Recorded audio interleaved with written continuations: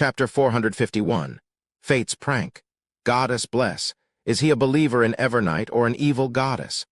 From the looks of it, it's likely an evil goddess. Lumion made a preliminary judgment as he listened to Ainz's answer. Simultaneously, he sighed silently. No wonder people who believe in evil gods love to convert their parents, spouses, and children into one. Otherwise, no matter how cautious they are, many details can't be hidden from their families who spend day and night with them. Anthony Reed held the quietly burning cigarette in his hand and pondered for a few seconds before saying, "How did Philip die?" The information he had gathered so far indicated that General Philip had succumbed to a sudden ailment, but that was the public declaration. The actual situation remained unknown. Ainz's tone drifted as she replied. He had a heart attack in the middle of the night and couldn't make it to the hospital before he died. Anthony Reed asked calmly, "Where's his body?" It was purified, cremated, and sent to the family cemetery in Quartier de El Dorado. What Ainz said was public information. Lumion turned to Anthony Reed. Ask her about the fate of his Beyonder characteristics. He believed that Philip was definitely a Beyonder. After all, he had managed to rise up the ranks to general in the army, and he also came from an aristocratic family. The chances of him not being a Beyonder were slim. After the psychiatrist finished his question, Ainz said in a daze, "What are Beyonder characteristics?" Anthony Reed analyzed the mentality and knowledge of the individual and changed his question. Where did the thing that emerged from Philip's body go, or did he have any special items on or around him? Where did it go? Ainz recalled and said. When the servant arrived to carry him downstairs to take the carriage, he told me with difficulty that if he died, there was no need to be surprised by any strange changes in his body. I was to stow away the thing that appeared and leave them for the children. Later, too many things happened during the funeral, and I was too sad. That thing disappeared and was never to be found. Never to be found, Lumion had long suspected that General Philip was faking his death. Now he was more inclined to believe it. He even felt that the other party's Beyonder characteristics hadn't truly emerged. The phenomenon Ainz saw and the things she had put away were an illusion created by a corresponding ability or ritual, and they naturally vanished in time. Anthony Reed, who had discussed this matter with Lumion and the others several times, clearly had similar thoughts. His voice was calm as he asked, "What did it look like?" Ainz's body of heart and mind replied in a voice, "It was his fist. It turned skinless and the joints were like black metal. They were very sharp, and they easily cut through the back of the chair. The Beyonder characteristic fused with a certain part of the body, transforming into the potion's main ingredient. Lumion was experienced in this." Anthony Reed further inquired, and confirmed that Ainz didn't have much information. She didn't even know the sequence of General Philip's original pathway. Seeing this, Lumion circled the master bedroom, and his gaze landed on a photo frame on the desk. On it was a photo of Philip's family, but color photography technology that had emerged in recent years wasn't used. In the family portrait, General Philip wore a high-ranking military officer's suit adorned with numerous medals. He wasn't too tall, and judging from the surrounding items for scale, he stood about 1.7 meters tall. His hair was thick and slightly curled, and his eyes were small, but they had the sharpness of an eagle staring at its prey. The beard around his mouth was neatly trimmed, and the tip was even coated with paraffin. The bridge of his nose was unique, as if it had been broken and hadn't healed, causing the middle section to bulge. Lumion observed closely and memorized Philip's exact appearance and characteristics.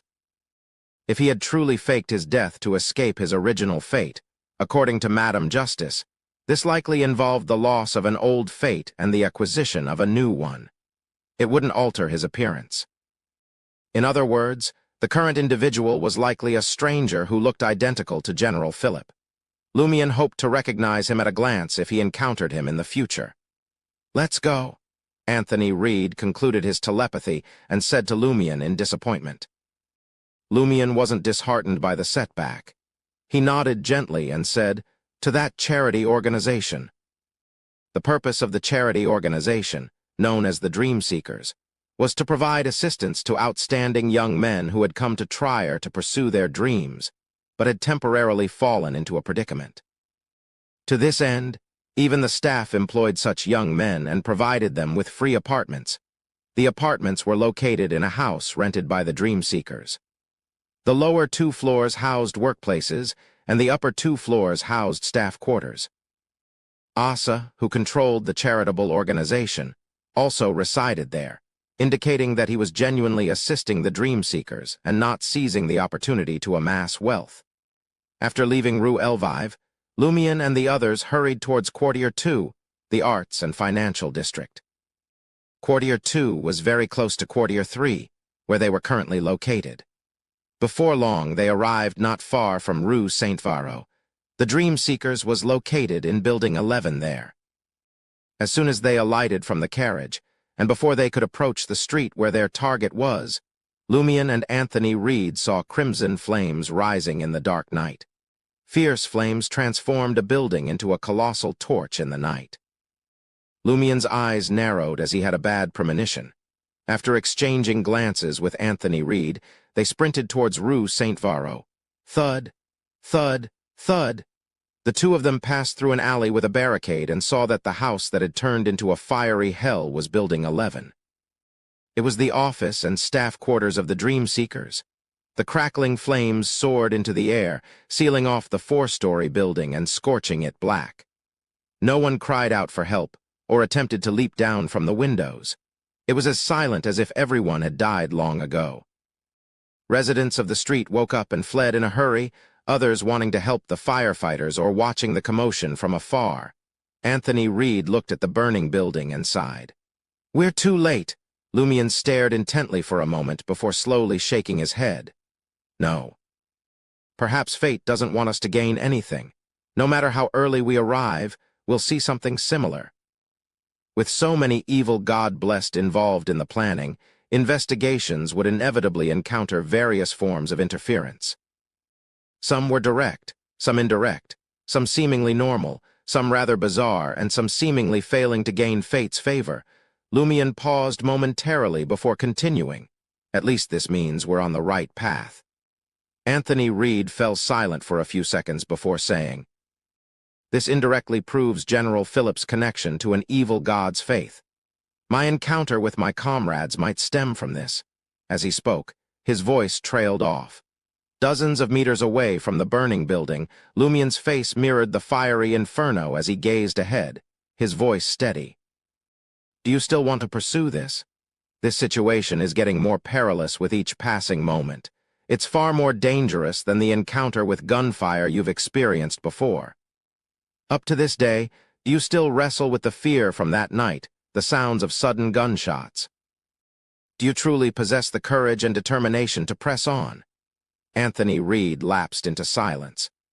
The middle-aged man, battle-hardened and weathered, remained contemplative for an extended moment. Before them loomed a house engulfed in raging crimson flames.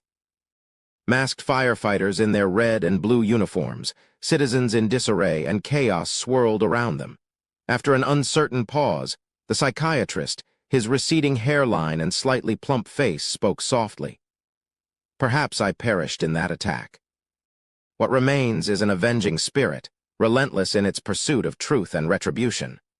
I can be vanquished, but I can't relinquish the pursuit. That's what I felt when you mentioned the existence of leads and hope." Lumion offered a sly grin and turned toward Anthony.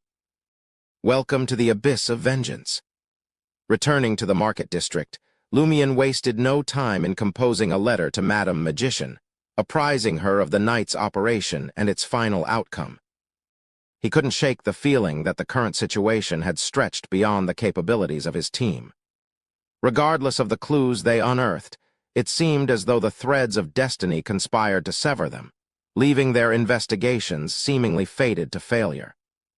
This uncertainty gave Lumion pause, making him wary of delving deeper into the mystery, fearing that their actions might inadvertently endanger the slim glimmer of the less significant leads on your own. Termaboros resides within you, a heavy stone capable of stirring ripples in the river of fate. He's not easily swayed, unlike the hope they still clung to, Before long, the doll messenger returned, bearing neatly folded papers. All fates intertwine to weave a grand drama. Should you come across any future clues, share the vital ones with me. Investigate the less significant leads on your own. Termaboros resides within you, a heavy stone capable of stirring ripples in the river of fate. He's not easily swayed, unlike the others. Furthermore, we shall make other attempts. Other attempts? Lumian sensed that the Tarot Club had undertaken numerous clandestine endeavors. Yet, like his own, these investigations had ultimately proved futile. Considering the Tarot Club's potency, Lumian suspected that this case might be met with direct interference from angels or even evil gods. After reducing the letter to ashes, Lumian reclined on his bed. As he prepared for sleep, he contemplated the direction his investigation should take. Linked to the hostel, individuals engaged in painting, writing, and those with a penchant for reading tend to encounter trouble. In the whirlwind of his thoughts, Lumian's mind settled on one person, Gabriel, the playwright who had once taken up residence at Auberge du Coq Doré. Gabriel had relocated to Rue Saint-Michel in Quartier 2, a district teeming with painters and authors. It was an ideal hub for artistic exchanges. Mr. K and the official organizations had only ruled out well-known painters and authors. Countless aspiring talents who hadn't yet made a name for themselves flocked to Trier. The investigation of all these hopefuls within a short span seems an insurmountable task. Moreover, many young dreamers pursuing artistic ambitions call this city home. The dream seekers had even thrown their records to the flames. Lumian quickly reached a decision. At the break of dawn, he planned to visit Gabriel, inquiring whether the playwright had encountered any obscure authors or painters who had yet to garner recognition, or if any unusual anecdotes had circulated among these artistic circles. Chapter 452. Manuscript. At noon the following day, Quartier 2, Rue Saint-Michel. Lumian quickly realized that it was only a short distance from Rue Saint-Varro, where the Dream Seekers charity organization was situated, just a block and a square away. As expected of the arts district, Lumian raised his brows, feeling that he was drawing closer to the truth and edging ever closer to the answers he sought. He glanced away from the sun obelisk, standing proudly in the square's center, and strolled along Rue Saint-Michel, tracing the path that winded past the ancient and weathered buildings. He couldn't help but notice impoverished painters hunched over their sketch pads at the square's edge and along both sides of the street. Musicians played their diverse tunes with guitars, violins, and flutes. Every so often, white homing pigeons glided gracefully beside a fountain that sent water cascading in sync with the music. The warm autumn sun cast a poetic charm over the scene. Having spent a considerable amount of time in the market district, often consumed by thoughts of revenge, engrossed in investigations, or participating in banquets, Lumian had rarely immersed himself in the everyday life of Trier's core area. Unfazed by the sunlight and the languid ambience, donning a brown round hat, a light blue shirt, and a casual brownish-yellow suit, he made his way into a bar named Third-Rate Authors. Here, most patrons sported well-worn attire, sipped affordable spirits, and engaged in animated discussions on various subjects. Occasionally, when inspiration struck, they'd retrieve well-thumbed notebooks and jot down their thoughts with the fountain pens they carried. As Lumian approached the bar counter, he couldn't help but overhear a lively discussion among some of the patrons regarding the latest art exhibition. That piece called Café is incredibly controversial. Some people laud it for its vibrant colors and audacious composition, seeing it as a silent protest delivered in an absurd form.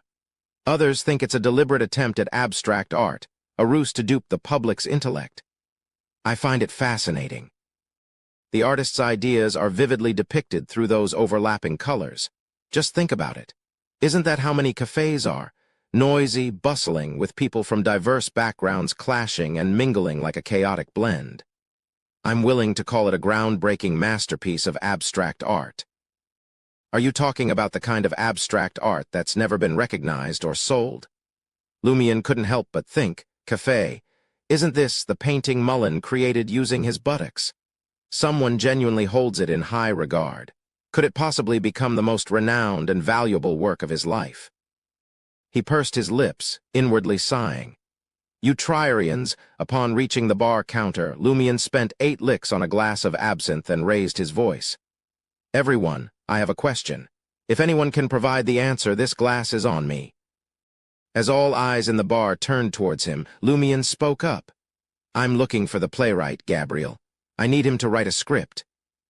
In Rue St. Mitchell, nearly anyone one bumped into on the road could be an author or painter, let alone in a bar known for its literary discussions and artistic creativity. Gabriel had frequent meetings with fellow writers and may even host private gatherings in his rented apartment. After all, Lightseeker had seen successful screenings and was quite popular, which would bring him significant benefits. He hasn't shown up for a few days. He claims he's locking himself away to finish a story. A middle-aged man near the bar counter responded to Lumian's inquiry with a smile. He's probably swamped with scripts. Would you consider other playwrights? There are several equally talented young folks around here. Hasn't shown up for a few days. Lumian furrowed his brows momentarily before relaxing. How will I know if I don't give it a try? I come with plenty of sincerity. All right, the middle-aged man in the tattered formal coat murmured. I hope you won't be disappointed. He led Lumian to 34 Rue St. Mitchell and climbed the stairs up to the 5th floor, near the attic. The outer walls and stairs had a slightly outdated but still well-maintained appearance, and it was notably cleaner and more spacious compared to Auberge du Coq Doré. This is where Gabriel resides, the bearded middle-aged man informed Lumian, rapping on the brown wooden door of room 503. A muffled sound echoed, but there was no response.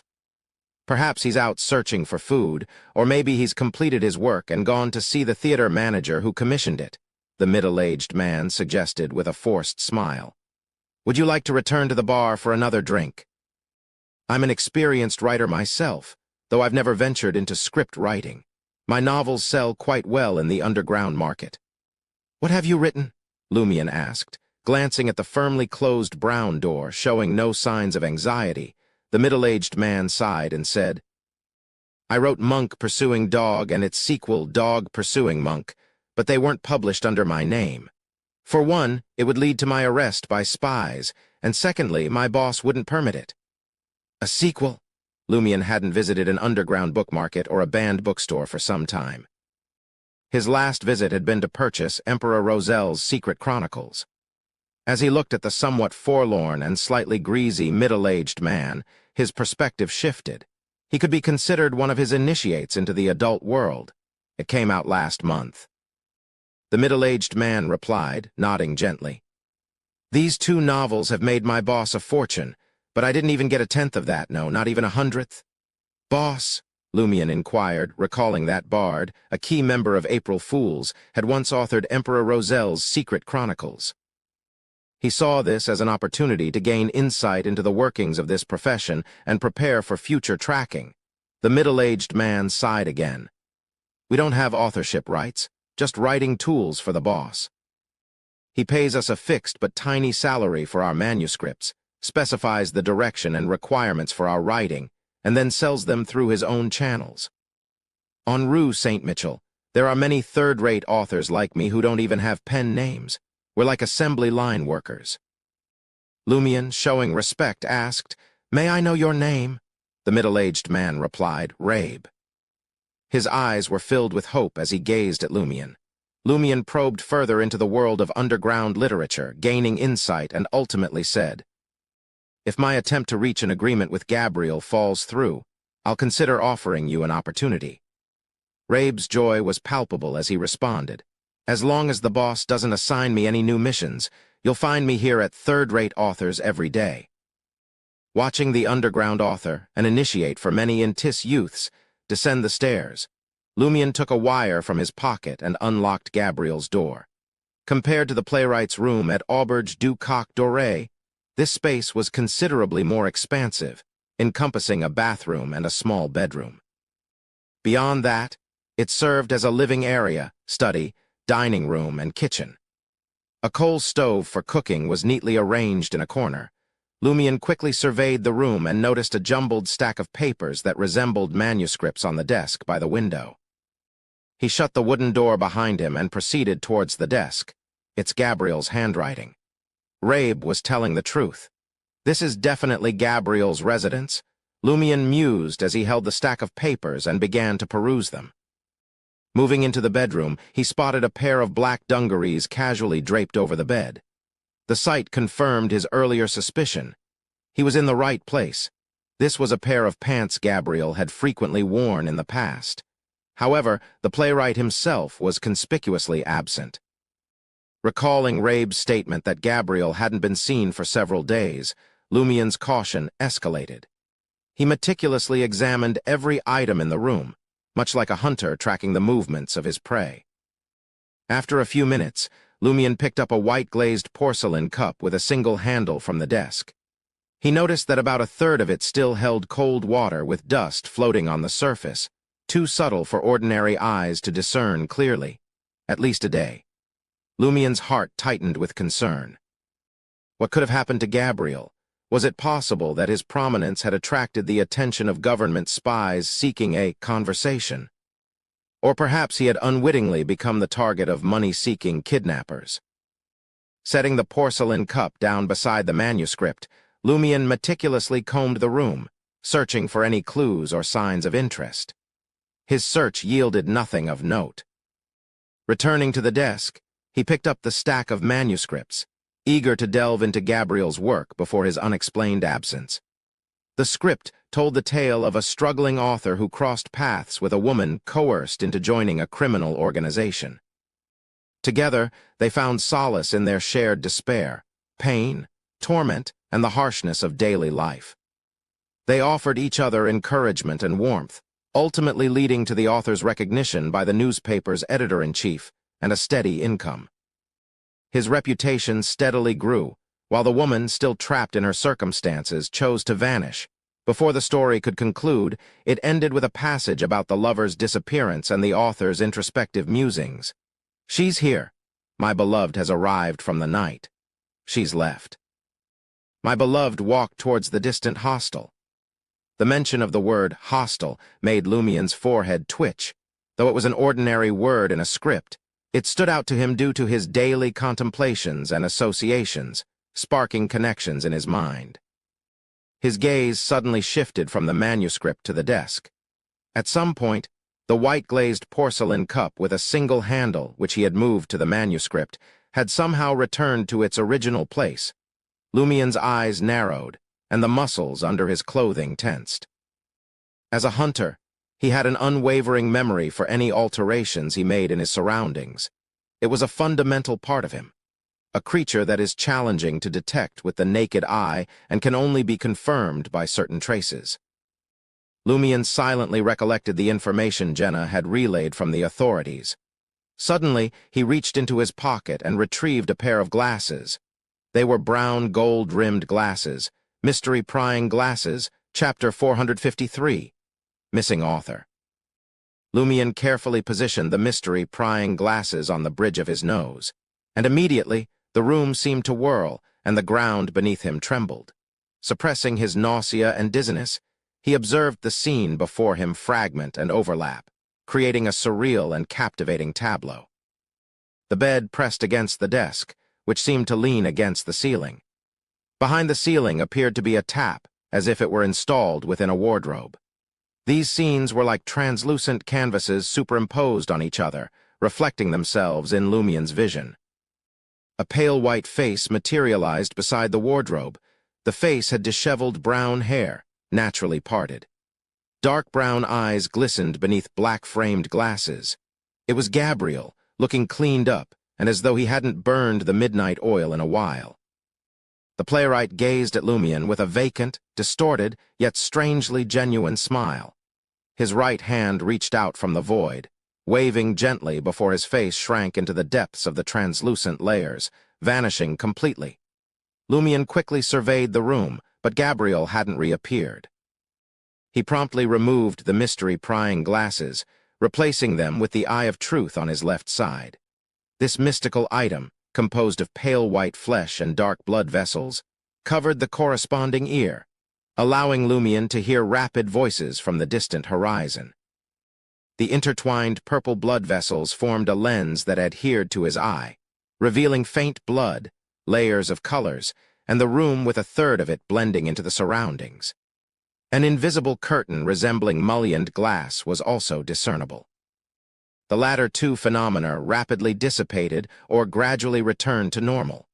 Before the whispers could become more distinct, Lumion removed the eye of truth and massaged his throbbing forehead. Based on the combined information from both mystical items, he deduced that Gabriel had been corrupted by Hostel, becoming a presence that couldn't be perceived or touched in the conventional sense. However, the playwright retained a certain degree of rationality. He recognized Lumion and even happily bid him farewell. Returning the white porcelain cup with a single handle to its original position seemed to serve as a greeting, an attempt to capture Lumion's attention. Lumion frowned slightly. Why does Gabriel seem to accept his transformation into a monster and was even pleased? When had he come into contact with Hostel? His gaze shifted to the manuscript on the desk. The story in the unfinished script felt eerily familiar. Lumion picked up the manuscript and read it meticulously, at a slower pace than before. After perusing the first section, he confirmed that the protagonist of the script was Gabriel himself. The character's personality, the details of his life, the cold treatment he endured, and the demand to produce vulgar works all aligned seamlessly. Regarding the female lead, who immersed herself in the underworld and persistently encouraged the male lead's creations, Lumion couldn't help but feel that if it weren't for the difference in gender, he could be the one with such a background. However, the female lead's personality, her way of speaking, and her encouraging words were entirely distinct from his own. Even in the scenes involving the mobs, Lumion could discern traces of Charlie. In essence, the female lead's identity, background, and experiences in the mob appeared to be a blend of Charlie's and my situation. It was, however, someone else who interacted with the male lead. Gabriel had previously mentioned that only me and the human model, Seraphine, encouraged him at Auberge du Coq Doré. Charlie merely drank with him without mocking him or teasing him. A human model, that's right, the human model for a painter. Seraphine spent a night with Gabriel before moving out. Lumion rapidly connected the dots, sensing that the root of the problem might lie with Seraphine, the human model. This woman had once accompanied a painter to a small seaside town as a model. After an extended absence, she returned to Auberge du Coq Doré, painter. Could Gabriel have been corrupted on that night when Seraphine returned? Was it possible that Seraphine had moved to the hostel? Lumion meticulously perused the script, leaving no word unread. Since this was a story born from Gabriel's own experiences, it undoubtedly contained numerous factual details and genuine emotions, invaluable clues. As Lumion continued to read the script, bathed in the sunlight filtering through the oriel window, he sensed the concealed love that resided within Gabriel's heart. He could feel the ache of remorse, reluctance, and the yearning for a relationship that Gabriel believed he could easily discard when he moved to a better neighborhood to start anew. In the end, he found himself unable to forget it. The protagonist, increasingly aware of his heart's true desires and feelings, ceased to evade them and actively embarked on a quest to uncover traces of his beloved. He sought out people who were acquainted with her, visited motels and hotels that occasionally haunted his dreams, and explored galleries in search of new artworks based on his lover. Yet, his endeavors proved futile, leading him to compose the inner monologue. It ended here abruptly. I can't tell if he found Seraphine. Lumion placed the manuscript down in disappointment and decided to check the drawer for any drafts, outlines, or notebooks that might contain further information or inspiration. Regrettably, the contents of the drawer only covered the first half of the script. By the time Gabriel had reached the second half, he appeared to have delved deeply into his emotions and penned his inner monologue in a single burst. Lumion looked at the papers before him, pondering the situation. From the script and the other items in the room, it's apparent Gabriel hadn't managed to locate Seraphine. In other words, he hadn't actually come into contact with the hostel. Furthermore, neither the script nor Rabe's description suggests that Gabriel exhibited any signs of corruption or boons until he ceased writing. While he was undoubtedly suffering from the loss of his lover, this was a typical emotional response.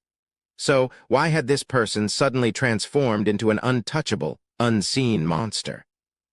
Just knowing about the hostel shouldn't lead to such a situation. Apart from me being special, Franca and Jenna know about the hostel.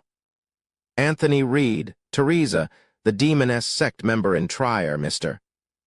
K of the Aurora Order, and a large number of purifiers of the Eternal Blazing Sun Church all know about it. There are ordinary people and beyonders among them, but none of them are in trouble. Beatrice of the Bliss Society knows the location of the hostel and aims to retrieve a painting, which was the reason Franca and I made a mistake. Bouvard of the Sinners prophesied a catastrophe associated with the hostel, leading to his corruption into a peculiar corpse.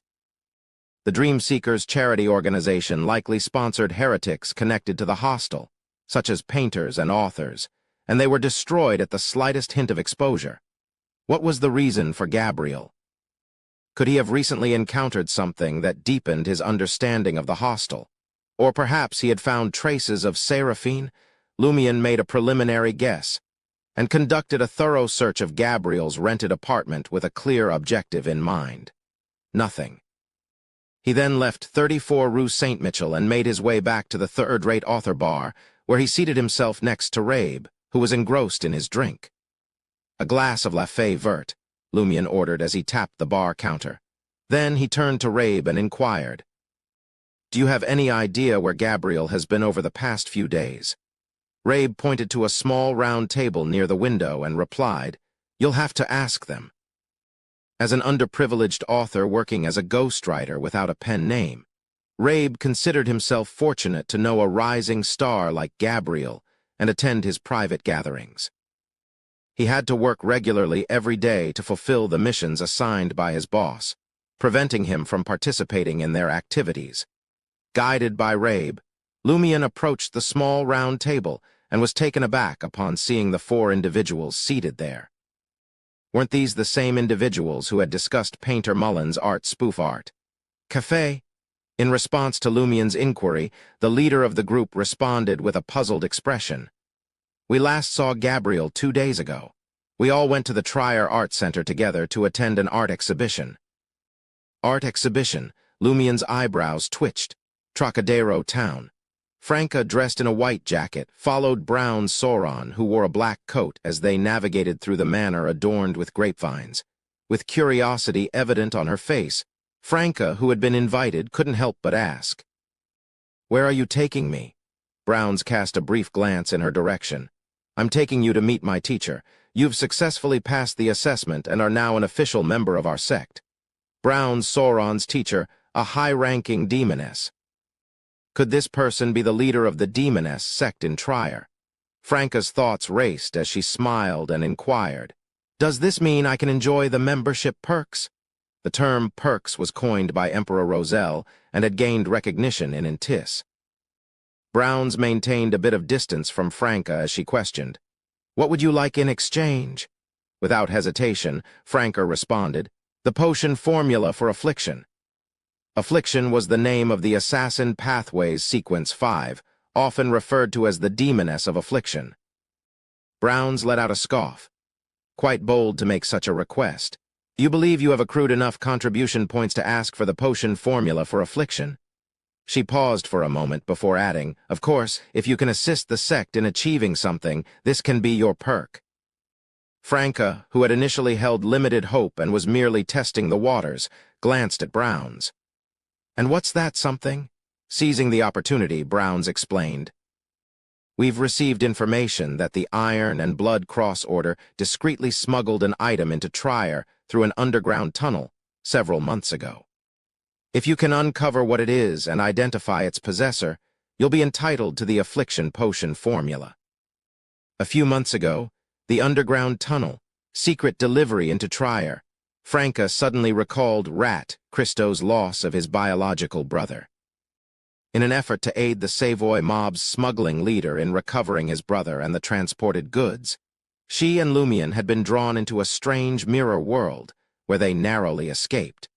During their adventure, Franca had acquired a classic sterling silver mirror. Chapter 454, Hidden Honorific Name.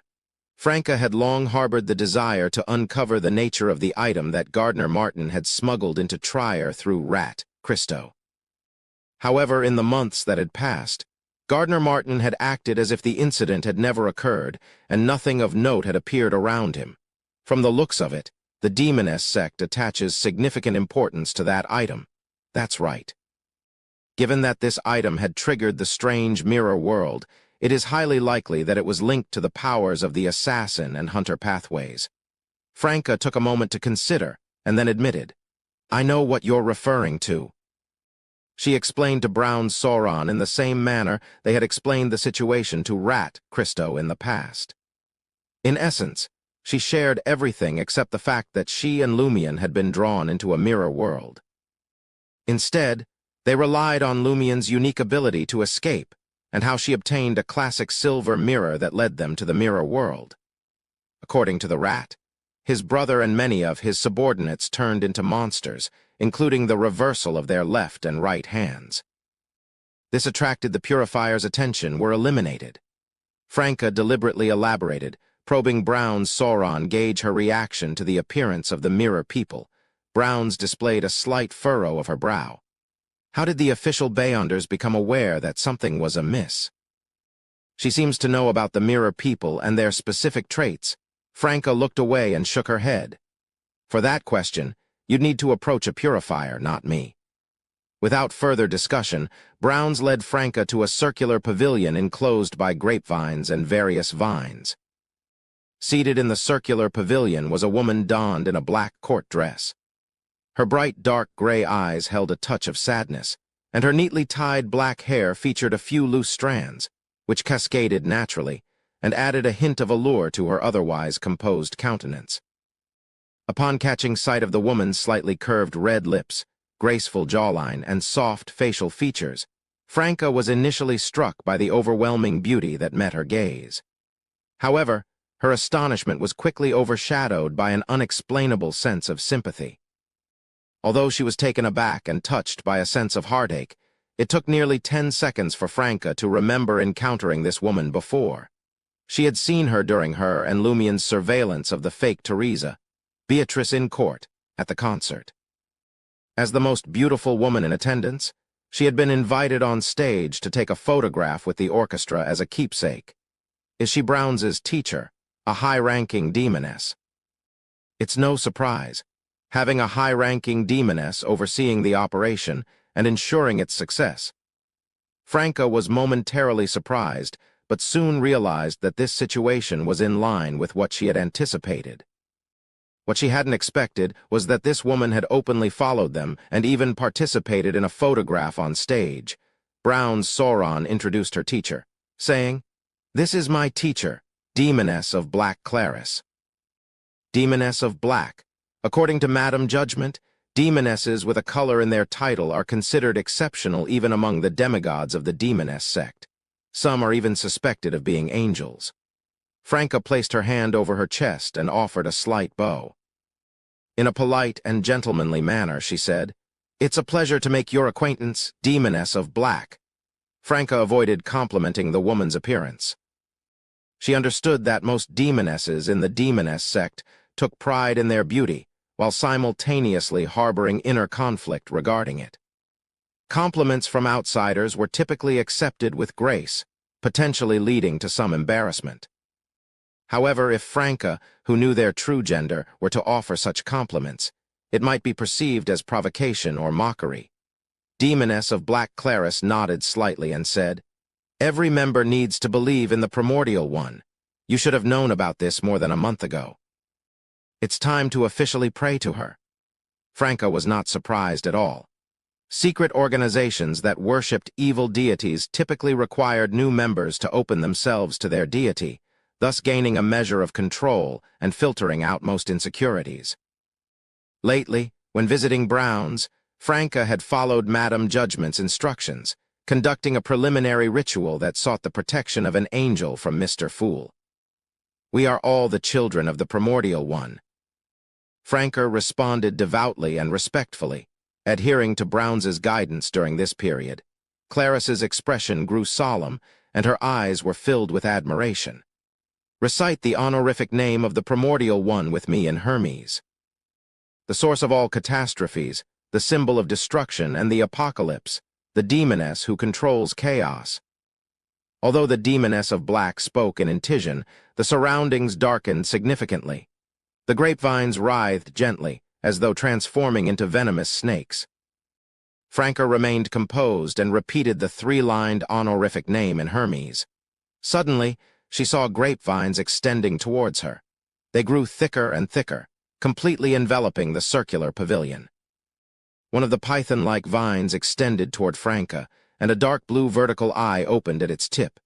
It reflected Franca's figure. The figure rapidly distorted, transforming into a man with a bloodied face. The man had short flaxen-colored hair, slightly thick brown eyebrows, and lake blue eyes.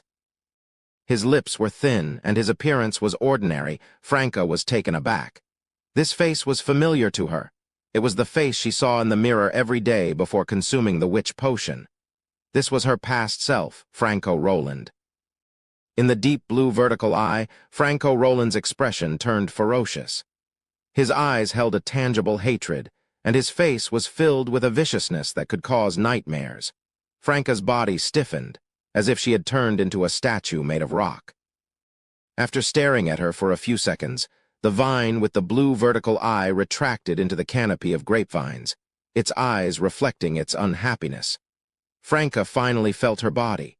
She blinked and saw that everything around the circular pavilion was normal. Sunlight pierced through the gaps between the vines and shone here. There were no python-like vines, nor were there any blue vertical eyes. It was as if the bizarre and nightmarish encounter had never happened. All of it appeared to be a fleeting, surreal vision. She lowered her head and completed her prayer. As Franca continued her rituals, she couldn't shake the eerie experience from her mind. The connection between the primordial demoness and the underground mirror world was undeniable. She had encountered her past self, Franco Roland, in the mirror world as well.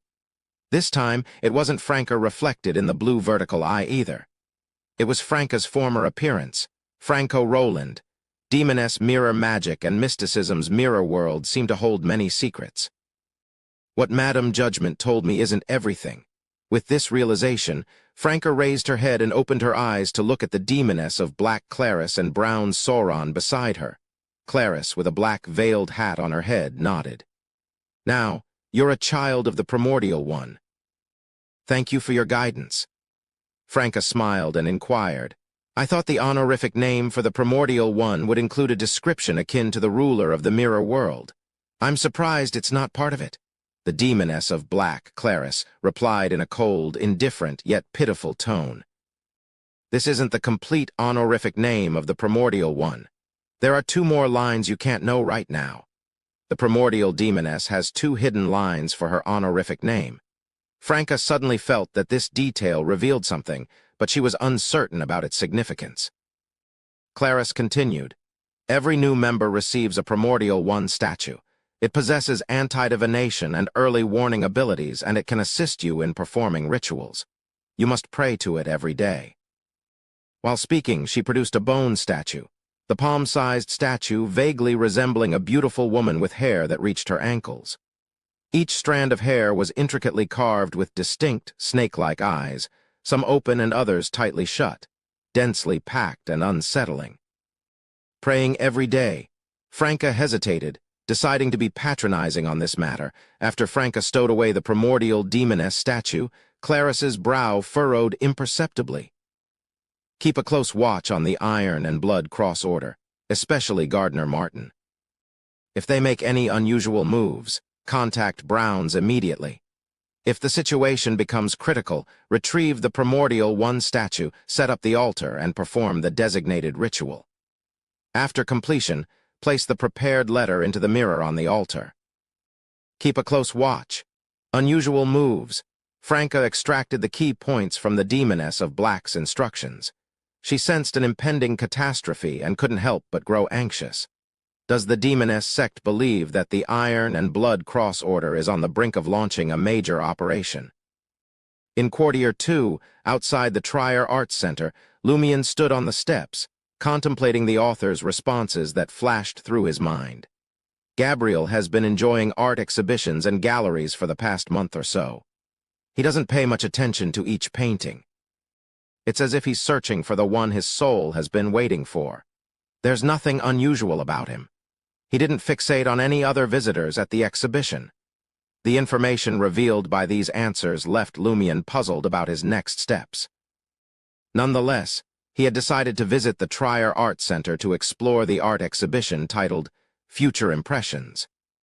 It was scheduled to end in another 2 days. Before arriving, Lumion had secured a hotel and a room for setting up a ritual. He summoned a messenger and informed Madame Magician about Gabriel's encounter and the direction of his investigation. Initially, he had planned to relay the message from the bar's washroom, but he recalled that the doll messenger had severe mysophobia and obsessive-compulsive disorder. Consequently, he opted to spend a bit of money to find a clean and suitable place. As he gazed at the colorful art center with its sun-like roof, Lumion took a slow breath and presented his ticket to enter the building. Future Impressions wasn't a large art exhibition, occupying only 3 exhibition halls. Lumion strolled through, admiring the artworks displayed on the walls. Suddenly, he spotted a familiar figure. Chapter 455, 2 Children. The figure he saw was a boy of about 7 or 8, dressed like a young gentleman with yellow hair, brown eyes, and chubby cheeks. He had an honest and innocent aura, and Lumion immediately recognized him as Baron Brignize's godson, the peculiar boy Ludwig. Ludwig stood in front of a wall painting adorned with donuts, his young eyes fixated on the artwork. Sensing someone watching him, he turned around and spotted Lumion. Lumion smiled and playfully teased, "Running away from home again?" Ludwig, this time with more composure, replied, "No. I told my godfather that learning can't be limited to textbook knowledge. It's equally important to read more, hear more, and interact with other things." Lumion inquired, "And he brought you here to see the art exhibition?" However, he couldn't spot Baron Brignize in the vicinity. He noticed that Ludwig's intelligence and knowledge seemed to have improved a bit, allowing him to come up with an excuse he had used before. It appeared that learning was having a positive impact on him. Ludwig nodded and added, "Yes. It's important for a child to cultivate an appreciation for art from a young age." Lumion clicked his tongue and continued, "So, no textbooks, homework, or exams today?" Ludwig responded, a joyful smile unknowingly plastered across his face. "It's incidental." Internally, Lumion noted, "There's been some growth, but not much." At that moment, Baron Brignize, donning a silk top hat and a black suit, approached from the other side of the exhibition hall. Lumion couldn't help but make a mocking remark. "Aren't you worried he'll get lost?" As a conspirer, Lumion picked up on something unusual about this situation. Given Brignize's past anxiety when Ludwig ran away, he shouldn't have left the child alone in the exhibition hall. Brignize smiled and said, "Ludwig has been doing well recently and hasn't tried to run away from home. He was engrossed in admiring the paintings, so I didn't want to disrupt him when I went to the washroom." Sounds like something an irresponsible parent would do, but Baron, you weren't like this before. I suspect you did it on purpose. You deliberately left Ludwig alone in the exhibition hall to see what this strange child would do. Heh, you don't have to worry about him. You have to worry about the surrounding visitors. If this guy gets hungry and you don't provide food in time, I'm afraid someone will be eaten," Lumion criticized as he made a guess. He sensed that Baron Brignize had an ulterior motive for arranging this visit to the exhibition. It was akin to leading an experienced hound to a specific occasion, releasing its ropes to see if it would track down certain prey. After answering Lumion's question, Baron Brignize, clutching his bulging briefcase, looked at Ludwig. "When you get back, write an essay regarding the art exhibition, detailing your feelings and the work that left the deepest impression." Ludwig's expression crumbled. Lumian was not surprised. He had plenty of experience being thrown into such a situation. Instead of conversing with Baron Brigneis and Ludwig, he chose to continue his observation of the paintings. His attention fixated on the presence of any motel-like structures within the corresponding pieces, the existence of a human model resembling Seraphine, and the potential impact on the visitor's perceptions and their surroundings. Regrettably, Lumian's exploration of the 3 small exhibition halls yielded no significant findings. Instead, Mullen's café drawing, which he had created with his buttocks, drew the attention of numerous tourists, sparking both admiration and criticism. Standing in the final exhibition hall, Lumian contemplated his next move. Retrieving his brown, gold-rimmed glasses, he decided to give them a try. Since his unaided vision and spirit vision revealed no discernible issues, he opted to test the mystery-prying glasses from the same pathway. Carefully positioning the glasses on his nose bridge, Lumian braced himself as the world around him seemed to spin and whirl. His focus remained on the scenes unfolding within his vision.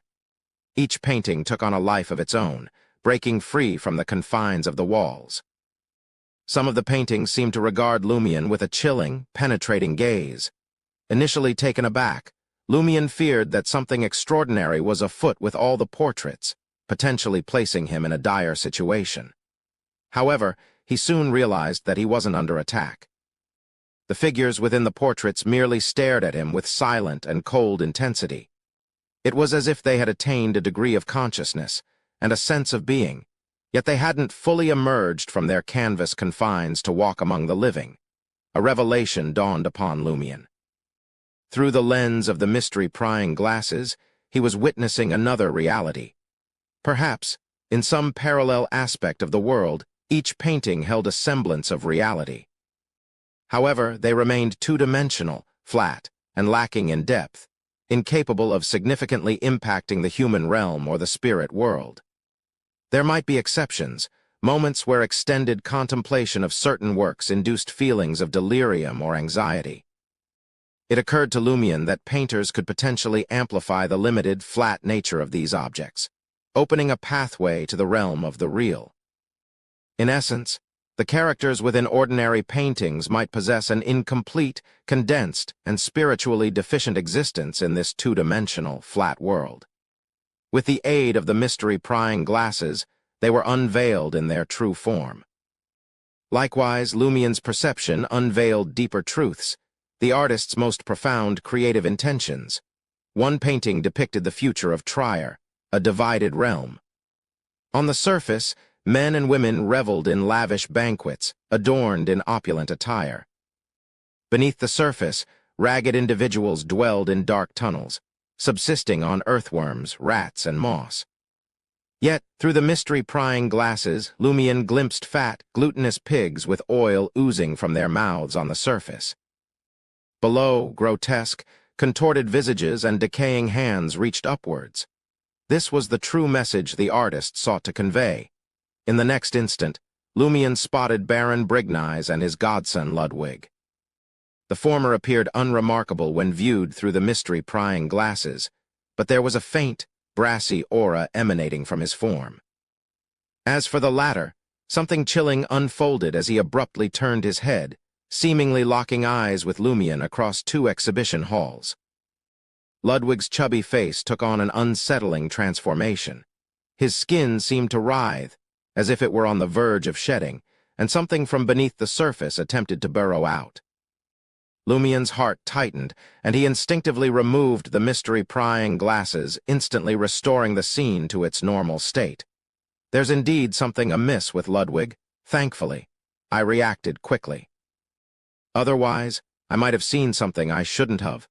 Lumian's head spun, and his feet felt like they were stepping on cotton. He had always sensed that Ludwig was far from ordinary, but this encounter had sent his danger instincts into overdrive. The true nature of the innocent-seeming human skin concealing the boy beneath remained an ominous mystery. Ugh, Lumian had worn the mystery-prying glasses for an extended period this time, and his discomfort was overwhelming. Despite the diminishing dizziness, He felt profoundly nauseous, with a painful ache in his stomach, a pressing need to vomit and tend to other bodily functions. Even a conspirer's constitution couldn't withstand this. Taking a deep breath, Lumion made his way to the washroom adjacent to the 3 exhibition halls. It was situated at the end of a long corridor adorned with statues and paintings, perfectly in line with the Trier Arts Center's ambience. Once inside the washroom, Lumion attended to his urgent needs, and after washing his face with cold water, he gradually regained his composure, with the discomfort dissipating. Exiting the washroom, Lumion's gaze naturally drifted toward the opposite wall, where a series of paintings were on display. One particular painting drew his attention, a macabre and enigmatic piece that gripped his senses. It was an oil painting set against a vividly layered background, with a focal point on a naked woman. Her face remained blurred, as if the painter had intentionally left it blank. On her body, distinct faces emerged, each bearing a different emotion: anger, hatred, malice, joy. Some of these faces resembled those of cats, others of dogs, and some appeared to exist solely in the realm of fantasy. What united them was their eerie, translucent yet lifelike quality. As Lumion stared at this unsettling painting, a thought dawned on him. During Gabriel's visit to the art exhibition, he had seemed perfectly normal, at least as per the accounts of the authors.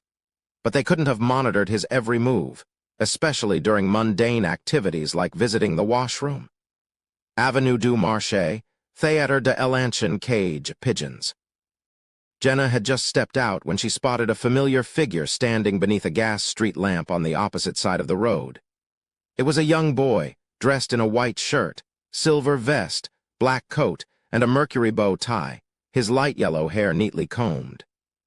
"The child who brought me good luck last time, that formidable Beyonder," Jenna exclaimed inwardly, taken aback. She instinctively crossed the street and approached the boy. With a slight bow, she greeted him with a smile. "Were you waiting for me?" The boy glanced at her and muttered. "I wasn't waiting for you. You were waiting for me.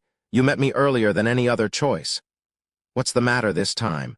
Are you offering me good luck for the impending catastrophe and getting me to discover something?" Jenna's thoughts raced as she casually asked. "Didn't you say that this direction was a little dangerous last time? Why are you here this time?" The boy's response was measured and earnest. "That day was that day, and today is today. Just because it was a little dangerous that day doesn't mean it's dangerous today." "All right." Jenna probed with a probing smile. "Do you need my help to buy you an ice cream?" The boy, however, responded with a long, almost adult-like sigh. "It's something else. I'll pay you." Pay, giving me good luck. Jenna had a vague idea, but she didn't inquire about the reward. She decided to cut to the chase, asking, "What's the favor?" The boy reached into his pocket and retrieved a gleaming golden coin, sidestepping her question. "This will be your reward, a lucky gold coin." Chapter 456, The Charlatan's Instructions. Jenna examined the gold coin in the boy's hand and noticed an unfamiliar portrait of a man wearing a crown. Perplexed, she inquired, "This isn't Verle d'Or." The boy chuckled and explained, "This is a gold pound, more valuable than Louis d'Or." "You're not from Intis." Jenna was taken aback, but she didn't think there was a problem. The boy's appearance did differ somewhat from the locals. "I'm Lonese," the boy with neatly combed, light yellow hair replied honestly. Jenna chose not to dig deeper, understanding that whether the coin was a gold pound or Louis d'Or didn't affect its practical worth. Based on their previous encounter, she trusted the boy's ability to bring good luck. She looked at him, awaiting his next words. The boy returned the lucky gold coin to his pocket, showing no intention of prepayment. Instead, he pointed at the ground and said, "At 10 tonight, enter underground Trier from the entrance here. Proceed as far as you can, following any available path until you reach an underground river. Find a hiding spot nearby and wait for the first person to pass by. Take all their belongings. Before completing this matter, you can't tell anyone what you want to do or where you plan to go. Go underground purely based on intuition and rely on luck to find prey." Jenna found the boy's instructions rather reminiscent of Seal's charlatan temperament. As for how to acquire the person's belongings, There seemed to be only one solution: through combat. She was to subdue the other party. Jenna knew the boy was likely a formidable Beyonder aligned with her cause, and without hesitation she agreed. "Got it." The boy smiled. "When you obtain those items and hand them over to me, I'll pay you the lucky gold coin as a reward. How should I address you? And where should I find you when the time comes?" Jenna, aware that he wasn't an ordinary boy, couldn't help but speak in a respectful tone. The boy mumbled, "You can call me Will. Talking to me like that makes me sound like an adult. I'm just in elementary school. When the time comes, you'll naturally encounter me." Is he one of those born Beyonders mentioned at the mysticism gatherings? He's indeed young, but his abilities are outstanding. Jenna made a connection and followed his instructions. She replied with a smile, "All right, Will."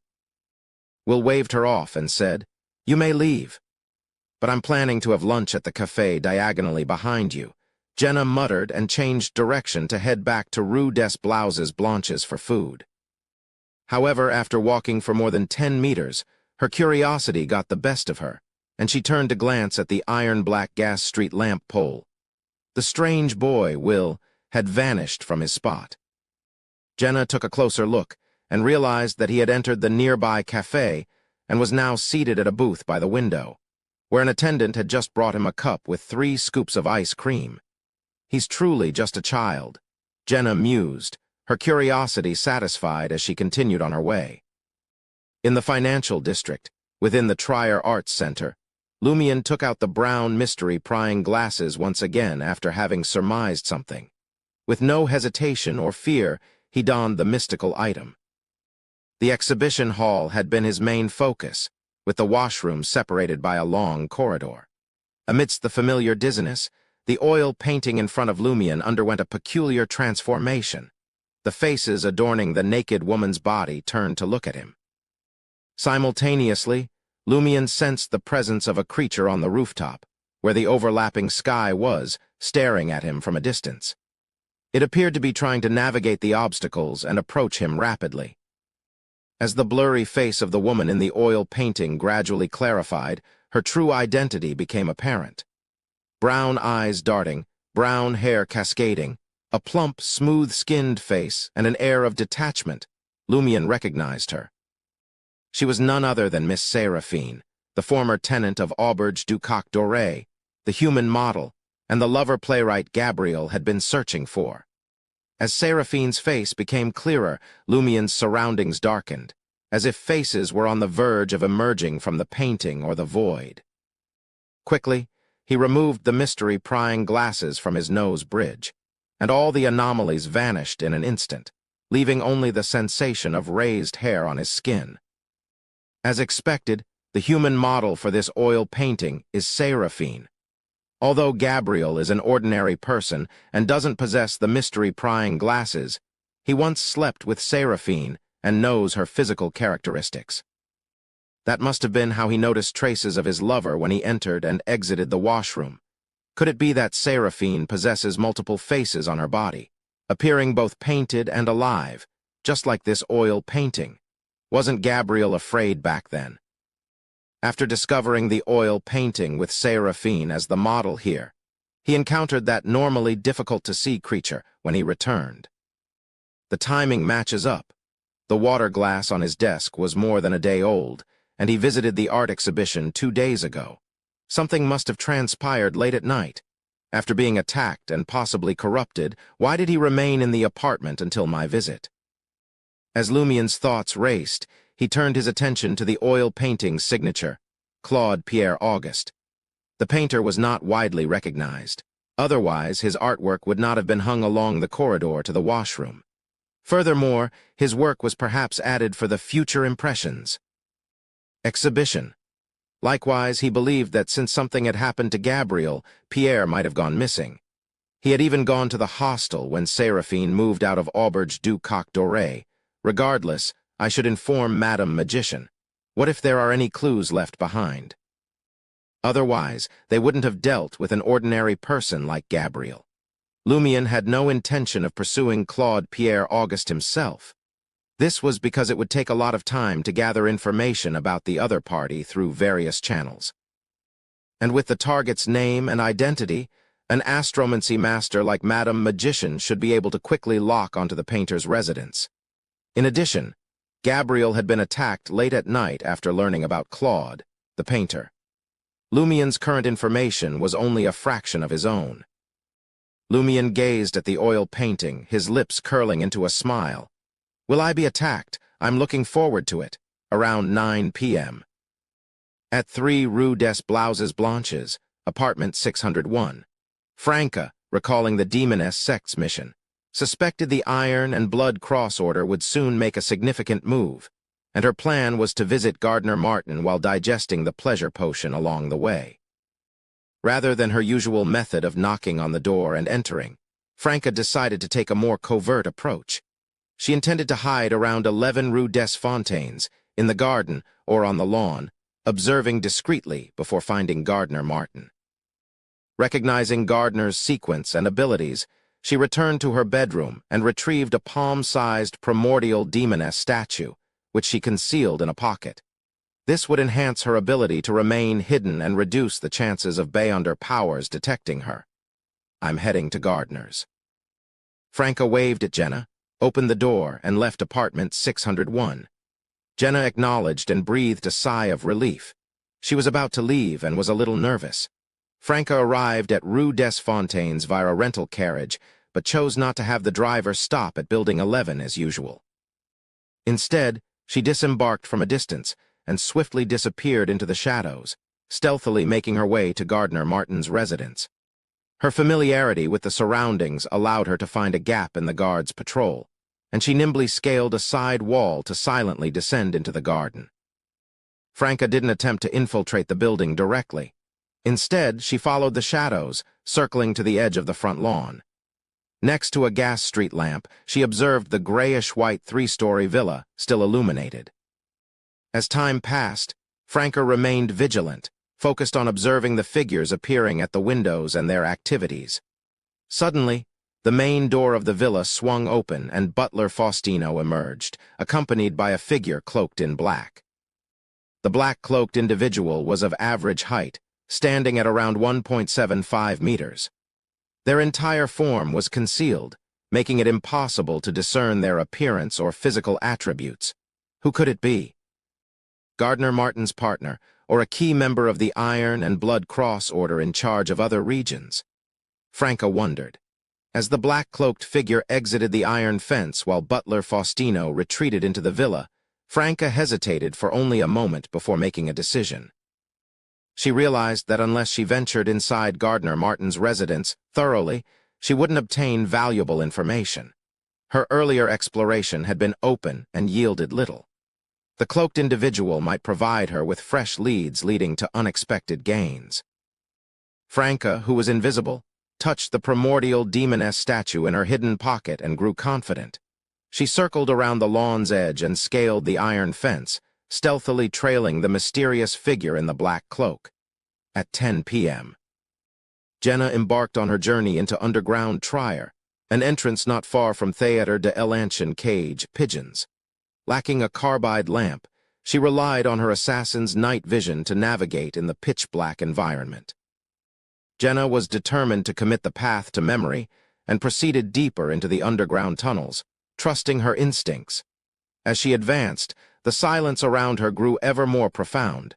Jenna exhaled slowly, alleviating the tension and fear in her heart. Jenna deliberately moved away from the tunnel's center, pressed herself against a rock wall, and continued cautiously. After an indeterminate amount of time, the sound of running water reached her ears. She proceeded for another 7 to 8 meters around a rocky outcrop, where a small river flowed slowly in the dark underground. Jenna steadied herself, spotting a mottled stone pillar to hide behind, her form merging with the dense shadows. She refrained from using invisibility, recognizing her limitations as a witch. The duration she could maintain her powers was limited, and she had no way of knowing how long it would take for the target to arrive. In the silent underground, time seemed to stretch, and Jenna's mental stress steadily built up. At last, the reverberation of footsteps reached her ears. Chapter 457, Unexpected Target. Auberge du Coq Doré, room 207. After briefing Madame Magician on the situation, Lumion left and went to the second floor of Salle de Bal Brise. His next objective was to ascertain whether the enigmatic entity that had targeted him from afar, attempting to approach rapidly while he observed Seraphine's oil painting with the mystery prying glasses, would pay him a visit during the night, much like how it had dealt with Gabriel. He lay on the bed, closed his eyes, and gradually drifted off to sleep. Lumion had full confidence in Madame Magician. As a major arcana card holder in the Tarot Club, she appeared to possess the ability to launch long-range attacks and was skilled at dealing with untouchable and enigmatic creatures. As his thoughts blurred and he succumbed to slumber, Lumion found himself in a hazy dream, returning to Auberge du Coq Doré. Dim light filtered through the glass windows on each floor of the slightly tilted building. Gabriel, attired in a white shirt, dark jacket, black pants, and strapless leather shoes, sat on the entrance steps. The playwright's visage was somewhat translucent, and an air of detachment lingered in his eyes. Upon spotting Lumion, Gabriel stood up abruptly, a conspicuous smile crossing his face. Lumion halted warily and looked at him. "What are you doing here?" Gabriel's smile waned as he spoke urgently. "Leave Trier immediately. This place is about to become extremely dangerous." Lumion frowned and inquired, "What have you discovered?" Gabriel cast a wary gaze around before responding. "I'm not entirely sure what they're planning, but I do know it will bring destruction to all of Trier." Lumion pressed for more information. "Are you staying at the hostel? Where is it?" A hint of confusion appeared on Gabriel's face. "You need to be like me to enter or gain the approval of the Pixies." "I didn't know how to find it. I found myself at the door as soon as I arrived." As expected, the hostel is closely related to the Pixies. Did Gabriel rely on the corruption to alter his existence and reach the hostel like teleportation? Lumion's thoughts raced as he asked in a deep voice, "Why did you choose to go to the hostel? Were you coerced into it?" "No." Gabriel shook his head, his voice softening. "I did it of my own accord. Seraphine came to fetch me personally, and I couldn't refuse. It's what I wanted." A touch of happiness crossed his face. It was Seraphine who corrupted Gabriel and led him to the hostel. Lumion suddenly felt a pang of sorrow. "Have you realized that you've become a monster?" Gabriel fell silent for a few seconds before responding. "I know, but I won't harm anyone." He paused a beat before continuing. "My script has already achieved success. I have the reputation and income I desired most. I have no regrets in that regard. All I want now is to be with Seraphine, whether she's human or a monster." Lumion didn't scold or berate him. Instead, he looked at Gabriel and let out a long sigh. "I understand your feelings and thoughts." Gabriel's face showed gratitude, and he spoke sincerely. "After becoming a monster, I seem to have the ability to see a certain future. That's why I knew you would come to me. I asked Seraphine to let me stay in the room for 2 more days to bid you farewell. She agreed. She's not a pure monster." Lumion's heart stirred, and he spoke in a bewitching tone. "Do you want me to rescue you and Seraphine from the hostel?" "Is it possible?" Gabriel's face contorted, and his eyes revealed a mixture of yearning, as if his body and mind existed in different worlds. Lumion took a step closer and spoke earnestly. "There is hope, but I need you to tell me all the details."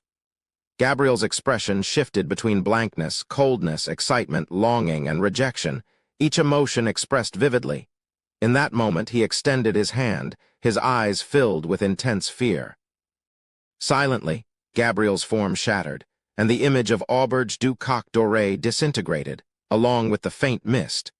Lumion's eyes snapped open, and he found himself gazing at the ceiling of the second-floor bedroom in Salle de Bal Brise. It had all been a dream, but it had felt incredibly real. Quartier de la Cathédrale commemorative. Franca, carrying the primordial demoness's statue, followed the black-cloaked man while remaining invisible. The man appeared to have extensive experience and skill in evading pursuit. He frequently changed direction and even doubled back on his path. If Franca hadn't relied on her invisibility and the assistance of the primordial demoness statue, she would have lost him several times. Finally, the black-cloaked man came to a stop in front of an entrance to underground trier.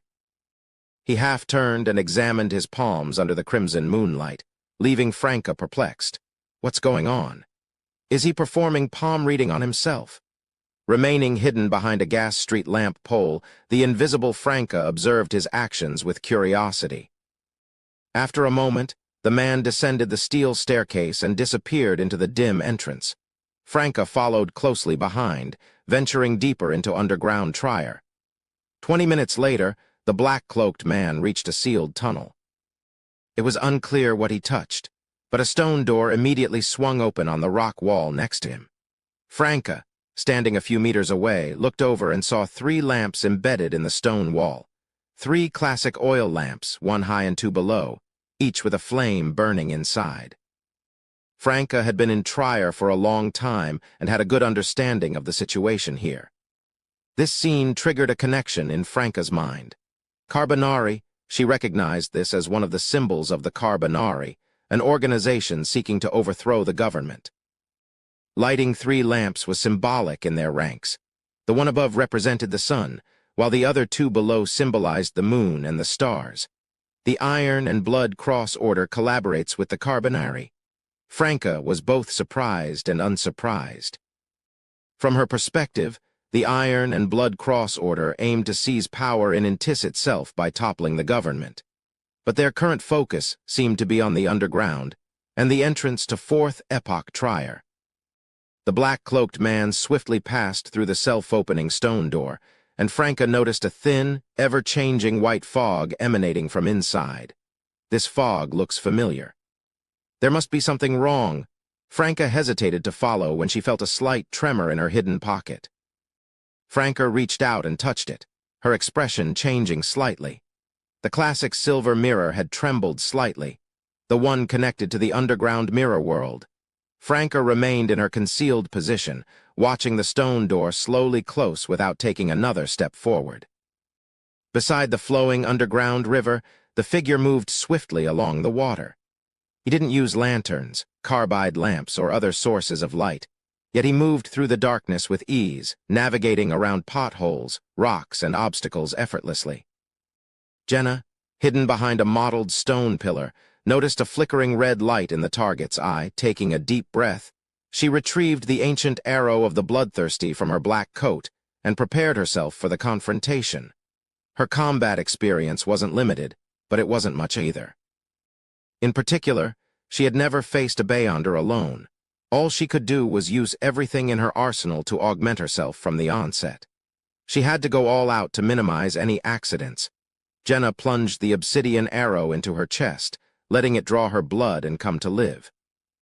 Before the figure could approach, she sprinkled fluorescent powder over herself and chanted a Hermes incantation at an almost inaudible volume. Body concealment! With that, Jenna vanished completely, blending into the darkness, her movements masked by the sound of the underground river. Moments later, the figure with the red eye arrived in the area. Jenna watched from the shadows. Suddenly, the darkness came alive beneath the figure's feet, forming inkai black chains that wrapped around the legs, waist, and torso. The figure stopped abruptly, a red light shooting from its eye. From behind, Jenna's form materialized. Only then did Jenna get a clear look at her target. He was a man, holding a grayish-white cloth bag and wearing a dark gray robe similar to that of a monk.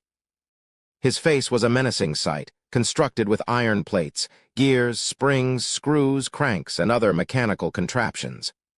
There was a vivid red gem embedded in his right eye.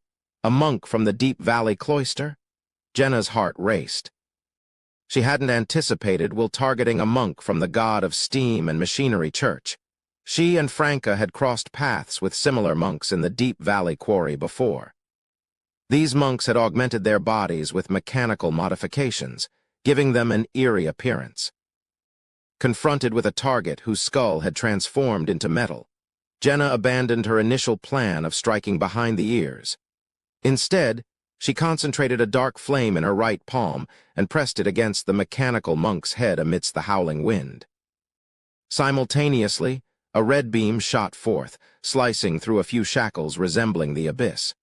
However, it only addressed the front. The other directions were already ensnaring the mechanically enhanced monk. With a resounding impact, Jenna thrust the black flame into the target's head. The silent yet menacing black flames expanded instantly, consuming the monk's spirit body and setting his spirituality ablaze. Leveraging the high-speed agility granted by the arrow of the bloodthirsty, Jenna continuously shifted her position around the monk to evade counterattacks. Simultaneously, she sought opportunities to weaken him to the fullest extent with the demoness's black flames, bolstered by dark, binding spells. In less than 2 minutes, the monk, unable to break free, collapsed to the ground, rendered unconscious and weakened. Jenna exhaled and lowered herself to the ground. She picked up the grayish-white cloth bag, untied the rope, and inspected its contents. Inside, she found an array of canned paints and oil paintbrushes. Chapter 458, same direction. Paintbrushes. Jenna stared at the contents of the grayish-white cloth bag for a moment, momentarily stunned by the unexpected discovery. She quickly recalled the purifier's advice and the recent clues they had gathered. Keep a close watch on painters and individuals with painting as a private hobby, as it was likely that some of their works possessed supernatural abilities. Could this monk be a passionate painter? Or was he simply delivering paint and brushes to an artist? It seems like a routine task, but the fact that he had chosen the depths of underground Trier for this errand raises suspicion. It didn't appear to be a matter of time constraints. Either there's a problem with his destination, or the painter he's looking for is problematic. Perhaps everything is problematic. A barrage of thoughts raced through Jenna's mind, leading her to suspect a connection between the mechanically enhanced monk and the hostel they were investigating. It was possible that an artist with supernatural powers was working on murals underground, requiring a substantial supply of paint and tools. Jenna decided to search the monk's robe for any clues, finding only a few coins and banknotes. She placed these items in the same grayish-white cloth bag and secured it with a knot. As she examined the intricate mechanical components that comprised half of the monk's body, she contemplated using the demoness's black flames to incapacitate him once more.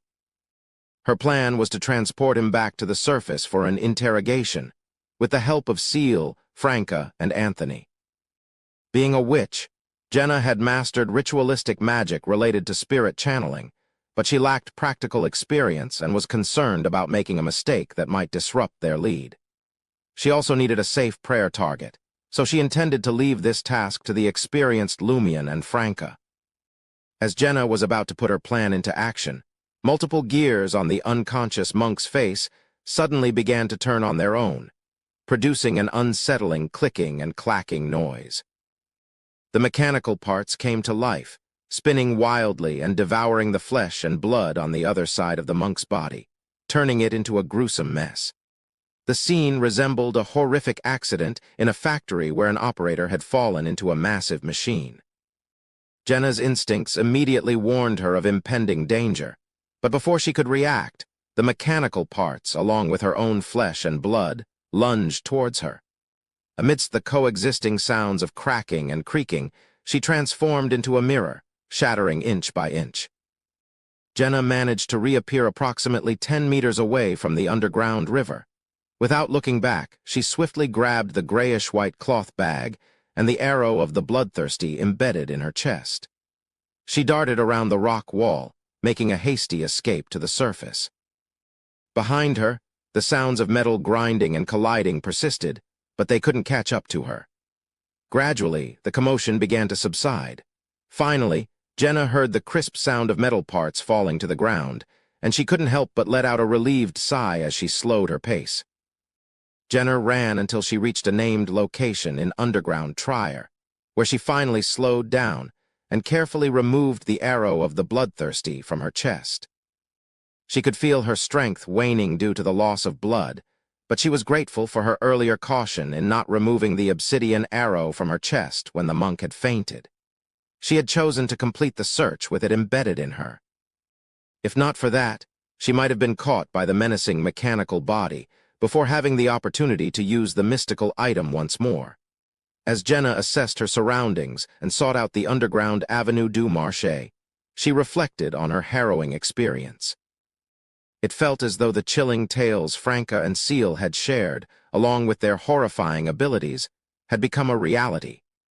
The parts of the monk's body that had undergone mechanical enhancements had assumed an eerie lifelike state, and the revived machinery was devouring human flesh and blood. This is the true nature of the mystical world, where Beyonder powers are accompanied by unimaginable perils. Jenna turned onto the underground Avenue du Marché and made her way towards the stairs that would lead her back to the surface. Simultaneously, she couldn't shake the suspicion that the enigmatic monk and the sinister secret cave she and Franca had stumbled upon in the Deep Valley quarry were somehow linked to the impending catastrophe. After the stone door closed and the dark tunnel fell silent, Franca emerged from her hiding place and remained invisible as she returned to the surface. She replayed the scene she had just witnessed, trying to pinpoint the source of the familiar feeling emanating from the ever-shifting thin white fog. Just as she was on the verge of resorting to magic mirror divination or dream divination to find answers, a memory resurfaced. She recalled the moment she and Jenna had eliminated the Deep Valley Cloister's warlock-dressed man underground. A similar fog had appeared in the mirror during their spirit channeling. The other party's exploded corpse transformed into a blood mist, revealing the corresponding characteristics. But the colors were different. 007 had informed us that by the time the purifiers arrived in Deep Valley Town, their target had already shifted. The items on the altar were gone, leaving behind only cryptic words on certain papers. Those words were Albert Goncourt, Underground, Riot, and Time. Albert Goncourt is one of the leaders of the Carbonari, and this aligns with the 3 oil lamps I had seen moments ago. Could it be that the Iron and Blood Cross Order is collaborating with the Carbonari to incite a riot, possibly involving monks from the Deep Valley Cloister? Could it be that the item Gardner Martin used to smuggle Rat Christo into Trier was requested by the Carbonari? Is it located not far behind that stone door? Is that why my ancient silver mirror reacted?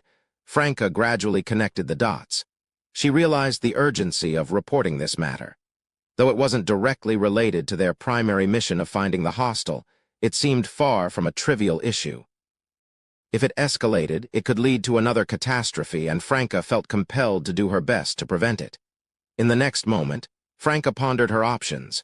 Should I report to the Tarot Club, the Demoness sect, or inform the authorities through 007? She quickly made up her mind. Only children choose to do multiple-choice questions. Adults select them all. The only thing to be concerned about was that the reports weren't sent to the wrong parties. Lumion awoke from his dream, his mind filled with questions as he slowly sat up and surveyed his surroundings. There were no signs of Madame Magician pursuing Gabriel at the hostel. Madame Magician didn't realize that Gabriel had used a dream to warn me to escape Trier immediately. That's impossible. This lady possessed the ability to enter and exit my dreams at will in Cordu, and she is known to be the bane of these special monsters. Even Bouvard's lifeless body, which should have been untouchable, hadn't been spared when she dragged it away. Lumion paced back and forth in the room, pondering the puzzling situation. He couldn't believe that Madame Magician wasn't paying attention. She had the means to observe from a distance, so there was no urgency in rushing to Salle de Bal-Brise. The insight he gained from conspirers' influence left Lumion with a nagging sense that the dream was not what it seemed. To deceive Madame Magician while communicating with him indicated that there was something extraordinary about Gabriel or the hostel itself. As Lumion was only a Sequence 6 and lacked extensive knowledge of mysticism, he refrained from speculating and instead sat at his desk, taking up a pen and paper to write a letter.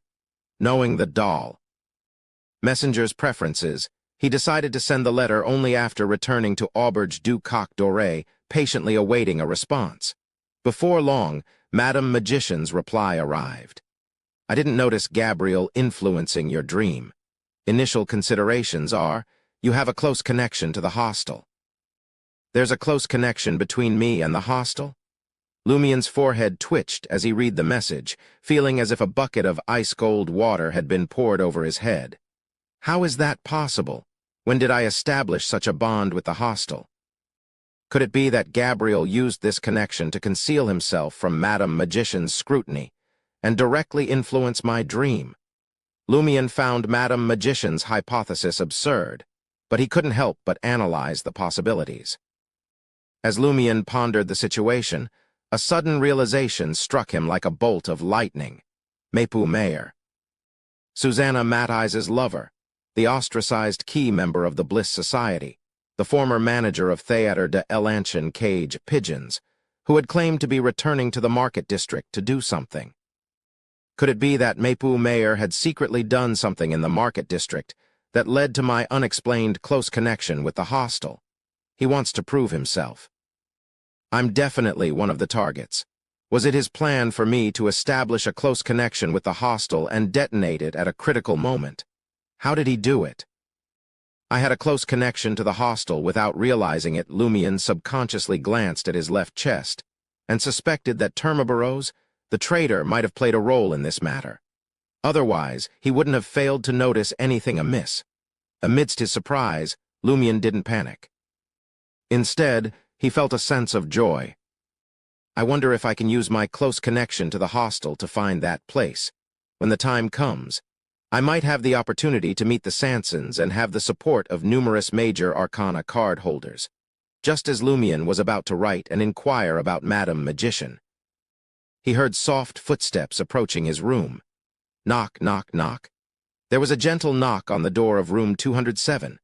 Lumien opened the door and was surprised to find Franca and Jenna standing there. One of them wore a garish blouse, and the other was dressed as a female mercenary.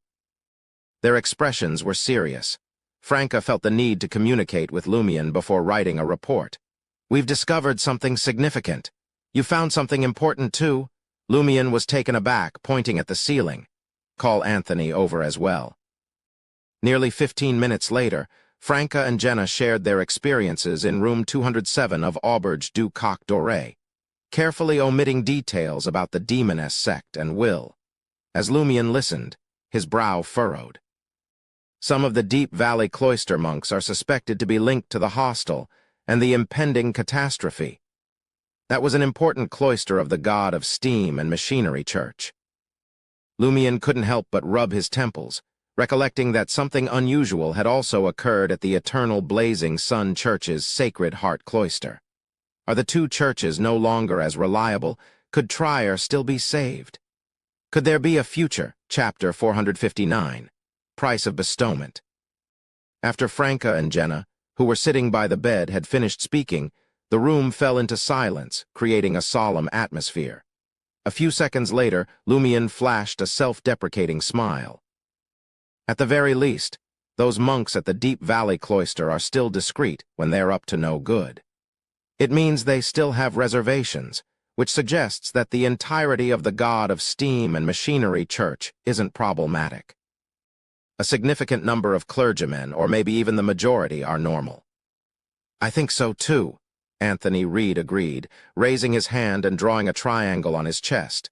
Lumien continued, at this point, this is no longer something a small team like ours can handle.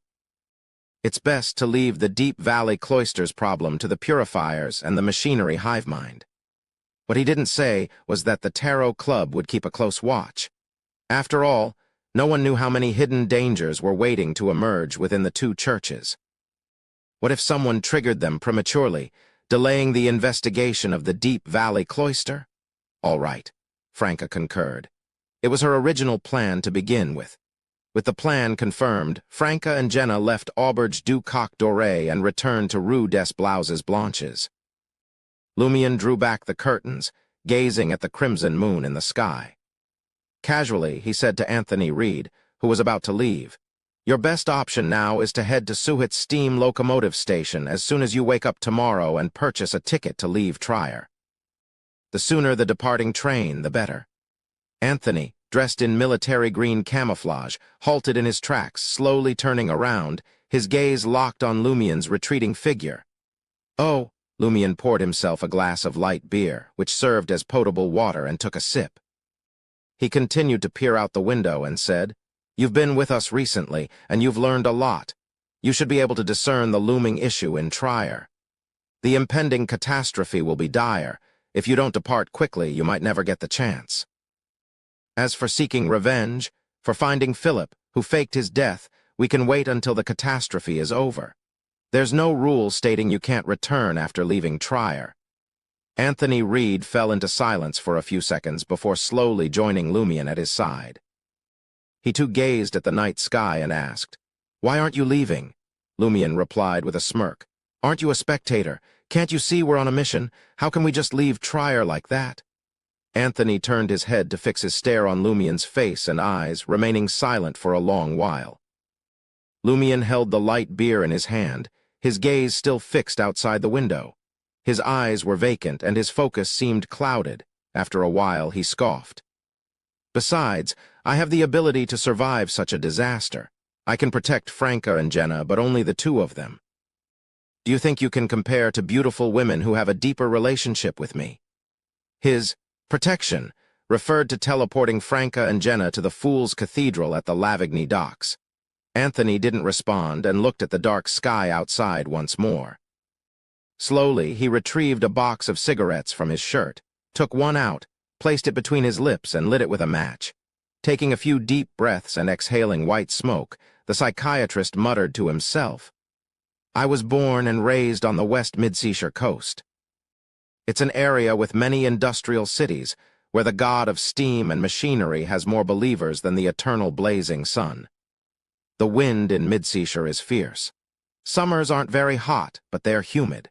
Winters bring snow, and everything is covered in white. The surroundings are either thick forests or pockmarked with coal and iron ore mines. When I was fortunate enough to become a Beyonder, my greatest dream was to retire safely from the army with some savings. I'd buy land near my hometown, close to the forest. I'd hire a few people to help me with farming. In my free time, I'd secretly hunt in the forest, breathe the sea air, or go fishing. Heh, you might not know this, but the fish in Mid-Seashire are inedible due to heavy industrial pollution. Locals only eat it if they have no other choice."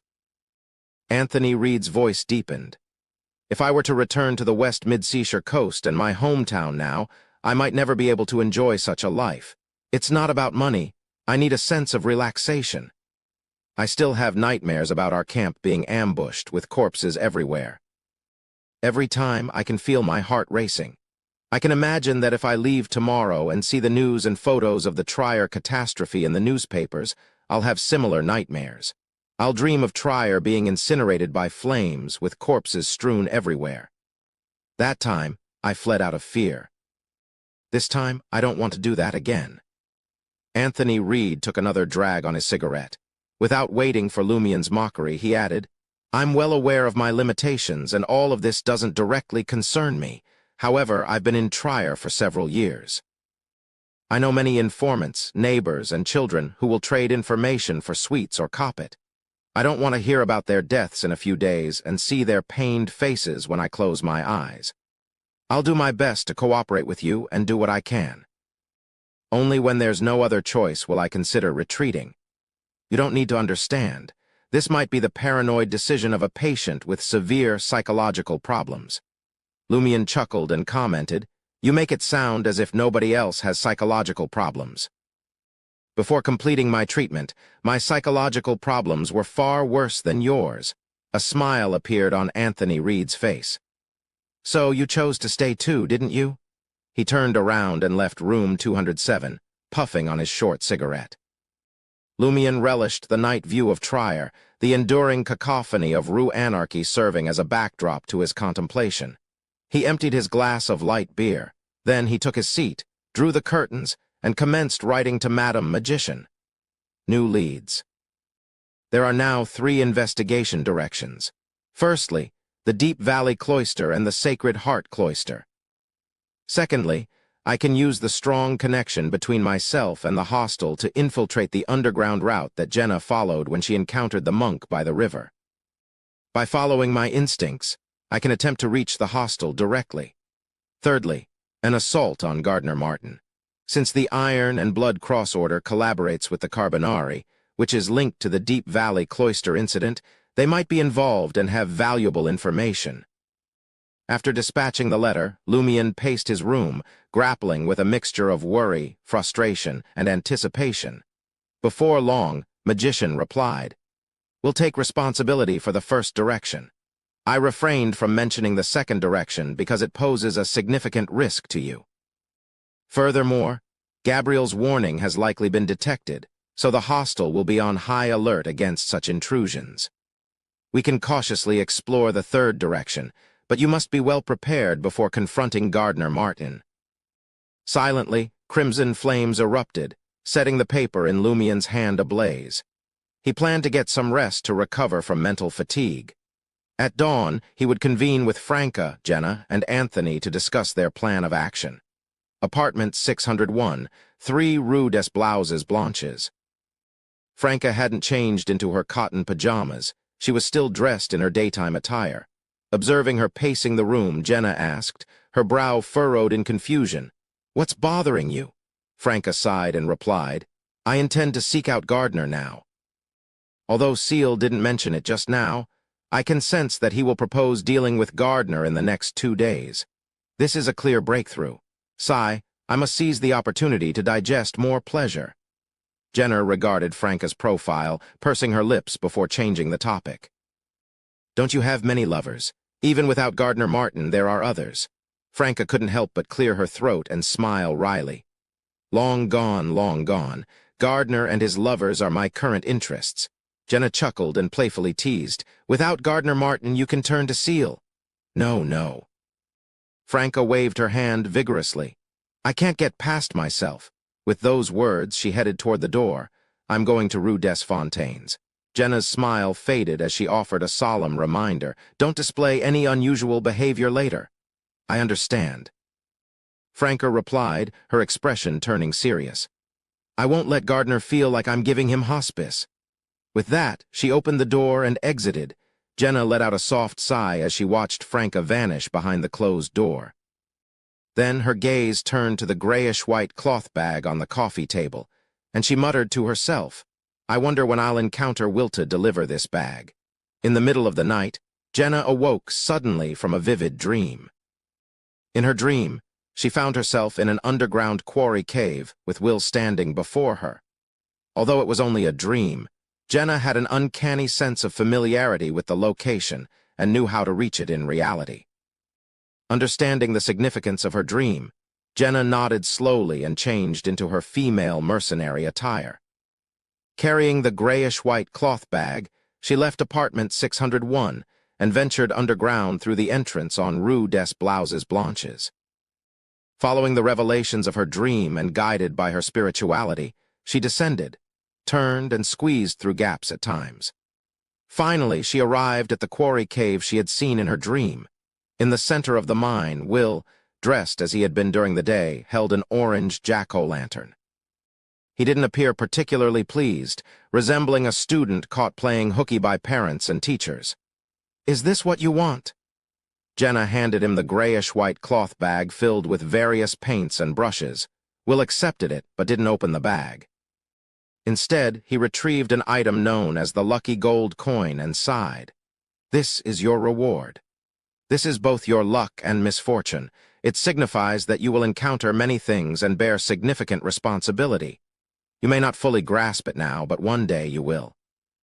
Ever since the heretics brought catastrophe to the market district, there's been no turning back for me. Only by forging ahead in this perilous world of mysticism can I protect those I care about." Jenna silently mused, taking the lone gold pound. She inspected it and inquired, "How should I use it?" "Simply keep it with you," Will advised, waving his hand before vanishing into the depths of the quarry cave, clutching his jack-o'-lantern.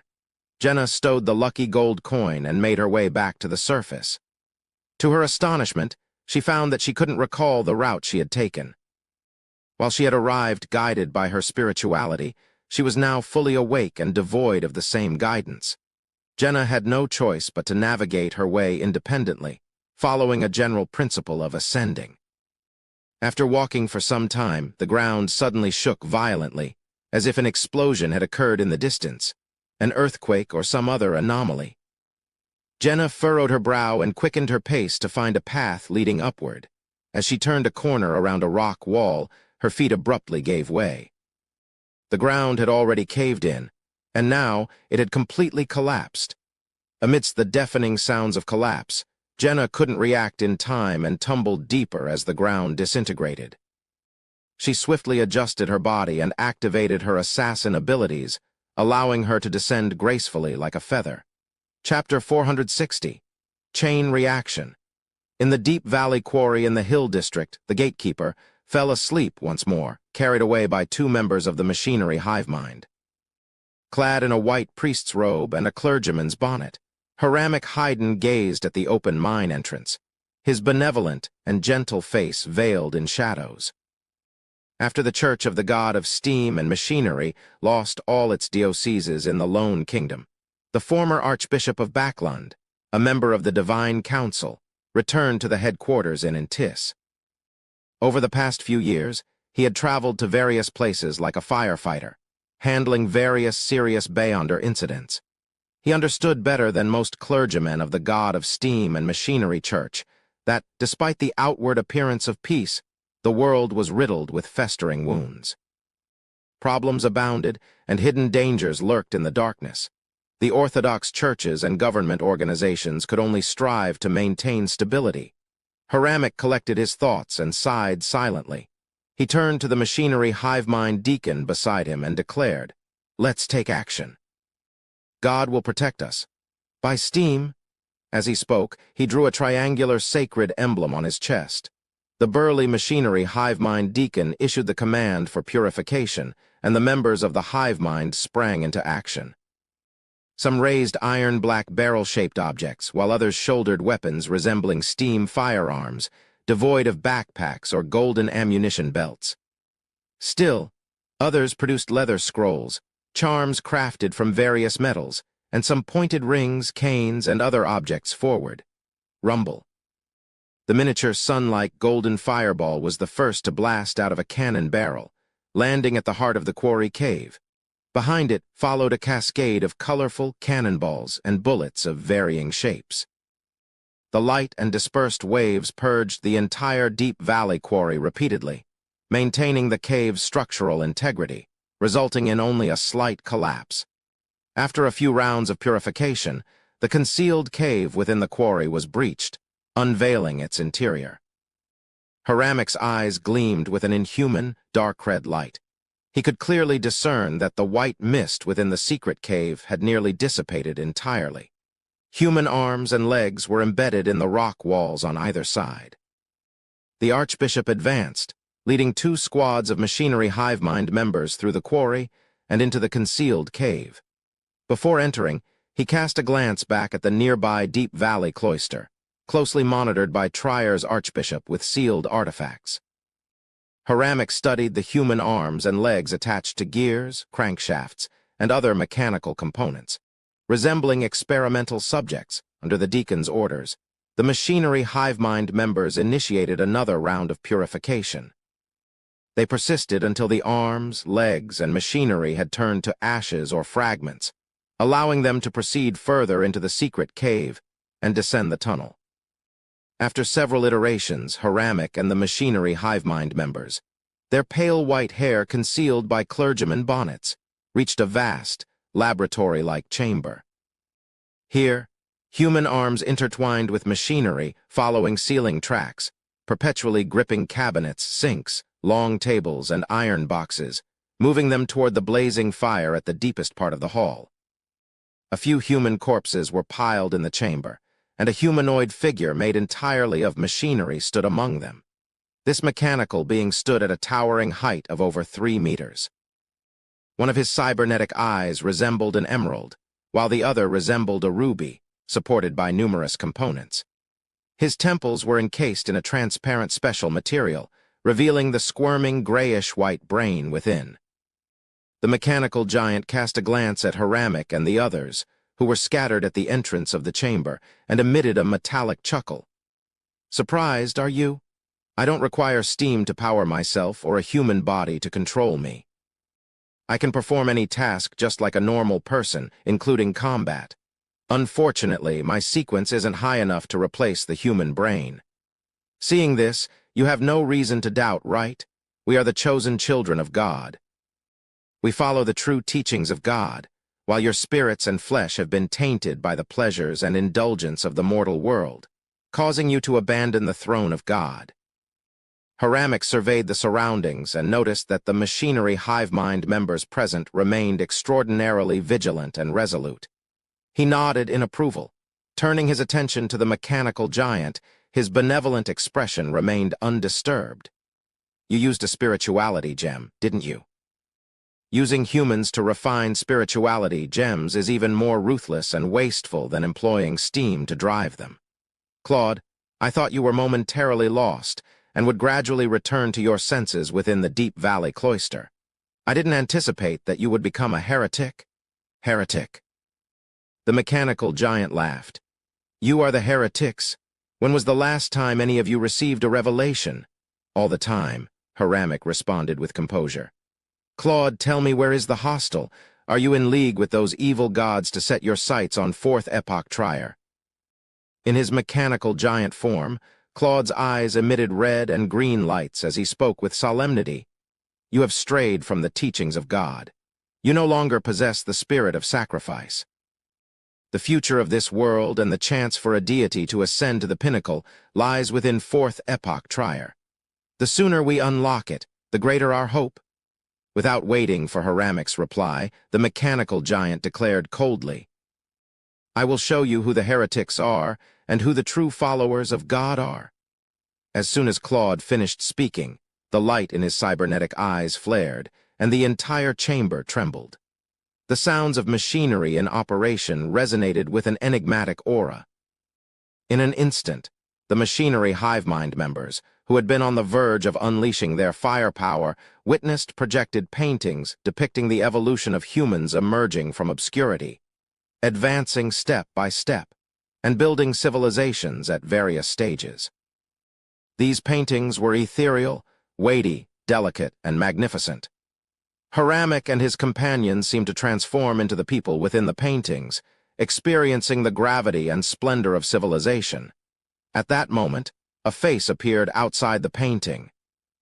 This figure wore a towering crown, with his nostrils decayed to the point where only 2 black holes remained. His eyes were filled with countless overlapping star charts, and they stared greedily at Haramek and the others, as well as their civilization. Silently, more faces pressed against the surface of the painting. Some had their heads bisected by a ruler, while others were adorned with yellow paper covered in strange symbols. Some were covered in ears of wheat and rice, while others barely took on human forms, their bodies adorned with various symbols. These faces were larger than Haramek and his companions combined. They stared fixedly at the scene through the painting. The machinery hive mind members who beheld these faces experienced a profound fear from the depths of their hearts, as though their entire civilization would be obliterated. Just as they were on the verge of losing control, the faces vanished mysteriously, just as they had appeared. The scene before Haramek's eyes reverted to its normal state. The mechanical giant Claude and the frenziedly operating chamber re-entered his field of vision. The archbishop remained unruffled, though his voice resonated with anger. Heretics. As his voice reverberated, he flexed his left wrist with his right hand, unveiling a black, cold, and weighty metal tube. The sound of gears clicking filled the chamber, illuminating it as brightly as daylight. The machinery hive mind members launched their attacks in succession. Rumble. The Deep Valley quarry experienced a distinct tremor, as though a brief, violent earthquake had struck. In underground Trier, just outside the stone door through which the Carbonari had disappeared, crimson fireballs hovered in the air, casting a warm glow in the dark tunnel. Blazing Danitz, dressed in a linen shirt, a brown jacket, dark pants, and black leather boots, had one hand in his pocket as he fixed his gaze on the nearby stone door. His burnt yellow hair and eyebrows framed his face, and he casually held a weed in his mouth, surveying the surroundings with his dark blue yet bright eyes. Nearly 20 men, all dressed as sailors, silently fanned out in the vicinity.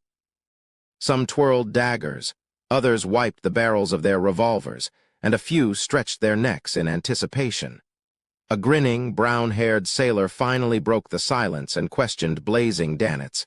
"Captain, why are we aiding the Ainz government in pursuing the Carbonari? And why are we doing it for free?" Danitz glanced at him, spat out the weed from his mouth, and muttered under his breath, "Damn fools, do you want to see Trier in ruins? Are you lads not still in Tijan?" As he spoke, he swung his fist at the stone door. Doesn't this group of assholes not know that their captain owns numerous properties in Trier? Upon the surface of Danitz's clenched fist, blazing white flames gathered as he thrust forward. Eventually, they coalesced into a fireball emitting a destructive aura. Boom. The ground shook, and the stone door shattered.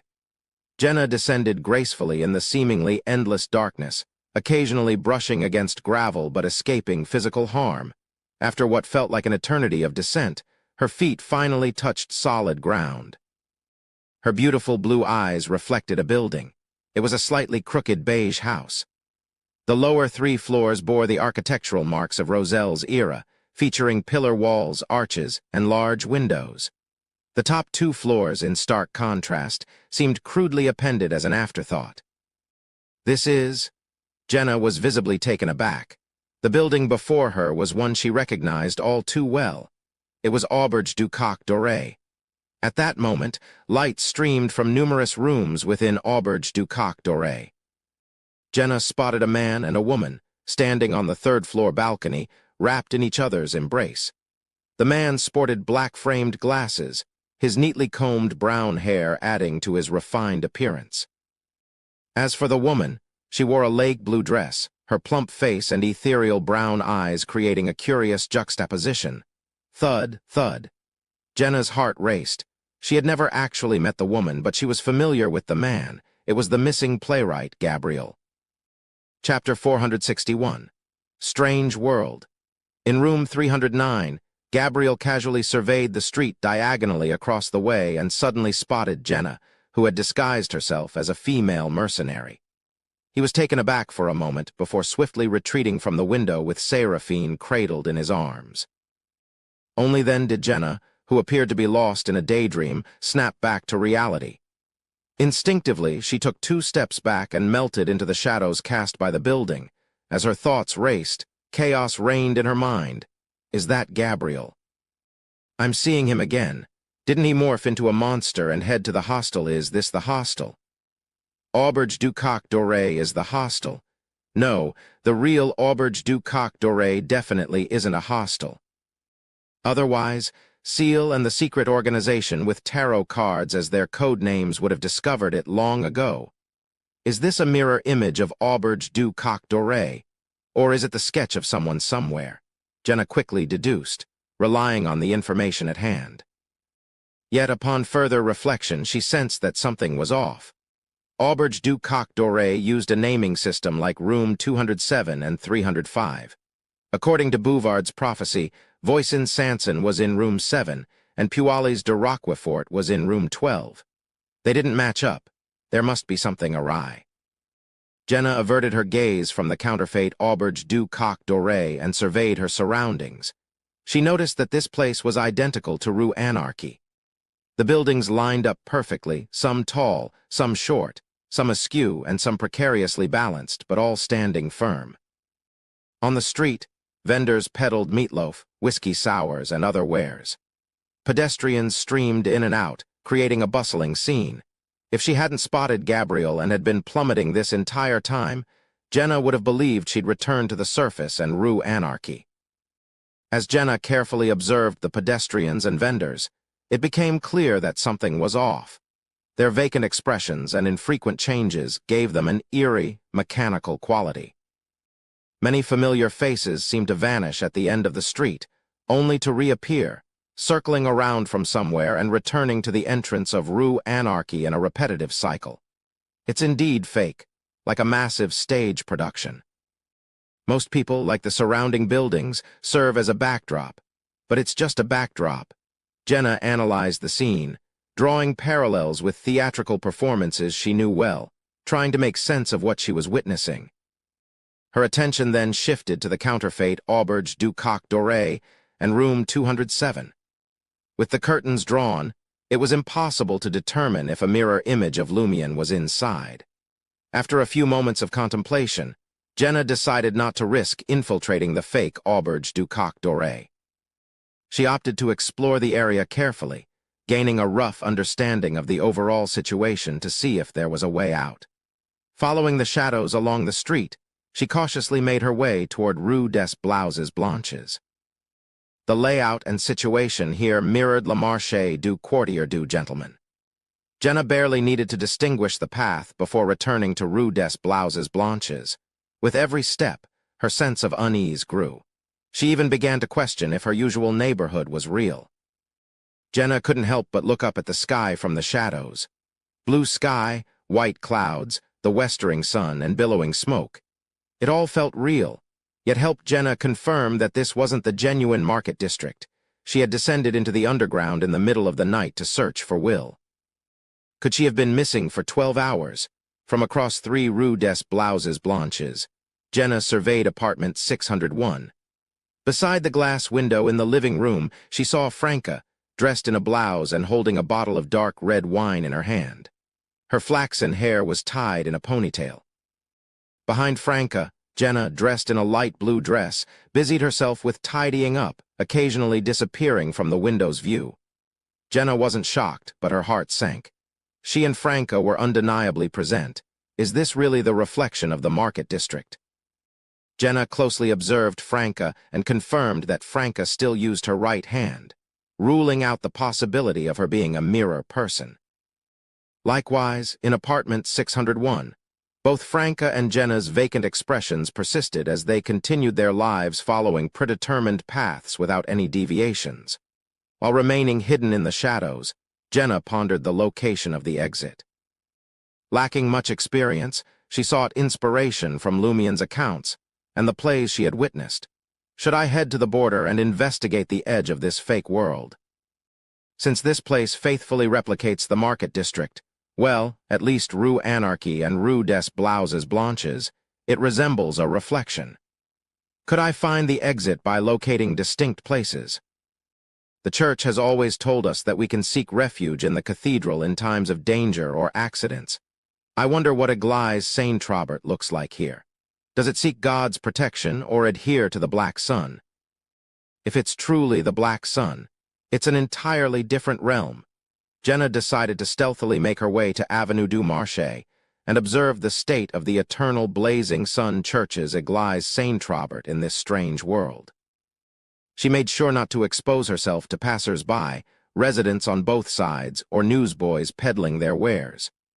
Through the various shadows, she carefully and quietly turned onto Avenue du Marché. After advancing a distance, Jenna's eyes suddenly froze. She noticed something different. There was no sign of Salle de Bal Brise on Avenue du Marché, where the khaki-colored building and the skull statue should have been. There was only impenetrable darkness. Even the sunlight from the sky couldn't pierce it. In this dark black hole-like scene, bright red lines alternated between slowly materializing and being consumed by the surroundings. Their ultimate destination remained a mystery. What's most peculiar about this place is Salle de Bal Brise. Seal mentioned that there's something ancient and sinister beneath Salle de Bal Brise. Jenna stared into the darkness, sensing that this might be the heart of the problem. Muttering to herself, Jenna contemplated, will I be able to leave this strange world by walking into that darkness? But I have a hunch that not only does it not lead to safety, but it also represents danger. I can't enter rashly. As these thoughts raced through Jenna's mind, she was suddenly jolted by a commotion. Swiftly, she cast her gaze towards the other end of Avenue du Marché, where she spotted several indistinct figures hovering in the air, emitting a faint glow as they meticulously scrutinized every shadow and conceivable hiding spot for humans. They clutched a stack of papers, which they compared to the pedestrians on the road. Jenna's heart tightened as a thought crossed her mind. Did the masters or guards of this world discover the collapsing tunnel above and suspect that outsiders had entered, prompting them to launch a thorough search. Uncertain about the abilities of these blurry figures emitting a faint light, Jenna didn't dare risk assuming they couldn't spot her lurking in the shadows. Her only option was to swiftly retrace her steps and return to Rue des Blouses Blanches, planning to take a detour through an area that had already been inspected. Yet, even on the other side of Rue des Blouses Blanches, faintly lit figures were conducting inspections. Jenna's heart raced, and amidst her unease, she had a sudden idea. She slipped into a nearby building, scattered dust in an inconspicuous corner, and recited an incantation to become invisible. With this newfound invisibility, she dashed along the street's shadows and infiltrated apartment 601, before the floating figures could search 3 Rue des Blouses Blanches. After patiently waiting for several moments, Jenna discreetly followed the imposter Jenna into the washroom. Seizing the moment while the imposter was occupied with washing a piece of cloth, Jenna, still in her invisibility state, drew a dagger and executed an assassin's mighty blow. Her form materialized as her dagger found its mark in the imposter Jenna's back. The fake Jenna's eyes bulged in shock, but Jenna swiftly covered her mouth and nose to stifle any outcry. After a brief struggle, the imposter met her end. Rather than withdrawing her dagger, Jenna chose to change into the fake Jenna's clothes. Her extensive experience with worn-out clothes helped her conceal the hole at the back. She then concealed the imposter's body in the cupboard beneath the sink to prevent any blood from flowing. With this done, Jenna wrangled up the cloth and mimicked the actions she had observed, maintaining the vacant expression.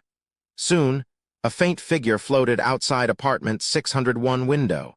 Jenna didn't look up, continuing to tidy the coffee table, which had already been devoid of miscellaneous items. She could sense 2 substantial gazes on her, accompanied by the sound of paper being flipped. After an agonizing 7 to 8 seconds, the faint figures moved on to search the next apartment. Jenna let out a relieved breath and proceeded to the washroom with a measured pace. After what had just transpired, she felt an urgency to seek help. She couldn't afford to wait any longer. Even the suspected exit seemed too dangerous to approach, and numerous figures emitting a faint light were patrolling the area. While these figures didn't appear overly formidable, Jenna knew that engaging them would undoubtedly draw the attention of the administrators of this world. If this place was indeed the hostel, the previous residents, granted boons by evil gods, would pose a significant threat.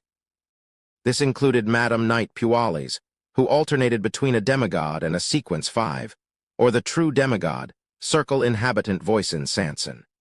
Jenna hadn't reached out to the outside world for help from the beginning because she lacked the means to send a message without leaving this place. Now, she was left with no other choice but to attempt something. I wonder if the telegraph office here can be of any use. It doesn't seem promising. Perhaps I should offer a prayer to a deity and recite his honorific name in Hermes. I hope he can hear my plea. Jenna's heart raced as she seized the opportunity to clean the cloth in the washroom.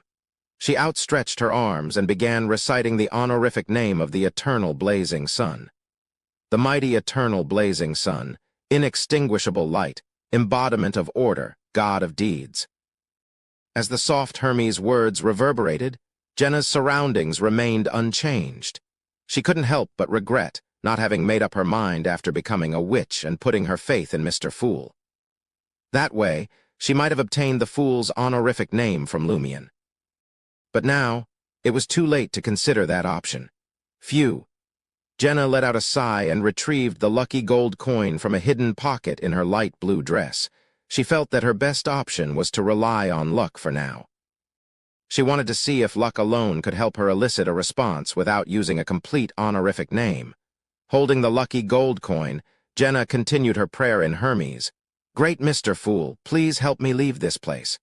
Please protect Trier. In the Market District, Auberge du Coq Doré, room 207. Lumion suddenly awoke, sensing a faint warmth in his left chest. Chapter 462. Critical Interference. Lumion's heart skipped a beat as he bolted upright. He quickly unbuttoned his shirt and glanced at his left chest, where he saw the bluish-black symbol that represented Mr. Fool's seal. It was a fusion of a portion of the pupil-less eye and a portion of the contorted lines. What happened? Mr. Fool's seal has been activated. Did Termaboro's attempt to escape? Lumien's thoughts raced. However, as he pondered, he began to sense that something was amiss. Sunlight filtered through the drawn curtains, casting a semi-darkness over room 207. At first glance, there was nothing unusual, as if someone had overslept until the sun was high in the sky. But Lumien was different. He reset his body and mental state every morning, waking up naturally at 6 a.m. It was already autumn, and Trier didn't see the first light until 7 a.m. Lumien recalled an earthquake that had occurred not long ago, and he suspected that the official Beyonders might have taken action. However, after carefully listening to his surroundings and confirming the safety of the market district, he had gone back to sleep. It was still late at night. Either Termaboro's has escaped, and I'm no longer affected by the Circle inhabitants' power, or there's been an anomaly in the market district. Lumien shrank into a gentle crouch, leaning against the desk beside the bed. He cautiously raised a corner of the curtain. What he saw was a familiar daily scene, but soon, Lumien noticed blurry figures floating in the air, emitting a faint, eerie glow. These figures had different faces, but they all shared an unsettling stiffness, emptiness, coldness, and detachment. They bore a certain resemblance to the corrupted Bouvard's corpse and Gabriel, who had transformed into a monster. It was as if they could disappear into the crevices of space at any moment, gazing coldly and dispassionately at reality. The monsters of the hostile pathway have invaded Trier. But where are Trier's protective powers? This doesn't feel very strong. It's more like a product of corruption. He observed carefully and noticed that the street vendors and pedestrians also appeared somewhat empty, as if they too had been affected. Combined with the anomaly in time and the westering sun, Lumien quickly surmised the situation. I'm not in the real market district. I've been drawn into a strange world suspected to be the hostile. This is the reason why Mr. Fool's seal was activated. Lumien released his right hand's grip, allowing the curtains to gently fall back against the wall, sealing off the interior from the exterior once more. With a sense of purpose, he got out of bed and checked his belongings to ensure they were all intact. Without wasting any time, Lumien set up the altar and erected a wall of spirituality, readying himself to perform ritualistic magic to seek Mr. Fool's assistance. One by one, he used his spirituality to light the 3 candles and incinerate the herbal powder and essential oil. Stepping back twice, he began to solemnly recite the Fool's honorific name.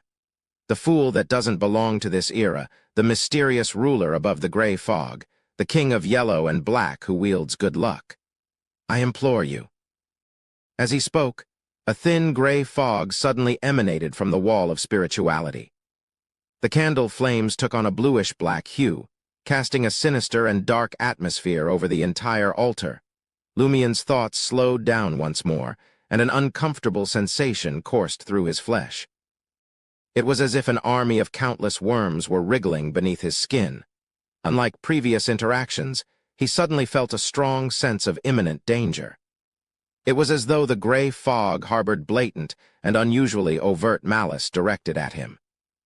This malevolence would briefly fade, only to surge back. It didn't fully dissipate, nor did it manifest into tangible reality. The cycle of vanishing and resurfacing was akin to a monstrous entity in the water extending its tentacles to the shore, only to be pulled back into the deep sea by an unseen force.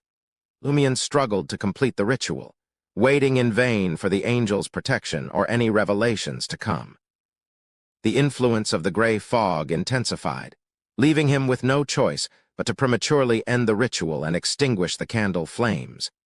As the wall of spirituality disintegrated, Lumien's thoughts finally returned to their normal pace. Sometimes malice, sometimes no issues, is the celestial worthy of heaven and earth for blessings interfering with Mr. Fool's response. He usually can't do it. Has he gathered enough strength to take a risk at a critical moment? This implies that the situation has reached a critical turning point.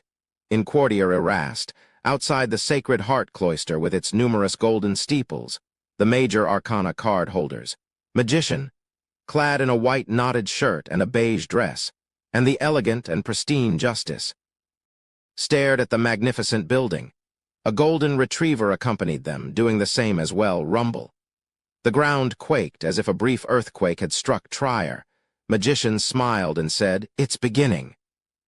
They understood that this commotion was likely stemming from the Deep Valley cloister and the quarry.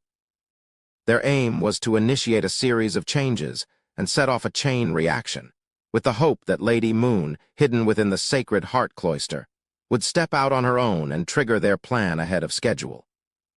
By doing so, they could avoid forcefully entering the Sacred Heart cloister and provoking the eternal blazing Sun Church. Their target was Lady Moon, the evil gods bestowed who nurtured a deity. Assuming there were very few angel-level heretics blessed within the barrier, Lady Moon represented the Great Mother and the most potent power among all of Trier's heretics. It was highly likely that she was at the center of the problem. By controlling her, they could disregard the intricate web woven by fate and grasp the heart of the issue, possibly resolving it on the spot.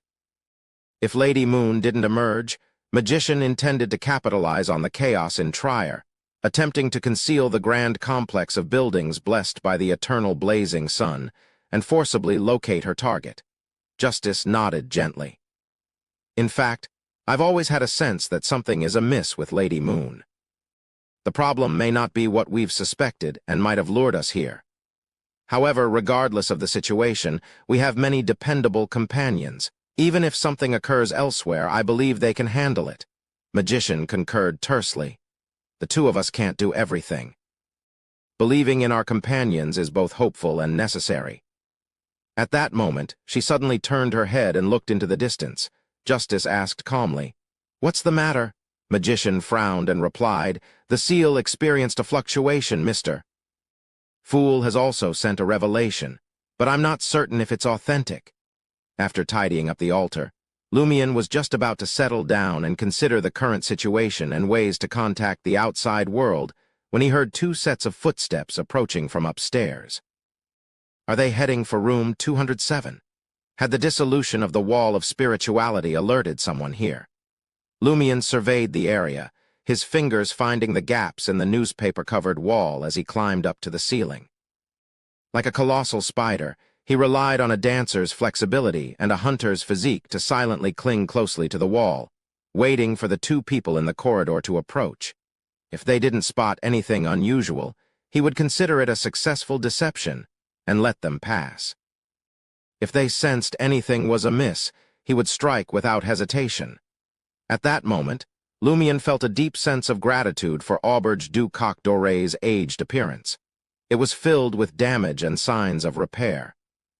This was why he could grasp certain protrusions, secure his grip in certain crevices, and anchor his body safely to the ceiling. In just over 10 seconds, the door to room 207 creaked open. Lumion's eyes focused on Gabriel's hairline and forehead, as well as the black-framed glasses perched on the bridge of his nose. Behind the playwright stood Seraphine, a model clad in a lake-blue dress, exuding an aura of detachment. It's indeed the hostel. Although Lumion couldn't fathom why he had inexplicably ended up at the hostel, he still felt a surge of excitement despite his taut nerves. From this point onward, as long as he could deceive Seraphine and the others, establish a connection with the outside world and seek help, there was hope for resolving the problem. Gabriel took 2 steps inside and halted. He scanned the room and said to Seraphine, "No issues here." Seraphine tersely acknowledged his words and proceeded to inspect the other rooms. Gabriel followed the model closely, making sure to close the door of room 207 behind him. After they ascended from the 2nd floor, Lumion released his grip on the ceiling and gently landed on the floor. He pulled up a chair, turned it around, and sat down, leaning back as he kept his gaze locked on the door.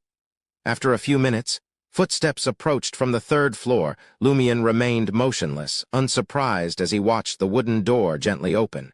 Gabriel's figure appeared. "Why did you come in?" The playwright, now a monster with a slightly vacant expression, asked with a note of rational concern. Lumion chuckled. I'd like to know that too. Gabriel entered the room quietly, shutting the door behind him. He was dressed in a white shirt, a dark jacket, black pants, and strapless leather shoes, his face showing signs of pain. Leave this place as soon as possible. I'm losing control. I don't know when I'll betray you. By the way, Jenna has also entered. I don't know where she's hiding. Jenna is here too. Lumion raised his eyebrows and asked the most critical question. How do I leave? Gabriel began to respond, but the door to room 207 creaked open once more. Only then did Lumion sense the intrusion and turned his gaze towards the door. Seraphine stood there with her plump face, naturally disheveled brown hair and brown eyes exuding a unique ethereal aura. Lumion didn't panic. He put on a calm demeanor and said, "You seem to know Gabriel so well." Despite his outward composure, every muscle in his body tensed. "He's not good at hiding his thoughts," Seraphine replied in an empty voice. Communicable, Lumion suppressed his urge to use the spell of Harumph and sighed. "I thought you had already become a pure monster." Seraphine's lips formed a self-deprecating smile. "The difference between me and them is that before I turned into a pure monster, I realized there was still someone who truly loved me." Gabriel smiled. Lumion sighed and inquired, "Is this the hostel?" "Yes," Gabriel confirmed before anyone else could. Lumion glanced at the dimly lit corridor. "But the room here isn't room 7, room 12. It's still room 207, 309. Seraphine gazed at Lumion, her expression becoming increasingly ethereal and her voice even more illusory. "Here, they call me. Room 12.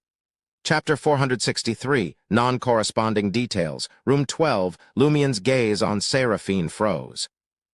He had considered various possibilities, but he hadn't guessed what Room 12 signified. Room 12 was where Madame Knight Pualis de Roquefort, her husband, butler, lady's maid, and the children resided. Almost simultaneously, Lumion recalled the oil painting he had seen at Trier's Art Center. The woman in the painting, modeled after Seraphine, was naked, her skin adorned with faces. Were those faces the symbols of the room's occupants, or were they the manifestations of the hostel itself? Lumion's pupils dilated as he fixed his gaze on Seraphine, prepared to activate the black mark on his body at any moment and use the spell of Harumph to block the exit of room 12 occupants. He was still haunted by the memories of Madame Pualis. Seraphine tugged at her lake blue dress, her plump face contorting with obvious pain. "I can't influence how long the residents inside can sense the outside world. In other words, Madame Pualis hasn't discovered me yet." Lumion heaved a sigh of relief, but he didn't dare to be careless. What if Seraphine's interference quickly failed? At that moment, Seraphine pulled down the collar of her dress, revealing a portion of her skin. Lumion could clearly see the oil painting-like faces there. They were half hidden and half exposed, looking exceptionally terrifying. This confirmed Lumion's guess and piqued his curiosity. Why use a corrupted human model as a room in the hostel? Why allow Madame Pualis, Voisin Sanson, and other powerful evil god-bestowed individuals to stay there? Couldn't they just move into this replica, the fake Auberge du Coq Doré? Was this to interfere with divination, prophecy, and other mysticism methods employed during a search? Why does it feel like a ritual? It's like a specific setup and requirement. As an alms monk with ample knowledge of ritualistic magic, Lumion sensed something sinister about this matter. Seeing that Seraphine hadn't left, he seized the opportunity to inquire, "How many rooms does the hostel have?" "From room 2 to room 13, Seraphine replied in her ethereal voice.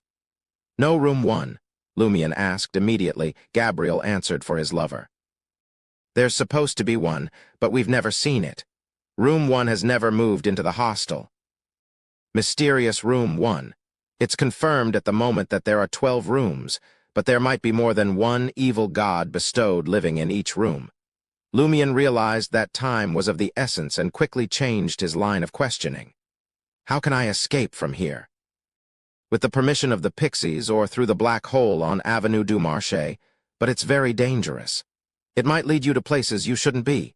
Seraphine replied, her eyes shifting between emptiness and pain.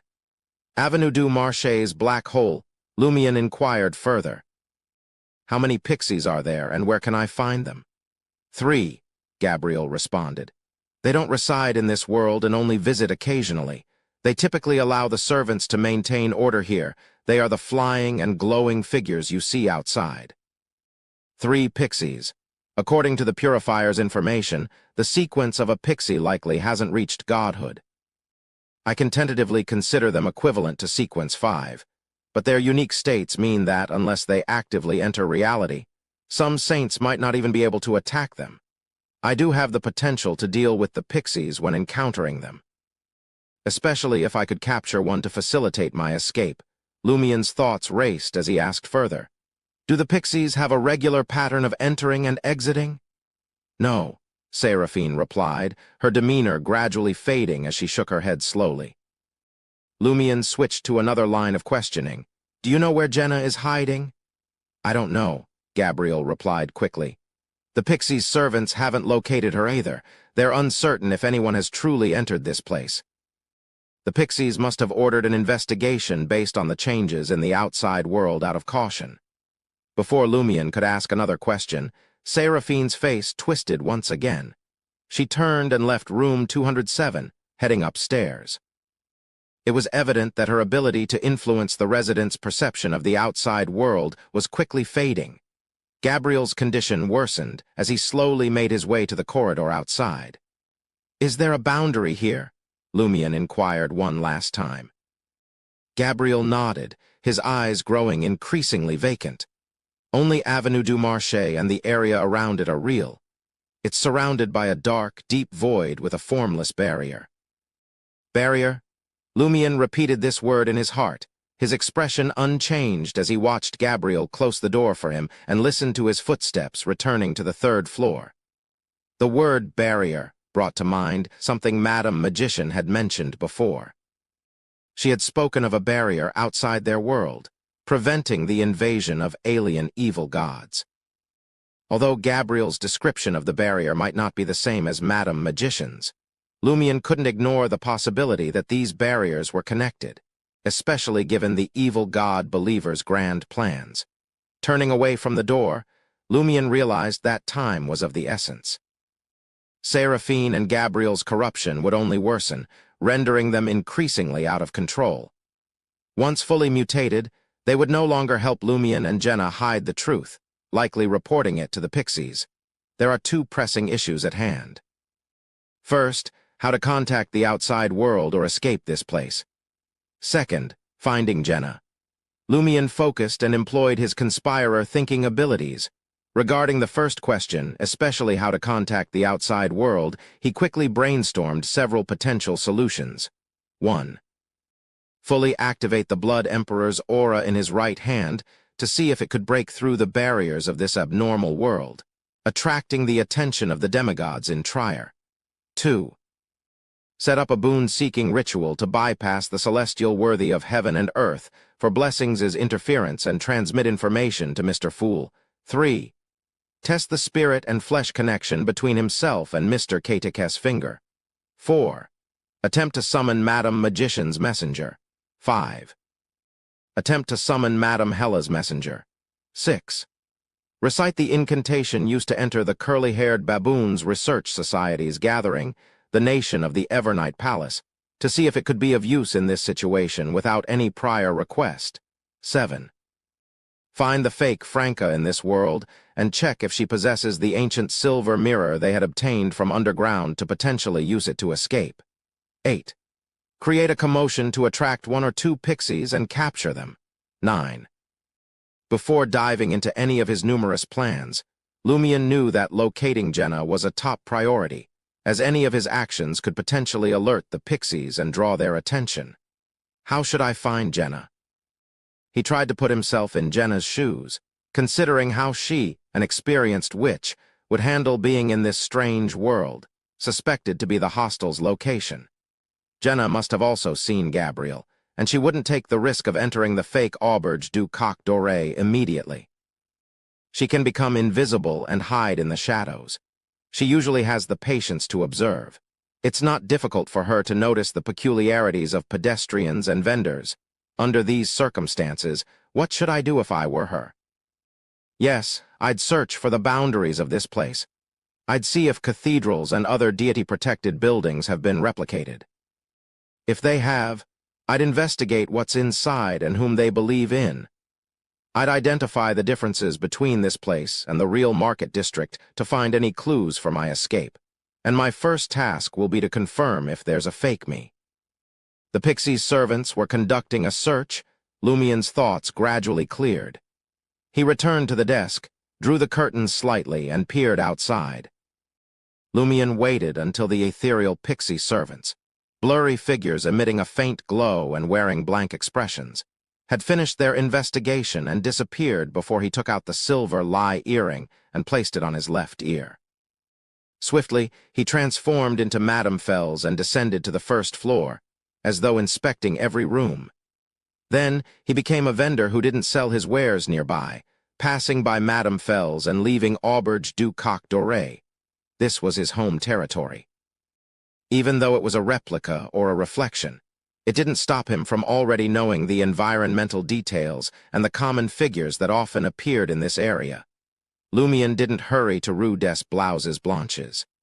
Instead, he circled Rue du Rossignol and entered his secure hideout. As soon as he opened the door, his brow furrowed slightly.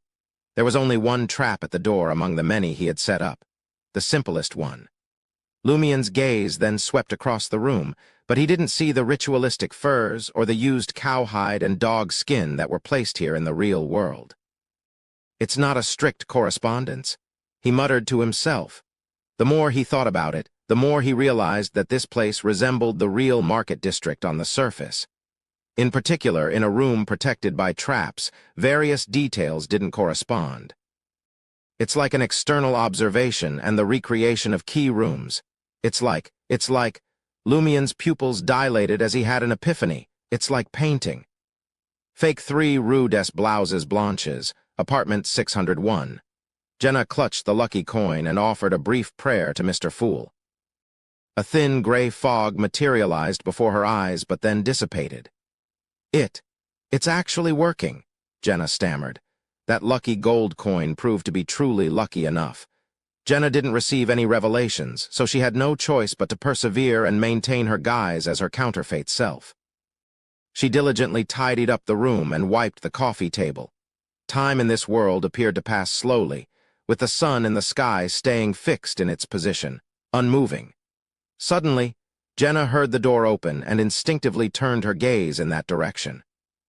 The fake Franca continued with her task, showing no reaction. Jenna's eyes locked onto Lumien's golden black hair. She immediately averted her gaze and assumed an expression of emptiness, not certain if Seal was the real deal. In the next instant, she heard a familiar, taunting voice. As expected, you're here. That's all you can think of. Chapter 464, A World in a Painting. The familiar mockery and lack of a blank expression confirmed to Jenna that Seal was indeed real. Damn it, can't you speak properly? Jenna cursed, waving the cloth in her hand. Lumien closed the door behind him and smiled. You're quite energetic. You're not crying from fear. Jenna cautiously looked out the window, confirming that the faintly glowing figures had long disappeared. Suppressing her urge to argue with Lumien, she wasted no time and asked, How did you get in here too? As she spoke, she reminded herself, as an adult woman with rich life experiences and many setbacks, I shouldn't argue with such an immature minor at such a critical moment. Lumien's gaze moved over to Franca, who was sipping red wine by the window. He settled onto the divan and leaned back comfortably. First, tell me how you got in. To be honest, he didn't know why he had suddenly arrived in this strange place resembling hostel. Jenner remained standing by the coffee table, ready to assume a dummy appearance at any moment. She then recounted how she had received a dream revelation, came underground to deliver the mission item, and acquired a lucky gold coin. Lumien listened attentively without interruption. Finally, he chuckled. Now I can answer your question. I was sent here by Mr. Fool to save you. He roughly understood why he had appeared in room 207 of the fake Auberge du Coq Doré after waking up. Did Mr. Fool really send you? I don't even know his full honorific name. Did my prayer succeed with just the lucky gold coin? Jenna had her suspicions, but she still found it unbelievable. Of course it's true, Lumion replied sincerely. What puzzled him was something else. Why did Mr. Fool send him and not Madam Magician? If it were Madam Magician who had been pulled into the hostel, the problem would have been easily resolved. This could be explained by the seal of the Fool on him, but Madam Magician was a major arcana card holder, a key member of the Tarot Club who could participate in a meeting before a god. Furthermore, she definitely possessed similar marks in the 3 pathways of the divine controlled by the Fool. She could likely be assigned remotely. I'm afraid there's another reason I don't understand. Lumion pondered for a moment and focused on Jenna's description of the world, then asked for confirmation. From the outside, the only difference between this place and reality is Salle de Balbrise. Previously, Seraphine and Gabriel had only mentioned that there was a black hole on Avenue du Marché through which there was a chance of leaving, but it was also very dangerous. They hadn't specified its location. Although Lumion had a vague guess, he couldn't be sure until Jenna revealed her discovery. I've only explored a few nearby streets and less than 1/5 of Avenue du Marché, Jenna replied cautiously to prevent Seal from making a misjudgment. She then continued. And inside there are many differences. For example, here the layout of the room, large pieces of furniture, and reality are the same. The other details are somewhat different. I suspect. Lumion looked at Jenna and spoke before she could. A world in a painting. Yes, a world in a painting. Jenna's hazy thoughts finally became clear. Combined with the painter sequence and the paints and brushes she had found from the mutated monk, she believed that it was an oil painting that only copied some of the streets in the market district and possessed supernatural powers. It was called Hostel. Jenna was both concerned and intrigued. Drawing a painting seemed to create a world, Lumion teased. I'm glad you could also come to such a realization. It's no easy task. This painting world isn't considered advanced. The oil painting created by an angel of the painter pathway might truly be a world with living beings inside. Unlike the current one, there were many aspects with fakeness. What was the purpose of such a relatively low-level painting?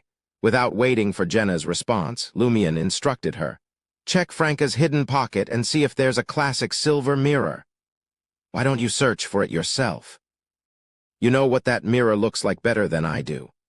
Jenna suddenly chuckled. Don't tell me you're shy, Lumion said nonchalantly. If you're not here, I'll search for it on my own. But since I can instruct you, why should I tire myself out? Jenna gritted her teeth and wasted no time. She walked to the window and rummaged through the fake Franca's various pockets. She quickly came to a conclusion. There are no ancient mirrors. Many of the hidden pockets weren't depicted. Lumion nodded slowly and inwardly crossed out Plan 7. He turned to Jenna and said, Try magic mirror divination and see if it works. Jenna, experienced, knew that Lumion wanted to use this opportunity to confirm if the world in the painting was connected to the spirit world and determine if his teleportation could succeed or help them leave. Therefore, she took out a makeup mirror from her hidden pocket and prayed to one of the safer targets Franca had provided. Before long, the preparations for magic mirror divination were completed. The palm-sized mirror turned gray, but there was no aqueous light. It failed, but there's still something supernatural about it, Jenna said, puzzled. With a subtle nod, Lumion replied, It's likely that there's a fake spirit world here. If you activate spirit vision, you might be able to see a few remnant souls, but this isn't connected to the real spirit world, so you can't find the entity you're trying to inquire about. In other words, he could teleport within the world within the painting, but he couldn't leave it. Lumion reached into his pocket, retrieved Mr. Katakes' finger and flicked it in front of his eyes. There was no reaction, nor was there any change. What's this?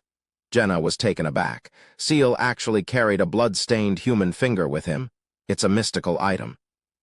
It can't contact the outside world, Lumion explained patronizingly. Simultaneously, he sighed inwardly. Mr. Katak's finger seemed impressive, but it could never be used to its full effect. Most of the time, Lumion had no use for it. When he needed it, the environment was often special, preventing him from using its connection to the true form to summon Mr. K. Jenna didn't press further. She pursed her lips and said, "So what should we do next?" She couldn't think of any other way to leave this place. She could only consider starting with the black hole in Salle de Bal-Brise, the edge of the painting world, and the situation with the two fake cathedrals. Lumion chuckled. "No need to rush. I still have 8 plans left. But before we try them, we need to make a trip to Avenue du Marché and observe the black hole at Salle de Bal-Brise up close." "Are you planning to leave from there?" Jenna asked with a frown. It seemed perilous. Lumion stood up and walked towards apartment 601 door. "It is my last resort, but it's also a necessary preparation. I don't want to try the other methods and fail, only to be discovered by the pixies and blocked by the tenants of the hostel. When that happens, I won't even be able to approach Salle de Bal-Brise even if I want to risk it." Jenna looked out of the window again, only to see that the sun was setting in the west, and the pixies' servants had yet to return. Only then did she quickly follow Lumion down the stairs. On the way, she inquired, "Why did those heretics create such a painting world to hide the hostel's residents?" Lumion pondered for a moment and replied thoughtfully, "I believe this is a secondary purpose. Overall, it seems more like a ritual. Think about it. This place resembles a phony market district. The Salle de Bal-Brise should be the only place left without any correspondence. And I've already told you that beneath the Salle de Bal-Brise are old bones from the 4th epoch.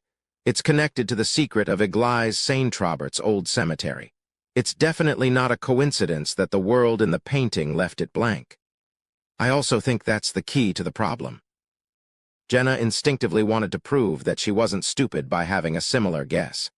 As Lumion descended, he pondered and said, "When the abnormality truly occurs, will such a painting world temporarily replace some streets in the real market district?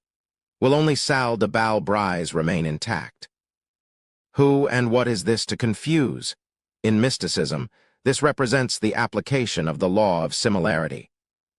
When the similarity reaches a certain level, acts on the counterfeits can be reflected in reality. Could they be using this method to unravel Salle de Bal-Brise's underground secrets and uncover the old bones of the 4th epoch? No, it's probably not just for the old bones. Are they trying to open the entrance to 4th epoch Trier? But it's not that simple. The entire ceiling system hasn't been destroyed or weakened. Lumion gradually formed an idea, sensing that he was getting closer to the key plan of this disaster. If he could ultimately grasp the truth, it would be an excellent performance for a conspirer's observational abilities. Jenna nodded slightly, agreeing with Lumion's guess. As they conversed about the fake 3 Rue des Blouses Blanches, their gazes suddenly froze. On the road diagonally opposite, a woman in a loose strapped white dress was staring at them. The woman had a beautiful face, her slightly curly black hair cascading messily over her shoulders. Her blue eyes were rather vacant, and her entire person appeared detached yet real. Lumion and Jenna had encountered similar auras and feelings in another person. It was the human model, Seraphine, room 12 of the hostel. Is this another room in the hostel? Another human model? Why is she here? It's as if she's waiting for Jenna and me. Lumion tensed up and instinctively reached out with his right hand to grab Jenna's shoulder. Simultaneously, the beautiful woman's voice drifted with a smile. "Fate predestined us to meet. Convergence always happens inadvertently." Chapter 465, Circle, Convergence, Predetermined Fate. Could it be Room 7, Voisin Sanson and his family? As these thoughts raced through Lumion's mind, he activated the black mark on his right shoulder without hesitation. Spirit world traversal? He and Jenna vanished, heading for the entrance of Auberge du Coq Doré. Lumion had never set foot on Avenue du Marché in the painting world, so he didn't have the coordinates for the spirit world there. The spirit world in the painting realm still comprised dense layers of colors and countless transparent, strange figures. However, the 7 bright and pure lights at the top appeared rather blurry. as if separated by many panes of mullioned glass. Guided by his spirituality, Lumion pinpointed the corresponding coordinates at Auberge du Coq Doré's entrance and teleported there. They swiftly departed the spirit world and found themselves on the street. But what Lumion saw before them was the building at 3 Rue des Blouses Blanches, the very spot where they had just been. They hadn't left the street onto Rue Anarchy. They had merely shifted 7 to 8 meters from one side of the road to the other. Circle inhabitant, Jenna and I are already ensnared in the circle. Lumion turned his head and wasn't surprised to see the beautiful woman suspected to be Hostel's room 7, standing only a few meters away on the same side of the street as them. "Voisin Sanson?" Lumion asked in a deep voice. He temporarily abandoned the idea of teleportation, as their previous attempt had proven ineffective in escaping Rue des Blouses Blanches. As Lumion spoke, Jenna discreetly retrieved a mirror, preparing to utilize black magic to maneuver around and launch an attack. She sensed that, at such a tense and crucial moment, Seal's inquiry, instead of initiating a series of attacks, might be an attempt to divert the enemy's attention and create an opportunity for her to deliver a fatal blow. Although Lumion had mentioned that Voisin Sanson was a Sequence 4 circle inhabitant of the Inevitability pathway, a saint bestowed with a boon, a true demigod, she believed that they had to make an attempt, despite the odds. So what if he had undergone a qualitative transformation in various aspects compared to low to mid-sequence Beyonders, that even a small team combined wouldn't be a match for him? Upon hearing Lumion's question, the beautiful woman in a white dress revealed a fleeting and distant smile. "Seems like you're well informed." Before she could finish her sentence, Lumion took a step forward and harumphed. 2 beams of white light shot out from his nostrils and landed on the woman suspected to be room 7. Although the spell of Harumph's power had increased following his advancement to Sequence 6, he didn't believe it would truly work on a saint. At best, it might make her sway slightly. Lumion opted for this approach instead of donning the flog-boxing gloves to target the various negative effects of a contractee. As a conspirer, he keenly noticed a crucial detail. He and Jenna were trapped in the circle, but Voisin Sanson hadn't left room 7. He remained within the beautiful woman's body. This clearly hindered his performance. Therefore, he either had arrogance as a negative side effect of his contract ability, or he couldn't leave the hostel's room for some reason.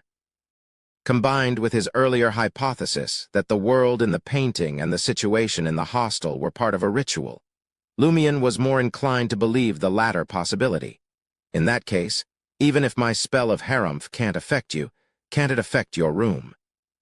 The human models, corrupted by the painter pathway and adorned with special patterns, were equivalent to mid-sequence monsters. As 2 beams of white light descended, the beautiful woman in the white dress fainted. Almost simultaneously, Lumion and Jenna's vision blurred, and they felt slightly dizzy. When they regained their senses, they found themselves back at the exit of 3 Rue des Blouses Blanches, facing the beautiful woman in a white halter dress diagonally across from them. The woman's lips curled up, but she didn't repeat her previous statement. Circle inhabitant Lumion realized that he and Jenna were truly trapped in a loop, and the successful attack on room 7 triggered the loop's restart. Moreover, he confirmed that Voisin Sanson and his family couldn't leave room 7 until something concluded. They could only exert influence on the outside world through obstacles. Otherwise, they would have opened the door and confronted Lumion with all their might. They sought to control the target with an angel sealed in his body as efficiently as possible. Even if Voisin Sanson had the negative side effect of arrogance, it was improbable for all 3 of his children to be the same. Without hesitation, Lumion sank his consciousness into his right palm, revealing a few bright red scars. An extraordinarily frenzied, violent, and high-and-mighty aura surged into the sky, as if it sought to dominate the land. Alistair Tudor, Lumion activated the Blood Emperor's mark. While this had no real impact in the physical world, it caused those around him to feel a slight fear, making them tremble. However, the response from the painting world exceeded Lumion's expectations. The sky suddenly turned dark red, and the westering sun appeared tinted with an iron hue as it swayed left and right. Rue des Blouses Blanches, and the entire world trembled as if struck by an earthquake. The vendors and pedestrians on the street, as well as the residents and animals on both sides, blurred and distorted. The beautiful woman in room 7 of the hostel was taken aback. She instinctively trembled and wanted to hug herself tightly. An invisible force shrouding half of Rue des Blouses Blanches materialized, resembling transparent glass. Suddenly, it shattered, revealing multiple cracks. Seeing this, Lumion grabbed Jenna's shoulder and activated the black mark on his right shoulder once more. This time, they swiftly passed through the local spirit world and arrived at Auberge du Coq Doré's entrance. They didn't return to the circle. The painting world existed between reality and fiction, and it was very sensitive to the aura of high-level figures, materializing the impact. As Lumion's thoughts raced, a distant rumble reached his ears. It emanated from Avenue du Marché. Lumion and Jenna exchanged glances as a term came to their minds. Salle de Bal-Brise. Has something happened to the black hole corresponding to Salle de Bal-Brise? Was it a subsequent change brought about by the Blood Emperor Alistair Tudor's aura? Or has the ritual officially begun, heralding the impending catastrophe? Lumion's thoughts raced as he raced towards Avenue du Marché. Jenna's response was as swift as his, making the same decision. Deep underground, in a hidden cave undetectable to the outside world. The rock walls here had been meticulously modified, featuring 2 vertical beams and multiple horizontal beams, each marked with longitudinal gaps. To anyone familiar with Trier's map, these formations would correspond strictly to a section of Avenue du Marché. Each rock wall was the equivalent of a side street, and each vertical gap represented an alley. Adorning each rock wall were lifelike oil paintings, portraying buildings of various architectural styles, dark iron street lamps, pedestrians dressed as clerks, vendors selling an array of goods, and scenes from windows, all depicted with vivid and natural colors. These scenes were almost identical to those on the corresponding streets. On the eastern rock wall of Avenue du Marché, 3 men in white shirts with unbuttoned vests were using mural tools to craft a complex, bright red door at the spot corresponding to Salle de Bal-Brise. Their bodies were coated in paint, and their eyes displayed a peculiar detachment, as though they were gazing at a distant realm rather than a rock wall. Each time they completed the bright red door on the rock wall, it mysteriously vanished after a 5th was completed. The 3 painters had no choice but to repeat their efforts in vain. Suddenly, the mine trembled gently, and minuscule cracks that were almost imperceptible to the naked eye appeared on the rock wall adorned with various scenes. The female painter in a blue beret and the male painter in red pants looked up at the depiction of Avenue du Marché on the rock wall. In the next moment, they pressed their hands against the rock wall and vanished. 2 figures emerged within the massive oil painting. One was a woman donning a blue beret and the other a man in red pants. They both wore white shirts and open beige vests. The third painter, a man in his 20s, remained on the outside. He was clad in black pants with tassels, his brown hair disheveled, and a bit of stubble adorning his mouth. The distant expression in his flaxen-colored eyes faded as he cautiously surveyed his surroundings.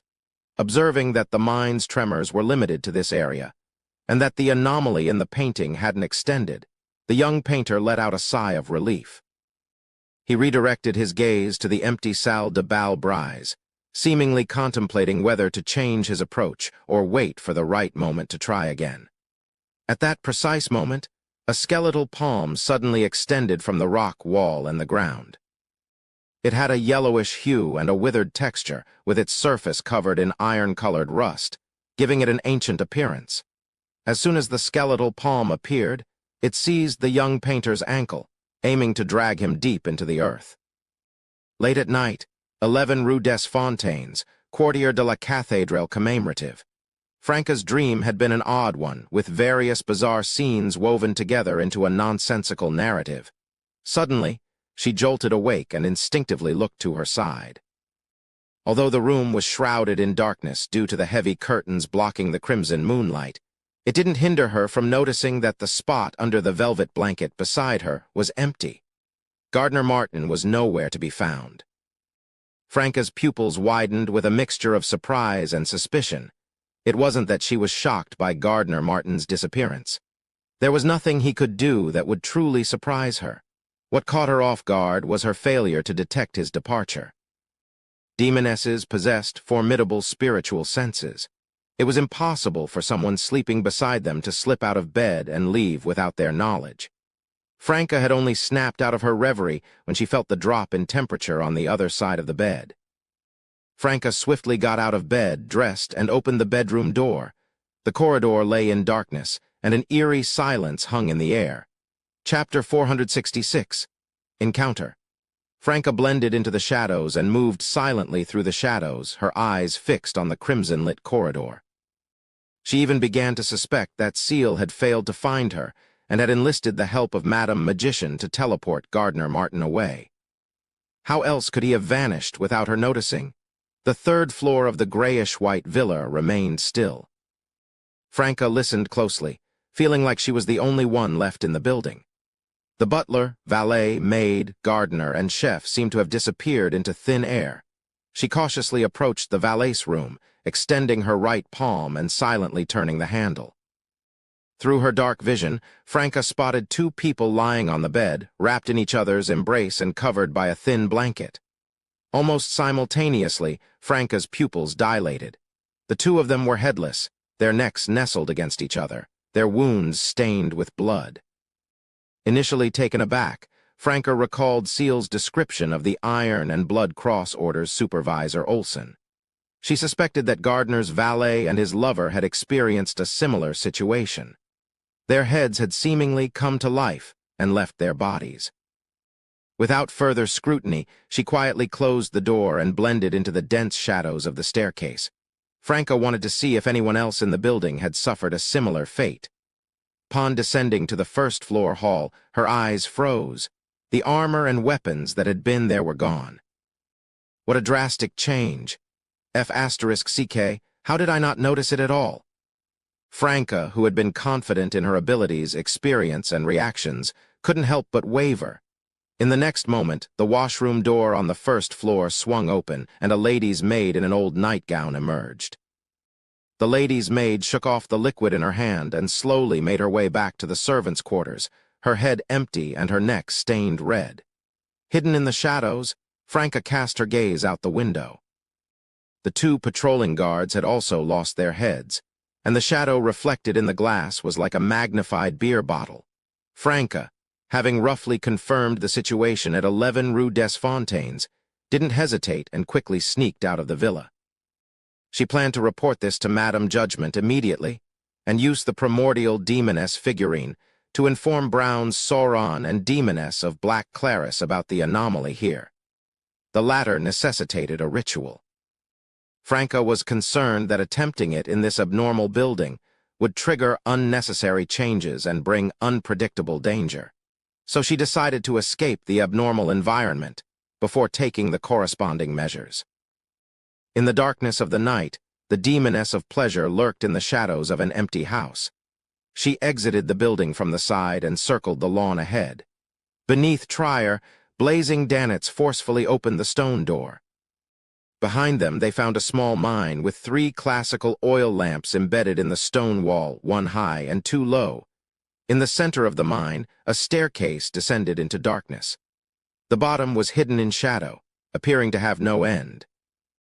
Danitz retracted his fist and turned his body, signaling the nearly 20 sailors following him to enter the mine and cooperate.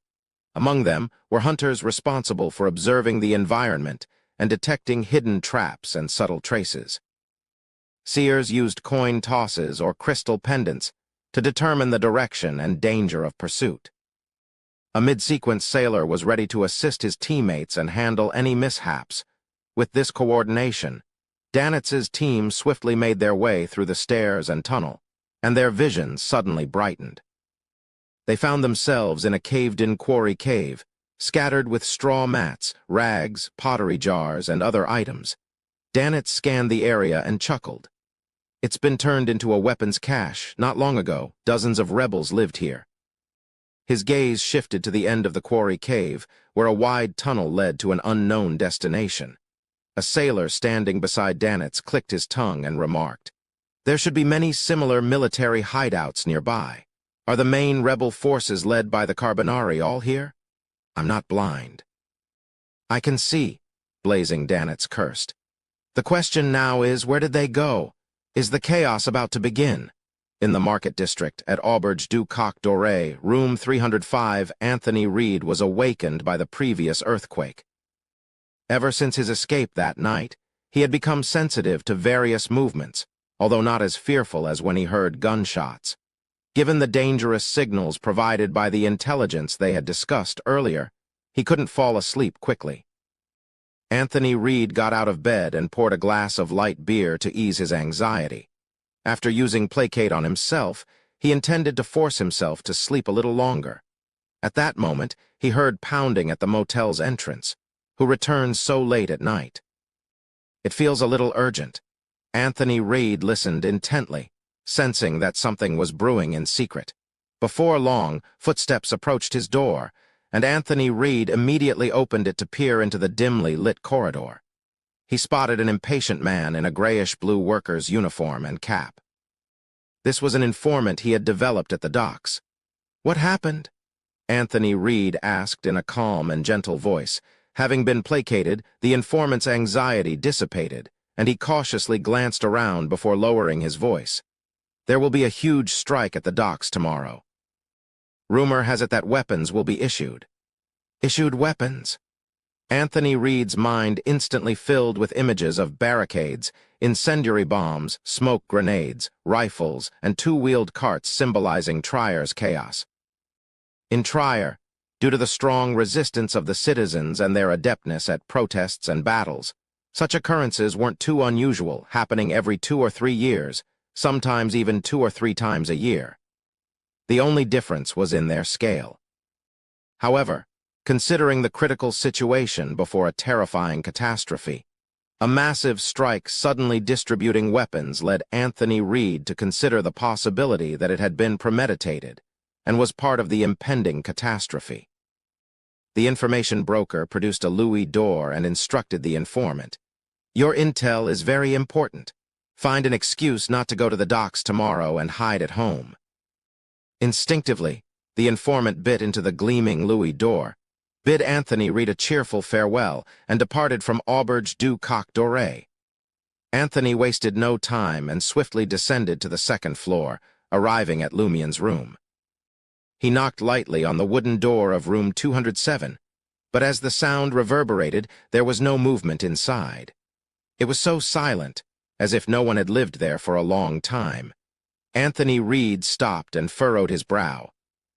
In the painting world, the westering sun cast its illumination on Rue Anarchy, keeping the sky bright. Lumien and Jenna hurried past the broken gas street lamps, sprinting toward Avenue du Marché. They were uncertain when Room 7, where Voisin Sanson's family resided, would discover their teleportation destination. Their goal was to reach the black hole representing Salle de Bal Brise before the other party could lock onto them again. This way, even if their other plans failed or couldn't be completed in time, they still had a final option, to enter the black hole and try their luck to see where they would appear. Thud, thud, thud. Lumien led Jenna forward, and Avenue du Marché came into view. He grabbed Jenna's shoulder and spewed crimson flames from his body, enveloping them both in a huge fireball. The fireball sped forward with incredible velocity. Lumien forcefully led Jenna across a distance of 7 to 8 meters towards the intersection of Rue Anarchy and Avenue du Marché. During this process, Jenna, unlike Lumien, wasn't immune to the flames. Her hair and skin singed, but she didn't struggle violently. Instead, she shrank her body and created frost to resist the crimson flames, easing the pain. In the blink of an eye, they reached the edge of Avenue du Marché. From there, they had a clear view of Salle de Bal Brise in the distance and the pitch-black darkness. This allowed Lumien to identify his destination without needing coordinates. What he saw was where they'd arrive. The black mark on his right shoulder emitted a dim light once more. Spirit world traversal. In an instant, Lumion and Jenna appeared beside the darkness. At that moment, a crystal-like wall materialized before them. It extended upward, enclosing the entire salle de bal brise like a transparent lid. Lumion and Jenna subconsciously gazed up and saw two figures in the air. One was a young woman wearing a blue beret, a tied-up white shirt, and dark pants. Her beige vest was open, and her body was covered in paint. Her orange hair was short, and her yellow eyes were deep and ethereal, as if hiding a world. The other man, in his 30s, wore similar attire but with red pants for his lower body. He had gentle facial features, light eyebrows, and distant, ethereal blue eyes. He still held a thick paintbrush in his hand, with a palette of mostly used paint. Behind them, a pair of translucent dragonfly-like wings flapped gently, helping them hover in the air. Painters. Those pixies? Lumion and Jenna instantly speculated. The man looked at Lumion with surprise and spoke in a voice that seemed to come from afar. "Welcome back to the hostel, Room 1. Room 1. Lumion's eyes froze. Room 1? Jenna couldn't help but turn to her companion in shock. Chapter 467, Old Bones. Upon hearing the term Room 1. Lumion was genuinely surprised, even with his wealth of experiences. Seraphine and Gabriel had previously mentioned that the hostel had a total of 13 rooms, but Room 1 had never been mentioned. It was as if it had never entered the hostel. Lumion had always found this to be a mysterious omission, suspecting that there were critical points hidden in this fact. To his amazement, the painter-dressed man, likely a pixie, now addressed him as Room 1. This was beyond belief. Lumion was certain that the symbols on him were related to Mr. Fool and the entity known as Inevitability. They had nothing to do with the painter. While Termaboros, an evil god's angel, resided within him, it was fundamentally different from the hostel rooms like Seraphine's. They had different sources of power and were different forms of abode. At that moment, Lumion didn't waste time analyzing why the suspected pixie called him Room 1, or whether there was important information hidden in it. He knew one thing.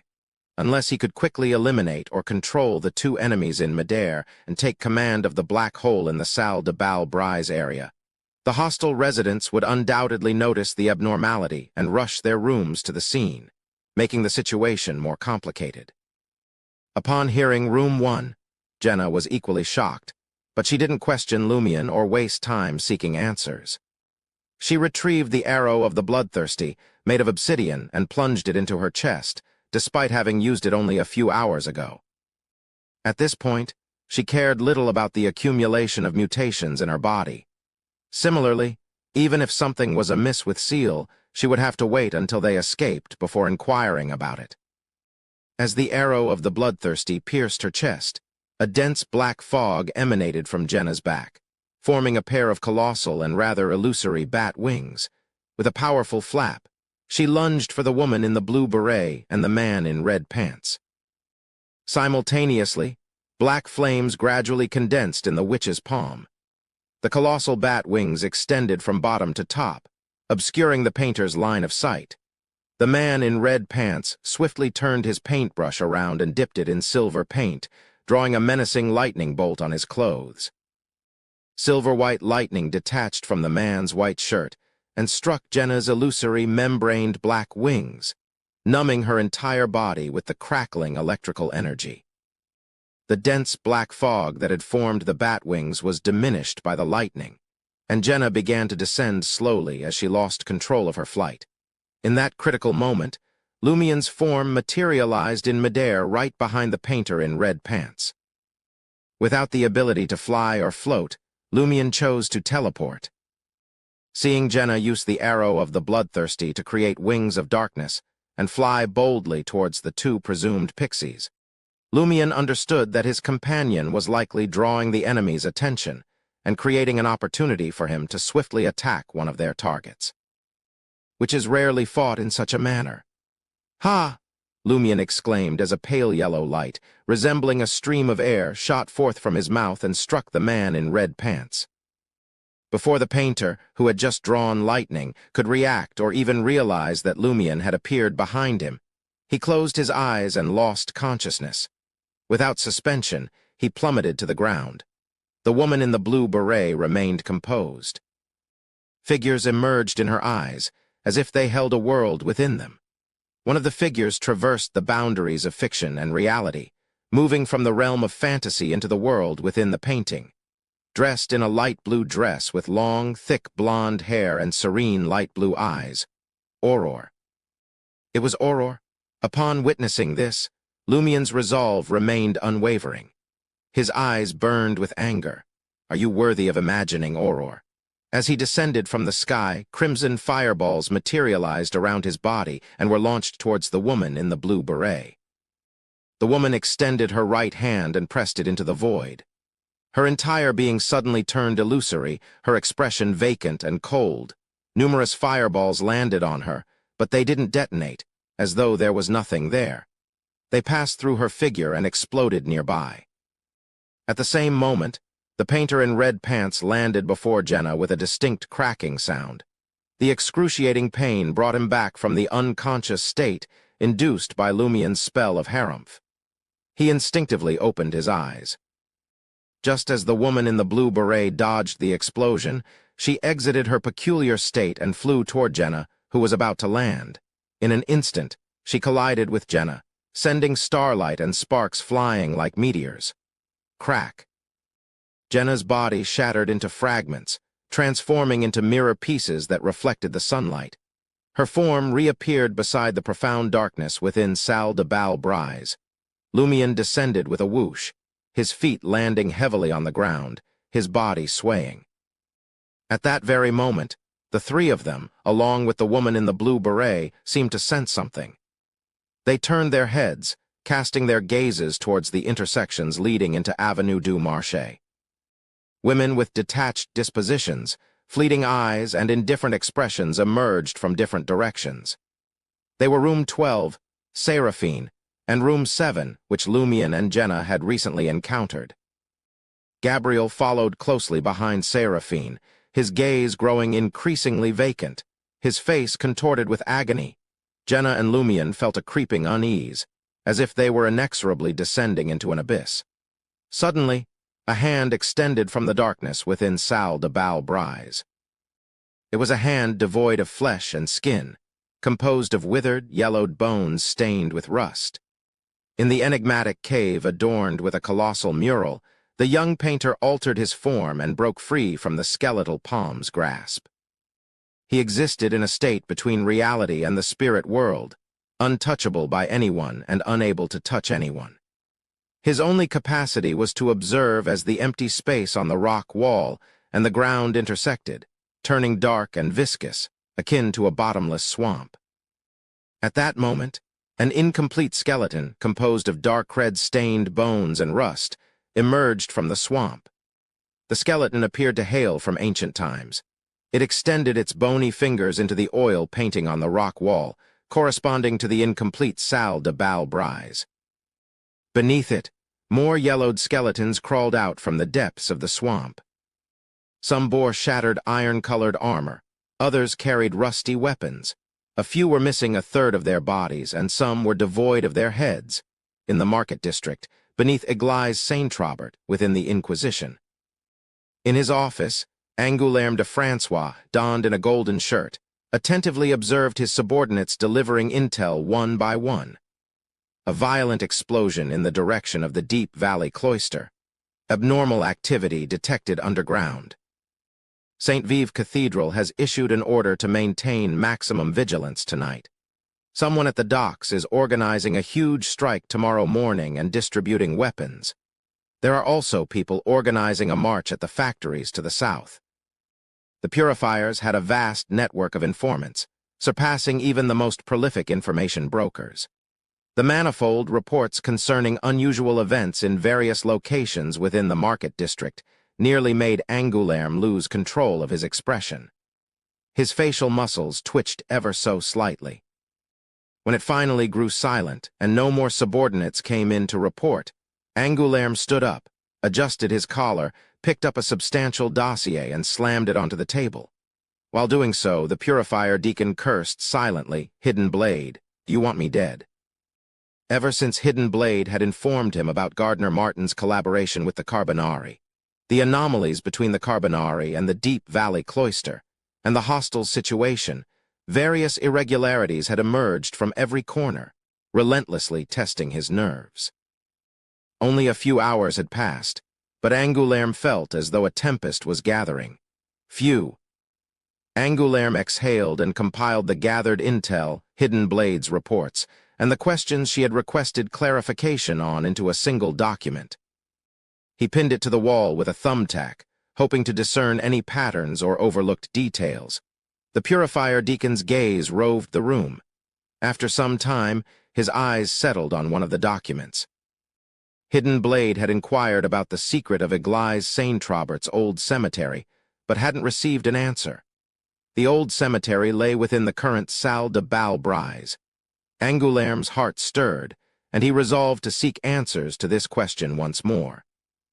It was one of the few things he could undertake at the moment. Blasted Hidden Blade, once this matter is resolved, if you don't leave the market district, I'll request a transfer. Angoulême inwardly cursed as he hurried into the telegraph room, angrily composing a telegram. He intended to convey to the higher-ups that they shouldn't be overly strict about confidentiality classifications when it concerned intelligence. The sooner he could figure out the details, the sooner he could unearth the truth and forestall impending catastrophe. After a 10-minute wait, Angoulême received a response. The old cemetery of Ainz Audioverse is situated above a node for the sealing of Fourth Epoch Trier. In the past, there was a breach that led to the release of some Fourth Epoch deceased. Subsequently, it was reinforced and the situation was contained. When the sealing system for the catacombs replaced such nodes, the old cemetery lost its significance and wasn't retained. Chapter 468, Q and a Game. Ainz Audioverse's old cemetery had once served as Fourth Epoch Trier's node for the seal. However, leaks had occurred, allowing the ancient dead to crawl out. Angoulême carefully considered the information and felt that there might be hidden dangers lurking beneath Salle de Bal-Brise. He returned to the office and fixed his gaze on the piece of paper pinned to the wall. The paper not only clearly detailed Hidden Blade's previous inquiry about the old cemetery's secret, but also provided the circumstances under which she had made the inquiry. This was all part of their investigation into the sick church case. Their goal was to uncover the reasons behind the unusual quietness of Trier's heretics and their activities, as though they had gone into hiding for some massive endeavor. Hidden Blade suspects that the old cemetery's secret is somehow linked to the heretics' plans. They aim to use the former leakage point to bypass the seal and open the door to Fourth Epoch Trier. Angoulême, with his experience, immediately connected the dots. Entering the telegraph room, he informed the higher-ups of his theory and made a recommendation. Send 1 or 2 teams underground to investigate the original leakage point as soon as possible, preferably led by saints. After sending the telegram, Angoulême breathed a sigh of relief. His next task was to assemble his team and coordinate with the police, military police, and army to prevent the protests from escalating into riots before dawn. This process would inevitably lead to clashes with members of the Iron and Blood Cross Order and the Carbonari. Beyonders would also be involved. Additionally, as 007, Angoulême needed to find an opportunity to contact Hidden Blade and share the secret of the old cemetery with her. There was no more time for casual chats in the Telegram group. He had to activate their prearranged practical approach. Apartment 601, 3 Rue des Blouses Blanches. Seal is missing too. After informing Madame Judgment and Demoness of Black about Gardner Martin's abnormality, Franker returned to the market district, only to realize that Jenna, who should have been asleep in bed, had vanished. Before she could inspect the house, Anthony Reed, with his buzz cut, visited late at night and reported that Lumion had mysteriously vanished. There were no signs of a fight at the scene. Yes, Anthony Reed was even more certain that something was amiss. It wasn't Lumion switching to a safe house for sleep. There are no signs of a struggle here either. Franca walked to the guest bedroom door and looked at the lifted blanket. She could tell that Jenna had taken her time before leaving. Not only had she removed her pajamas and changed into her female mercenary attire, but she hadn't messed up the bedroom. Franca furrowed her brow, pondering the possible reasons. Although she knew this was a serious matter, she still habitually complained inwardly. Why does it seem like my girlfriend ran off with my boyfriend? Amidst her thoughts. She remembered that Jenna hadn't handed over the grayish-white cloth bag she had obtained from the cyborg monk to the strange boy, Will. Franca immediately turned her gaze to the coffee table, recalling that it had originally been there.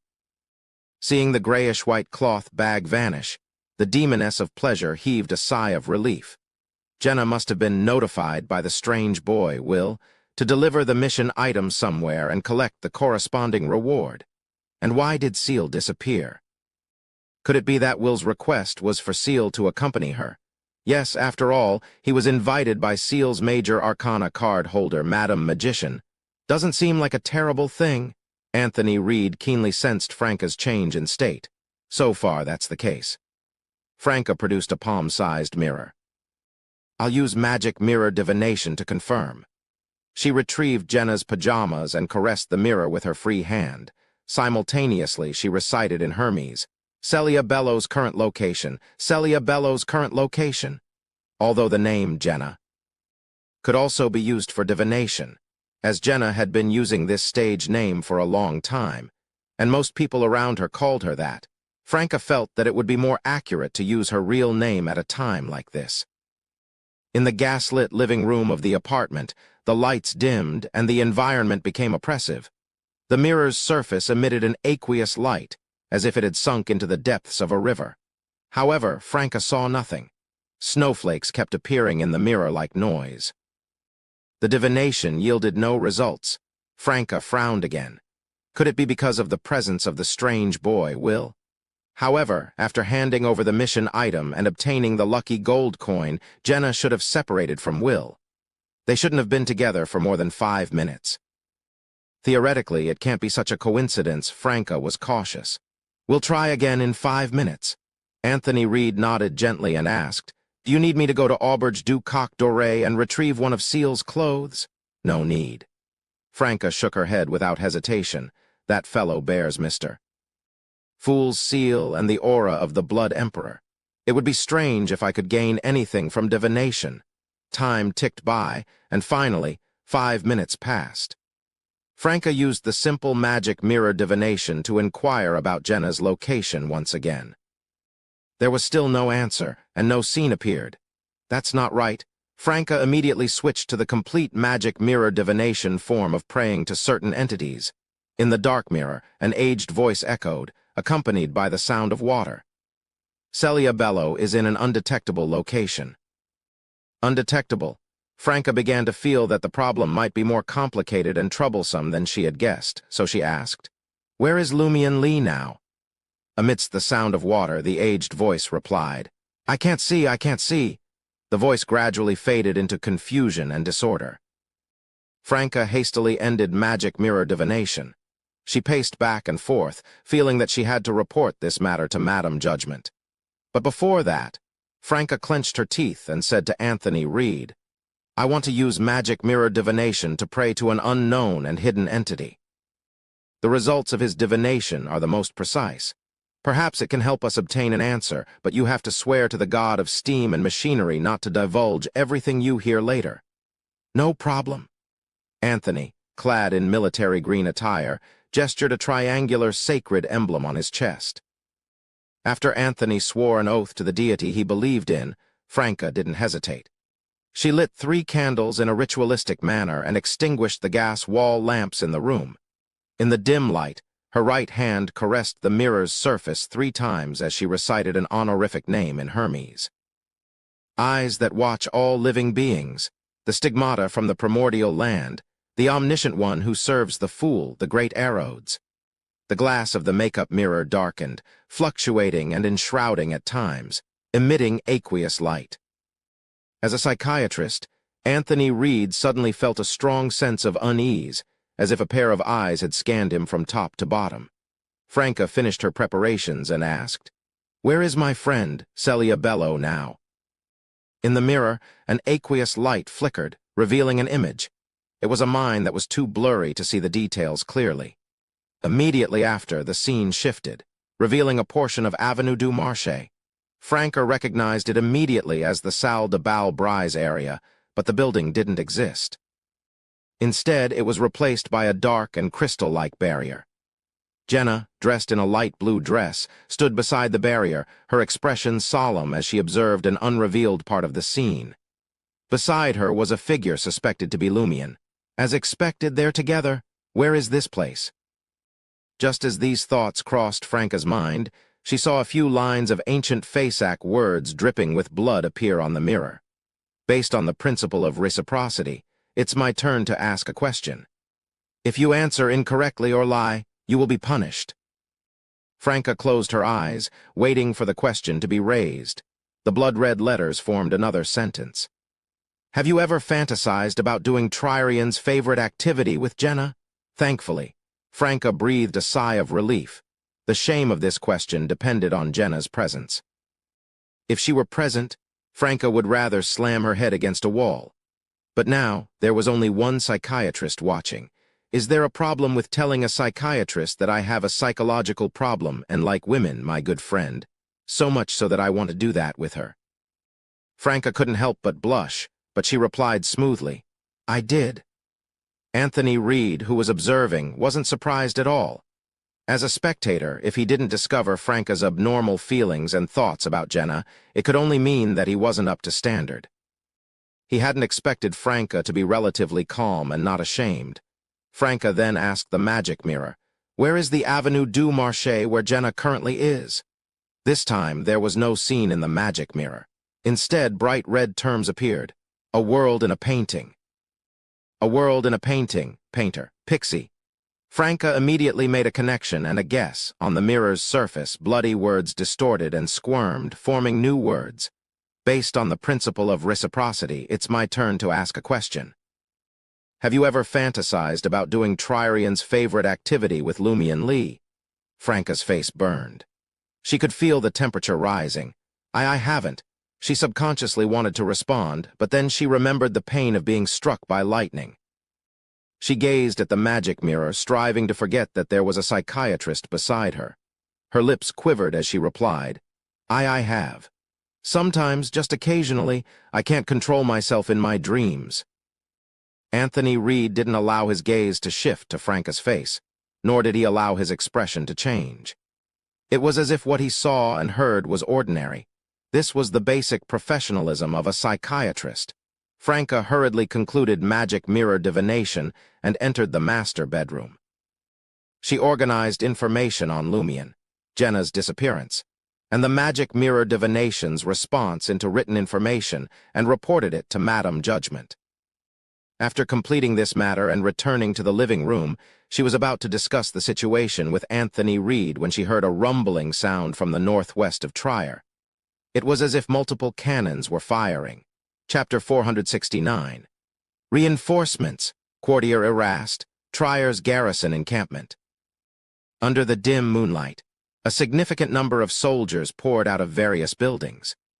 They organized into teams with remarkable precision, either firing cannons at the distant roadblocks or shouldering rifles as they advanced toward Avenue du Boulevard in coordinated squads.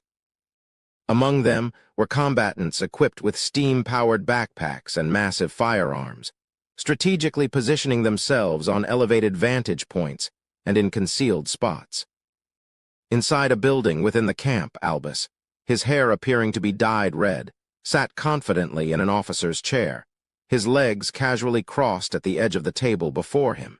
In his field of vision, disembodied heads dangled by bloody spines, almost like they had extended tails.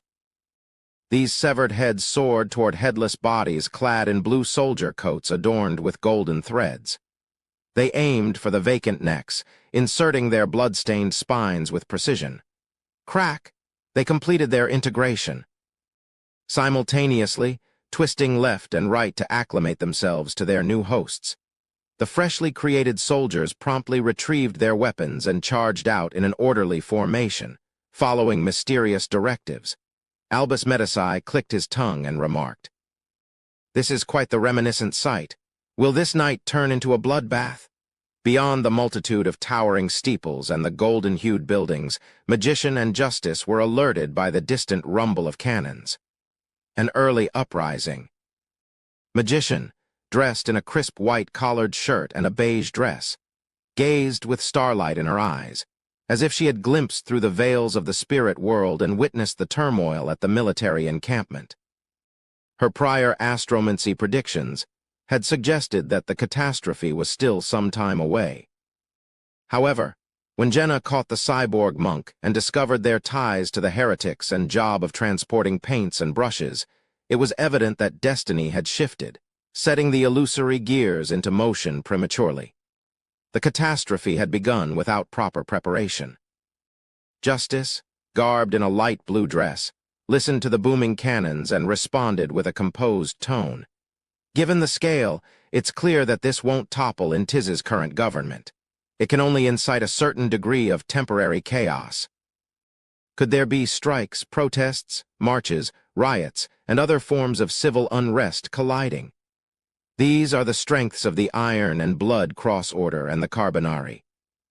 Perhaps Gardner Martin and some of his associates went into hiding to spark the flames, but it appears their coordination isn't strong enough.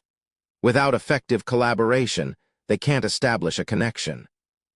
Magician's gaze shifted toward the southeastern region, where Quartier de la Cathédrale Commémorative, the Market District, and Quartier du Jardin Botanique were situated. Justice nodded in agreement and added, "This means that our efforts have yielded results." They were compelled to accelerate their plans.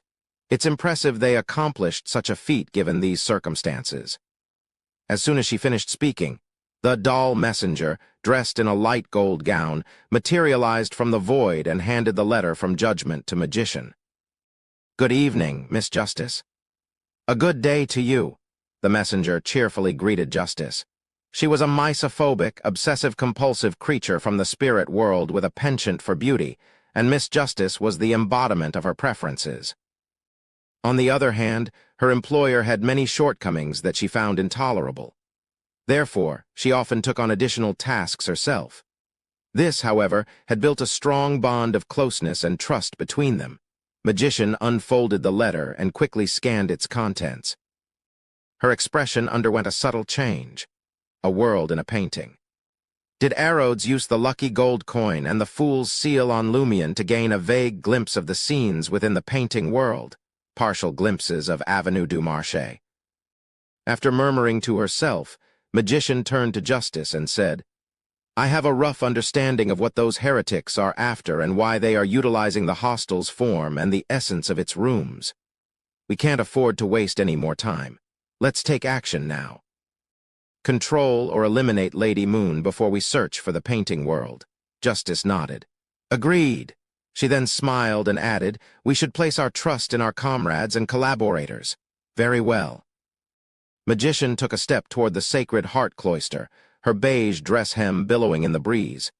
She raised her hands, and a constellation of resplendent stars materialized around her. They appeared both distant and densely packed, converging to create a night sky over the highlands.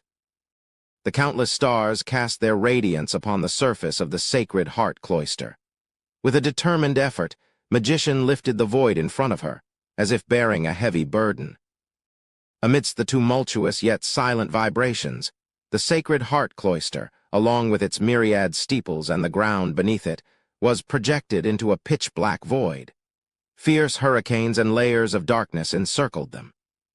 Almost simultaneously, brilliant sunbeams illuminated the interconnected buildings, as if conjuring thousands of miniature suns. They resisted the encroaching darkness, striving to reveal the concealed void. Magician and Justice vanished, reappearing in a space that seemed to bend and contract, forming a dark sphere. Close by, a crouching golden retriever activated psychological invisibility, carefully observing her surroundings and maintaining the highest level of vigilance. Painting world, Avenue du Marché, from the darkness that corresponded to Salle de Bal Bry's dark red and rust-stained yellow skeletons emerged. They exuded a palpable aura of death, and the strong scent of rust and blood hung heavy in the air. When gathered together, they created and intensified a frenzied and violent atmosphere. This sensation was tangible, immediately shaking the crystal barrier enveloping the darkness. It produced numerous cracks before silently collapsing. Witnessing this horrifying scene, the woman in the white halter dress who had brought the Sansons to Avenue du Marché and the various rooms with similar auras to Seraphine's brought over. Certain words spoken by the doll messenger flashed through Lumien's mind. Those old bones. With a swift thought, he seized Jenna's arm with his left hand and immersed his consciousness into his right palm.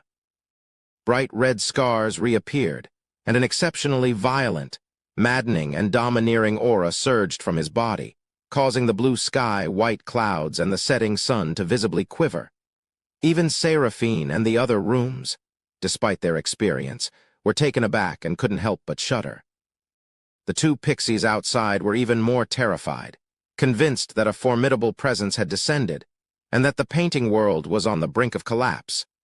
The yellowish, ragged, and incomplete old bones creaked and turned, bowing their heads in unison to Lumien. They refrained from instinctively attacking the nearest humans. Lumien raised his chin slightly and pointed his right hand with an icy determination at the rooms and the two pixies. The old bones, clad in tattered armor and brandishing rusty weapons, transformed into dangerous incandescent fireballs that exploded towards every genuine target. The blue beret-wearing pixie's pupils dilated, and she abruptly extended her palm into the void. Her form turned ethereal once more, suffused with even greater emptiness and indifference, as if she had hidden herself in another realm. Boom! The white-hot fireball merged with her form, resulting in a powerful explosion, but it couldn't reach the distant fantasy world and harm its intended target. The painter, donned in red pants, had suffered a severe fall, with fractured bones and a lingering sense of dizziness. There was no time to change his condition. His only option was to attempt a rapid repositioning, employing the maximum speed a Sequence 8 could muster. Yet just as he sprang to his feet, he was struck by a blazing white fireball. Boom! The pixie was left in a gory state from the explosion. His abdomen was torn open, internal organs spilled out, and his left arm severed. Severe burn marks covered his body. He lost consciousness, his life ebbing away. The incandescent white fireball hurtling towards Seraphine and Gabriel suddenly veered into the wilderness, distancing itself from the indifferent and vacant human models by several hundred meters. The farther it flew, the weaker it became. After enduring for 100 to 200 meters, it eventually touched the ground and exploded. Perhaps the most dangerous factor was the woman in the white halter dress, with curly black hair and a beautiful face. She appeared soulless, as multiple blazing white fireballs were aimed at her. However, the hazardous fireballs either bypassed the raised palms of the human model or exploded prematurely in a strange manner. Some even ascended into the air and transmuted into fireworks. It was akin to Room 7 being impervious to attack. Not far from Seraphine, there stood a stunning woman in a bright red dress. Her eyes held a vacant quality, and her aura appeared somewhat detached. At that moment, she watched a blazing white fireball hurtling toward her like a meteor, remaining utterly motionless. The blazing white fireball grew fainter and smaller. Just as it was about to collide with its target, it completely extinguished and reverted to a yellowish skeleton holding a rusty spear. The skeleton swayed a few times before disintegrating, the withering sensation becoming more pronounced. In the café diagonally opposite, an elegant, plump lady in a black dress materialized. On one hand, she seemed to have lost her vitality and appeared unusually ethereal. On the other hand, she displayed a yearning expression and gaze. She opened her mouth as the incandescent white fireball approached and raised her hands, clutching a silver knife and fork. With a whoosh, she sliced the blazing white fireball in half. An illusory vortex filled with fanged phantoms formed in her mouth, devouring a portion of the fireball. Neutralizing the threat. Boom! Most of the fireballs lost their course and veered off, shattering the cafe's glass and toppling tables, chairs, and nearby outer walls.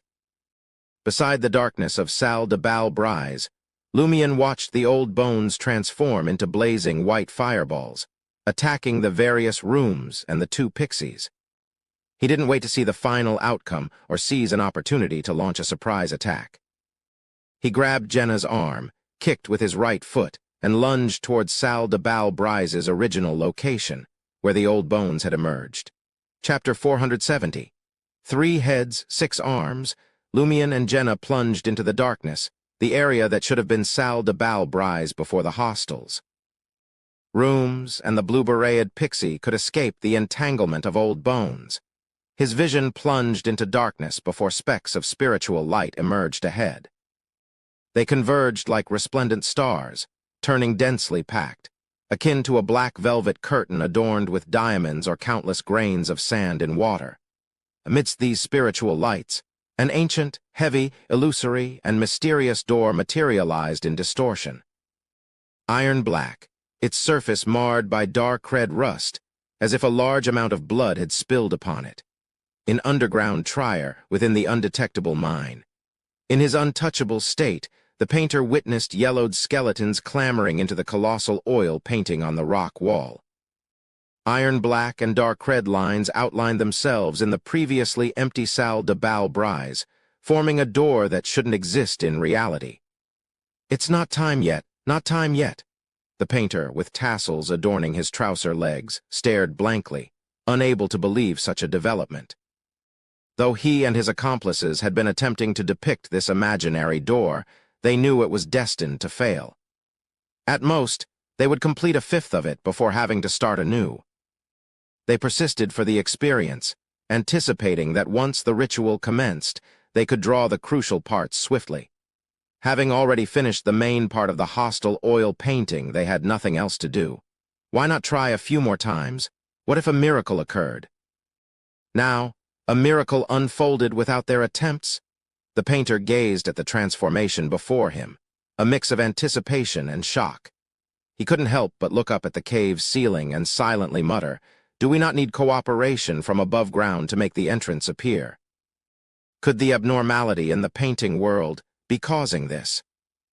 If we don't coordinate with the surface in time, even if the entrance appears, we won't be able to bypass the seal and enter. Lumion and Jenna descended as if through a dark pipe, uncontrollably approaching the void adorned with spiritual specks of light and the bloodied, rusted door. Almost simultaneously, Lumion's left chest heated up, and terrifying ravings echoed in his ears from an infinite height and distance. Familiar with this sensation, indicating the corruption of inevitability in his body, Lumion knew Termaboros was up to something and missed her. Fool's seal had been triggered. However, unlike before, Lumion refrained from attempting to crack the seal to steal Inevitability power. Consequently, he didn't enter a state of excruciating pain, just a bit dazed. In his daze, Lumion saw Seraphine, room 7, clad in a white halter dress. Other rooms with varied appearances and attire, yet nearly identical dispositions, seemed to detach from the painting world and overlap with the fake Avenue du Marché. The left chests of these rooms emitted a faint glow, suggesting they too had seals on them. Lumion's head spun as a scene, whether real or fake, unfolded before him. Seraphine and the other 12 rooms stepped into the void and surrounded him, invisible and hidden connections intertwining. Jenna, arm clutched by Lumion, sensed something and turned her head. Flesh on Lumion's left and right shoulders writhed as 2 illusory heads emerged. One head looked like a 10-year-old Lumion, covered in dirt, and his eyes filled with ruthlessness. The other, nearly 30, with blood-red hair and iron-black eyes, looked violent and crazy. Jenna felt as if she had entered a nightmare, witnessing her companion transform into a monster. Lumion's body expanded, gripping Jenna like a palm-sized puppet. Behind him, illusory arms sprouted from his ribs. Lumion didn't neglect the changes in his body. He saw his current form in Jenna's eyes. A three-headed, six-armed giant, it bore a striking resemblance to the monster in Cordu's ruins. However, Lumion didn't lose his mind. He was certain the fool's seal on his chest and Termaboros were still intact. An illusory collision reverberated as Lumion crashed into the ancient, heavy, and mysterious door, causing it to tremble and creak. It was about to open. At that moment, the spiritual spots on the black velvet curtain lit up, stabilizing the iron-black door stained with blood and rust. Witnessing and experiencing this, Lumion suddenly grasped what Hostel was, why they referred to him as Room 1 and the heretic's intentions and plans. The concept of Hostel likely emerged after the Tree of Shadow disaster. At some point, Mepu Mayer, ostracized, established contact with other cults, informing them of Lumion's existence and state. They imitated the situation where an evil god's blessed was sealed within Lumion's body, creating Hostel, rooms 2 to 13. They invited various evil gods blessed to take up residence, establishing a mystical connection among them based on this systematic similarity. When Lumion entered the painting world, actions taken on the other rooms of Hostel were equivalent to acts on Lumion. When the Hostel took shape, and all the rooms were pieced together, Lumion couldn't help but be affected. Since the rooms displayed the levels of their residents, Lumion underwent a corresponding change. The resident within him was an angel Termaboros. After the mysticism-based Hostel ritual, Lumion, lacking the strength of an angel or a true mythical creature form, had briefly attained the level of an angel. This explained why Voisin Sanson and company didn't leave the room and attacked Lumion directly. Termaboros was sealed, so they naturally wanted him too. They had to maintain this state until the ritual ended. Of course, the heretics weren't kind enough to help Lumion experience the state of an inevitability angel. Their goal was to use this opportunity to enter Fourth Epoch Trier, opening the door using an angel's level. Hence, the Hostel had to align with some areas of the market district and exhibit environmental similarities. Lumion speculated that the Salle de Bal Brise's underground corresponded to a weak spot in the seal. In the past, there had even been problems. Many old bones, guided by Alistair Tudor's aura, had crawled out.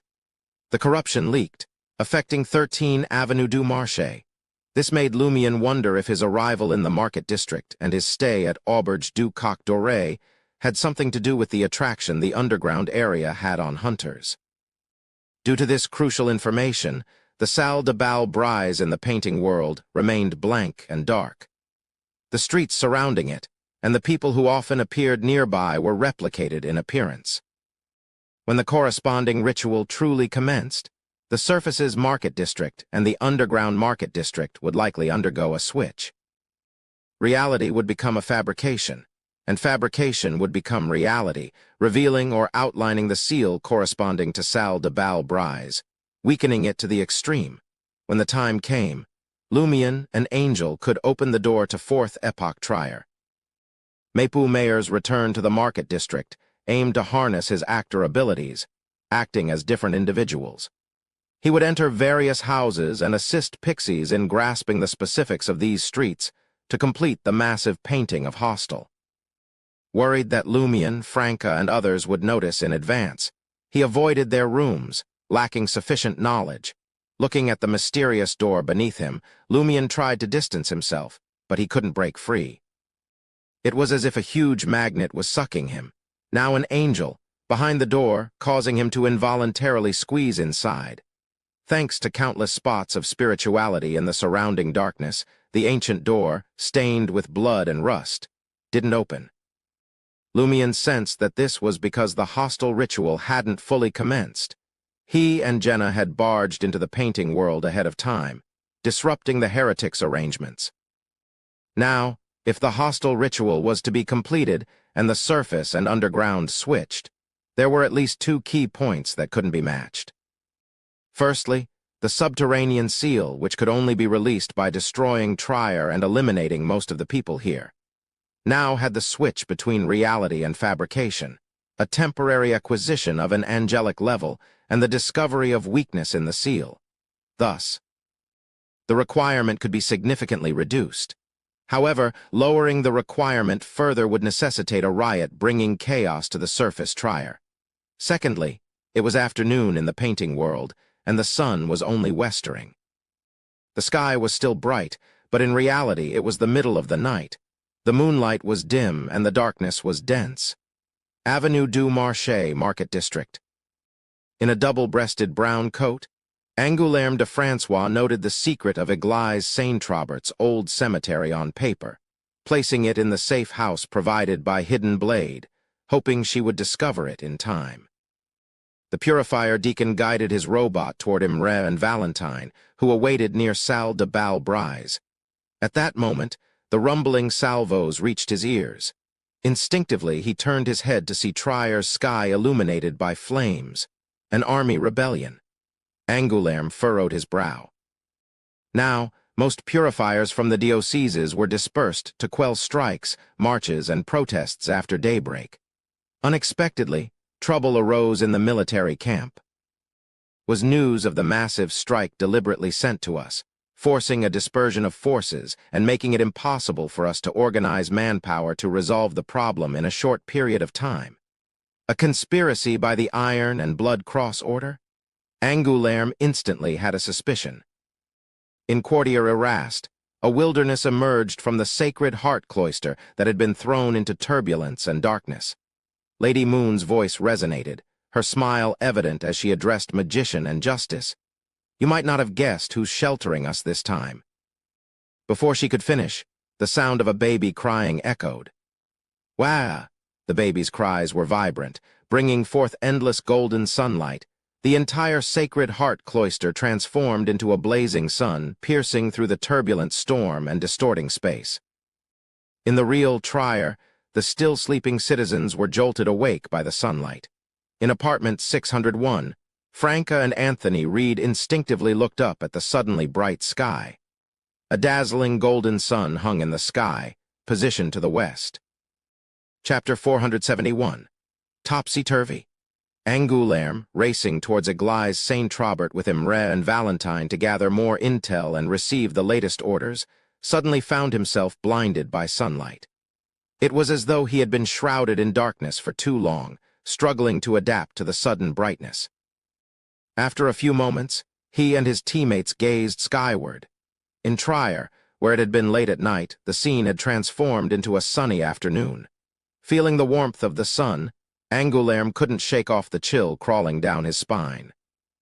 He sensed that the problem had escalated dramatically, and a catastrophe loomed on the horizon. In the blink of an eye, a series of explosions echoed from the Rist docks, Le Marché du Quartier du Gentleman, Suhat's steam locomotive station, and the nearby depot and warehouses. Thunderous rumbles echoed through the air. Even from a distance, Angoulême and his comrades witnessed the crimson flames and burning structures.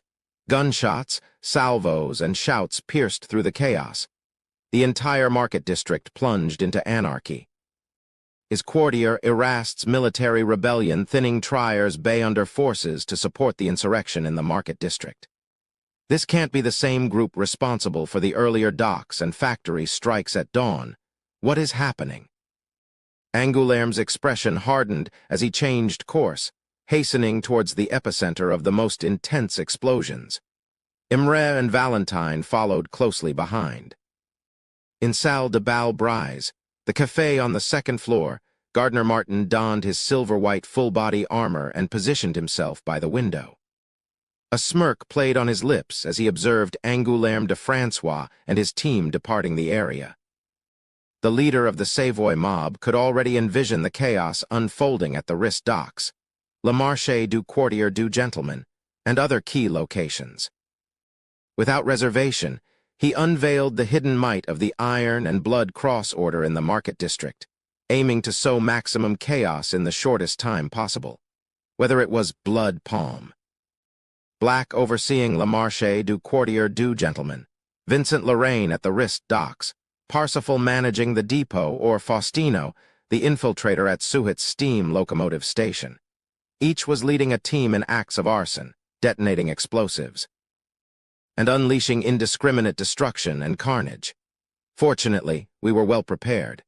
Even if we had to expedite our plans, we can still complete the corresponding ritual, Gardner Martin remarked to Supervisor Olson, standing not far behind him. Olson, resembling a starving bear, clutched his small brown suitcase, his voice indifferent as he inquired. "You didn't eliminate the demoness?" Gardner Martin grinned. "No need to waste effort on such a foolish demoness. She poses no real threat. Moreover, taking her down would be time-consuming, and you're aware of their formidable survivability.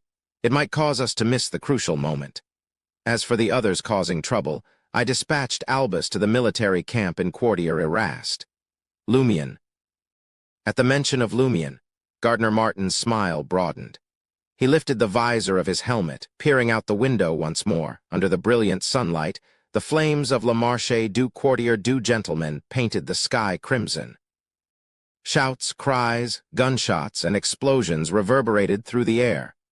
Gardner Martin tilted his chin upward, closed his eyes, and contentedly awaited the unfolding climax of the play. The ritual was on the brink of completion. In the painting world, the westering sun in the sky assumed a heightened realism, its glow merging with the faint shadow in an uncanny dance. Similar transformations unfolded across every structure. Vendors and pedestrians on the streets ceased to be lifeless figures, now frantically darting about in pandemonium, desperately seeking refuge. The subterranean market district and its surface counterpart gradually transitioned into tangible existence. One was now bathed in flames like an oil painting, and the two began to mirror each other, interweaving as projections in the spirit world. Suddenly, like illusory objects flipping upside down, the painted market district emerged on the surface, severing its complete seal with the rest of Trier. The authentic market district had transformed into a mural within the cave, linked to the underground. In the actual Trier, Salle de Bal Brise existed in darkness, mitigating the effects of the seal. Within that darkness, the three-headed, six-armed giant, Lumion, adhered to the enigmatic door. With a resonant creak, it slowly swung open, stained with blood and red rust, revealing a crevice seemingly ablaze with invisible flames. Rumbled Trier shuddered in its entirety, and the sunlit sky descended into a twilight adorned with fiery clouds. Quartier Erast, Red Swan Castle. Count Puffer, roused from his slumber, snapped awake in the midst of a dream. Blood-stained sunlight filtered through the thick curtains, accompanied by cruel and frenzied screams. The beige castle, adorned with ancient bloodstains, trembled violently, as if a colossal entity beneath the ground clung to its foundations. Puffer felt a summoning and a magnetic pull from the depths of his soul. Excitement painted his expression as he hastily vacated his bed and dashed out of the bedroom. In his frantic haste, he disregarded slippers and eschewed a change from his dark red cotton robe. Barefoot, he sprinted down the corridor, the hem of his robe swinging behind him. How many nights had he yearned for this awakening? It signified the long-awaited recognition from the remnant spirit of his ancestor, the fulfillment of the prophecy by the mysterious leader of the secret order, and the dawn of hope for the Sauron family to reclaim their strength. It meant the end of the curse that haunted the other Saurons and the promise of rebirth. Count Puffer understood the potential consequences for himself, but he faced the situation without flinching or hesitation. Hadn't every member of the Sauron family, choosing to reside in Red Swan Castle and not relocating after reaching adulthood, been mentally prepared for this moment? To become the vessel for their ancestors' resurrection, to merge with him, was an honor for every Sauron family member. Descending the stairs, Count Puffer entered the underground maze. In the darkness behind him, a figure emerged from the vicinity adjacent to the stairs. It was Elrose, donned in beige hunting attire with her long auburn hair tied into a ponytail. The girl, bearing both the Sauron and Einhorn bloodlines, followed her cousin at a steady pace, her presence silent yet profound. In apartment 601, 3 Rue des Blouses Blanches in the Market District. Franca and Anthony Reed found themselves momentarily bewildered as they witnessed the sun appearing and hanging low in the west. It's past 2 a.m. What sun could there be? What was going on? Why was this strange phenomenon happening? Their thoughts were abruptly shattered by the reverberations of explosions and gunshots in the market district. Anthony visibly trembled, instinctively attempting to dodge the unforeseen onslaught. Fortunately, having chosen to remain in Trier earlier, he managed to regain control more effectively than in past episodes. A shared glance exchanged between Franca and Anthony revealed surprise, confusion, and underlying worry. Has the catastrophe struck? Anthony Reed queried in a deep, resonant voice. Franca, brow furrowed, mused. But according to Bouvard's corpse's prophecy, the catastrophe was accompanied by rain and water. And now? Before she could complete her sentence, her spirituality alerted her to something outside the window. An unmistakable phantom materialized in the building opposite, the two figures overlapping and swiftly parting ways. Simultaneously, a wave of dizziness enveloped Franca, as if she had plunged weightlessly and failed to utilize an assassin's feather fall. Anthony Reed experienced a similar sensation. He spoke solemnly, indiscriminately affecting everyone, the effect of a ritual to trigger the catastrophe. Just as Franca considered suggesting leaving the apartment to approach the Fool's Cathedral at the Lavigny docks for a clearer understanding, her attention was drawn to the abrupt changes in two items tucked within her hidden pockets. She quickly made a judgment based on the locations they were located. One was the palm-sized primordial demoness figurine, which, even through clothing, exuded an abnormal coldness. The other was the ancient silver mirror from the underground, an object connected to a peculiar mirror world. It trembled subtly, as if stirred or resonating with the current environment and nearby objects. Franca's eyes narrowed. Coupled with the simultaneous movements of the two items, she suspected the presence of a high-level beyonder of the demoness pathway nearby. In the sacred heart cloister, now transformed into a sun, the continuous cries of an infant filled the air. The cries unsettled Madame Magician with a starlit visage, causing a multitude of door-shaped insects to crawl in and out. Miss Justice, her skin covered in grayish-white scales, was compelled to placate herself. The piercing sunlight forced the two major arcana card holders to instinctively shut their eyes. Before them, voids intersected, and layers of starlight blocked the spreading flames into the distance. They recognized the incoming force all too well. It was the divine power of the eternal blazing sun. Although this true god hadn't physically descended from the spirit world into reality, Lady Moon, who had nurtured a deity, and the newborn baby she held, indirectly channeled some of his strength. The power of a god, magician, and justice, though struggling to endure, remained composed. They knew they weren't alone. Upon discovering Lady Moon's hideout in the sacred heart cloister, they had anticipated the worst-case scenario. On the Blue Avenger at the Lavigny docks, the hanged man Alger, adorned in a sailor's attire with dark blue hair, positioned himself at the bow of the ship. Witnessing the sudden brightening of the sky and the sun hanging low in the west, a mix of worry and excitement washed over him. Swiftly, he retrieved an item from his possession. It was a card featuring Emperor Roselle with raised hands and a papal tiara adorning his head. Behind him, the depiction showcased lightning, violent winds, and tumultuous waves. The Tyrant card. One of the cards of blasphemy crafted by Emperor Roselle. The hanged man Alger had made a special trip to Trier, abstaining from involvement in operations elsewhere, anticipating the worst calamity.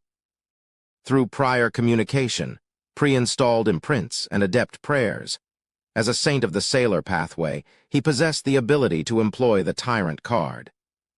This allowed him to temporarily harness someone's power, enabling resistance against the sun in the sky without jeopardizing the stability of the astral world. Whoosh!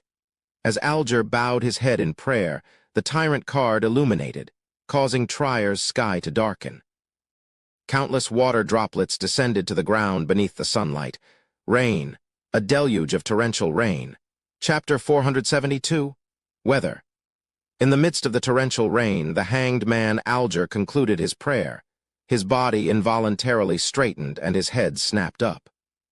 The tyrant card in his hand suddenly thickened and brightened, transforming into a luminous book. The pages of the book rapidly flipped, revealing various forms of Emperor Roselle. He alternated between the attire of a sailor, sporting a nautical hat, and singing with head held high amidst the waves. The scene settled on the emperor donned in a papal tiara and a pontiff's robe. His interaction with the dim sky summoned a colossal bolt of lightning, piercing through the clouds. Rumble amidst the thunderclaps, the illusory figure of Emperor Roselle merged with the hanged man Alger. His demeanor abruptly became dignified, and the Esrenzo River around the Blue Avenger instantaneously calmed, resembling a windless lake, adorning the papal tiara and draping. The pontiff's robe, the hanged man Alger conjured a silver staff condensed from lightning. Stepping forward, he ascended into the sky, surrounded by the wind. Rumble. Above Trier, thunder roared, and a visible hurricane swept up myriad dark clouds, forming a colossal, dark, and ominous vortex. Within the vortex, dense bolts of lightning of various hues intertwined, extending out to shroud the blazing sun in the west. Whoosh! The rain, like an opened faucet, cascaded into every nook of Trier, creating a misty fog that enveloped everything. In the blink of an eye, a layer of water covered the ground, illuminated by both sunlight and lightning. The citizens, roused by the morning sunlight, now felt an impending apocalypse as they stared at the pitch-black backdrop untouched by the blazing sunlight and snake-like lightning. In the profound darkness corresponding to Salle de Bal-Brise, Lumion, a colossal giant standing over 10 meters tall with 2 additional illusory heads and 4 exaggerated arms, witnessed the mysterious door to which he was attached slowly creaking open with a weighty grinding sound. Gradually, a crack emerged, and within the fissure, formless flames flickered. This time, less than a tenth of the nearby spiritual light spots remained. The various mystical symbols and connections had either dissipated or weakened to an extreme degree. The iron-black door, tainted with blood and rust, finally broke free from its constraints, and the crack became more pronounced. Before the collision of torrential rain, lightning, and the sun, the formless flames behind the door retreated silently, unveiling an endless path with no discernible end. Holding Jenna tightly, Lumion couldn't resist the ominous pull and descended through the door. His left chest glowed, and, along with the entire hostel and the other 12 rooms, they were on the verge of passing through the mysterious door. In the real market district, on the second floor of Salle de Bal-Brise, as reality and fiction switched, Gardner Martin, Supervisor Olson, and the members of the Iron and Blood Cross Order, who hadn't gone to set fire to Rist docks and other locations, seamlessly transitioned into the painting world. They remained on the ground, beside the deep darkness that represented Salle de Bal-Brise. This was thanks to a figure who had silently materialized behind them. Behind Supervisor, Olson stood a man in formal attire, sans a bow tie. Aged between his 30s and 40s, he possessed a high-nose bridge, deep-set eyes, and light blue irises. His slightly curled brown hair framed an unusually stiff countenance, his eyes reflecting open disdain and arrogance. Behind Gardner Martin stood an old man with meticulously combed dark red hair, clad in a blue military suit adorned with a sash and medals. Though wrinkles marked the old man's face, his dark eyes emanated sharpness, capable of toppling houses and uprooting the earth wherever they landed. They were the president and the most powerful vice president of the Iron and Blood Cross Order. Under their guardianship, Gardner Martin and Olson remained unaffected by the heretic's ritual, refraining from entering the painting world. As for the other upper echelons of the Iron and Blood Cross Order, they wreaked havoc in various parts of Trier, diverting the attention of official Beyonders. Observing the dark depths of Salle de Bal-Brise morph into a pair of blood-stained iron-black doors, the 4 members of the Iron and Blood Cross Order entered without hesitation, as if they had executed the maneuver countless times before. In the deepest depths of Red Swan Castle, within the hall located in the underground maze, Count Puffer, clad in a robe and barefoot, had already arrived. By the glow of white candles, he fixated on the rusty bronze coffin. The coffin's lid shifted, unveiling illusory purple flames that filled the interior. These flames merged with the iron-black ring embedded in the ground, beneath the bronze coffin. They blended with the viscous blood and withered hearts within the ring, forming an entrance, a deep entrance tainted with blood and rust. Through this entrance emanated a lofty, bloody, and frenzied aura from the underground. Count Puffer trembled under the influence of the aura, yet his eyes burned with fanaticism and fearlessness. This was his first proximity to the ancestor's mind. A twisted smile adorned Puffer's face as he strode forward, passing through the peripheral glow of candlelight and approaching the anomalous bronze coffin. In the entire world, only the Sauron family members with the corresponding talents who had bided their time in Red Swan Castle, the mysterious leader of the Secret Order, and the long-dead Emperor Roselle, knew that, beneath Red Swan Castle, lay another breached seal of Fourth Epoch Trier. The repairs had been completed using the hearts of generations of important Sauron family members as a seal, yet the problem proved irreversible. Vermond de Champagne Sauron, who once dominated the Sauron family, had gone mad and entered the upper levels of Fourth Epoch Trier. His frenzied spirit lingered at the seal, inextinguishable. His anguished roars echoed, affecting everyone in Red Swan Castle and those of the same bloodline. Now, it was time to put an end to the curse that had caused the Sauron family's decline and trapped the Saurons in nightmares. Count Puffer felt a potent sense of mission and honor. With the conviction that he would die here, he laughed maniacally, pressed his hand to the edge of the bronze coffin, and lay down. His figure plummeted into the deep entrance stained with blood and rust. As Count Puffer vanished into the bronze coffin, Elrose Einhorn, in a beige hunting suit with a ponytail, entered the hall. Her gaze swept over the white candles and the bronze coffin, scrutinizing the changes in the seal. She then cut her finger. Dripping 3 drops of bright red blood on the ground, lowering her head, she recited solemnly, "The embodiment of iron and blood, the symbol of the calamity of war, the priest who controls the weather, the great Snarner Einhorn." After finishing the incantation, the blood on the ground boiled, expanding into a blood-colored lake before condensing into a figure clad in iron-black, blood-stained armor, standing over 8 meters tall, with long dark red hair and flamboyant golden earrings, the figure exuded androgynous, handsome features. Darkened brown eyes fixed on Elrose as the figure nodded gently and spoke, "Well done." In the previous war, the family lost its most important object. We must seize every opportunity to make up for our losses, even if it's just a portion. With that, Snarner Einhorn entered the deep entrance of the bronze coffin. Elrose's eyes flickered as she observed the scene. Finally, she sighed and said, "Regardless, the Sauron family's curse will end."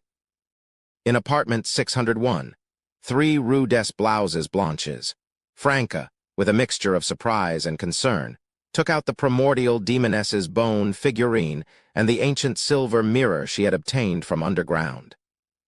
Uncertain about the significance of the abnormality in these 2 items, she decided to place them at a distance.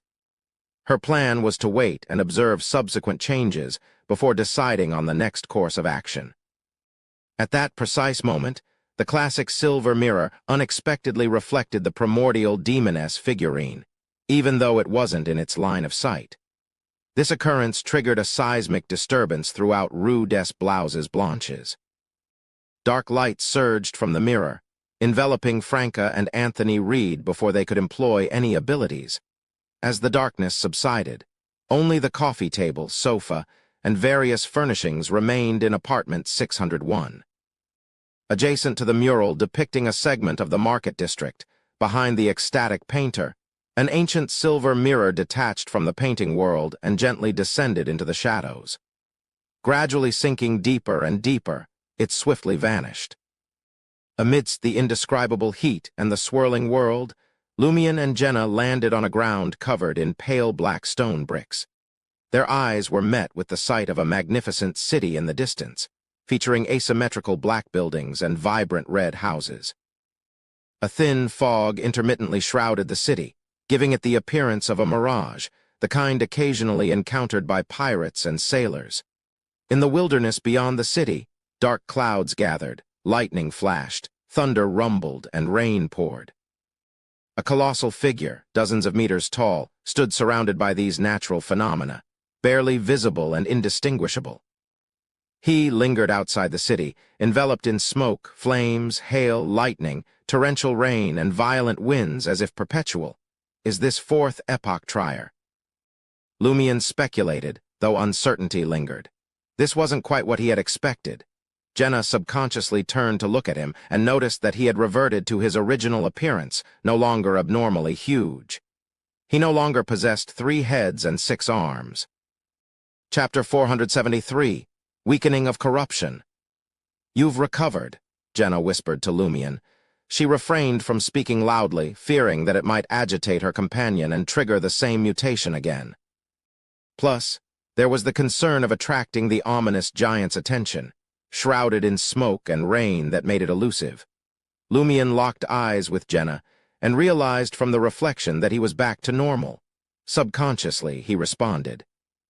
"This means the hostile ritual, conducted by the heretics using me as a template, has ended?" Suddenly alert, Lumian scanned the area. With the hostile ritual concluded, he anticipated the arrival of the evil gods bestowed from the other 12 rooms. His gaze focused on an unusual area adorned with pale black stone bricks, dominating the scenery. It sprawled out, filling Lumian's field of view, except for where it stopped short of the distant grand city and the colossal figure amidst the turbulent weather. Stretching across his vision, grayish-white stone pillars loomed every 20 to 30 meters, some standing tall and others succumbing to collapse. These pillars, broad enough to span the reach of 3 to 4 people, obstructed Lumian's and Jenna's view beyond. The sky above, supported by these stone sentinels, took on an odd translucency, as though an unseen fire silently raged, invisible to the naked eye. The resulting glow cast an eerie brightness, akin to dusk on a war-torn battlefield. Lumian, lacking dark vision, could perceive his surroundings clearly without conjuring a crimson fireball. He didn't notice Madame Puali's and the other bestowed of evil gods. Did the residents of the hostel not enter, or are they scattered in various places, arriving at random locations? He mused aloud. Unfazed, he redirected his focus, hoping Jenna possessed the pertinent information. Though Jenna grappled with the concept of random, she grasped Lumian's intent. Without delving deeper into that mystery, she pivoted to the more pressing concern. What should we do now? At the same time, Jenna made a connection. The hostel was created using Seal as a template. Based on the mystical knowledge involved in a demoness's curse, could Seal harbor an evil gods bestowed within him? He seemed to have mentioned before that he had Mr. Fool's seal on him, and the one sealed is an evil gods bestowed. The transformation was actually similar to the effects of a curse, but due to the seal, there were no serious consequences. What do we do? Lumian assessed the chaotic scene before him. A colossal, blurry giant amid smoke, rain, lightning, and flames. He chuckled. Our move now is to put some distance between us and that giant. We'll head in the opposite direction of the city, find a secure hiding spot, and observe the unfolding events. Our goal is to locate an exit swiftly. Despite feeling an unusual pull towards the giant and the city, Lumian managed to resist. He was no longer under the intense attraction that had gripped him before, now that he lacked an angelic level. Rationality prevailed as he carefully considered the risks and benefits. The giant, undoubtedly godlike in nature, seemed to be in a state of madness. Lumian, a Sequence 6 conspirer, couldn't afford to approach it casually. Just a glance could make him lose control. The city, possibly fourth epoch trier, held its own dangers, one that caused even demigods to perish within, with potential undead creatures and corruption like the old bones. Lumian had the Fool's Seal and the aura of Blood Emperor Alistair Tudor, but he couldn't feel as relaxed, carefree, or fearless as returning to Cordu before the corruption. If he had entered the fourth epoch's trier with such intentions, he might have turned into an irrational, perpetually lingering monster sealed with an angel in the blink of an eye. With that, Lumion turned and sprinted in the opposite direction of the giant's figure in the ever-changing weather, away from the magnificent city. He needed to put some distance between himself and the looming threat. Nobody could predict if the massive creature would make any noise. The unrestrained voices of high-level Beyonders posed a grave danger to mid-sequence Beyonders. Jenna put her trust in the seasoned seal and followed him with grace. They maneuvered past the grayish-white stone pillars, some standing tall while others lay in ruins, pushing further into the area paved with light black stone bricks. As Lumion sprinted, a slight frown creased his forehead. He could feel a significant drain on his spirituality after the intense battle in the painting world and multiple spirit world traversals. If another mishap occurred, he questioned how long he could endure. I need to find a way to replenish my spirituality. In reality, it's midnight. Should I lay low until 6 a.m.? Lumion contemplated as he dashed forward. In the fake market district on the surface, torrential rain cascaded upon Seraphine and the other rooms. They stood on the street across from Salle de Bal Brise, their chests radiating with various hues. One by one, figures materialized, piercing through the void and descending into the profound darkness. They entered the iron-black door tainted with blood and rust within the depths of the shadows. Seraphine gazed at the surreal scene, her vacant eyes and rigid expression suddenly overtaken by sorrow. Rainwater drenched her long brown hair. Beside her, Gabriel's face beamed with joy as he spoke in an otherworldly tone. "Is it over?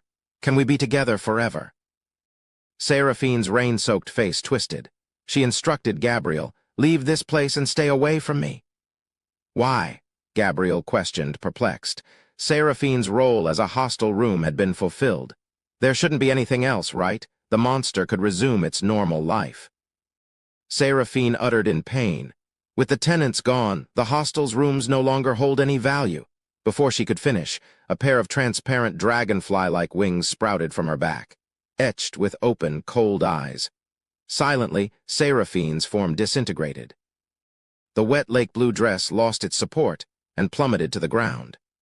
Adorned with writhing flesh and blood, each piece bore dragonfly-like, dreamy wings and eye-like patterns. Seraphine's head remained relatively intact. Surrounded by blood dragonflies, a few wheat ears and mushrooms sprouted from her face. Raindrops struck her face and slid. She opened her mouth as if leading to another world, and her voice turned shrill. "We're not bestowed, but the work of pixies? Go." Gabriel stared vacantly at Seraphine, a composition of blood dragonflies and a head.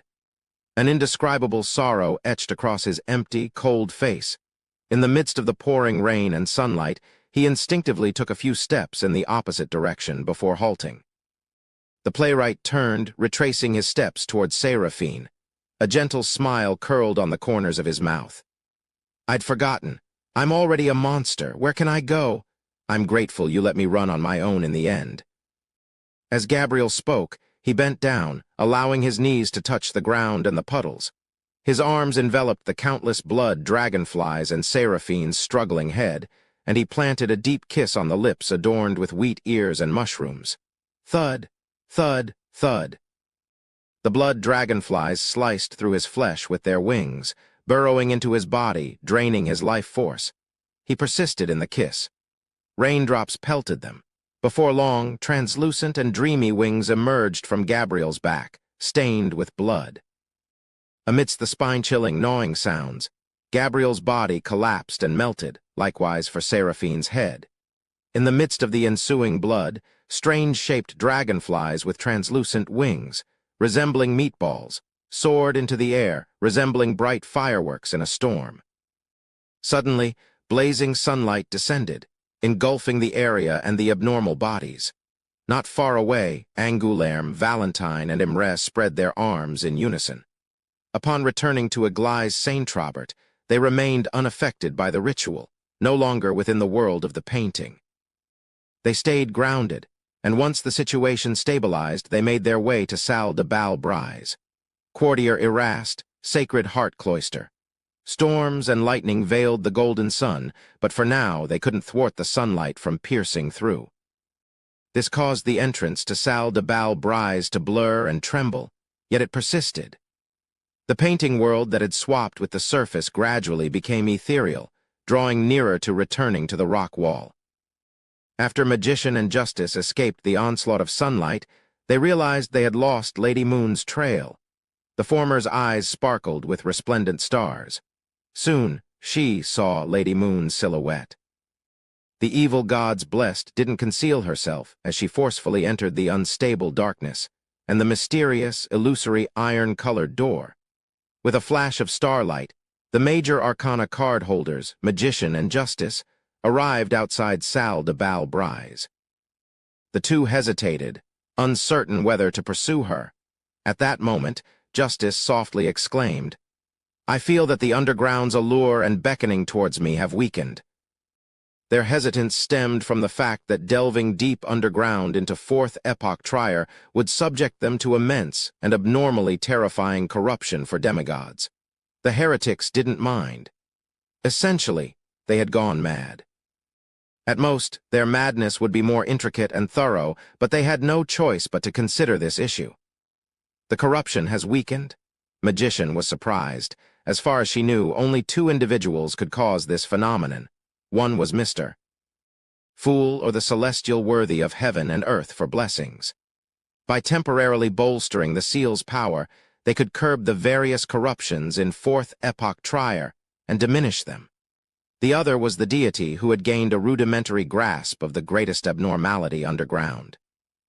The Lord that created everything, the omnipotent and omniscient God, the Lord who reigns behind the curtain of shadows, the ruler of the mind world and the degenerated nature of all living things. Chapter 474. Encounter. Justice, adorned in a simple yet elegant dress, turned her head to glance at Magician, discerning her thoughts. The woman nodded slightly and uttered, "It would have been abnormal if he hadn't intervened in this incident. You, too, know what he wants most." Magician didn't hesitate. With a sigh and a chuckle, she stepped into the faltering darkness. Justice followed closely behind. As they vanished, sunlight flooded the sky from St. Vive Cathedral on Trier's Island area, coalescing into a miniature sun. The sun's rays pierced the darkness of Salle de Bal-Brise, illuminating a translucent woman in a white robe adorned with golden threads. She possessed a captivating beauty and emitted a holy aura, as if impervious to the touch of dust. Trier's guardian angel paid no heed to the Sacred Heart Cloister as she passed through the illusory door with a crack. Simultaneously, a whistle resonated from the patriarchal cathedral of the god of steam and machinery to the north of Trier. As if part of a ritual, it emitted an iron-black chimney, serving as the building's spire.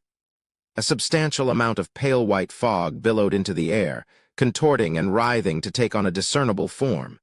The figure that materialized was tall and handsome, with long chestnut hair.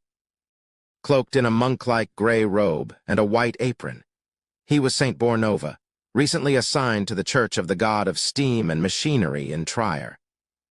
Unlike Saint Vive, the angel didn't enter the seal. Instead, he hovered in the air, vigilant against potential mishaps, including an attack from the Rose School of Thought's abomination.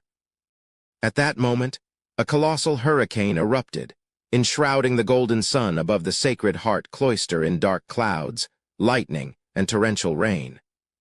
With the advent of this apocalyptic phenomenon, the already unstable effects of the ritual, disrupted by various interferences, could no longer be sustained. The figures in the paintings lingering on the ground and the illusory illusions of surrounding buildings became instantly recognizable as fake. This virtual reality-like scene seamlessly overlapped with the tangible market district once more. Just as the surface and the underground were on the brink of switching, a figure materialized abruptly in front of the mirror-like darkness of Salle de Bal-Brise. This figure sported straight eyebrows and blue eyes, along with long chestnut hair cascading to the waist. Adorned in a white shirt with ribbons and flowers, A brown captain's coat with intricate patterns, beige pants, and dark brown leather boots. The ensemble exuded an eclectic charm. In her left hand, she gripped a golden item engraved with mysterious patterns, resembling a miniature lamp. Silently, the wick extending from the lamp's mouth spontaneously ignited, emitting a viscous, aqueous golden light. Within the luminous glow, a distorted and indistinct pale gold figure materialized. In a dignified and majestic voice, it conveyed, "To resolve your father's problem, we can only allow him to accept another corruption at the same level, one more compatible with him, forming a certain balance." The woman holding the peculiar lamp scrutinized the pale golden figure deeply before her body suddenly turned ethereal, disintegrating into countless symbols and words. Like a torrent, she surged through the iron-black door and the completely collapsed darkness. Franca and Anthony Reid, emerging from the dark light, regained their vision to find themselves in a dimly lit mine. A feeble light seeped into the mine from a distance, offering limited visibility. Damn it, did I enter that special mirror world again? Did the anomaly in the market district cause the primordial demoness's figurine to resonate with the ancient mirror, triggering a chain reaction? Franca cursed inwardly. What is this called? When it rains, it pours. As a spectator, Anthony Reid's immediate response upon confirming his condition was to observe his surroundings. He noted that the mine wasn't overly expansive, with no other tunnels branching off. There was only one path ahead, leading toward the faint light. Franca, in that moment, realized that this place differed from her previous visits. It felt like she had reached the end of a particular dead end. Granted, she and Lumion had never thoroughly explored this special mirror world, making it normal for them to be unfamiliar with uncharted areas. "Where are we?" Anthony Reid inquired of Franca, who clearly held some knowledge, when he saw a figure emerge from a crevice in the rock wall beside him. The figure curled up and hugged him, trembling. The figure, dressed in military green attire and sporting a light yellow crew cut, was Anthony Reid himself. As if sensing Anthony's gaze, the figure turned his head, his dark brown eyes filled with resentment and malice. Unfazed, Franca sighed with familiarity. "Your mirror version isn't too aggressive." The trembling Anthony Reid vanished. Franca averted her gaze and briefly elucidated their location and the means of departure. Upon checking her belongings, she realized that only the ancient silver mirror was missing. The primordial demoness's bone figurine remained securely in her possession.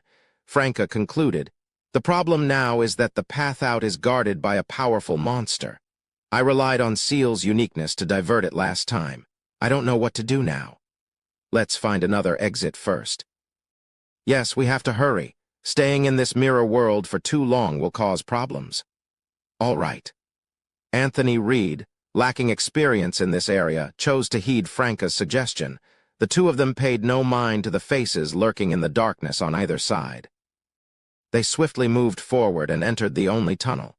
As they progressed, the illumination increased and visibility improved. After walking for a while, Franca and Anthony Reid halted at a suspected exit.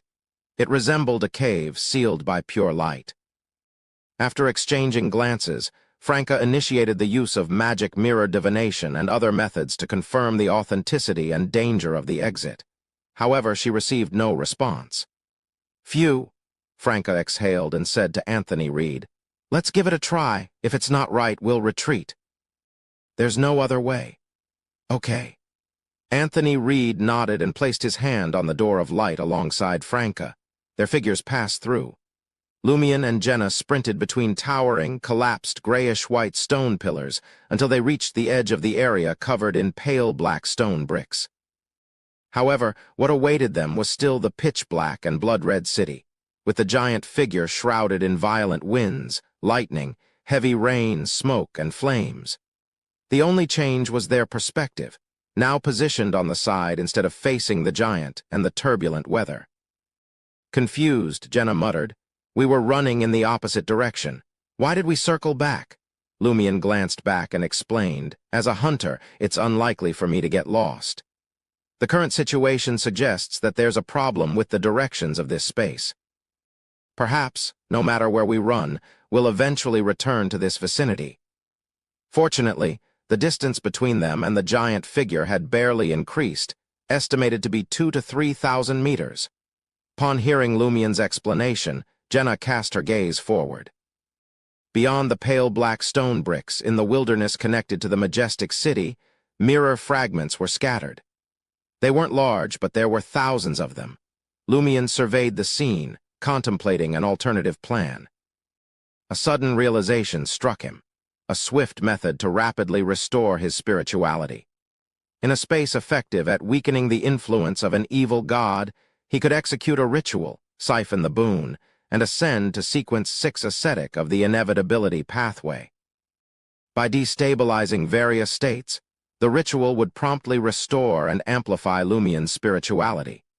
In essence, he could exchange the stability of his current state for the enhancement and replenishment of his spirituality. Before initiating the ritual, Lumien needed to ascertain one crucial detail. Would this place render Mr. Fool incapable of observation? If that were the case, Termaboros might exploit the ritual to escape with the unintelligent seal itself. After all, the core of the ritual involved breaking the seal and drawing out the corresponding power of inevitability. Just as Lumien was about to instruct Jenna to keep a vigilant watch, a figure emerged from a shattered mirror in the wilderness. Their pupils dilated, and instinctively, Lumien and Jenna sought cover behind the grayish-white stone pillar and the partially collapsed rubble. The figure swiftly materialized, standing over 1.7 meters tall and clad in a black cloak. Lumien stole a quick glance in that direction before retracting his gaze. The figure seemed oddly familiar. Before long, a familiar voice rang out from the side. "You're not slow either." This is Gardner Martin. He's involved too." Lumien didn't dare to peek out. Then he recalled the identity of the cloaked figure. The Carbonari member he had encountered, the one followed by Franca. Shouldn't the Carbonari be causing chaos on the surface? Lumien wondered. At that moment, Jenna produced a mirror and gestured if Lumien needed assistance. She could use mirror magic, utilizing mirror-like items to display their reflections onto a designated mirror. Numerous mirror fragments lay nearby at the edge of the wilderness. Lumien shook his head slowly and mouthed and gestured to Jenna, signaling her to wait a moment. He decided to act at a critical juncture. There was no need to take unnecessary risks at this point. At that moment, a mellow, deep voice responded to Gardner Martin. "Where's the president of your Iron and Blood Cross Order?" "Headed there, of course," Gardner Martin replied with a smile. "It's the stage for important figures, and we have our own mission." He paused a beat before continuing. "Why are you still wearing the cloak? Is it someone new beneath?" "You're still as cautious as ever," the deep voice sighed. Lumien and Jenna heard the rustling of clothes. Lumien immediately signaled Jenna with his eyes. Jenna took the hint and recited the incantation silently, her hand resting on the mirror. The aqueous light on the mirror's surface flickered, revealing a figure. The figure wore a cloak without the hood. His hair was thick and slightly curly, and his eyes were as sharp as an eagle's. His beard was neatly trimmed, and the bridge of his nose was slightly raised. Lumien recognized the person. Philip, the deceased General Philip, Chapter 475, Conspirer. Recognizing the black-cloaked man as the late General Philip, a surge of realization struck Lumien's mind, cutting through the darkness. He connected various dots and reevaluated details he had previously deemed a stretch. Earlier, Lumien had queried Gardner Martin about his support for Hughes Artois, the spokesperson of numerous evil gods. Martin asserted that he was well aware of Artois' nature and the sinister forces backing him. Martin endorsed Artois for Parliament with the belief that he would repeatedly bring calamity to the Market District, compelling citizens and workers to rally behind the Iron and Blood Cross Order, preparing for a future government overthrow. Until today, Lumien had accepted this reasoning on the surface. Even if Martin hadn't disclosed the complete truth, he had unveiled a fraction of it. However, now it appeared that 90% of Martin's statement was a fabrication. Hughes Artois had been groomed by the late General Philip and thrust into politics. Gardner Martin had clearly established a cooperative relationship with General Philip long ago. His backing of Hughes Artois wasn't merely an opportunistic exploit. Rather, he had been intricately involved in the plan from the outset. Similarly, General Philip, having feigned his death and diverged from his intended fate, utilized the Dream Seekers charity organization to finance painters and other evil God bestowed. Simultaneously, he joined the Carbonari, fomenting riots and rebellions. Lumian found this not entirely surprising, but the connection with Gardner Martin and the Iron and Blood Cross Order added an intriguing layer to the details.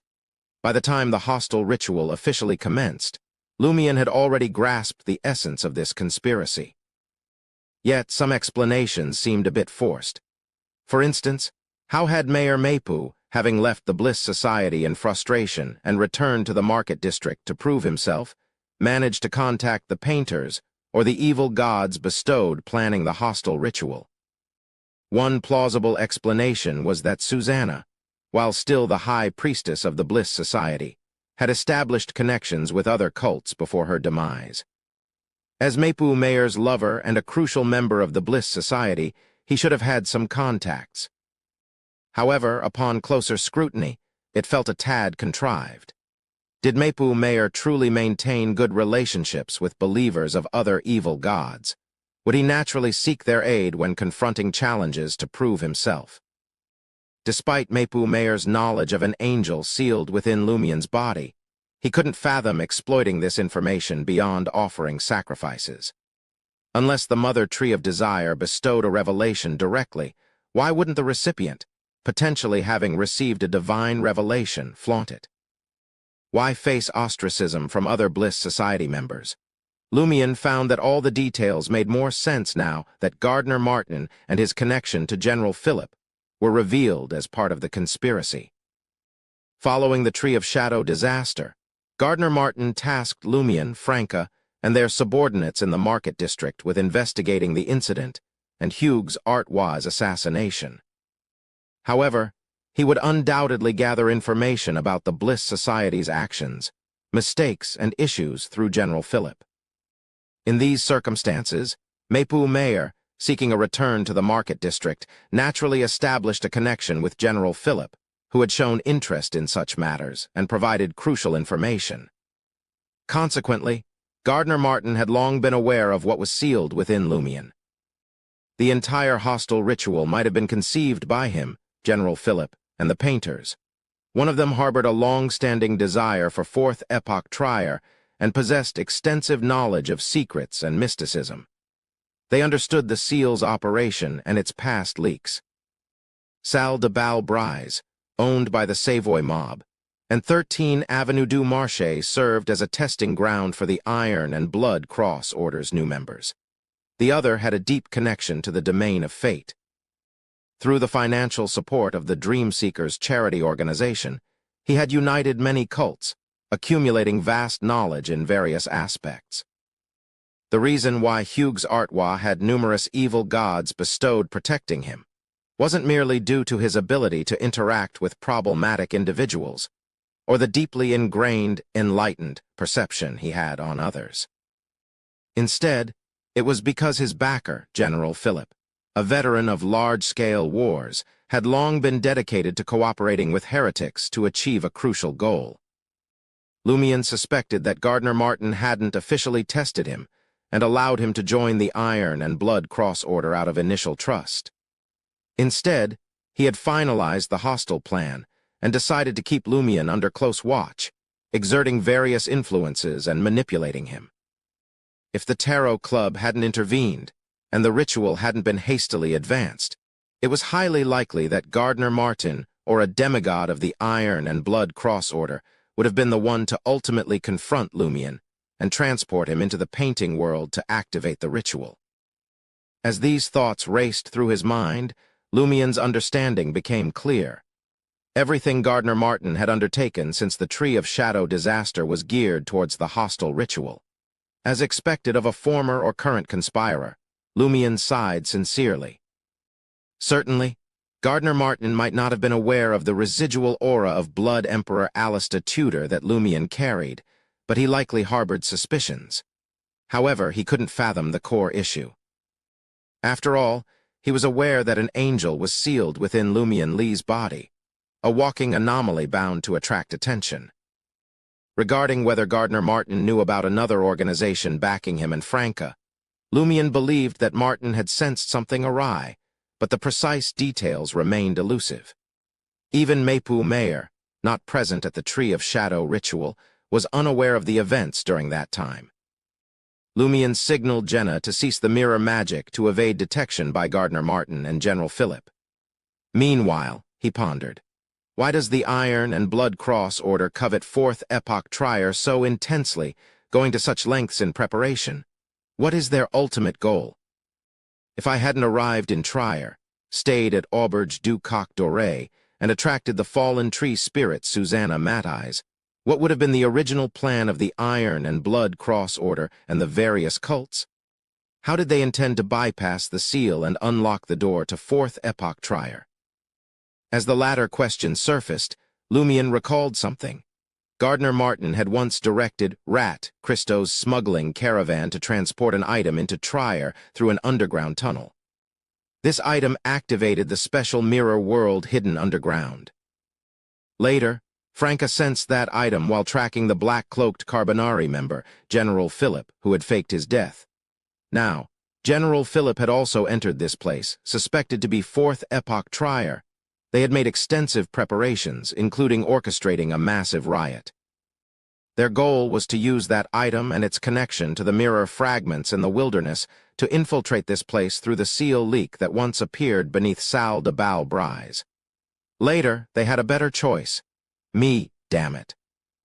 Gardner Martin's words about why he supported Hugues Artois' election as a member of Parliament were mostly true.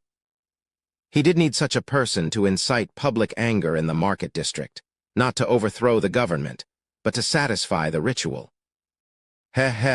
Pushing villains into power while posing as the leader of the resistance. He's both the antagonist and the protagonist. He's truly extracting the value from all the people in the market district dry. Lumion reacquainted himself with the sequence name, Conspirer, through Gardner Martin. At that moment, Jenna grasped Lumion's meaning and discontinued the mirror magic.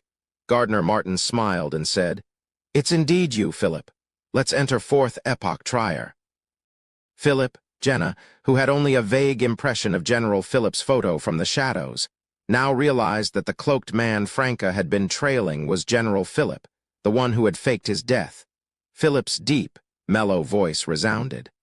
"Aren't you going to find Lumion Lee? If he becomes your loyal subordinate and joins your team, you can immediately complete the ritual, consume the potion, and advance to a demigod." Gardner Martin sighed and responded, "I find it a pity, too.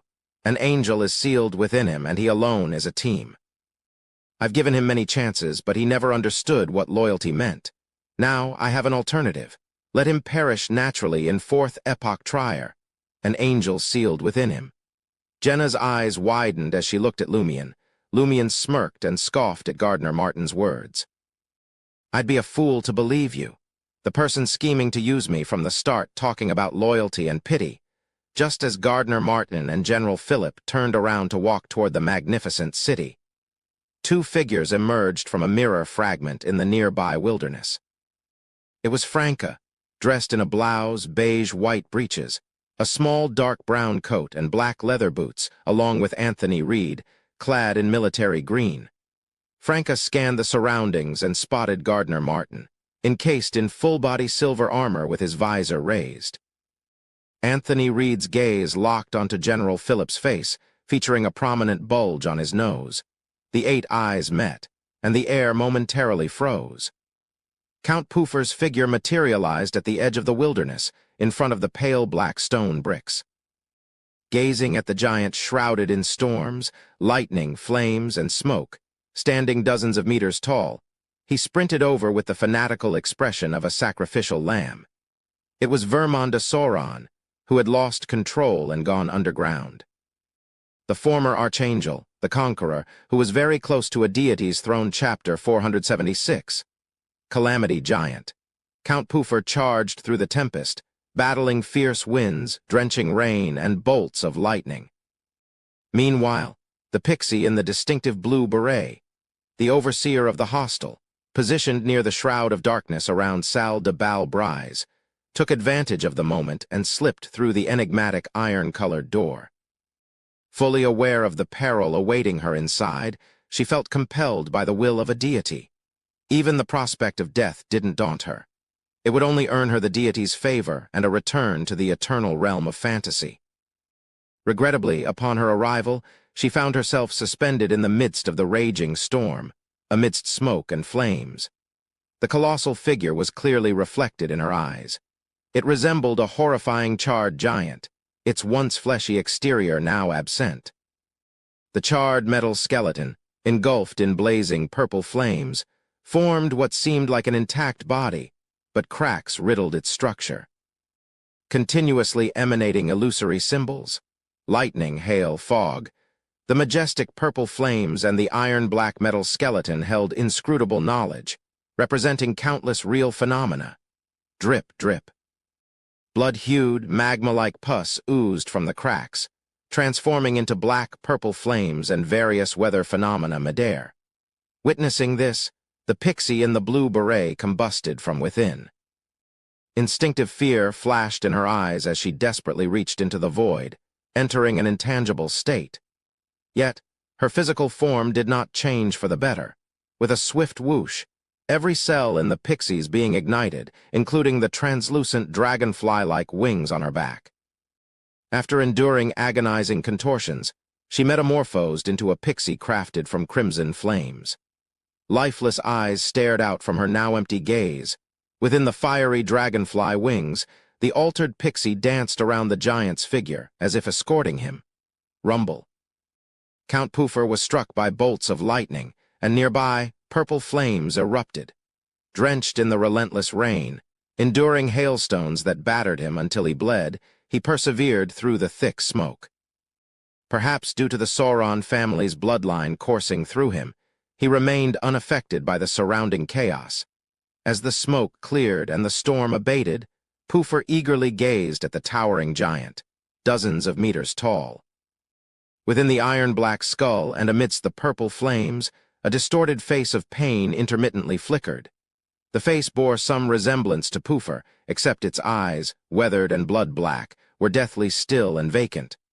Upon spotting the giant, Count Puffer also ignited in flames. Excruciating pain racked him, yet his gaze remained fixed on the giant's face. Amidst the encircling purple flames, faces filled with venom, hatred, and madness, as if cursing all living beings, alternated. Men and women, bearing a resemblance to both the giant and Count Puffer, emerged on the surface of withered hearts floating in the flames. Puffer glimpsed the family's forebears from the oil paintings. Despite the difficulty, his mouth curled up, his face contorted by the flames. In the turmoil, he transformed into a flaming pixie as well. However, instead of circling the rampaging giant, he was drawn by his family's bloodline into the perilous purple flames on the iron-black head, into Vermonda's face that flickered in and out. In an instant, the two fused. Vermonda's mouth twitched, a hint of liveliness in his eyes. He opened his mouth and let out a scream filled with destructive desire and madness. With this scream, the ground, scorched by the purple flames, shook dramatically, and earth puppets crawled out. These puppets, equally tall at 3 to 4 meters tall, charred with an iron hue, were speckled with dark red blood. Transforming as they squirmed, the earth puppets became soldiers, guarding the area with a semblance of life. Almost simultaneously, a fiery meteor descended from the heavens. Streaking across the sky, it plummeted towards the edge of the fog. Bang! A figure emerged amidst the meteorite-like crash and ensuing tremors, standing upright. It was Snarner Einhorn, adorned in iron-black, blood-stained armor. The one. 8-meter-tall angel with long dark red hair and flamboyant earrings didn't hesitate. His body expanded, unveiling a mythical creature form reminiscent of Vermonda Sauron's current state. It was a giant, a representation of calamity, crafted from flames and various symbolic elements. Under the silent blaze of invisible flames in the sky, across the wilderness, Puali's de Roquefort, draped in an elegant black dress and a veiled hat, fixed her gaze on the majestic city not far away. She didn't get her husband, butler, and children to enter the hostel. Instead, she arranged for them to temporarily depart Trier and reside in a suburban town beyond the city wall. After a brief survey, Madame Puali's turned her attention to the man merely 20 to 30 meters away. Despite appearing in his 50s, his dense blonde hair showed only slight traces of gray, and his lake blue eyes were clear. Neatly encircling his mouth, the beard framed his unusually deep facial features. It was evident he had been a handsome man in his youth. He was the circle inhabitant of the Sinners, Voisin Sanson, Roch Louis Sanson's father.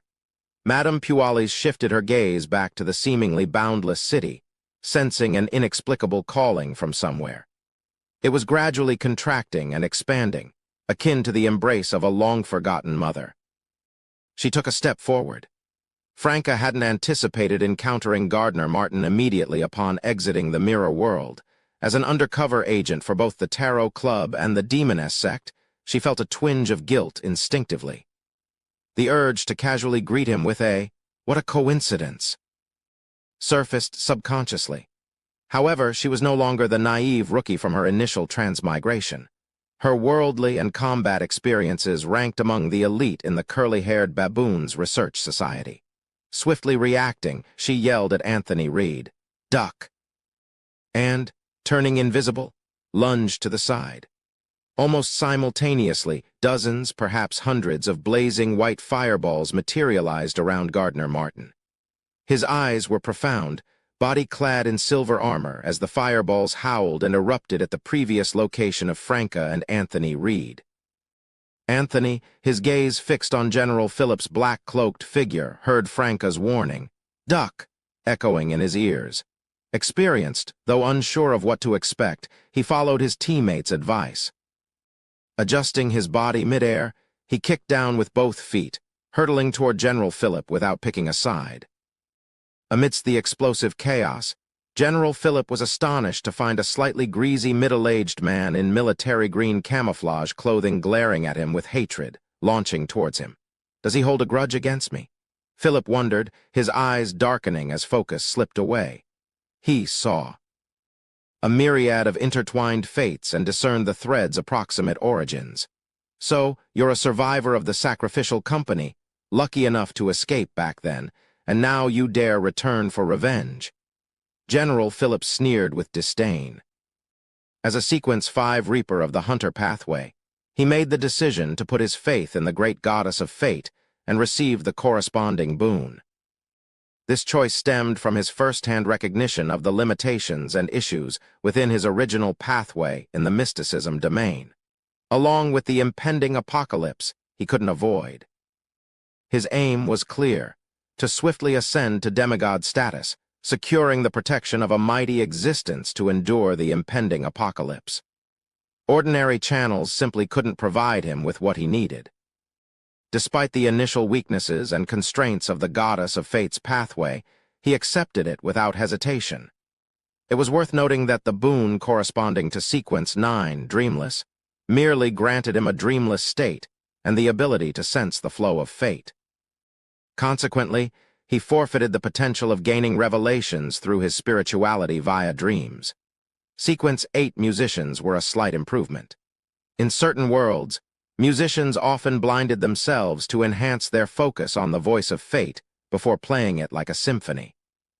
However, this method demanded extensive preparation and sufficient time to orchestrate the tune in order to influence a target's fate.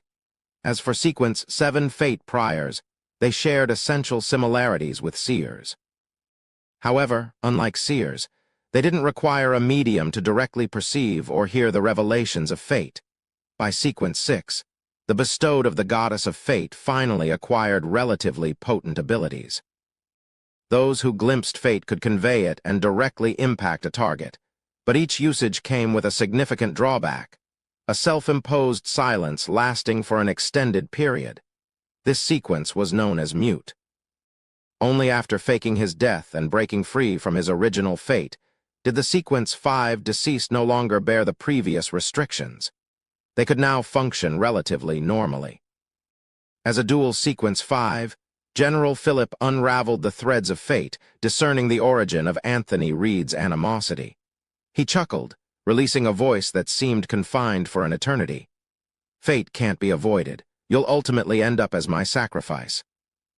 Amidst these words and the explosive tumult, Anthony Reed's mind replayed the harrowing scene of the camp attack, causing him to break out into a tremble. Thud. He landed on the ground and clutched his head in fear. Not far away, concealed behind a half-collapsed grayish-white stone pillar, Lumion and Jenna both heard Franca's urgent cry to duck. Franca has entered too. How did she do it? Lumion wondered, a sense of alarm coursing through him. Chapter 477, Frenzy. Lumion felt a brief moment of surprise before taking a shot in the dark. Considering that General, Philip likely used a special item to access the underground mirror world, Lumion figured Franca, equipped with the ancient silver mirror boasting the same powers, should have a shot at it too. The why and what of it didn't matter now. Those questions could wait until after dealing with Gardner Martin and General Philip or finding a way to slip past them. There might be a chance to escape this place. At the fringes of the wilderness, Gardner Martin's attempts to flush out Franca from her invisibility failed, even after a series of explosions. His former lover had vanished to some unknown spot. Being a demoness of pleasure, Franca relied on her assassin abilities, leaving no footprints, masking her scent and spiritual aura. It made her a formidable challenge to track, countering a hunter's knack for gathering environmental intel. Gardner Martin, donned in silver-white full-body armor, kept on the move. Familiar with the demoness pathway's traits and abilities, he knew that, having ascended to pleasure, Franca didn't need blood, hair, or nails for her curses. Reflecting him into mirrors and enveloping him in black flames would do the trick. He couldn't stand still for more than 3 seconds to prevent himself from being reflected in the mirror. As he swiftly maneuvered, Gardner Martin glanced at Philip and Anthony, the information broker. He noticed the latter lying on the ground, clutching his head and trembling. Anthony sporadically used placate on himself, resigning from resistance. Philip's black cloak expanded slightly, and crimson, nearly white flaming ravens materialized beside him, as if preparing for a grand sacrifice. Observing the scene, Gardner Martin paid no heed to the ongoing battle. He raised his right hand and lowered his visor. A broadsword, aglow with condensed light, materialized in Gardner Martin's grip, casting a radiant and holy sunrise gleam over a vast expanse. Its brilliance dispelled illusions, compelling shadows to retreat and revealing Franca's ponytailed form more than 10 meters behind him. This was the power of a Sequence 6 Dawn Paladin of the Warrior Pathway. The power emanated from Gardner Martin's silver armor, a numbered sealed artifact bestowed by the authorities. He had acquired it in an operation a few years back, slaying 2 purifiers of the Eternal Blazing Sun Church and claiming the armor from their fallen bodies. Number 247. Name, Pride Armor. Danger Grade 2, Dangerous. Used with care and moderation, it can only be applied for operations that require more than 3 people or by deacons and diocesan bishops. Security classification, official purifiers and above. Sealing method. Place it in a dark chamber and select physically strong humans to guard them with a rotation every 3 hours. Description. Late into the war between the Lone Kingdom and the Fasak Empire, a plethora of meteors descended from the sky, causing widespread catastrophes. This armor was discovered in a ruined building in the suburbs of Port Lasur. The humans inside had met a brutal end. Through experimentation, it bestows upon the wearer the might of a giant. It blankets an area of 48 meters in sunrise gleam. These rays dispel illusions, erase shadows, and nullify invisibility effects. They also affect wraiths and shadows, diminishing their peculiarities and even weakening evil spirits. It possesses decent defensive capabilities and can be damaged but regenerates slowly. Depending on the extent of the damage, recovery can range from half an hour to a day. For detailed data, Refer to Appendix 2. It also grants the wearer the ability to manifest a hefty, robust, yet sharp two-handed broadsword. Each strike carries a purifying effect, and dismantling the radiant broadsword results in a formidable hurricane of light. This phenomenon can obliterate the human body, vanquish wraiths, and harm evil spirits. The wearer's combat skills see a significant boost, accompanied by heightened arrogance. They hold disdain for those standing behind them and targets concealed in the darkness or invisible. It indiscriminately eliminates weak humans within a 50-meter radius. Should the wearer weaken, they too become a target. The criteria for determining one's physique are inconsistent, sometimes very high, sometimes low. Initial findings suggest a correlation with the armor's condition and the surrounding environment. Most humans with regular exercise, or those who rely on potions to enhance their physique, pass the assessment without incident. For exceptions, it was later discovered they suffered from undetected serious illnesses or indulged excessively in the past 2 days. No matter who you are, caution is warranted when positioned behind this armor, though attacks don't always occur. Similarly, the wearer is vulnerable to its attacks when using other mystical items. Experimental results show heightened reactions when facing items from the Evernight pathway and the Earth pathway. The wearer of the armor eventually experiences varying degrees of betrayal, irrespective of whether they still wear the item. At night, this armor is very quiet, exhibiting minimal aggressiveness. However, under a moonlit sky, its demeanor becomes notably irritable, reaching maximal offensiveness. The highest level of experimental subjects is Sequence 5, Appendix 1. The wearer of the armor grows taller to varying degrees. Multiple wearings do not stack. Appendix 2. Under the influence of the sealed artifact, 247, Franca materialized. Gardner Martin, wearing a visor, hesitated briefly before slashing with the radiant broadsword in his hand. Simultaneously, a multitude of crimson, nearly white fire ravens condensed around him. Surrounded by crimson fire ravens, General Philip locked eyes with the prone Anthony Reed. With a slight lift of his chin, he declared, "Accept your fate." Anthony sensed the imminent danger, but found himself powerless to resist. Trembling, memories of that haunting night flooded his mind, making it difficult to put up any resistance. However, as he recalled General Philip's words about becoming a sacrifice, the tragic fate of his comrades, and the years of investigation, anger ignited within Anthony. It's him. He's the one responsible for harming my comrades, those rough but endearing individuals, and my companions who once had my back. Suddenly, Lumian's earlier question echoed in Anthony's thoughts. Up to this day, do you still wrestle with the fear from that night, the sounds of sudden gunshots? Do you truly possess the courage and determination to press on? Anthony remembered his response. Perhaps I perished in that attack. What remains is an avenging spirit, relentless in its pursuit of truth and retribution. I can be destroyed, but I can't give up. That's right. I should have died long ago. My sole purpose in life is revenge. And today, my true enemy stands before me. Why should I be afraid? I'm not even afraid of death. Why fear gunshots, explosions, or being a sacrifice? Wouldn't the worst outcome be death and being sacrificed to an evil god? I was already mentally prepared. This time, I chose to stay in Trier, not to flee from potential catastrophe, but to make amends for my regrets. Now, the opportunity has presented itself.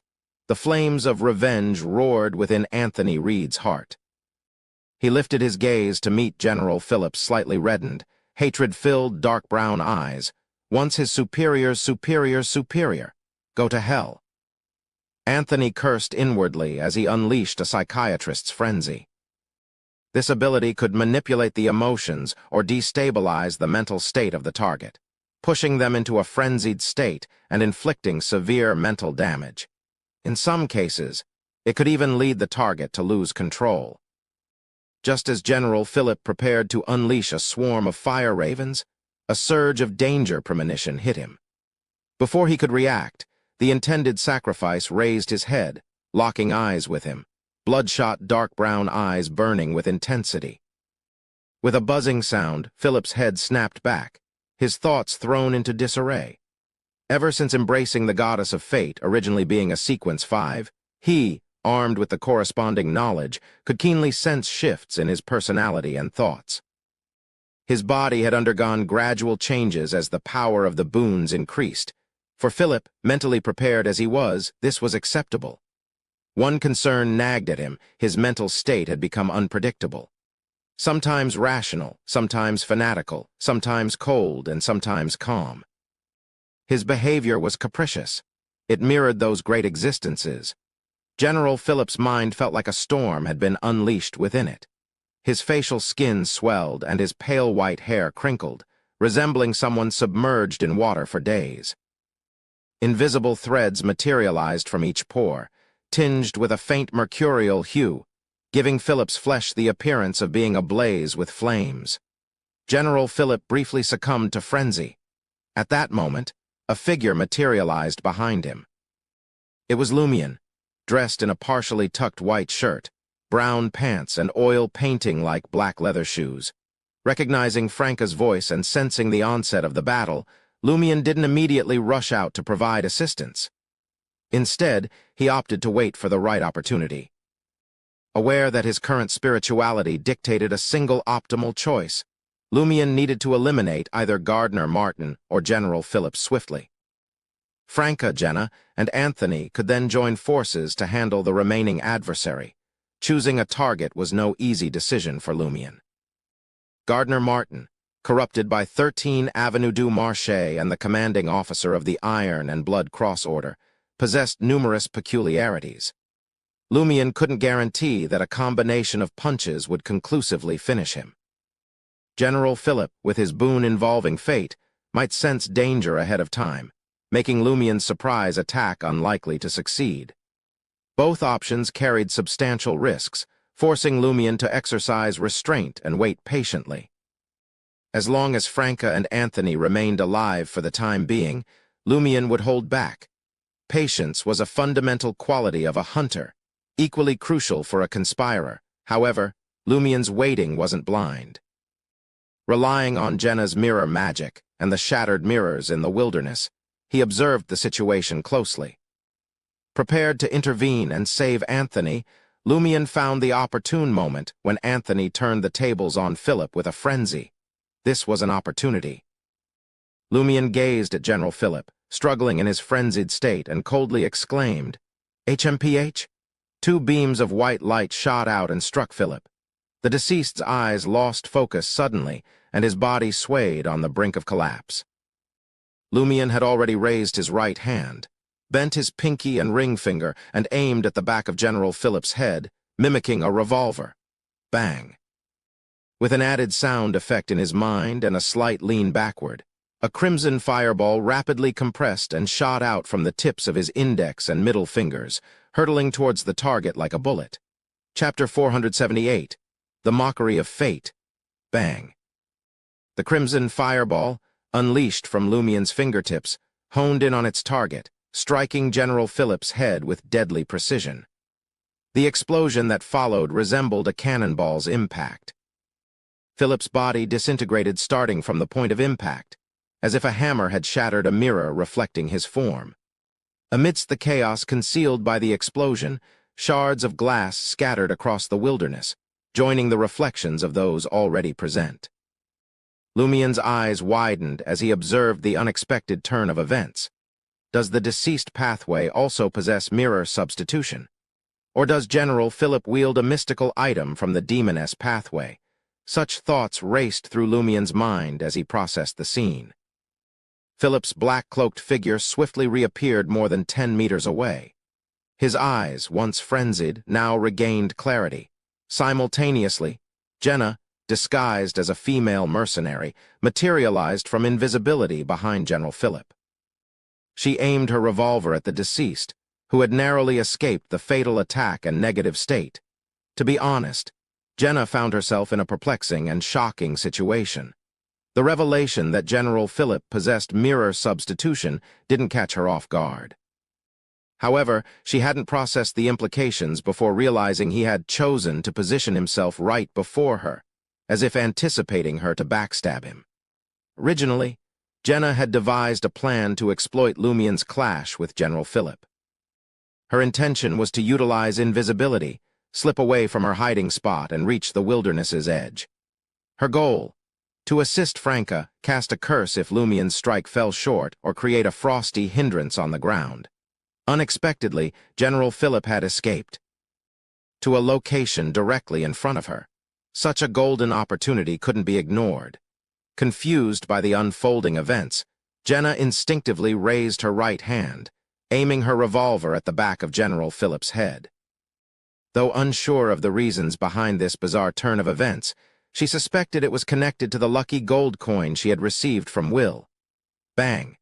Jenna squeezed the trigger, and a yellow bullet, wreathed in black flames, shot out from the muzzle, hurtling toward General Philip's skull.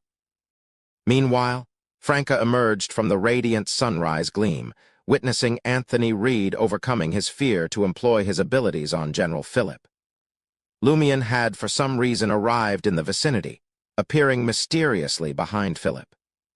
Without time to dwell on her surprise, Franca swiftly raised her brass classic revolver and fired an iron-black bullet at Gardner Martin, who wielded his broadsword of light. Her strategy was clear: unleash her full strength to stall Gardner Martin and deny him the opportunity to save General Philip. Franca's decision to use invisibility wasn't about tapping into assassin tactics to backstab her ex-lover. Drawing on her battle experience, she instinctively chose invisibility for a different purpose: to escape Gardner Martin and General Philip's sight, gaining a brief moment of safety. During this fleeting period, Franca not only moved with agility, but also retrieved the coin bag filled with coins. Wearing the iron-black ring of punishment on her left thumb and Beatrice's necklace around her neck, she completed her ensemble. Finally, she withdrew the cannon gun from her underarm holster, clasping it firmly in her palm. In her invisible state, Franca armed herself to the teeth, entering her strongest state before the inevitable reveal. Bang! As the iron-black bullet sped toward Gardner Martin, Franca's diamond necklace on her chest emitted a faint glow. Simultaneously, Franca's eyes welled up, and her red lips parted slightly, amplifying the allure of a demoness of pleasure. Gardner Martin's body suddenly heated up, feeling his blood rush to his nether regions. Scenes of his past entanglement with Franca flooded his mind, captivated by the demoness's uncanny demeanor amidst iron and blood. His eyes reddened, breathing grew labored, and movements visibly slowed.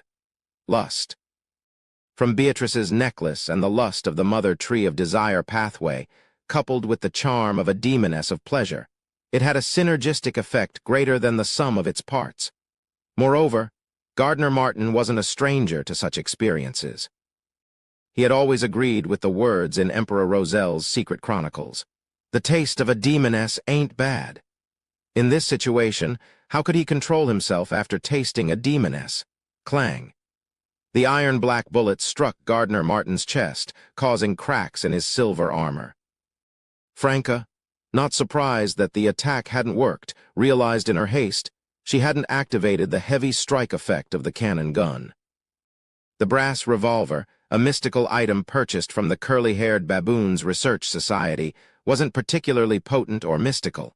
It had two simple abilities. The first, a normal shot, equivalent to a rifle, and the second, a heavy strike, akin to a small cannonball or a sniper rifle. Franca always carried it to compensate for a demoness's lack of offensive capabilities when she couldn't use a curse. The cannon gun's negative effects were minimal. If all 6 rounds were not fired in a day or maintained every other week, rare situations like chamber explosions or misfires could occur. Observing Gardner Martin's infatuated gaze behind the visor, Franca hesitated before using her right thumb to pull back the cannon gun's hammer, signaling the activation of the heavy strike effect. Bang! As Franca moved, she pulled the trigger at Gardner Martin, who lunged at her as if seeking a mate. The iron-black bullet collided with him, accompanied by blazing flames. Almost simultaneously, Franca sensed an anomaly in the primordial demoness figurine casually stuffed into her pocket. Not only did it turn cold again like ice, but it also trembled slightly. Damn it. Why is it you again? Are you done? Franca, feeling both angry and cautious, pulled the trigger and threw the palm-sized bone figurine far away. Simultaneously, on the other side, Jenna's bullet, fired from an ordinary revolver, pierced the back of General Philip's head with black flames.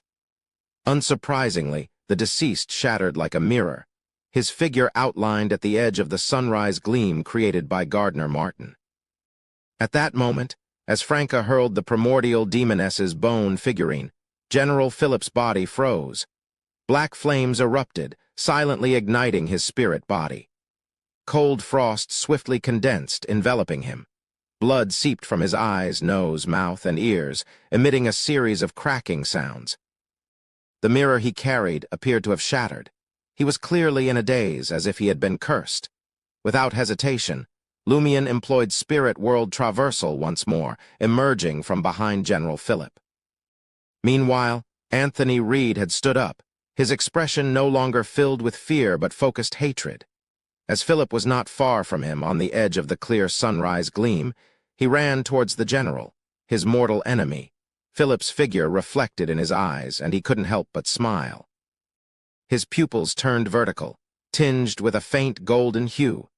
This time he refrained from employing frenzy, fearing it might cause General Philip to lose control and transform, giving Gardner Martin an opportunity to kill his team. He chose awe, also known as dragon might. General Philip trembled.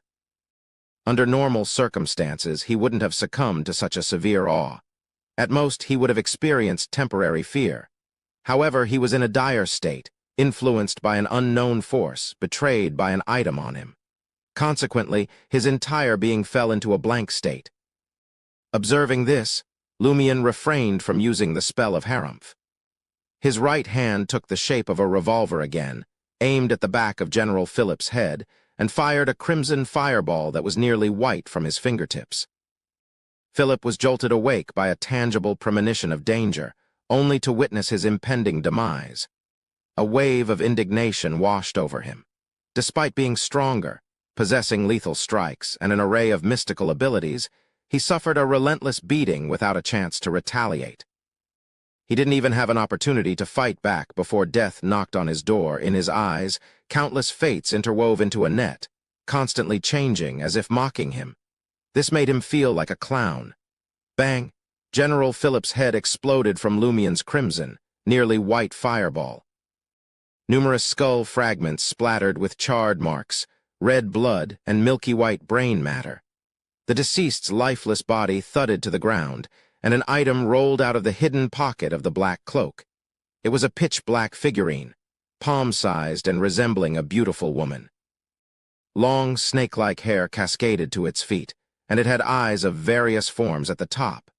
Lumion's gaze instinctively shifted to the primordial demoness figurine that Franca had thrown out. Similar to the one on General Philip, one was pure white, while the other was pitch-black. Suddenly, Lumion grasped why General Philip had mirror substitution, and why he had appeared directly in front of Jenna, who was invisible. With the special primordial demoness figurine, he naturally converged with demonesses.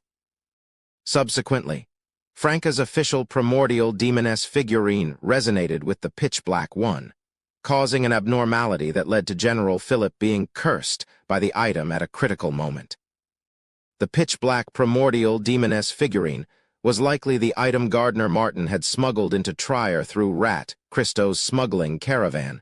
Chapter 479. Matching items. Bang. The jet-black bullet, ablaze with fiery fury, slammed into Gardner Martin, who was gripped by desire, dead center in his gleaming silver armor once again. It hit him like a battering ram, sending shockwaves through his frame. A web of fractures sprawled out from the impact zone, causing Gardner Martin's advance to stagger, forcing him to lean backward. This abrupt jolt snapped him out of his reverie. He witnessed General Philip, wreathed in black flames and encased in frost, while Lumion materialized behind the deceased. Lumion's right hand acted as a revolver, launching a crimson fireball straight at the back of Philip's head. Behind Gardner Martin's mask, his pupils dilated, and a shiver raced down his spine, as if an icy cascade had been dumped over him. This abrupt awakening effectively quelled his desires. Without hesitation, he dropped to one knee and drove the hefty broadsword into the wilderness. The broadsword shattered, breaking into myriad fragments of light that swept toward Franca, Lumion, and the others, including the lifeless form of General Philip. Amidst a resounding crack, Franca, constantly shifting positions, remained enveloped by the hurricane of light, her body fracturing like a shattered mirror. Lumion and Jenna met the same fate. Only Anthony Reed, lacking mirror substitution, instinctively lunged to the ground, curling up to shield his vital parts. The luminous tempest rapidly dissipated before Lumion and his companions outlined themselves on the outskirts of the wilderness, facing the pale black stone bricks. They witnessed a brilliant white flaming spear hurtling towards the distant majestic city, covering more than 100 meters in the blink of an eye. As soon as the fiery spear materialized upon impact with the ground, Gardner Martin, draped in silver armor, rose again, directing his focus towards the city veiled in a thin fog. After several consecutive attempts, Gardner Martin distanced himself from Franca and the others, sprinting towards the dilapidated structures at the city's periphery. Lumion chose not to pursue him. Instead, he sprinted to the edge of the sunrise gleam to check on Anthony Reed. The psychiatrist's body bore a multitude of bloody wounds, with the most severe on the left side of his back, revealing a glimpse of his beating heart.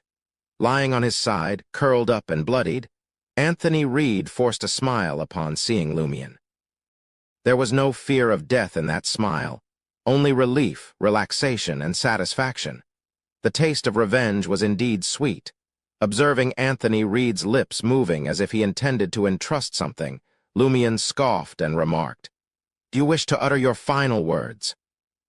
Do you want us to dispatch your belongings to your home on the West Mid-Seashire coast?" As he spoke, Lumion retrieved a silver earring, securing it to his left earlobe. Squatting down, he pressed his left hand against the gaping wound on Anthony's back. Abruptly, his palm slid upward, and the gruesome wound shifted to Anthony's shoulder. In the blink of an eye, the most critical injury on Anthony's body vanished, leaving him as good as new. However, the initially minor wounds on his shoulder deepened, revealing white bones and causing blood to seep out. This was Lai's damage transfer, capable of addressing one wound at a time. Anthony was taken aback, feeling as if life had been restored to him. Though the pain persisted, and his body weakened, at least the specter of imminent death had dissipated. Then, Jenna approached, placing him in a supine position. With a swift PFFT, Jenna thrust an obsidian arrow into Anthony's chest. The arrow of the bloodthirsty promptly absorbed the blood, turning Anthony's pupils red. The invisible flames in the sky seemed a bit blinding, and the scent of blood in the air proved enticing. Simultaneously, the smaller wounds on his body swiftly healed, and the more severe ones showed significant improvement. In a matter of minutes, they should close up on their own, ceasing to impede his movements. Anthony Reed, teetering on the edge of death, stood up bewildered, examining his body with disbelief. "I've nearly recovered. I'm all right just like that." As a spectator, his emotions visibly fluctuated. "Not a bad combination," Franca praised. "As long as you don't perish on the spot and refrain from losing control and transforming into a monster, there's still a chance to save you. At most, you'll become weakened." Lai's damage transfer, coupled with the formidable self-healing abilities bestowed by the arrow of the bloodthirsty, produced such a remarkable effect. Franca turned her gaze to Lumion, questioning, "I thought you'd intercept Gardner Martin." In that critical moment, the others couldn't match Gardner Martin's speed as he fled. Only Lumion, capable of spirit world traversal, had the potential to catch up and effectively hinder him. "Do you think I didn't want to?" Lumion retorted, a note of mockery in his tone. However, he lacked the ability. Had he not been affected by Voisin Sanson's circle inhabitant during his first teleportation today, returning him to his original spot without expending his spirituality, Lumion wouldn't have maintained a stable state. He wouldn't even have been able to use Lai for damage transfer. He would have had to rely on Franca or Jenna. How could he possibly have caught up to Gardner Martin? Franca instantly grasped Lumien's meaning. He had engaged in battles before and after entering this place, and his spirituality was on the verge of depletion. All right. Franca shifted her attention to the two primordial demoness figurines, one black and one white, lying undisturbed on the ground, untouched by the hurricane of light. Frowning, she inquired, "Where should I toss these two? Them constantly causing abnormalities seemed like a scam." "Take them with you." Lumien considered for a moment before smiling. "If it weren't for them, how could we have dispatched General Philip so effortlessly? We might need them to escape in the future. Yes, we can't entrust both to one person. You take one, and Jenna will take the other." After a brief pause, Franca responded, "I'll still take the white one." As a member of the demoness sect, holding the orthodox primordial demoness figurine was only natural. Observing Jenna pick up the pitch-black primordial demoness figurine, Franca muttered in confusion. Why is there such a figurine? According to the Purifier's dossier and information from other secret organizations, members of the demoness sect only carry bone figurines. There's nothing that's so black. While Franca spoke, she scrutinized the charred primordial demoness bone figurine, comparing it with her own. Soon, she discerned differences in the details. Aside from the stark white and pitch-black hues, the eyes at the tips of the primordial demoness's snake-like hair faced different directions. If one looked left, the other would undoubtedly look right. Like a mirror image, mirror, is this the primordial demoness in the mirror? Franca ventured a guess, amalgamating the abilities and traits of the demoness pathway with her experience in the peculiar mirror world. This shouldn't be possible under normal circumstances. It wouldn't be easy for the Iron and Blood Cross Order to find such a figurine. She now comprehended the reason behind their encounters with Gardner Martin and General Philip. This was a manifestation of the law of Beyonder characteristics convergence. Except for Anthony, an unwitting psychiatrist brought in by his companion, everyone present was either a hunter or a demoness. Furthermore, Franca and Anthony had entered through the same method as General Philip. They would inevitably emerge at the edge of this wilderness, teeming with mirror fragments. Primordial demoness in the mirror, Lumien found the description ominous. Without delay, he addressed Franca and the others. "Search General Philip's corpse and help me guard the surroundings. I'll set up a ritual to restore my spirituality." Jenna expressed surprise. "There's a ritual that can restore spirituality?" Her gaze naturally swept over General Philip's corpse, realizing it had been split into 5 or 6 pieces, each a gruesome mess. The Beyonder characteristics had yet to emerge at that moment. The boon from the evil god couldn't return to its source, slowly sinking back into the lifeless form. Lumien entered a dimly lit area with grayish-white stone pillars, found cover, and swiftly set up the altar. Franca could surmise who he was praying to, so she joined him to guard against any unforeseen incidents. Jenna contemplated for a few seconds before approaching the altar. Retrieving the lucky gold coin, she said to Lumien, "This is the lucky gold coin that the boy gave me. I don't know if it's useful when given to others, but there's no harm in trying." She delegated the task of searching the corpse to Anthony Reed, who was rapidly recovering. Franca observed in silence for a moment before affirming, "True." Lumien didn't hesitate. After all, Will had a close connection to the Tarot Club. Even if the lucky gold coin couldn't be lent to others, it wouldn't bring about any negative effects. Placing the lone gold pound on the altar, Lumien conjured a wall of spirituality, ignited all the candles, and took 2 steps back. Rather than proceeding with the boon-seeking ritual, he attempted to recite Mr. Fool's honorific name. The fool that doesn't belong to this era, the mysterious ruler above the gray fog, the king of yellow and black who wields good luck. As Hermes reverberated, the lucky gold coin on the altar illuminated. A thin gray fog emanated from the wall of spirituality, enveloping the wilderness's periphery. The fog in the distant majestic city appeared to thicken. Before long, just as Lumien began praying for a boon, a frenzied and terrifying roar echoed from the area where the weather was chaotic and faint giant figures lingered. Despite the thin gray fog, The four of them felt dizzy. The blood in their bodies raced, and their hearts pounded. It's truly useful. It's genuinely lucky. Lumion gazed at the dazzling golden coin on the altar, sighing sincerely. Had it not been for the ritual and Mr. Fool's gray fog's protection, the roar could have inflicted severe damage, especially considering Lumion's nearly depleted spirituality. He might have lost control, putting Anthony Reed, still recovering from severe injuries, in jeopardy. Phew! Lumion exhaled and continued to recite in a deep voice under the watchful eyes of Franca and Jenna. Power of inevitability. You are the past, the present, and the future. You are the cause, the effect, and the process. Chapter 480, Ascetic. Amidst the frenzied and terrifying roars, a hurricane tore through the abnormally chaotic weather, shrouding the scene in smoke, flames, lightning, and hail. It spiraled into the sky, merging with the silent inferno. Not far from the apocalypse-like hurricane, two figures felt the impact of the roar simultaneously. One's head tilted back slightly, as if punched, while the other's wrinkles quivered and his eyes grew sharper.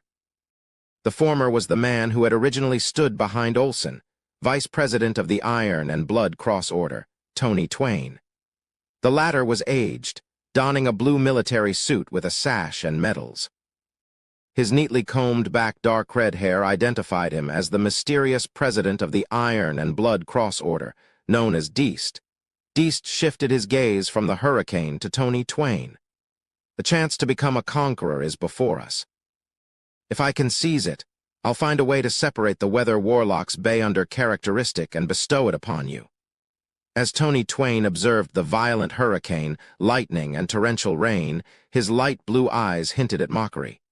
Can we really succeed? A weather warlock has already joined. Even if Vermonda Sauron loses control and transforms into a monster, he's still a Sequence 1 monster. Tony Twain's words showed no respect for a Sequence 2, whether warlock or a Sequence 1 conqueror, despite not being an angel yet. Deist's expression remained unchanged, and his aura surged. With his military attire, he resembled the commander-in-chief of all armies. Elsewhere, we'll surely fail. Even without interference, we'll need to embark on a lengthy hunt to stand a chance against the out-of-control Vermonda Sauron. But here, Deist spoke in a deep voice, we can harness that power for a brief period. As he finished speaking, the area between his brows turned red, as if something sought to emerge. Simultaneously, Deist retrieved a coin pouch from his waist, concealed beneath his suit. Filled with soybeans and a few palm-sized iron soldiers, Deist grabbed them and tossed them forward. Amidst the howling wind, the iron soldiers sprang to life and expanded. The soybeans swelled rapidly, transforming into giants with blurred faces and yellowish skin, as if soaked in water. Failing to bring his team here in time, Deist abruptly transformed into a blazing dark red, nearly purple flame, engulfing the newly created soldiers. A beam of light shot up, tearing through the sky and homing in on the giant figure within the hurricane. At the edge of the magnificent city veiled in a thin gray fog, Gardner Martin removed his helmet. His breastplate bore web-like cracks, revealing blood-stained clothes beneath. With one hand pressed against his head, he staggered forward, intermittently emitting crimson flames bordering on white. The terrifying roar had clearly taken its toll. Navigating through the ruins, Gardner Martin quickly approached the thin gray fog. Half-collapsed asymmetrical buildings stood within, seemingly frozen in time, struck by a devastating blow and sunk into the ground. Abruptly halting, Gardner Martin glanced to the side and asked in a deep voice, "Who is it?" Amidst the sound of gravel tumbling, Olson, resembling a hungry bear, emerged from behind a collapsed black building, carrying a small brown suitcase. The supervisor, sporting a half-top hat, yellow vest, and black suit, looked at Gardner Martin and said, "I didn't know who was coming, so I hid for a while." "Where's Philip?" Gardner Martin breathed a sigh of relief and replied, "We encountered Lumion Lee and his team. They killed Philip. I was injured and barely managed to escape." Olson, with his thick beard, didn't delve into the details of the battle and sized up Gardner Martin. "You're quite beaten up." Gardner Martin chuckled, saying, "Fortunately, I had pride armor to shield me from most of the damage." "Yeah, I blame it mainly on the angelic roar. It affected me to a certain extent. Fortunately, I was relatively far away, so the problem isn't that serious. Look, even the pride armor hasn't attacked me, indicating that I haven't weakened." "That's good. Let's enter fourth epoch trier now." Supervisor Olson nodded with an indifferent expression. Gardner Martin turned around, clutching the silver helmet with one arm, and walked towards the thin gray fog not far away. Olson carried a small brown suitcase and trailed behind the commanding officer of the Iron and Blood Cross Order. As the two advanced, Olson's eyes suddenly turned fierce and vicious. "You'd used fortunately twice. You've already taken off the Pride armor's helmet." Olson muttered silently to himself, his brownish-red eyes reflecting Gardner Martin's staggering figure in the silver armor. At the edge of the wilderness, scattered with mirror fragments, Franca and Jenna couldn't hear the chants emanating from the wall of spirituality, but they observed the grayish-white stone pillar and two candles of the same color mysteriously softening. Fist-sized candle flames flickered in silver white and black, while an illusory pewter-black liquid oozed from Lumien's chest, enveloping him.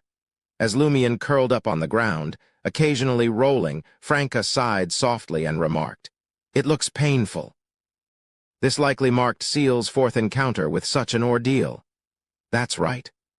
Despite standing outside the wall of spirituality, Jenna felt an inexplicable fear, goosebumps forming on her skin. While she had witnessed Seal's mental pain and confusion, this was her first time witnessing such intense physical suffering. Franca spoke sincerely. If Seal were to switch to the affliction potion now, he wouldn't have to worry about not reaching Sequence 4. It's too compatible. Sequence 5 of the Assassin Pathway was known as Affliction, or the Demoness of Affliction. After another terrifying roar, the silver-black illusory liquid beads on Lumien's body seeped into him. His expression gradually relaxed, and his body ceased its curled-up state. He lay sprawled beside the collapsed grayish-white stone pillar, reluctant to move for a few seconds. While his spirituality had recovered and even increased, his body and mind were visibly exhausted. It was akin to the sensation one experienced after completing an exceptionally challenging task in their most focused state. Lumien, aware of the urgency, forced himself to his feet. He noticed that the silver-black candle flame had returned to normal, and the surrounding gray fog was gradually dissipating. His plan to rely on the gray fog's protection against the terrifying roar had failed before implementation. Mr. Fool's response had a time limit. Furthermore, he had to consider the interference of the celestial worthy of heaven and earth for blessings. As Lumien swiftly tidied up the altar, he scrutinized his transformation. The improvement in spirituality was evident with the ascetic boon. Lumien believed that even after using the spell of Harumph a few times, he could complete nearly 8 spirit world traversals. Ascetic had also enhanced his endurance, making him more adaptable to extreme weather. Even if he encountered frost, he wouldn't be frozen. Similarly, he found himself better at enduring emotions and desires. While he still felt them, he could endure many things. This extended to an ascetic's core ability, compression. It could be used for the mind and also produced positive effects in the physical and mystic domains. The former involved emotions and desires, which were mostly tolerated. They didn't completely disappear but were suppressed. At critical points, they needed to be vented or relieved, or psychological problems could arise. The compression ability could accumulate these emotions and desires and erupt at critical moments for the desired effect. For Lumien, the negative effects of the contractee's 3 abilities and the corresponding effects of mystical items on him were more bearable. However, he needed to regularly break an enemy's neck as a way to vent. The latter aspect referred to spirituality, strength, and ritual steps. Through compression, Lumien could compress and store spirituality and strength beyond the average person when he had nothing to do, releasing them when needed. This allowed his spirituality to recover once and temporarily enlarge him. His strength, speed, and agility were sufficient to withstand a Sequence 6 Dawn Paladin of the Warrior Pathway for a minute or two. Additionally, the accumulation of ritual steps enabled Lumion to use abilities like the Animal Creation spell and the Exorcism spell in actual combat. Furthermore, after becoming an ascetic, Lumion's previous boons had been enhanced. For instance, the number of contract abilities he could withstand had increased to 3, although he didn't want to maximize them. He preferred choosing 1 or 2 suitable ones, as too many contracts brought too many negative effects. Even ascetics would suffer because of them, as evidenced by negative examples like Guillaume Bainet and Bouvard. Of course, this wasn't an immediate concern, as summoning creatures from the spirit world was impossible in this location. Lumion swiftly stashed away the items and dispelled the wall of spirituality. Handing back the fortunate gold coin to Jenna, he spoke in a low, commanding tone. "Let's make our way to 4th Epoch Trier." "Huh," Jenna was bewildered. Seal had warned them to steer clear of the giant and the grand city. Franca looked back with contemplation and said, "Do you suspect that the fog shrouding the city belongs to Mr. Fool? Entering might provide some protection. We won't have to worry about getting taken out by that lunatic's roar or succumbing to the risk of transforming into a monster. Yes, it's dangerous, but there's a chance for us to defend ourselves and await further developments." Lumion inferred that the same fog enshrouded 4th Epoch Trier, drawing from the fog around the Samaritan Women's Spring and the lingering shadows of significant figures from the 4th Epoch. It emanated from Mr. Fool's powers. Franca wasted no time and nodded decisively. "Okay." Jenna chose to trust her 2 companions without delving into questions. At that moment, Anthony Reed had finished clearing the battlefield and approached with the spoils. Chapter 481. The Thing in the Suitcase. Anthony Reed clutched the items salvaged from General Philip's lifeless form, wrapping them in a torn cloak. He avoided direct contact, a cautious move as he moved forward. "Found these," he began to explain, but Lumion swiftly cut him off. Clear and rapid, Lumion outlined their plan. "We're heading to the outskirts of the city enveloped by the gray fog. Want to come with us?" Anthony Reed's eyelids twitched. "Okay." He knew going solo could mean a swift demise, especially if the terrifying roar echoed again. Lumion wasn't in a hurry to inquire about General Philip's belongings. Gripping Jenna and Anthony, he signaled Franca to hold onto his collar. A dark light emanated from the black mark on his shoulder as the quartet disappeared, seemingly teleporting to the periphery of the majestic yet crumbling city, just before the thin gray fog. What they saw was where they arrived. Lumion attempted to step into the gray fog, but the seal on his chest remained dormant. Franca and the others could traverse it without his guidance. Resembling a hungry bear, Olsen fixed his gaze on Gardner Martin's head, devoid of its helmet. His brownish-red eyes flickered with a sinister light, pinpointing Martin's vulnerability. In mere seconds, Olsen identified Martin's weakest spot. Even if he couldn't deal a fatal blow, inflicting damage to the party again meant a high chance that the Pride armor would betray its wearer and kill him. Silently, Olsen reached into his pocket, retrieving a yellow bullet held between his thumb and index finger. A crimson, nearly white fireball rapidly condensed in his palm, leading to a controlled explosion. The violent shockwave propelled the bullet towards the back of Gardner Martin's head with a thunderous boom. Gardner Martin staggered, narrowly avoiding the bullet. Nearly simultaneously, the surroundings were bathed in the bright and holy sunrise gleam. Black smoke billowed from Olsen's body as if a long-dead zombie had been exposed to the sunlight created by the purifiers. Instinctively, Olsen's eyes closed against the intense light. Meanwhile, Gardner Martin, no longer feeble, donned his helmet with a cold expression and sharp eyes. He ignited, transforming into a blazing white spear of flames, piercing Supervisor Olsen's forehead with a whoosh. Despite Olsen's formidable resistance to scorching flames, his skull suffered charring from the impact. As the flames dissipated, Gardner Martin's figure detached from the burning spear. Clenching his silver-armored fist, he swung it at Olsen's head from midair. As the flames dissipated, Gardner Martin's figure detached from the burning spear. Clenching his silver-armored fist, he swung it at Olsen's head from midair. Olsen's neck snapped and his head flew up, dragging along a bloody spine. Gardner Martin's skull-crushing punch missed, and he landed on the ground once again. However, a heavy and sharp broadsword of light materialized in his other hand at some point, ready for the next phase of the battle. Gardner Martin thrust the broadsword into the blackened soil, unleashing a terrifying storm. Countless light fragments filled the air, creating chaos in the vicinity. The Pride armor swiftly condensed the Sword of Dawn again, the hurricane of light forming with a much shorter interval than an ordinary Sequence 6 Dawn Paladin. Only a minute or two had passed since Gardner Martin last wielded this formidable power. Olsen, reduced to just his head with a brownish-red beard, showed focus in his eyes and attempted to merge with a burning white spear for a hasty retreat. However, the storm arrived, its light engulfing him completely. As the hurricane of light subsided, Olsen's body displayed severe damage, riddled with cracks, some piercing through his chest and tearing internal organs.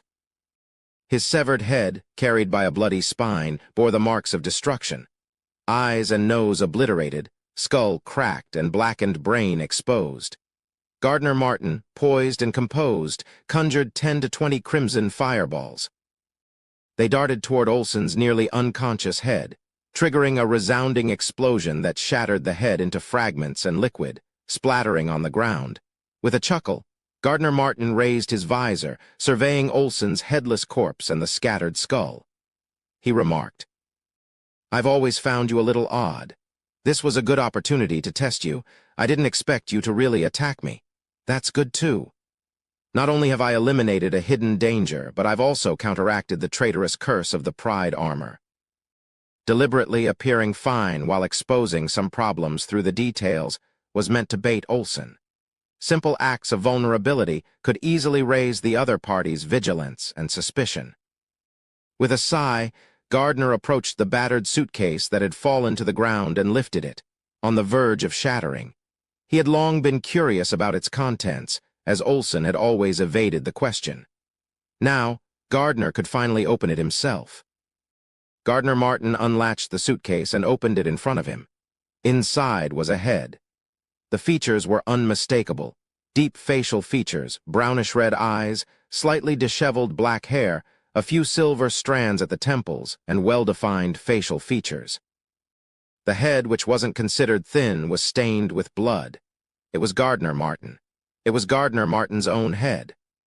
Once Lumion and his companions traversed the outermost gray fog, the transition from morning to evening seemed to unfold before them. Darkness enveloped their vision, concealing the black asymmetrical buildings and houses that appeared as if splattered with blood. Everything silently melded into the obscurity. As they advanced, the looming, half-collapsed palace drew nearer. The city bore the brunt of colossal damage, as if a giant had delivered a devastating blow, unleashing shockwaves that wreaked havoc on the surroundings. Details eluded Lumion's scrutiny. The lack of sufficient light and the considerable distance obscured the exact nature of the scene. Various houses obstructed their view, and only the excessively tall palace and surrounding structures, despite their partial collapse, allowed them a glimpse of the peripheral city. "Let's find a nearby hiding spot," Franca suggested, her gaze scanning the area. She had no intention of venturing deeper into Fourth Epoch Trier. The quartet found themselves on a narrow street where the houses on both sides were so close that occupants could almost shake hands by extending their arms. The structures, resembling victims of a violent earthquake, teetered but refused to collapse, adorned with ghastly cracks. Jenna's attention fixated on a relatively intact house. Iron-black in color, it featured an arched window on the left and a square on the right. Dark red graffiti adorned one side, while the other remained clean. Not a single weed grew between the rocks. Apart from the two obvious pots, the house exhibited various asymmetrical details, with centipede-like cracks mainly concentrated on the lower left side. "Should we go there?" Jenna inquired. Lumion shook his head, The more intact, the higher the likelihood of abnormalities. The current state of Fourth Epoch Trier's citizens is unknown. Let's find a completely collapsed building to hide behind. At least everything inside should be buried. Agreed. Franca concurred with Lumien's decision. In Fourth Epoch Trier, she couldn't fully perform magic mirror divination. Lumien and his team swiftly reached the center of the dimly lit street. In a setting that could plunge into darkness at any given moment, they strategically maneuvered around the ruins of a dark-red building, seeking cover. It wasn't until now that Anthony Reed seized an opportunity to extract the arrow of the bloodthirsty from his chest, returning it to Jenna. With the dark-stained black cloak spread on the ground, he showcased his findings. There were 3 items in total. The first, a blackened ulna punctuated by dark red holes, resembling a rough bone flute that had been kept in storage for ages. The second, a small wooden box painted in dark hues. Compact enough to fit into a concealed pocket, it featured large holes on both sides veiled by swaying, leather-like curtains. Lastly, a collection of gold, silver, and copper coins. Anthony Reed gestured toward the bone flute and explained. This formed from the convergence of light spots on Philip's ulna. It seems something formless has settled on it. Conspirer or Reaper Beyonder characteristic combined with his ulna and the power of the deceased boon. Lumien nodded indiscernibly. Philip hadn't had a chance to retaliate before, leaving him uncertain about the general's sequence. A Sequence 6 Conspirer or a Sequence 5 Reaper. What was clear, however, was the general's affiliation with the Hunter pathway. This deduction was based on the creation of numerous crimson fire ravens, almost white in hue. Moreover, the general wasn't just a Sequence 7. If it were the latter, Lumien would have been pleased to obtain the main ingredient for his advancement. The issue lay in the mixture of the power with an evil god's boon, rendering it unsuitable for direct use in potion concoction. What settled on it is the corruption of an evil god. It was a wise choice not to touch it directly, Lumien informed Anthony. Within the underground seal, the power of an evil god's boon couldn't return to its source. This was found on Philip's body. Anthony pointed at the dark wooden box. Before he could finish speaking, another frenzied and violent roar echoed from afar. This time, the 4 of them, having entered the gray fog, only experienced a slight dizziness and remained unaffected. Chapter 482. Bodies Chasing Heads. Franca shook off the dizziness induced by the terrifying roar and sighed from the bottom of her heart. As expected, the gray fog here provides protection. Without it, facing a roar that could harm their spirit body and affect their minds would result in losing control, turning into monsters or immediate death. Praise the fool, Lumien openly expressed his faith. He then reminded her in an icy tone, but the hidden dangers here might be more terrifying than the previous roar. Franca fell silent for a few seconds before speaking in an encouraging tone. Hidden dangers are preferable to those that have already surfaced. Let's avoid triggering them. If nothing else occurs, we'll stay in this corner and wait for help. While Jenna and Anthony Reed harbored doubts about the strategy of passivity, they hesitated to venture deep into Fourth Epoch Trier and reluctantly accepted the plan that wasn't really a plan. In the eerie silence, Anthony was the first to regain composure. He pointed at the dark wooden box and stated, "I'm not sure of its purpose. A simple, temporary touch doesn't seem to have any obvious negative effects." As for the coins, their significance was apparent. A quick glance and rough calculation revealed a total of 312 Verl d'Or and 26 Kopit. Franca leaned against a collapsed pillar in the shadows, her eyes fixed on the mysterious dark wooden box. What the hell is this thing? It was obviously no ordinary container. Its appearance suggested it held some kind of mysterious power. Lumien and Anthony turned their attention to the demoness of pleasure simultaneously. Lumien chuckled. "I should be the one asking you that." Franca exclaimed. "There was nothing I could do. I couldn't spare time for spirit channeling, and this place isn't connected to the real spirit world. I can't perform magic mirror divination. To understand the abilities, effects, state, and potential drawbacks of these 2 items, I'll have to experiment with them myself repeatedly. Of course, if we encounter an artisan, many of our problems might be solved. She gestured towards Jenna, saying, just like the black primordial demoness figurine, it undoubtedly has other functions. For instance, it allows the holder to create mirror substitution. As for mine, apart from providing a certain anti-divination and early warning effect, it can only be used as a supplicant during rituals. They're both figurines, differing only in color and orientation. Why such a significant disparity? Franca avoided mentioning why she didn't employ various methods to gather information about the black primordial demoness figurine. The unspoken understanding among the group was clear. In their current situation, ensuring their safety took precedence over risking injury or adverse effects to test their spoils of war. Any mishap could lead to dire consequences, potentially even death in the experiment. As a heavy silence settled among Jenna and the others, Franca sighed inwardly. The black figurine clearly is problematic, and its mysterious origin is intriguing. It explains why the demoness sect wants me to investigate what Gardner had smuggled in through the underground tunnels. If I hand it over, will the demoness sect reward me with the affliction potion and pledge assistance for my ritual? Or will they choose to silence me? Lumion stroked his chin, addressing Anthony Reed. In that case, keep the Verl door. We'll distribute the remaining spoils of war when we return to the surface. Anthony inquired further, should we wrap it in a cloak and place it on the ground before taking it when we leave? Lumion smiled and gestured at the charred bone flute. Otherwise, you can also carry it with you. This way we might witness the abilities of a deceased. Philip died in a hurry and didn't have time to show us. Of course, judging from his condition at the time of death, the holder of the item will most likely be the recipient of those abilities in the form of a curse. Anthony, unfazed by the mockery, pulled up the blood-stained and tattered black cloak, wrapping it around the bone flute and the small wooden box once more. Lumion, with a thoughtful expression, poked his head out and looked at the abnormally narrow street. If we encounter an enemy we find challenging to handle later, we can consider throwing these two items to him. It might have a miraculous effect. General Philip will be very pleased to know that he would still be of use after death. It might bring about a curse of fate.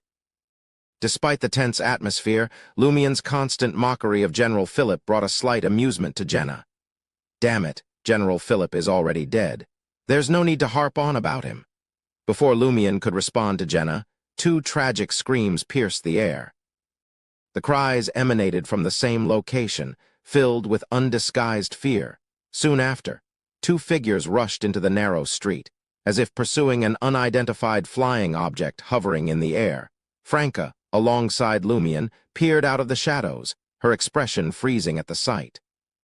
The two figures, a man and a woman, were decapitated, their necks mangled, devoid of any signs of bones. Chasing them were two heads, displaying pure fear and dragging bloody, tail-like spines behind them.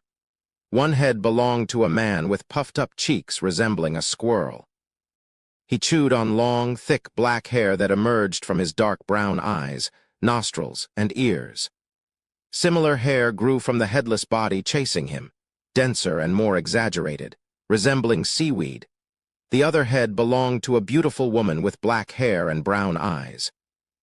She flew forward frantically, coughing and shaking out resplendent starlight.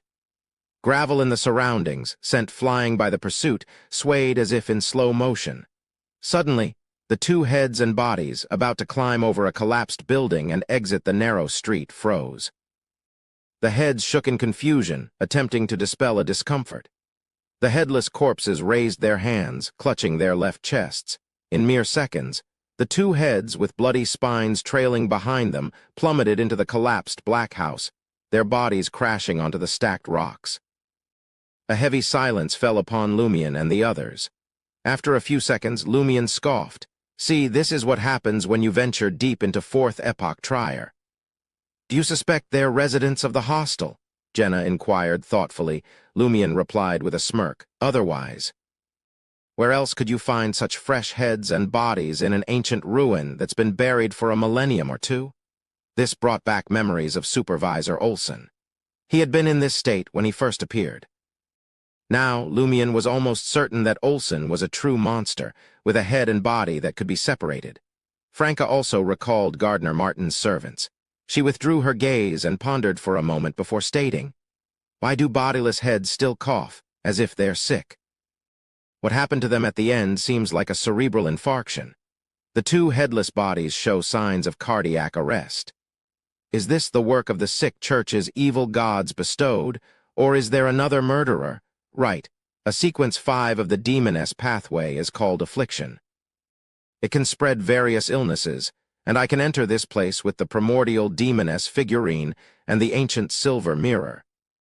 This place clearly has a lot to do with the demoness pathway. Could the high-level power leaking out cause monsters to fall ill and die? Not bad. You still have some intelligence at critical moments," Lumion praised mockingly. Jenna, on the other hand, rejoiced. "Fortunately, we didn't venture too deep. Otherwise, who knows when we'd fall ill and die?" Lumion smiled at her. "Why do you think we're not currently surrounded by disease?" But we didn't cough." Jenna's voice trailed off as she glanced at the hidden pocket of her clothes. Inside was the pitch-black primordial demoness figurine. Franca also peered into her pocket, as if she could discern the bone-carved primordial demoness figurine through the fabric. Anthony turned to Lumion and sought confirmation. "Are you suggesting that the fourth epoch's trier is plagued with illnesses, and we're unharmed because we're carrying the two figurines?" Lumion spread his hands and said, "I believe this explanation makes more sense." Beyond the gray fog, at the edge of the fourth epoch's trier ruins, in the small brown suitcase, Gardner Martin's blood-stained face suddenly opened, revealing Gardner Martin clad in silver armor, reflected in its eyes. It opened its mouth and expelled a blazing white fireball. The distance between them was so close that Gardner Martin couldn't dodge at all. All he could do was lean back, attempting to avoid the target's initial attack. Boom! Gardner Martin was sent flying by the massive explosion. The spider-web-like crack on the chest of the silver armor shattered, tearing through the skin and flesh below. This strike was akin to hitting Gardner Martin's vital points. Had it not been for the Pride armor, which absorbed most of the damage, he would have perished on the spot. However, this meant that the Pride armor lost its protection over the chest for a period. Gardner Martin's bloodied head flew up, dragging along a bloody spine. On the other side, Olsen's headless corpse stood up once more. Gardner Martin's head aimed for the empty neck stump and inserted the ghastly white spine. Amidst a cracking sound, this Gardner Martin, seemingly from hell, twisted his neck and smiled sinisterly at Gardner Martin, who had already changed positions and condensed a large number of crimson fire ravens that were nearly white. "Olsen is long dead. I've been controlling his head and body. In the future, I'll replace you." In the wilderness, the ground trembled violently and blazing cracks slithered into the distance like fiery serpents. The figures of Magician and Justice appeared. Chapter 483, Hidden History. Dressed in a white shirt with a knot and a beige dress, Magician fixed her gaze upon the menacing hurricane that bridged the gap between sky and earth. Her eyes glittered, as if concealing the vast cosmos. Vermonda Sauron is indeed a Sequence 1 conqueror. It's no wonder he could influence generations of the Sauron family after losing control and going underground. It's no wonder the Sauron family, once a royal lineage, swiftly declined, Magician mused, sighing. Justice, inquisitive, asked, "I wonder how the former leader of the Secret Order, Zeratul, and Emperor Roselle played a role in Vermonda Sauron losing control and entering the fourth epoch trier. The Sauron branch, wielding Grade 0 sealed artifacts, obstinately believes that they harmed Vermonda, causing the Conqueror to lose control. The former even left a prophecy to mislead generations of Sauron family members." Magician chuckled and replied, "Based on the information Lumion gathered, and my research into the seal, the issue deep within Red Swan Castle's underground maze doesn't seem like something Zeratul or Emperor Roselle could create. Only a weather warlock and a conqueror can resonate abnormally with fourth epoch trier day after day. creating dangerous changes in corresponding places. Zaratul and Emperor Roselle likely exploited the problems that Red Swan Castle and Vermont de Sauron already had. While she spoke, the Tarot Club's major arcana card holder shifted her gaze away from the hurricane sweeping through the world and focused on Fourth Epoch Trier, veiled in a thin gray fog. The starlight in her eyes remained, as if she sought something to pinpoint her next target. She didn't abruptly halt and engage in conversation at a crucial moment. Justice nodded in agreement and remarked, "If it were me, I wouldn't venture further into Trier after becoming an angel to minimize the abnormal influence the underground might have on me."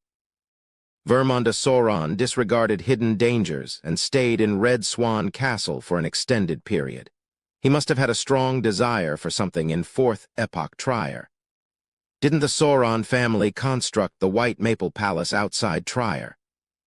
Previously, Vermonda's royal family resided there and rarely returned to Trier. Magician brought up the fact that the Sauron family was aware of the issue before adding, "Zaratul likely played a significant role in Vermont de Sauron's situation. As you know, he is an archangel of the seer pathway. Without his assistance, it wouldn't have been easy for Vermont de Sauron, even as a conqueror, to create a leak in the seal. He entered Fourth Epoch Trier after losing control. Back then, the seal's effects weren't as potent as they were a few years ago. There was no need for modifications." Justice pondered for a moment and said, "What I'm more curious about is who designed the hostile ritual. Their use of mysticism similarities and loopholes resembles that of high-level seer, apprentice, or marauder Beyonders. Or perhaps they have had long interactions with these high-level Beyonders and were adept at learning. Perhaps the corresponding pathway of the deceased excels in this as well. Perhaps it's secretly influenced by that celestial worthy, or perhaps that entity wants to use the temporary opening of the seal to do something. As you know, the Iron and Blood Cross Order used to believe in him. It's too easy for him to mislead us," Magician mused, uncertain of the right answer. Starlight flickered in her eyes. She found it challenging to observe and determine the situation in the thin gray fog. As Magician scrutinized Fourth Epoch Trier, she informed Justice. The level of the catacomb seal corresponds to this location. At its heart lies the Samaritan Women's Spring, where Blood Emperor Alistair Tudor met his end. The raised imperial palace and its surroundings harbor diverse dangers. The lingering divine power is unimpressive and consumable. Sigh, every time I bring up something of this sort, it feels like I should adopt a more vulgar vocabulary. Only then can I truly capture my sentiments about the Blood Emperor's lunacy. Hence, you won't unearth anything significant from here. Only upon approaching will you discern that, mister. Fool's gray fog has grown denser, thicker, and more palpable. The catacombs' fourth and third levels correspond to Fourth Epoch Trier, excluding that specific area. Corruption and divine power still linger abundantly. Navigating certain areas demands adherence to specific rules. Otherwise, even angels may meet their demise. The two levels above the catacombs correlate with the wilderness beyond the gray fog. Humans can traverse them to a certain extent, but with Vermont de Sauron lingering, the danger rivals that of the Fourth Epoch Trier. Just as Magician concluded her words, a frenzied and terrifying roar echoed from the area where the weather had dramatically shifted. The formless flames that illuminated the surroundings and shrouded the entire sky seemed to be influenced, coalescing into a massive vortex. Within the vortex, shapeless and translucent flames descended from above, striking the wilderness like a colossal sword that pierced through heaven and earth. Amidst this chaos, the ground quaked even more violently. Fiery crevices extended further towards Fourth Epoch Trier, concealed within the gray fog. Magician remained unperturbed as she observed the splendid yet dilapidated city for a while. Then she said to Justice, "Let's enter." Justice tersely acknowledged, offering no objections. Both of them tacitly avoided mentioning Vermont de Sauron, an archangel who had lost control, a conqueror.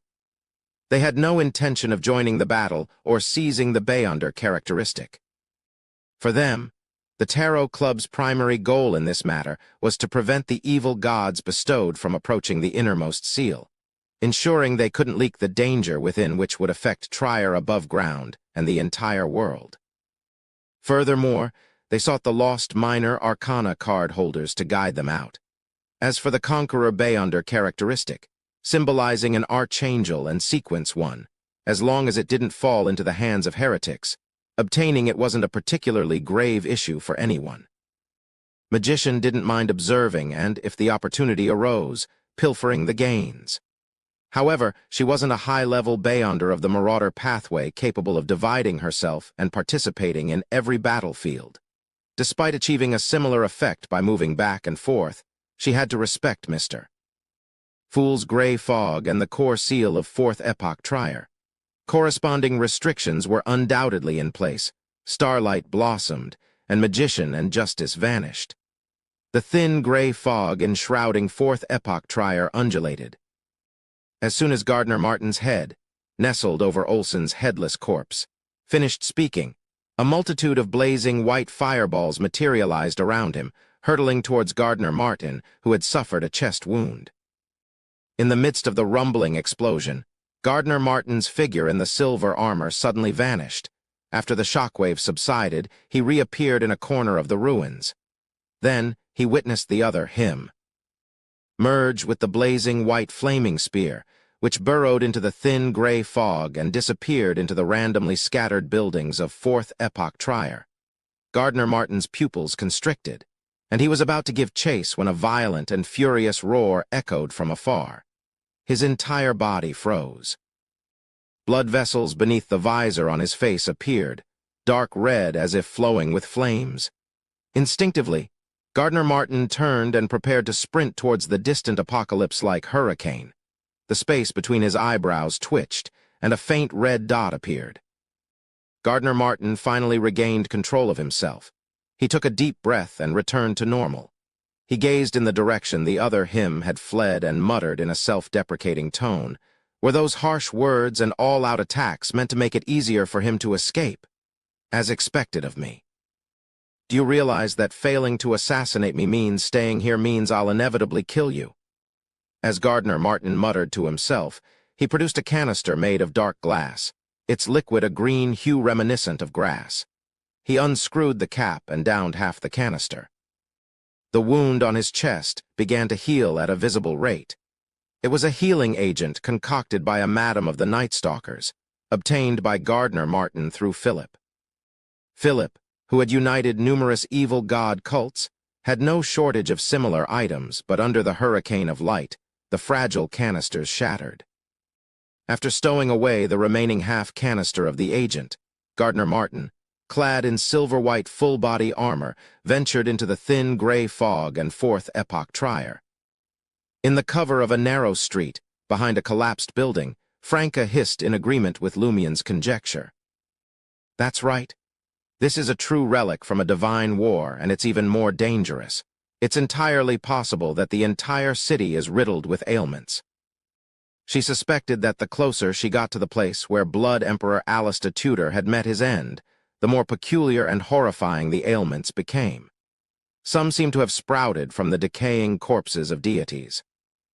Ignoring low-sequence Beyonders, whose bodies didn't fundamentally differ from ordinary humans, even saints and angels would likely succumb to the disease and perish.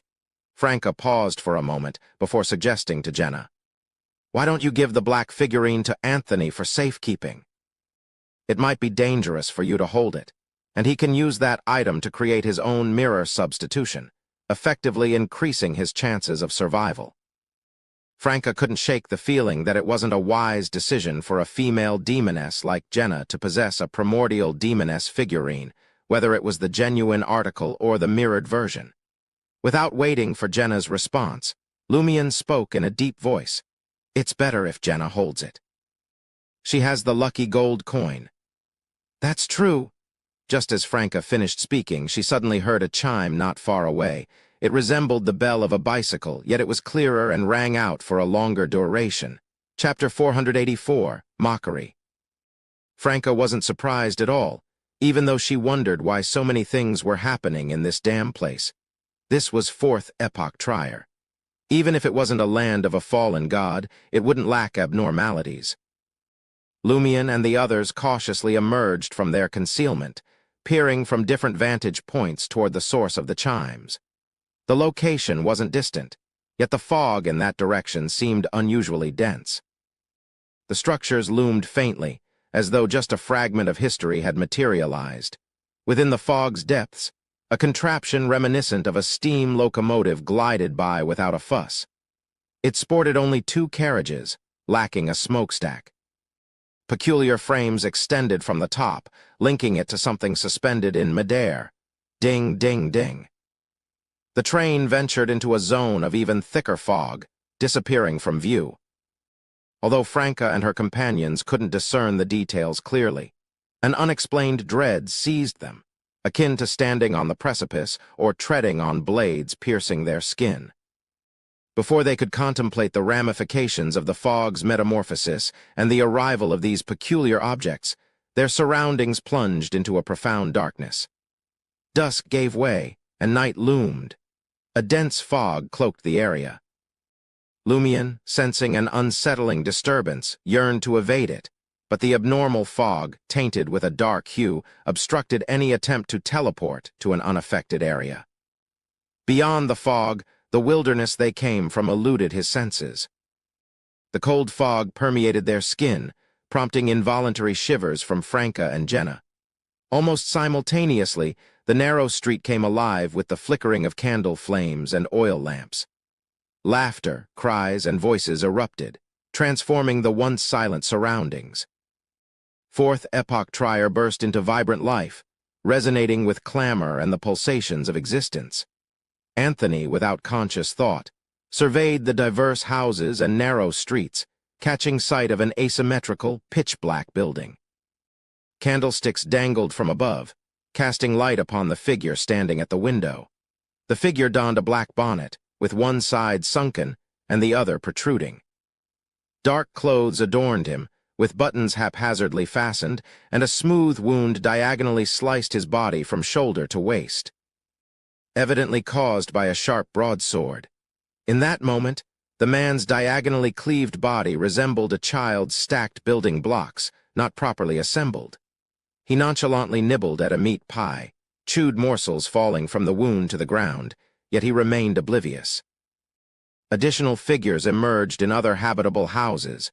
Some appeared like melted candles that had solidified once more, their flesh viscous and indistinct. Others had pale white skin, and greasy white feathers sprouted from their pores, oozing yellowish pus. Some had tiny holes in their bodies, with black insects flying in and out. There were those reduced to white skeletons, with only a mismatched human-skinned mask covering their faces. Some had degenerated into black shadows, as if burned, on the narrow street. A yellow, blue, and red sphere, about half the height of an adult human, rolled forward. An inverted clown, dressed in exaggerated clothes, stood atop it. The clown's ears were unlike those of a human, dog-like and slightly pointed. Dark gray hair covered his red-yellow painted face. These are the long-dead citizens of Fourth Epoch Trier. Lumion's eyelids twitched. He, Franca, and the others also observed the blood-stained faces and cold expressions of these figures. Very similar to those mirror people. Franca muttered to herself before exclaiming in horror. Could the gray fog's transformation have transported us to the Fourth Epoch Trier in the mirror? The citizens of Fourth Epoch Trier in reality are dead, but the ones in the mirror are still alive. Before she could finish, Lumion and Anthony's gazes turned toward her and Jenna. Could it be that it's the problem with those two things again? Franca's scalp tingled as she said, Did they cause us to be devoured by the mirror's Fourth Epoch Trier after the gray fog transformed? That's not it. I believe it's a universal abnormality. Apart from a few special individuals who enter this place, they all arrive in the mirror ruins after being enveloped by the expanding gray fog. Lumion observed the narrow street brimming with vitality, pondering for a moment. The most likely possibility is that the two figurines triggered fourth epoch trier, causing changes like the gray fog's expansion. Jenna fell silent for a moment before frowning. But we've been here for a while. Why did something only happen now? We didn't do anything just now. That's right. Franca suddenly realized. Those hostile residents must have triggered something while wandering around after their entry. As soon as Franca finished speaking, a hoarse and terrified shout echoed nearby. Help! Save me! Lumion and his companions turned their attention toward the voice and witnessed a man in a black formal suit, his hair neatly combed like a prominent figure's secretary, sprinting down the narrow street. His face was marred by abscesses, oozing mucus. Occasionally, he turned his head 180 degrees, his eyes filled with fear as if a formless and terrifying entity pursued him. Save me! Amidst his cries, the man's body suddenly froze and he involuntarily retreated. His retreat accelerated until he lifted off. Ah! Amidst intense screams, he plunged into the dense gray fog and the shadowy buildings. In the next moment, the voice abruptly ceased, and silence enveloped that area. Lumion and the others' hearts pounded with a strong sense of danger. Despite the man in the black suit not being an ordinary person, suspected to be the bestowed of an evil god from the order of all extinction or the sick church, and having been corrupted by this place to a certain extent, allowing him to turn his head 180, Lumion, Anthony, and their companions still felt the terror lurking in the depths of the gray fog. It was as if they could already envision themselves being dragged into the gray fog and vanishing. However, at that moment, they had no idea what to do or how to hide. Dense black-gray fog surrounded the suspected mirror ruins, and unknown dangers loomed in the shadows, quietly approaching. At that moment, Termaboros's majestic voice resonated in Lumion's ears. Keep running until you reach that pillar. Don't stop on the way, don't turn back, don't teleport. Don't pull your companions. Isn't that the direction where the monster was devoured? If we take the initiative to approach, wouldn't we be sending ourselves as food to its doorstep?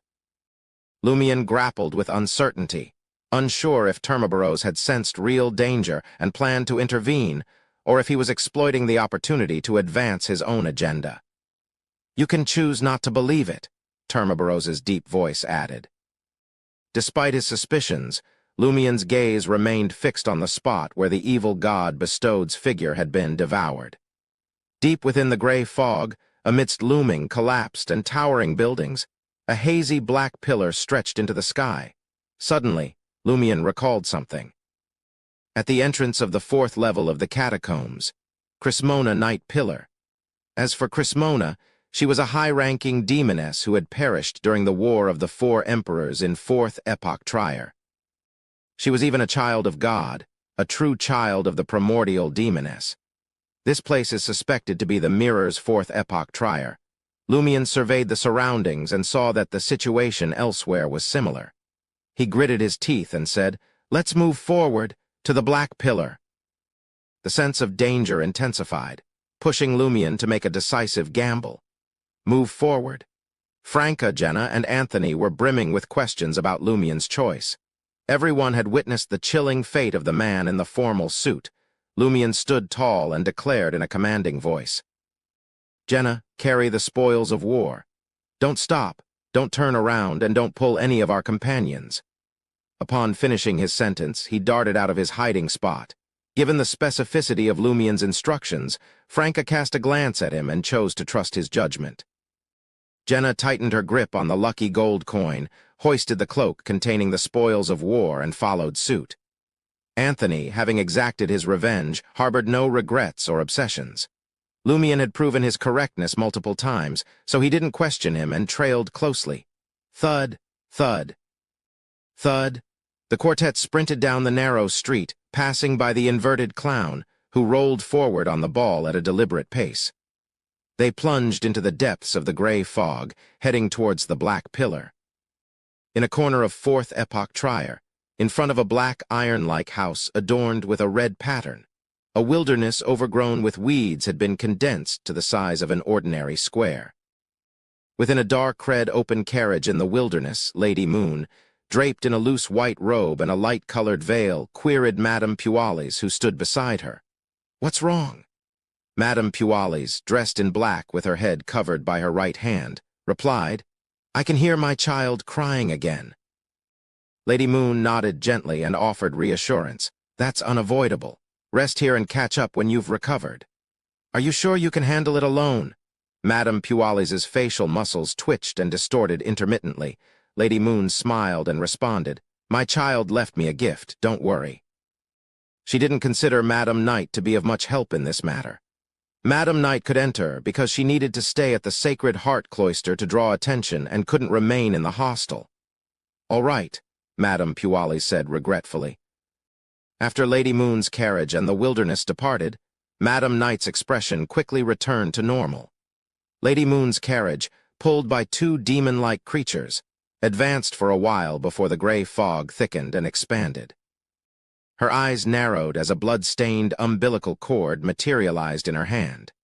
The umbilical cord emitted a brilliant golden sunlight, warding off all corrosion and influence.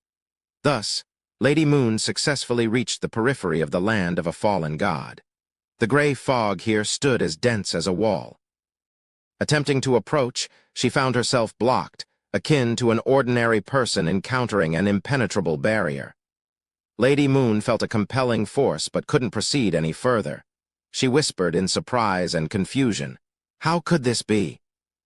As she pondered to herself, Lady Moon surveyed her surroundings. Suddenly, her gaze froze. On the surface of a nearby half-collapsed palace-like structure, a flamboyant red color seized the wall, outlined in a bloody state. "Didn't anyone tell you that there's another seal here?" Chapter 485. Night Pillar. The intensifying gray fog at the core that spread to every corner of Fourth Epoch Trier didn't faze Gardner Martin, wrapped in sleek silver-white full-body armor. Instead of alarm, delight surged within him. Since the invasion of the power from Building 13 on Avenue du Marché and being able to hear the Great Voice, such scenes had frequented his dreams. It felt like returning home, the door wide open for him. Without hesitation, Gardner Martin sprinted toward the heart of Fourth Epoch Trier, heading for the land of the fallen god. Through a street so narrow that the residents in the houses on both sides could almost reach out and shake hands, Lumion and his companions sprinted forward. After only a dozen steps, Lumion sensed an intangible force emanating from the pitch-black gray fog. It was like the countless arms of a terrifying entity, gently and methodically caressing every living being to determine its prey. Lumion's scalp tingled. Even with his clothes providing cover, goosebumps erupted where the formless entity touched him.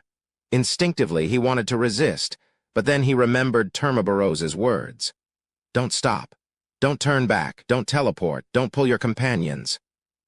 While this didn't explicitly mention resisting, defending, or attacking, Lumion felt it wise to observe and wait for developments. Suppressing the urge to incinerate the formless entities, he compelled himself to move forward. Jenna, by his side, and Franca and Anthony behind him, closely monitored Lumion. If he didn't act, neither did they. If he did, they would quickly follow suit. Observing Lumion refraining from confronting the formless entity in the dim gray fog, they braced themselves, enduring the intense and danger-filled caresses. In the midst of this, Franca found the formless object somewhat familiar. Recalling the suspicion that this place was the Mirror's Fourth Epoch Trier, closely linked to the demoness pathway, she quickly had an answer.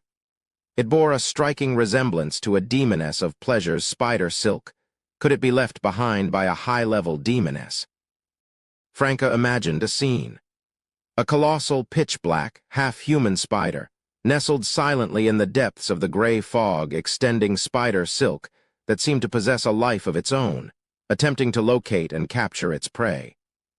After covering more than 10 steps in a sprint, Lumion was pleasantly surprised to notice the formless entity slowly retracting. It no longer actively caressed him, but given their dense presence, occasional brushes or touches were inevitable. This change appeared to be a response to his proactive approach towards the source of the formless entities. These formless entities seemed to single out those attempting to escape. Upon breaking free from the narrow street and delving into the thick gray fog, Lumion suddenly felt his hair stand on end, a chilling sensation running down his spine. His intuition warned of immense danger ahead, a threat capable of obliterating them all. The consequences of getting closer were beyond imagination. Franca and the others involuntarily slowed down. The horror felt palpable, like a loaded revolver pressed against their foreheads, poised to fire at any moment. Lumion clenched his teeth and pressed on. Having chosen to trust Termaboros's advice, he needed to endure until there was evidence to the contrary. Otherwise, he might as well do something else from the beginning. He didn't halt, and Jenna and the others didn't dare to either. They resembled fools aware of an impending cliff, understanding their insignificance, yet choosing to rush forward like an idiot. At that moment, Lumion caught sight from the corner of his eye of black flames erupting over Jenna's body. Pain etched her face, fear mirrored in her eyes. Crack. Jenna shattered like a mirror, only to reappear, still engulfed in black flames and frost. Her eyes pleaded with Lumion. Instinctively, Lumion raised his left hand as if to aid Jenna. However, a brief moment of hesitation swept over him, and he withdrew his hand, fixing his gaze ahead. "Don't pull, companions." Despair, surprise, and resentment filled Jenna's eyes instantly. She coughed and came to a standstill. Swiftly ensnared by the formless entities, she was dragged deeper into the gray fog. Franca, witnessing this, had an immediate change in expression, ready to offer assistance when Lumion's instructions flashed through her mind. She hesitated. In that moment, Jenna's expression transformed into one of pure hatred, blood seeping from the pores on her face. A shrill scream escaped her lips, akin to a curse echoing towards everyone. Seeing this, Lumion and the others experienced a strange sense of relief. This Jenna seemed more like a mirror person. Amidst the shrill scream, Jenna vanished into the depths of the gray fog, her voice abruptly silenced. Almost simultaneously, Lumion caught Jenna in his peripheral vision, sprinting beside him with an anxious and nervous expression. As expected, Lumion roughly comprehended why Termaboros had cautioned against pulling companions. In this realm, a companion could seamlessly switch with their mirror counterpart at any moment. Assisting the mirror person risked harm to their true companion, leading to complete assimilation into this place, becoming food for the entity at the source of the formless objects. Damn it. Couldn't you be more explicit? These reasons aren't particularly intricate. You insist on us experiencing them ourselves and overcoming them. Cursing Termaboros inwardly, Lumion pressed on with even more determination. In the subsequent encounters, similar challenges arose multiple times. Yet, armed with experience, they refrained from resisting or attempting escape. They resisted the impulse to aid their companions. Lumion and the others, focused on their path, ran straight using the black pillar as a guide. Occasionally, they bypassed obstacles. Finally, the black pillar loomed not far ahead. Simultaneously, Lumion, Anthony, and the rest were astonished to find that the imminent danger on the verge of colliding with them had mysteriously vanished. No, it hadn't disappeared. It was now behind Lumion and the group, distant.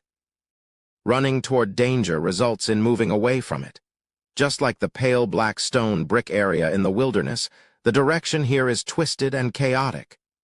Amid Lumion's surprise, he didn't glance back, nor did he pause to celebrate. He persisted, sprinting toward the black pillar. Had he not set a resolute example, Franca and Jenna might have turned around. Nonetheless, they pressed forward, a sense of relief mingling with lingering fear. After covering dozens of meters, the quartet reached the square where the black pillar stood. The ground was paved with pale black stone bricks, and numerous grayish-white stone pillars lay in ruins, only a few remnants remaining. Compared to the black pillars, these surviving grayish-white stone pillars were as inconspicuous as ants. The colossal black pillar surpassed even the Crismona Night pillar Lumion had witnessed on the third level of the catacombs. It stretched into the sky, seeming to burn with formless flames, its destination shrouded in mystery. The scene brought to Lumion's mind the pale black stone bricks in the wilderness outside and the numerous grayish-white stone pillars in the vicinity. but nothing akin to the Black Pillar. Had the Night Pillar in the wilderness collapsed and been destroyed? Did that event lead to the old bones crawling out, causing the corruption in Building 13 on Avenue du Marché? Was it then mended by constructing the catacombs and relocating countless corpses? Lumian ventured a guess based on these thoughts. Franca and Jenna surveyed the square ahead, observing that the area surrounding the Black Pillar had sunk into the ground. Below, there seemed to be white magma flowing, and faint black tentacles lurked. Though there were no explicit warnings of danger, Lumian and the others sensed that this might be even more dangerous than the entity they had previously encountered. Next to the Black Pillar stood a 1.78-meter-tall snowman. Its frosty face, cracked to form eyes, nose, and mouth, lacked ears. As Lumian's gaze nonchalantly swept across the snowman, it abruptly froze. He noticed a dark stain on the snowman's right eye, as if it were a monocle. Ammon? Lumian startled, a desire to flee taking hold. At that moment, Termaboros's majestic voice echoed in his ears. "It's dead." Dead, Lumian breathed a sigh of relief. It made sense. Ammon, a nobleman of the Fourth Epoch's Tudor Empire, wouldn't be exempt from the casualties of the Divine War. It was plausible that dozens, even hundreds of avatars perished back then. Retrieving them might not have been feasible in the circumstances. For some reason, Lumian detected a trace of joy in Termaboros's concise words. Observing the snowman, Anthony suddenly felt his forehead heat up and his breath turned hot. His spirit body rapidly weakened. "I'm infected," he calmly informed his companions. Ailment. Lumian glanced at the Black Pillar again. Could this be the true form of the Crismona Night Pillar? Even the figurine of the primordial demoness can't stem the corruption of ailments in this place. Franca's heart skipped a beat as she instructed Jenna. "Take out that figurine." Simultaneously, she reached into her pocket and pulled out the primordial demoness figurine crafted from bone. After Jenna handed her the black one, Franca motioned for Anthony to come closer and observed his expression. "How do you feel now?" "It seems better." I'm getting better." Anthony scrutinized his physical condition earnestly. Franca smiled. "I knew it. How could Jenna and I be fine, but you're sick? Looks like we have to maintain a certain distance from the figurines." As soon as she finished speaking, blazing white fire ravens soared out from behind the Black Pillar, hurtling toward them. Then a figure emerged. It was Gardner Martin, attired in a black formal suit and yellow vest, an unusual sight. His gaze fixed on the black figurine in Jenna's hand and the bone statue in Franca's, revealing a longing expression. Chapter 486. The Mirror People's Conspiracy. As the blazing white fire ravens erupted from behind the Black Pillar, Lumian's reflexes kicked in. While Franca, engrossed in deciphering the cause of Anthony's ailment, Lumian seemingly engaged in the discussion. Yet beneath the facade, he, a hunter, maintained a vigilant stance, keenly aware of his surroundings. In this dangerous and ominous setting, he couldn't afford to focus solely on conversation. Lumian thrust his palms towards the oncoming blazing white fire ravens.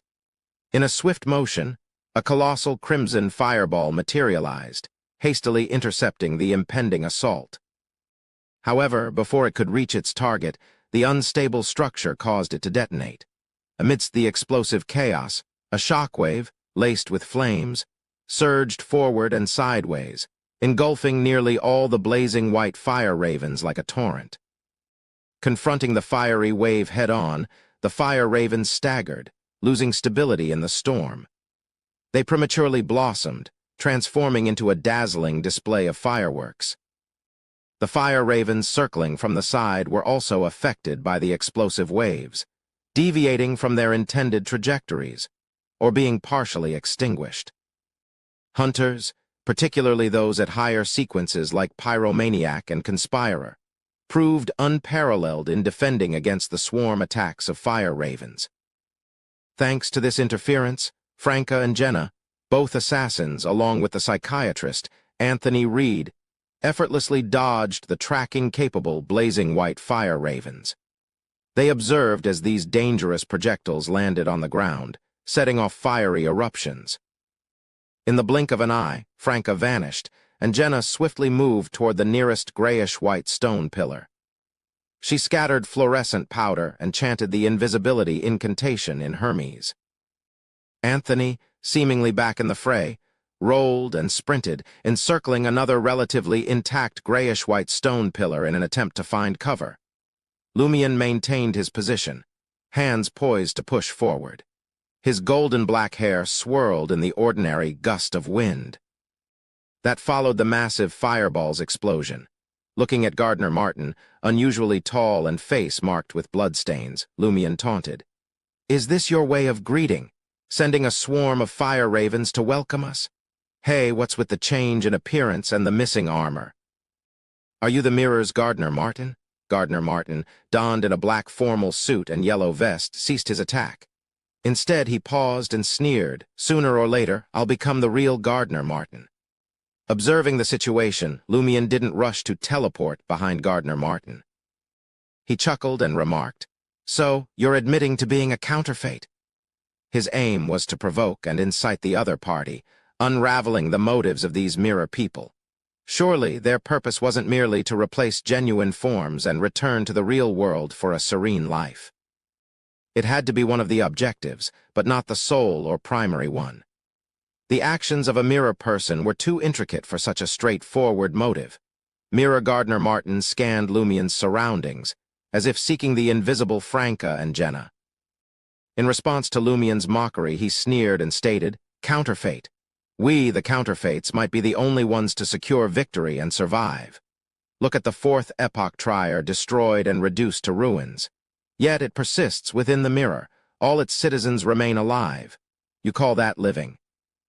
Lumion refrained from interrupting the Mirror Gardener's resentful narrative.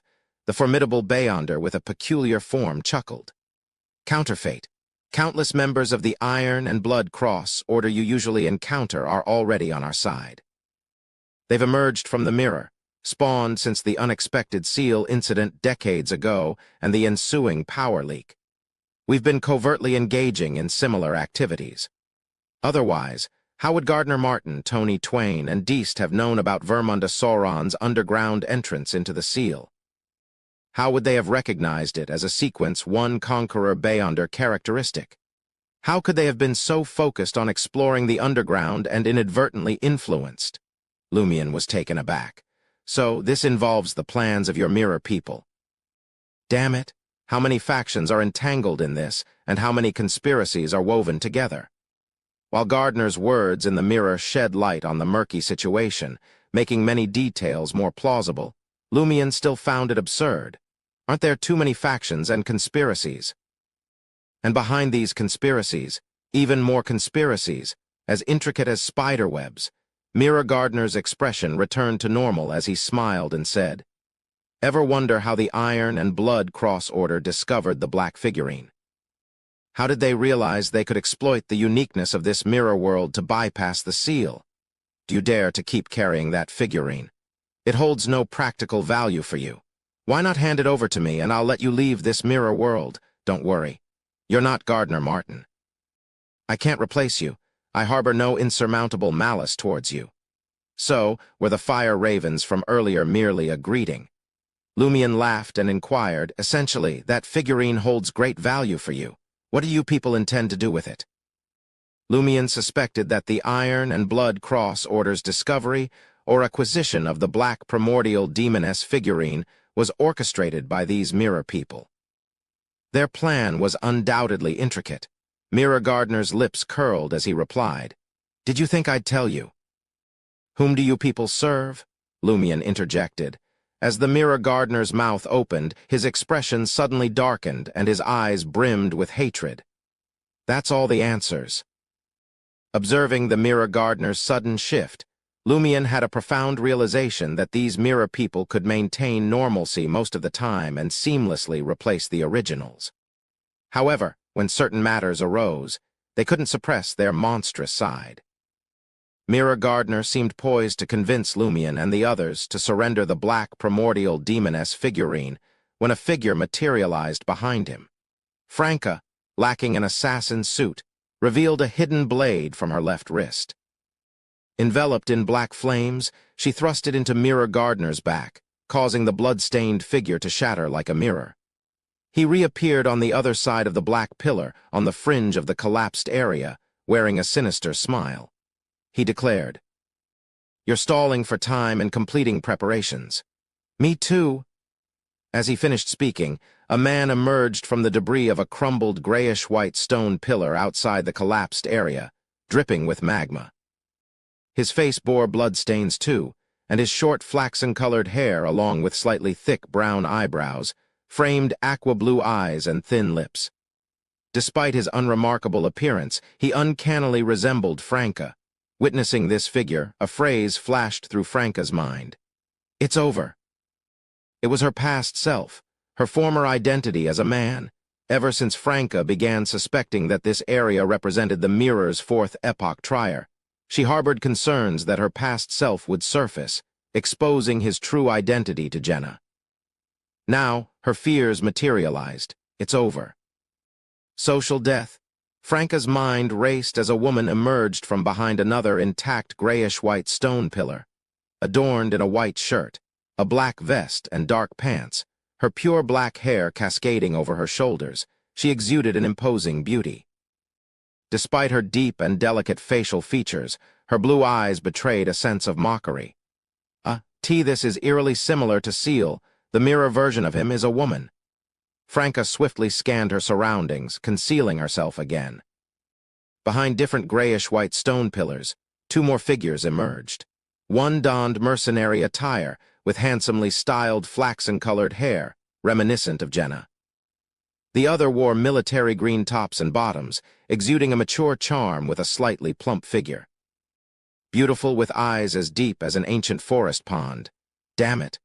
A male version of Jenna and a female version of Anthony. Anthony looks even more handsome and charming. This is different from the mirror world outside. Franca felt puzzled yet relieved. This could provide a plausible explanation for his former appearance to resurface, Lumion, equally perplexed by his mirror counterpart having a different gender, and the others weren't experiencing the same thing as Franca. Even if the mirror reflected their past selves, it shouldn't manifest like this. If this was a fusion of a demoness's mirror world, the stacking of feminization and one's past, Jenna should be a woman no matter what. As Lumion's thoughts raced, he considered the Hunter pathway's ability to transform women into men, which was adjacent to the demoness pathway. Could it be that this mirror world is influenced by the Blood Emperor's corpse or residual divine power? Is it akin to Mr. Fool and the celestial worthy of heaven and earth for blessings? A power controlling these two pathways leaked, forming a unique mirror world that causes an overall reversal. Lumion didn't delve too deeply into it, as Mirror Gardener and his four helpers attacked. The mirror person in a black formal suit and yellow vest didn't conceal his hatred, excitement, and desire. In the wilderness, the entire ground seemed to sink 2 to 3 meters. Deast's massive iron soldiers and yellowish-skinned giant entourage stood at the edge of the hurricane. Occasionally, one of them would self-destruct, reducing to fragments.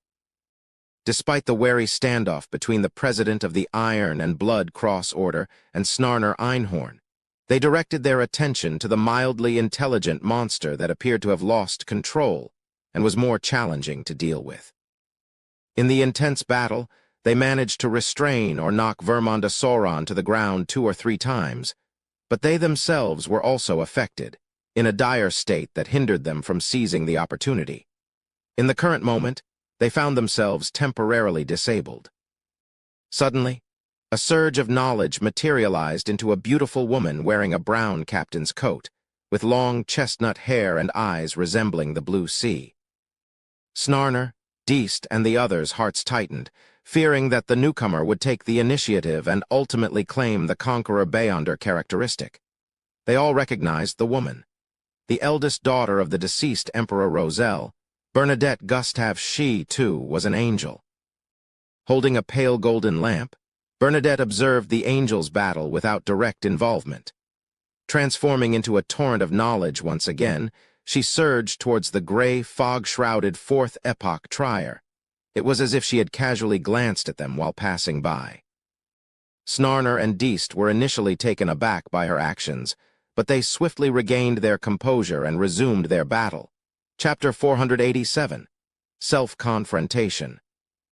In fourth epoch Trier, shrouded in a dense gray fog, Voisin Sanson, with thick blonde locks, a well-kept beard, and deep-set features, yielded to the whims of destiny. He threaded through the chaotic streets, drawing nearer to the faintly discernible Grand Palace. Abruptly, the stone slab beneath his feet shattered, and with swift precision, a skeletal hand shot up, seizing his ankle. At the same instant, a knight adorned in jet-black armor charged on horseback. Wielding a broadsword ablaze in ghostly white flames, he slashed diagonally at Voisin Sanson. Voisin Sanson's form swiftly morphed into an ethereal state, resilient against the onslaught of the pitch-black night. However, with the passage of time, it gradually faded until it dissipated entirely. His true self materialized almost 20 meters distant, fixating on the adversary. Beneath the black visor of the knight, two dark red flames flickered like candlelight. A grotesque wound with pale white intestines protruding adorned its chest and abdomen. Perched on a desiccated white horse resembling a skeletal corpse, the knight presided over a vast square wilderness. Within this expanse, myriad figures roamed. Some draped in white linen, their faces pallid and vacant. Others reduced to mere skeletons, while some concealed their visages behind masks of white paper. On the fringes of the wilderness, a dark red cradle-shaped carriage advanced, drawn by two abyssal, demon-like creatures boasting goat horns. Seated within the carriage was the regal Madame Pualis. Adorned with a flower crown and a green dress, her long brown hair was elegantly tied high. Bright brown eyes gazed forth as she held a small bowl crafted from green jade in one hand and an oak branch entwined with mistletoe in the other. "What do you want?" Voisin Sanson inquired with a calm, resonant voice. Madame Pualis responded, her smile unwavering. "Revenge, naturally." Her eyes, once warm, gradually turned cold, but the grin on her face endured. "Revenge?" Voisin Sanson echoed the word, a note of confusion in his voice. After a brief pause, he furrowed his brow and questioned, "For Auror?" In that moment, the undead and several death knights scattered across the wilderness withheld their attacks on Voisin Sanson, as if anticipating the emotional release sought by the madam they served. Seated within the carriage, Madame Pualis offered a self-deprecating smile. For a villain, one-sided love is destined to be fleeting. Passion inevitably wanes quickly. Yet she met her end during that brief period, becoming a thorn lodged deep in my heart, unextractable. The mere thought of it is painful, fueling my anger and resentment, and all of this was caused by you. I desired to strike when we crossed paths earlier, but the circumstances weren't conducive. Lady Moon had yet to make her entrance, and I couldn't afford to delay the Great Mother's affairs for a personal vendetta. But now, in this quiet moment, Voisin Sanson narrowed his eyes. After receiving the Great Mother's boon, shouldn't these delicate and easily shattered emotions be eradicated? Aren't you worried about undermining the grand objectives of the great entities? Madame Pualis chuckled and replied, "There are more fitting and potent individuals for that task." Like Lady Moon. As for me, her expression softened, revealing a trace of wistfulness. In the past, I put my faith in the Great Mother to attain strength and break free from the constraints of the antiquated churches. I didn't have to concern myself with moral judgments or public opinion. No need to fear being attacked by some past victim at any moment, free to do as I pleased. Now, what I desire is vengeance? As Madame Pualis concluded her words, a pair of ethereal wings unfolded behind her, adorned with brown feathers of human size. "Ah!" A sharply discordant and anguished scream escaped her lips. The remaining glass in the nearby structures shattered. Voisin Sanson's mind reverberated, as if he could sense his spirit body wailing. In the rundown square, suspected to be the whereabouts of Crismona Knight Pillar, Lumion zeroed in on his feminine, mirror self. Only he comprehended the extent of the trouble he posed. He might not be the most formidable presence among the gathering, but his unique skills and array of items could swiftly tip the scales in his favor. It was imperative to neutralize him in advance. As for the mirror version of Gardner Martin, it was suspected that he possessed mirror substitution, proving challenging to dispatch swiftly. Lumien's strategy was to eliminate the auxiliary threats first before zeroing in on him. When the moment arrived, the combined effects of psychiatrist's frenzy, Flogg's strikes, and the arousal triggered by Beatrice's necklace would exploit the psychological vulnerabilities of the mirror people. Their abundance of negative emotions and the potent desire to achieve and supplant made them susceptible.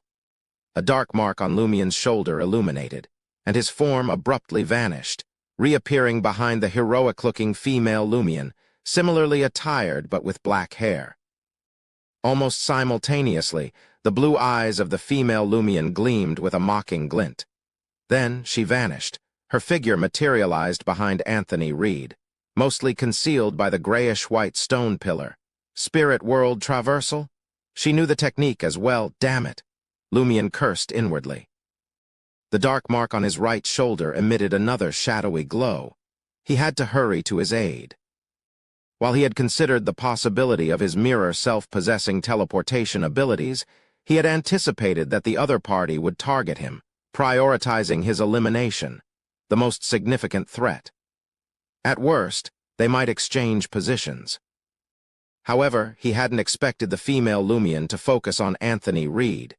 In that critical moment, Lumien pieced together the rationale. Primarily, the mirror person harbored an intense resentment toward the original counterpart, driven by a desire to supplant them. Given their profound psychological issues, these could be effectively countered by psychiatrists' frenzy and similar abilities. Secondly, Anthony Reed lacked proficiency in evasion and lacked diverse substitutes. His defense wasn't substantially superior to that of an ordinary person, rendering him susceptible to swift elimination, thereby reducing their team's strength. As Lumien engaged in discourse with the mirror Gardner Martin, Anthony Reed remained concealed behind a nearby grayish-white stone pillar. He observed his surroundings and assessed the enemy's mental state, strategizing his actions for the impending battle. He had noticed the appearance of his feminine version, as well as the mirror Gardner, male Jenna, and male Franca to either hide in the shadows or vanish. The complexity of the situation intensified, and he instinctively sensed the impending challenge posed by these formidable adversaries. As the figure of the female Lumien vanished, Anthony Reed, familiar with Lumien's spirit world traversal, quickly discerned the monster's intentions and thought process. She was employing teleportation, with him as her target. Her primary focus was dealing with the psychiatrist. As these realizations raced through his mind, Anthony didn't attempt to evade to either side. Given the proximity and his limited physical abilities, escaping the danger zone before female Lumien unleashed her subsequent onslaught was an impossibility.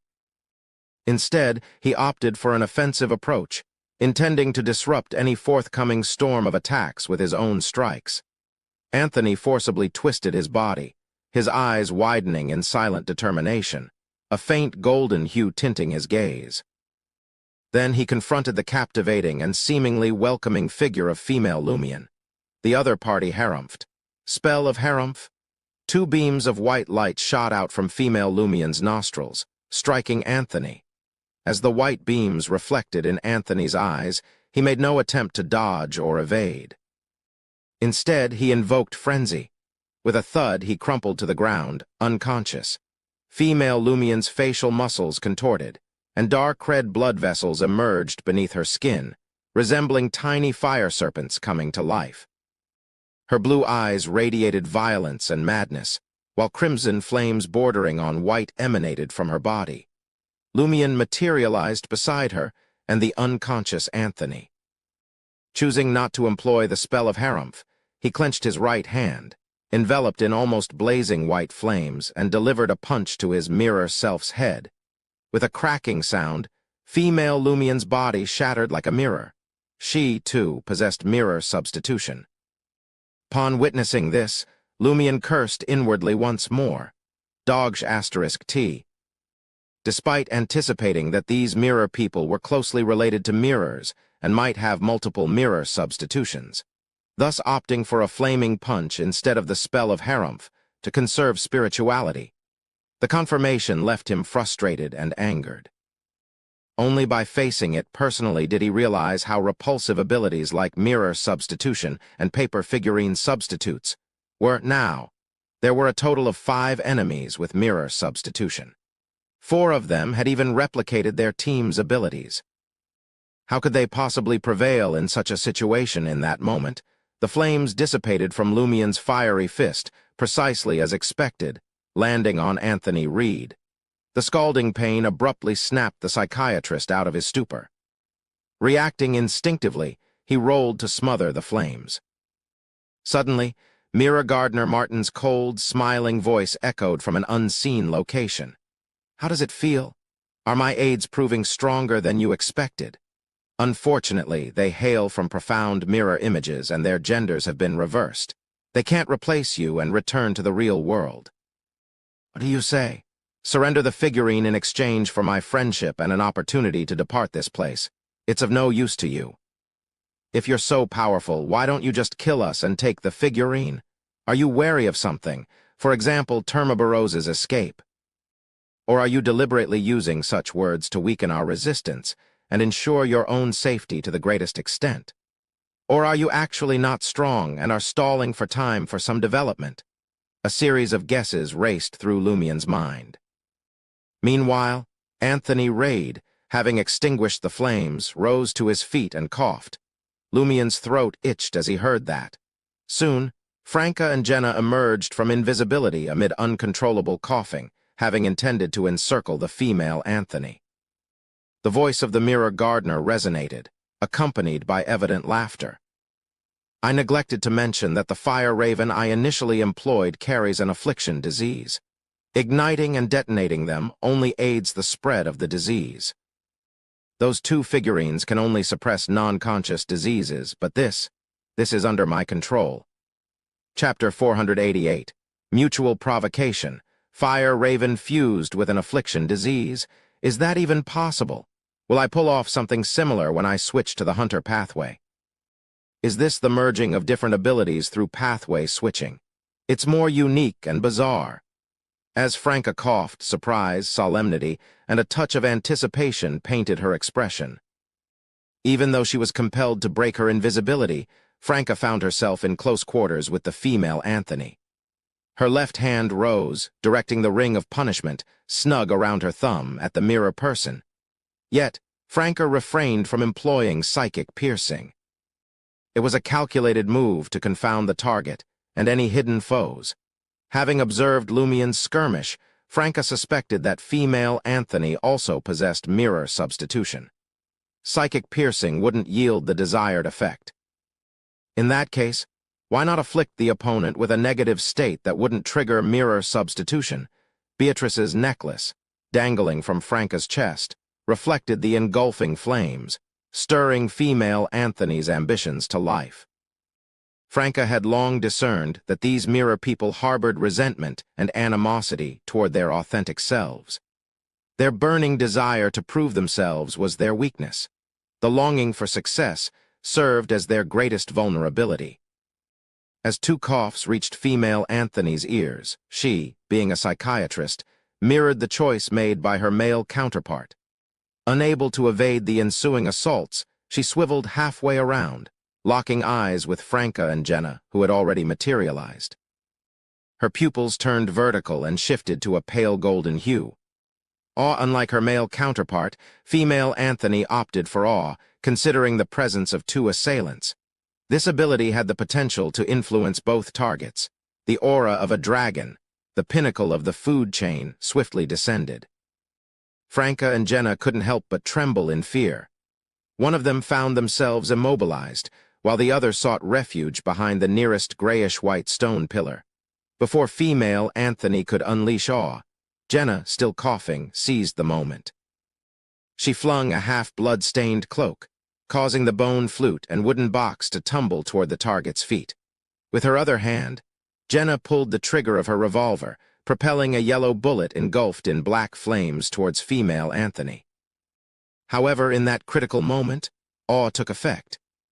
Jenna's right hand quivered, causing the bullet to veer off course. Amidst the gunfire, the shadowed mirror gardener narrowly evaded the bullet's trajectory. Swiftly moving, he leaped to the ground, dodging the projectile, and rolled into another shadow, vanishing from sight. Unharmed, female Anthony's eyes seemed to blaze with flames. She abandoned the idea of casting frenzy on Franca, who succumbed to the effects of awe, redirecting her focus to the coughing and moving male version of herself. Thud, thud, thud. She charged forward, determined to prove herself by defeating the male Anthony. At that moment, figures materialized behind the frozen Franca and the fleeing Jenna. They were male Franca and male Jenna, who had previously concealed themselves with their abilities. The former aimed his hidden blade at Franca's back and struck with all his might. The latter fixed a glare at Jenna's back and pulled the trigger. With two cracking sounds, Franca and Jenna's bodies shattered like mirrors, allowing them to escape the effects of awe. However, their throats remained irritated. They had no choice but to endure the discomfort and occasionally cough as they faced off against male Franca and Jenna. Lumien's throat itched, and his head, accustomed to enduring high temperatures, still radiated warmth. As an ascetic, this level of illness couldn't challenge his endurance. He glanced at female Lumien not far away, and crimson flames enveloped him, transforming into a fireball that shot forward. Female Lumien, her face still marked by blood vessels, sneered and vanished from her spot once more. Spirit world traversal again. Her figure reappeared behind the rapidly moving Anthony, as if she wouldn't stop until she had vanquished the psychiatrist. Just then, the fireball that had just shot out dissipated prematurely, morphing into a stream of light. In the stream of light, Lumien's figure flashed as he teleported to Anthony's side. He had been feigning an attack, anticipating female Lumien's use of spirit world traversal. He seized the opportunity to closely follow and block her. To achieve this, Lumien not only destabilized the fireball's structure in advance, but also utilized Lai's ability to strengthen his control over flames. Appearing beside Anthony as swiftly as female Lumien, he promptly raised his iron-black boxing gloves and unleashed a flurry of chain punches. Simultaneously, Lumien conjured the desire he longed to witness in his mind, the desire to replace a real person. This desire proved easier to trigger, and its detonation even better. Having already adorned the flog boxing gloves, Lumien aspired to exploit this state, potentially immune to mirror substitution, to impact the target and temporarily incapacitate his mirror self in combat. With a resounding bang, Lumien's left and right punches met the resistance of female Lumien's raised hand. However, she lacked boxing gloves, and her forearm bore several bleeding punctures from Flog's short thorns. Her eyes brimmed with escalating resentment and malice, as though she yearned for Lumien's demise in the very next second. She had entirely forsaken her pursuit of Anthony Reed. Bam, bam, bam. Lumien unleashed a barrage of punches, incessantly thwarting his mirror self's attempts to employ other abilities. He persisted in taunting his counterpart. Hey, no flog boxing gloves. Are you so feeble that you can't even mirror a mystical item below the demigod level? On the one hand, Lumien sought an emotional release.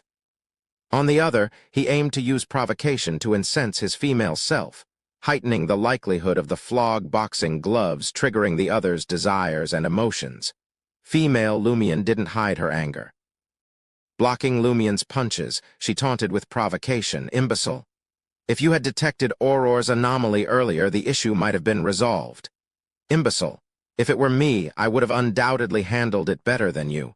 Lumien's mind buzzed. Even as an ascetic, he found himself affected by provocation. This frustration and guilt had long been buried deep in his heart, one of the root causes of all his pain.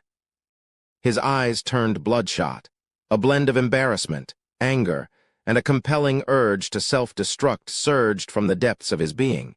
His attacks intensified as he sought to infuse the thought into his right hand. He wanted to witness the outcome if he unleashed the Blood Emperor's aura here in the Mirror's fourth epoch trier. When the time came, everyone present, Voisin Sanson and the other gods bestowed from different regions, would meet their demise together. Just then, Lumien's thoughts abruptly cleared. His emotions and impulses felt as though caressed by a gentle breeze. The melodious melody his sister Aurora used to hum seemed to echo in his ears, swiftly calming him. Placate? Psychiatrist Anthony reads placate. Seizing the opportunity while Lumien relentlessly pounded female Lumien with punches, Anthony distanced himself. As he eluded the pursuit of his female self, he circled back to Lumien's vicinity. Sensing his companion's volatile mood, he promptly cast placate. Affected by Beatrice's necklace, female Anthony only had eyes for her true self, indifferent to the fate of female Lumien. Suppressing the urge to self-destruct, Lumien witnessed female Lumien teetering on the verge of collapse under his relentless onslaught, her expression contorted. Franca and Jenna's coughing intensified, hindering the use of their abilities. Their male counterparts seized the moment, forcing them to employ mirror substitution once again. Franca was still okay, but Jenna likely had only one mirror substitution remaining. Observing this, Lumien, his forehead ablaze, felt a mix of concern, nervousness, and confusion. Where was Mirror Gardner in such a chaotic scenario? Any attack, whether directed at Franca, Jenna himself, or Anthony, would prove highly effective. He might even succeed in eliminating them one by one. After all, he was a Reaper. Yet Mirror Gardner refrained from attacking. Only the echoing, mocking laughter signaled his continued presence. He persisted in persuading Lumien and the others to surrender the black figurine and cease resisting. HMP. Seizing the opportunity when Lumien's assault momentarily slowed, female Lumien, pushed to her limits, invoked the spell of Harumph. Two beams of white light struck Lumien's body. His vision darkened, and he experienced the same sensation as his previous adversaries. Crack. A mirror shattered on Franca's body, and Lumien materialized beside her. As Lumien's thoughts returned, a flurry of ideas raced through his mind. After spreading the disease with the sick ravens, Mirror Gardner refrained from employing any other offensive abilities. Instead, he chose to hide in the shadows or conceal himself. Wait, it didn't begin with the disease spread by the sick ravens. It began with the emergence of male Franca and the other mirror people. Why didn't he attack? Considering my mirror self's lack of the flog boxing gloves, she probably doesn't possess the Blood Emperor's aura. Mr. Fool's seal or Termiboros, the flog boxing gloves were crafted from the branch of the Tree of Shadow. The mirror world, despite its apparent danger and terror, shouldn't be incapable of mirroring the flog boxing gloves. Suddenly, Lumien had an epiphany. These four mirror people weren't naturally formed in the mirror's fourth epoch trier. Mirror Gardner Martin had utilized his unique connection to this place to create them. It was akin to an ability. Mirror Gardner's decision not to attack stemmed from his concerted effort to sustain the four mirror people. He couldn't engage in direct assault. His only recourse was to conceal himself and use words to interfere with the enemy, disrupting their combat will. As these realizations coursed through his mind, Lumien couldn't help but smile. Dodging male Franca's attack and anticipating the teleportation of female Lumien, he retrieved the Eye of Truth obtained from Bouvard. Lumien then adorned the peculiar monocle, seemingly fashioned from flesh and blood. It had the ability to pierce through illusions, perceive reality, and discern the light of spirituality. Chapter 489. Greed. Despite the severe corruption of the Eye of Truth, its ability to hear the voices of a hidden entity at any moment, and the risk of encountering uncontrollable negative effects, Lumien trusted that fourth epoch trier, with its potent seal isolating external influences, provided a safeguard. Even the boons of evil gods couldn't trace back to their source, making it unlikely for him to hear the hidden sage's ravings. In this realm, there should be no adverse effects when using the Eye of Truth, especially within the mirror's fourth epoch trier. However, Lumion acknowledged the potential presence of a fallen angel from the mystery prior pathway or remnants of corresponding divine power. Even with the eye of truth, there was a chance of hearing voices he shouldn't. Consequently, Lumion didn't plan to use it extensively. He intended to locate Mirror Gardner Martin and remove the mystical item when the opportunity presented itself. Through the lens affixed to his eye, Lumion discerned nearly invisible spider silk swaying around Franca, subtly influencing male Jenna and the other mirror people. Similarly, male Franca had created a plethora of spider silks, utterly unaffected by the constraints of the term witch. Lumion also took note of the fine snake-like black hair covering the area. They manifested and disappeared, delicately caressing every living being they touched. Their origin seemed to be the black pillar extending into the sky. Concurrently, Lumion's left eye reflected Mirror Gardner Martin. Concealed beside a grayish-white stone pillar, he seemed invisible. Without hesitation, Lumion activated the black mark on his right shoulder, the 5th time since becoming an ascetic. With the eye of truth in place, he instantaneously vanished, reappearing behind Mirror Gardner. The corners of Lumion's mouth curled up as he swung his right fist at his exposed foe, who had just realized his concealment had been shattered and had no time to react. His hands were encased in iron-black boxing gloves adorned with multiple short thorns. Flog. In the midst of Mirror Gardner's attempt to lunge forward and transform into a burning white spear, flying to the opposite side to distance himself, Lumion landed a punch behind his ear. In a haste, Mirror Gardner could only duck, abruptly contorting as if he were boneless, attempting to somersault away. Bang! Lumion's right fist connected with Mirror Gardner's right shoulder. The impact distorted the other's shoulder, causing his body to stagger, nearly losing balance. Mirror Gardner's combat prowess proved formidable. Despite tumbling to the ground, he seized the opportunity to pivot. He was unfazed by the potential of the white beams or being shot in the head. He still possessed mirror substitution. Confronting Lumion, who lunged at him with blood still dripping from his iron-black boxing gloves, Mirror Gardner smiled, his eyes reflecting blatant greed. This time, Lumion opted to trigger greed. In an instant, Mirror Gardner ignited with blazing white flames, morphing into a spear charging at Lumion. At this range, he doubted that Lumion could evade the impending attack. Having committed to close combat, he had to bear the consequences, rendered unable to fully utilize spirit world traversal. Lumion didn't attempt to dodge, nor did he plan to. He swiftly adjusted his posture, watching as the blazing white spear collided with his right chest. His defense against flames was robust. The blazing white spear took nearly 2 seconds to burn through his skin and flesh. Yet, Lumion maintained a smile on his face. The pain only contorted his countenance, a testament to the resilience of an ascetic. Anthony Reed's placate had indeed restored Lumion's composure, but the psychological issues brought to light lingered for the time being. With 2 resounding bangs, Lumion seized the opportunity to deliver a left and right punch to the burning white spear. He exploited every chance to kindle Mirror Gardner's desires and emotions. Ultimately, the blazing white spear pierced Lumion's right chest, propelling him more than 10 meters through the air. Lumion's smile retained a touch of frenzy. Adorned with a silver earring, he withdrew his right palm, pressed against the grievous wound on his chest, and slid downward. The injury swiftly spread to his abdomen, and almost white crimson flames erupted from Lumion's palm, consuming his mangled flesh. He willingly accepted increased risk in the future to mitigate the impact of his injuries.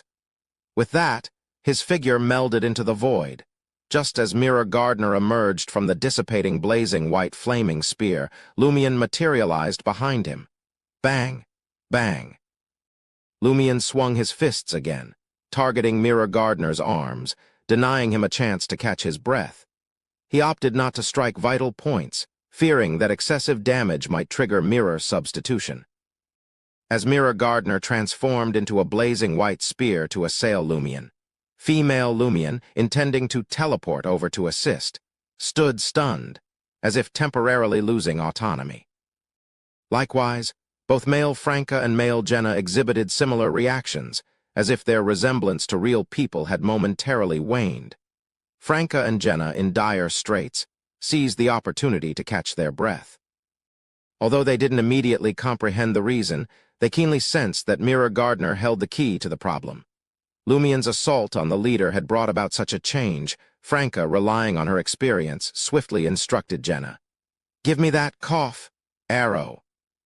She needed the potent self-healing abilities of the arrow of the bloodthirsty to withstand the infectious disease and recuperate to a relatively healthy state within a specific time frame. Franca aimed to delay female Lumien and the other Mira people, creating an optimal environment for Lumien to confront Mira Gardner solo. Her only hope rested on Lumien catalyzing positive changes before the infection and illness exacerbated, outpacing the effectiveness of her self-healing abilities.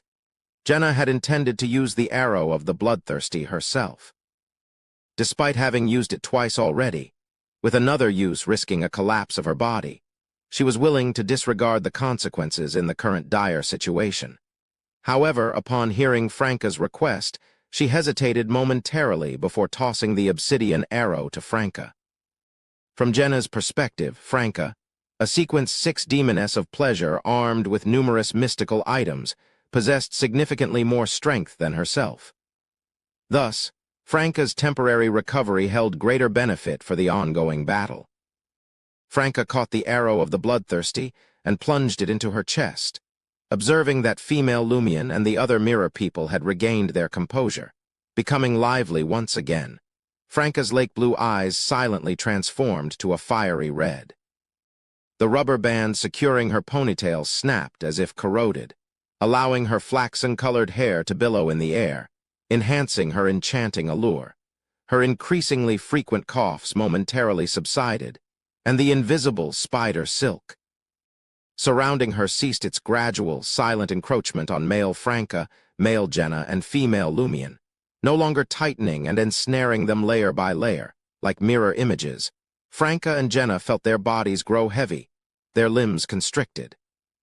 From the outset, male Franca had been covertly using spider silk. Only when there was no way to further ensnare them layer by layer in secret did he reveal it. In an instant, Franca and the others were immobilized.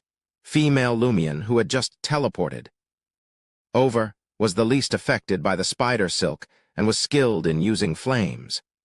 She swiftly activated Spirit World Traversal in a crimson light, heading towards Lumien and Mira Gardner's battlefield.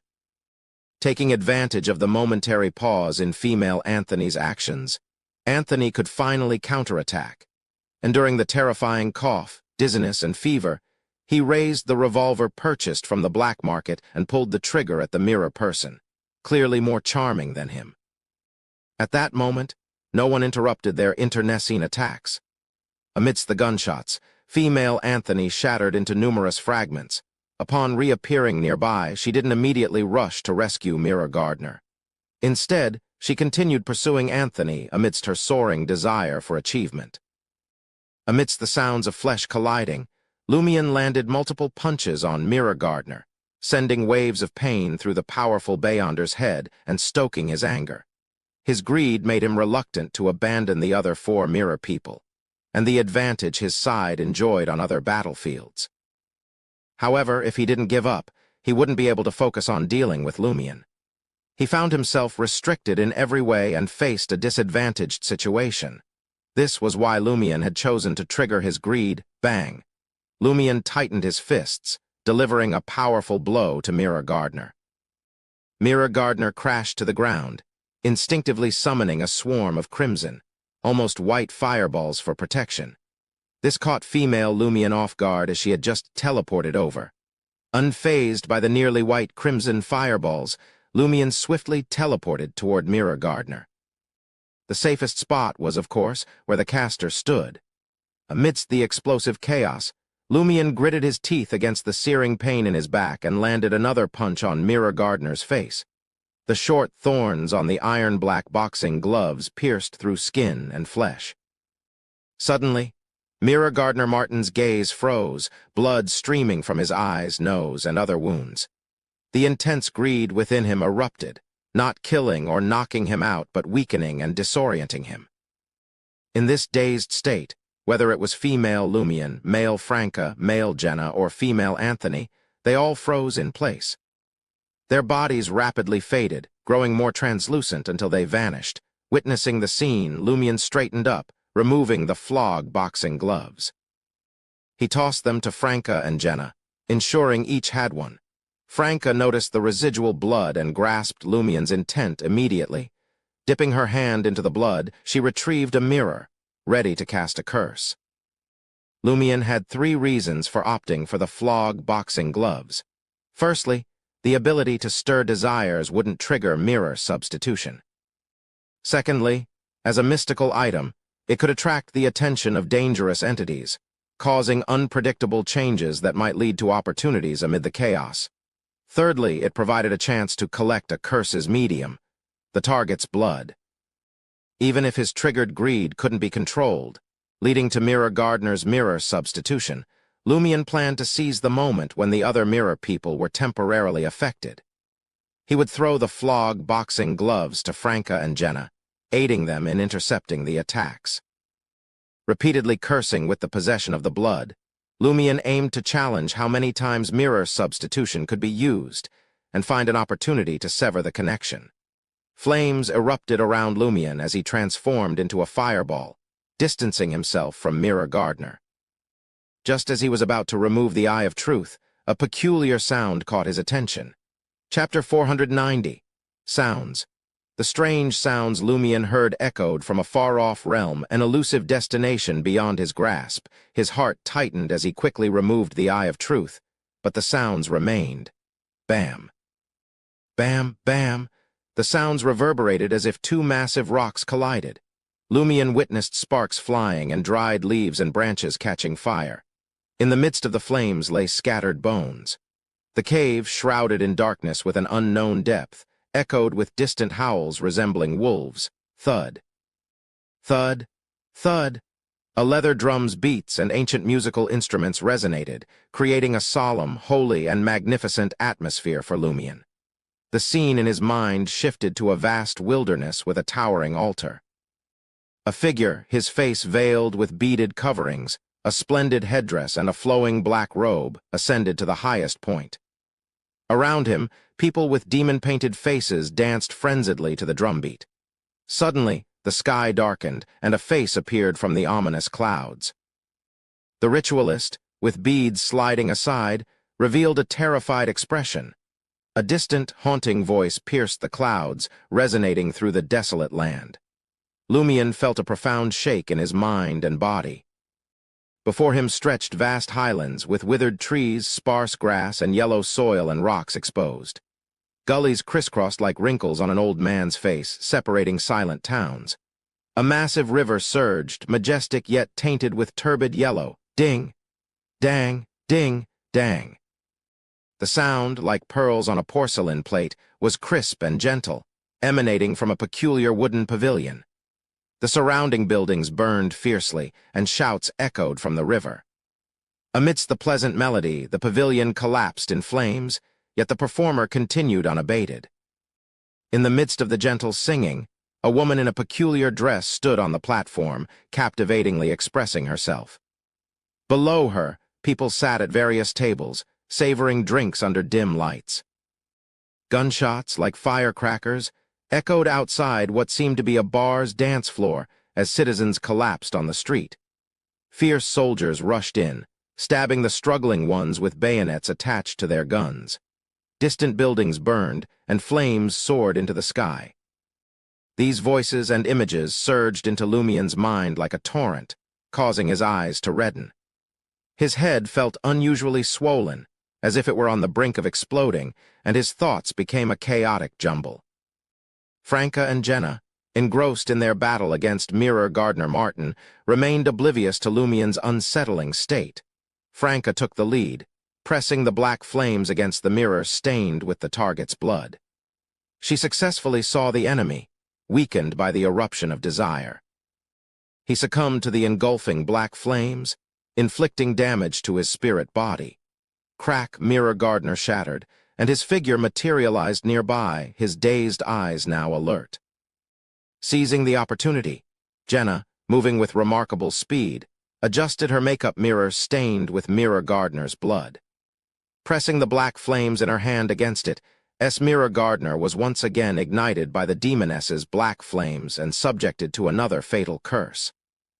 He shattered anew, reappearing beside the black pillar. His right hand reached into his pocket, as if he wanted to take out a mirror and use nails, hair, blood, and other media to sever the connection between the source of the curse and himself. However, Franca, who was also moving at high speed, leaned back and raised the mirror in her hand. It made contact with her other hand, holding the flog boxing glove ablaze with black flames. The flames erupted within the mirror, thwarting Mirror Gardener's attempt at curse-evading mirror magic.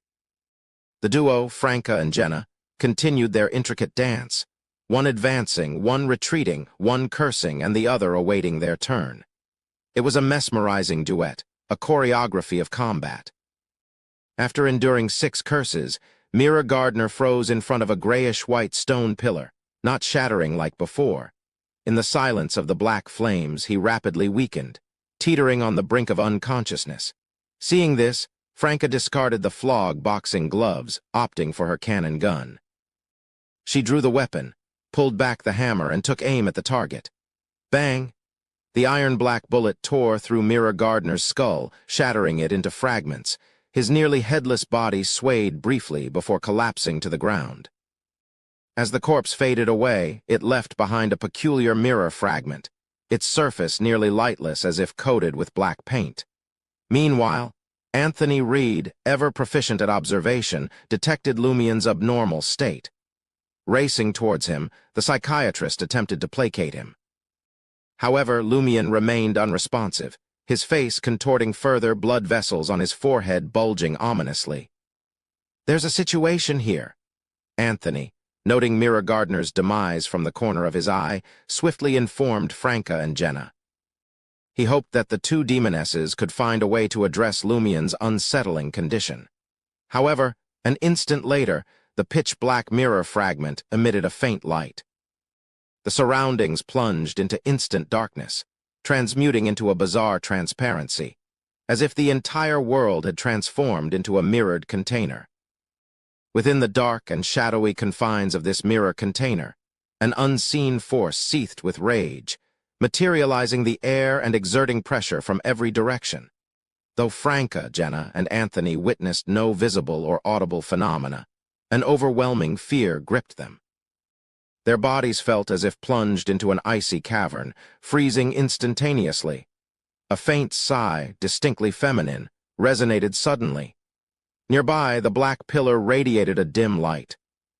The tiny snake-like black hairs concealed in the void retracted, coalescing into a massive black-haired sphere, forming a protective barrier around the square. Franca and the others experienced an immediate sense of tranquility. Fear released its grip on their bodies and minds, allowing them to move freely. Meanwhile, Lumien's consciousness wrestled with an onslaught of voices and scenes, his rationality gradually eroding. Suddenly, he heard a voice. It was a male sigh. Then he saw a face and a figure, a man seated cross-legged in a serene room, adorned with a headdress and a blue robe. Though handsome, the man's eyes betrayed profound sorrow and pain, lending him a withered appearance. His gaze fixed on Lumien, comprehending the scene's unfolding, and he picked up a brown rod adorned with numerous white silk strands at one end, resting beside him. As the sigh persisted, the myriad sounds and images Lumien perceived vanished, replaced by overlapping shrill cries akin to curses. While Lumien couldn't comprehend the language, the phrase echoed in his mind, infused with the purest knowledge, enabling him to grasp its meaning.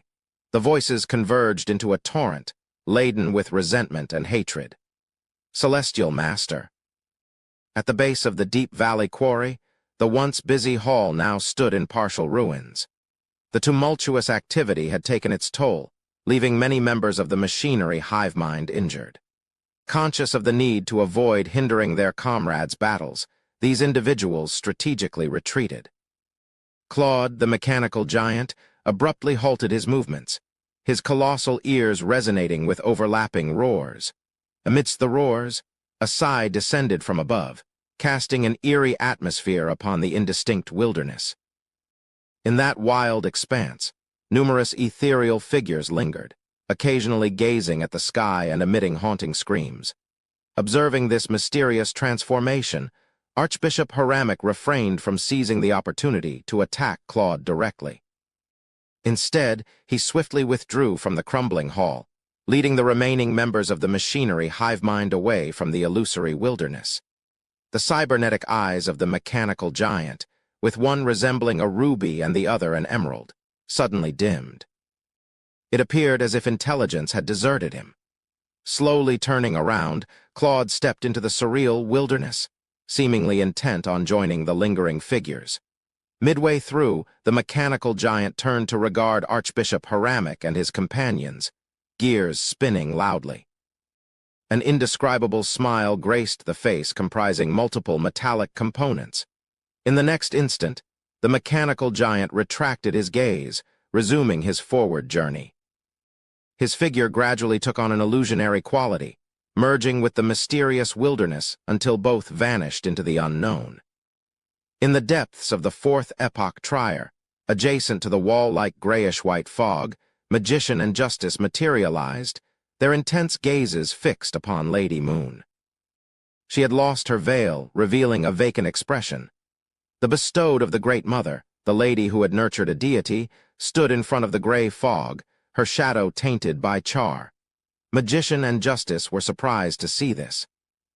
Almost simultaneously, the wall-like grayish-white fog expanded, pulsating like a beating heart. Almost simultaneously, an imposing aura, one that seemed to look down upon all existence, permeated the surroundings. It quelled the earlier sigh that had echoed through the air. The grayish-white fog in the vicinity heightened its intensity, spreading in all directions once more, thickening the gray fog throughout the entirety of fourth epoch trier. Him! So it's him. Justice and Magician exchanged silent whispers. Unaffected by the adverse consequences targeting others, they persisted in their actions. The dazed Lady Moon immediately found herself shrouded in resplendent starlight.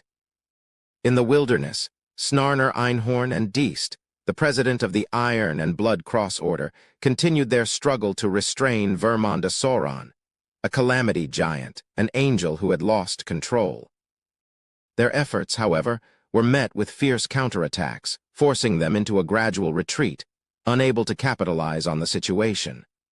Amidst the chaos, the gray fog shrouding the ruins of fourth epoch trier stirred violently, as if the very city had awakened. The turbulent fog swiftly coalesced into a spear-like form, a weapon capable of shattering mountain peaks. It hurtled towards the captive Vermonda Sauron. In an instant, the spear, crafted from the gray fog, erupted into violent flames, taking on a violet hue. It exuded an aura of supremacy, as if it aimed to conquer all in its path. Witnessing this surreal phenomenon, whether it was Snarner Einhorn, Deist, Vermonda Sauron, or their allies, it was as though they beheld a city enshrouded in fog. A sense of awe overwhelmed their bodies and minds, dissuading any inclination to resist. The majestic purple flaming spear traversed a significant distance, impaling Vermonda Sauron, the calamity giant yet to regain mobility. His chest rent open, the colossal being was pinned to the wilderness. As the purple flames dissipated, a figure stood up from a genuflecting position. Clad in blood-stained black armor, adorned with long red hair, the youth exuded a handsome yet haunting presence. Rotting wounds marred both sides of his face, and a vivid red mark resembling a banner flag adorned his forehead. Chapter 491, Unexpected Helper. The gray fog encircling fourth epoch trier extended into the wilderness, as if intercepting and obstructing an unseen force. In the midst of the tempest, Snarner, Deist, and the other formidable beings felt a high and formidable aura. An instinctive urge to bow in submission washed over them. It was as if the Blood Emperor Alistair Tudor, who had met his end deep in fourth epoch trier, had returned from the abyss. However, he wasn't as unhinged or violent as before. Instead, a veiled sense of danger and calamity lingered. Fighting the impulse to surrender while stepping back, their eyes fixated on the figure of a young man clad in blood-stained black armor, adorned with long red hair and a conspicuous red mark between his brows. Their nerves tensed as a name echoed in their minds. Medicai, Red Angel Medicai. He was a king from ancient times.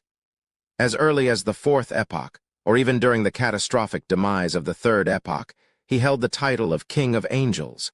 Kings of Angels were archangels beyond Sequence 1, yet they hadn't attained the level of a Sequence 0 true god. Through the consumption of multiple Sequence 1 potions, or the possession of the key to deity status, however, having something missing prevented them from taking that crucial step. The Red Angel was among the 8 kings of angels who had once served the ancient sun god. Though he met his end at the hands of Alistair Tudor during the Fourth Epoch, leading to the latter's ascent as Blood Emperor, the King of Angels hadn't completely perished. Transformed into an evil spirit in a hidden sanctuary, he survived and re-emerged a few years ago, resuming his activities. As angels of the Hunter pathway, Snarner and Deist grew increasingly apprehensive about the situation. They suspected that Medicai might have already acquired a Conqueror Beyonder characteristic, ascending once again to a Sequence 1 archangel. While devising a plan to obtain Vermonda Sauron's Conqueror Beyonder characteristic, Snarner and Deist remained cautious of the possible involvement of the ancient king. When Albus Medicai disclosed his name, their vigilance heightened, and they kept a constant watch on him. Only when the operation was unexpectedly hastened, and the Red Angel showed no signs of breaching the seal, nor did Albus Medicai display any abnormal behavior, did they finally ease up. But just at that critical juncture, Red Angel Medicai appeared. With a terror-inducing aura that subjugated everything, he soared majestically from the depths of Fourth Epoch Trier. Seizing the opportunity, he dealt a severe blow to Vermonda Sauron with a single strike. Medicai's disdainful gaze swept across Snarner and Deist as he casually tossed an item to the struggling calamity giant, Vermonda Sauron. It was a blood-stained umbilical cord. The moment the umbilical cord left Medicai's hand, it burst into flames, emitting a golden light resembling a miniature sun. Above surface Trier, the sun, engulfed by hurricanes, lightning, and torrential rain, suddenly emitted a blinding light, tearing through the calamitous scene. A chubby baby, seemingly crafted from pure sunlight, soared out of the tier, transforming into a golden sun hurtling towards Red Swan Castle in Quartier Erast. The scorching sun tore through the sky, liquefying the spires, walls, and floor of the ancient castle. It plunged into the depths of the underground maze and into the bronze coffin. Wherever it passed, darkness dissipated, and the withered hearts turned to ashes. Elrose Einhorn, stationed outside the underground palace, instinctively shut her eyes, her body trembling uncontrollably.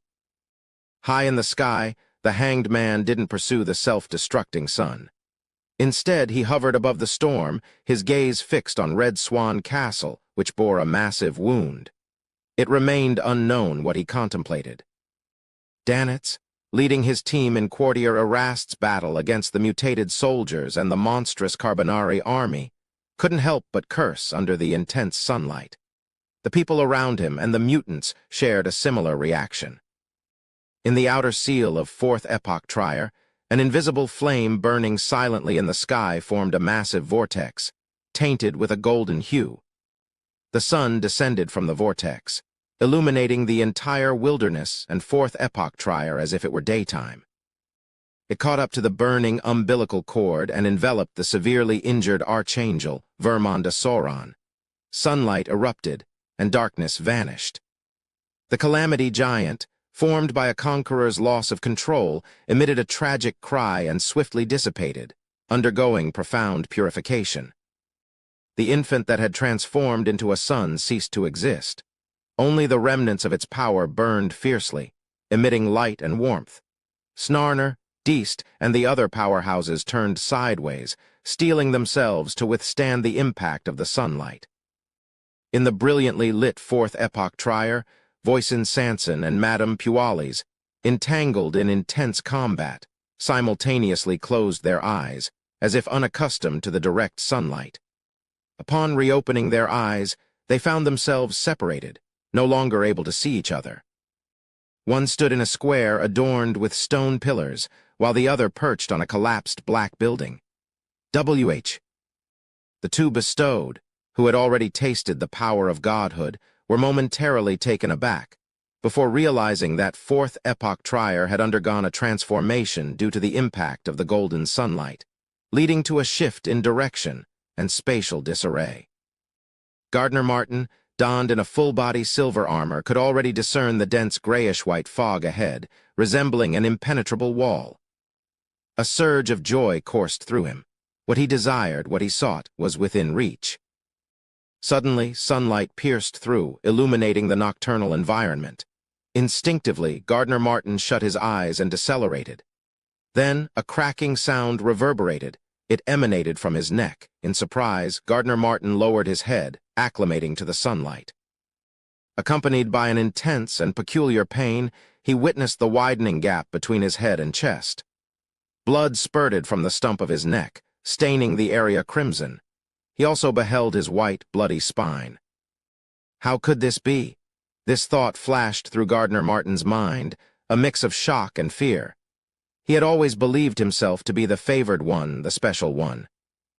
Hence, under the watchful eyes of the great will deep within Fourth Epoch Trier, even upon entering 13 Avenue du Marché, he assumed he would only suffer minor corruption. He could wield a certain power from Fourth Epoch Trier to a limited extent without transforming into a terrifying monster like Olsen, whose head and body had been severed. Yet now, his head had detached from his body, dragging along his spine.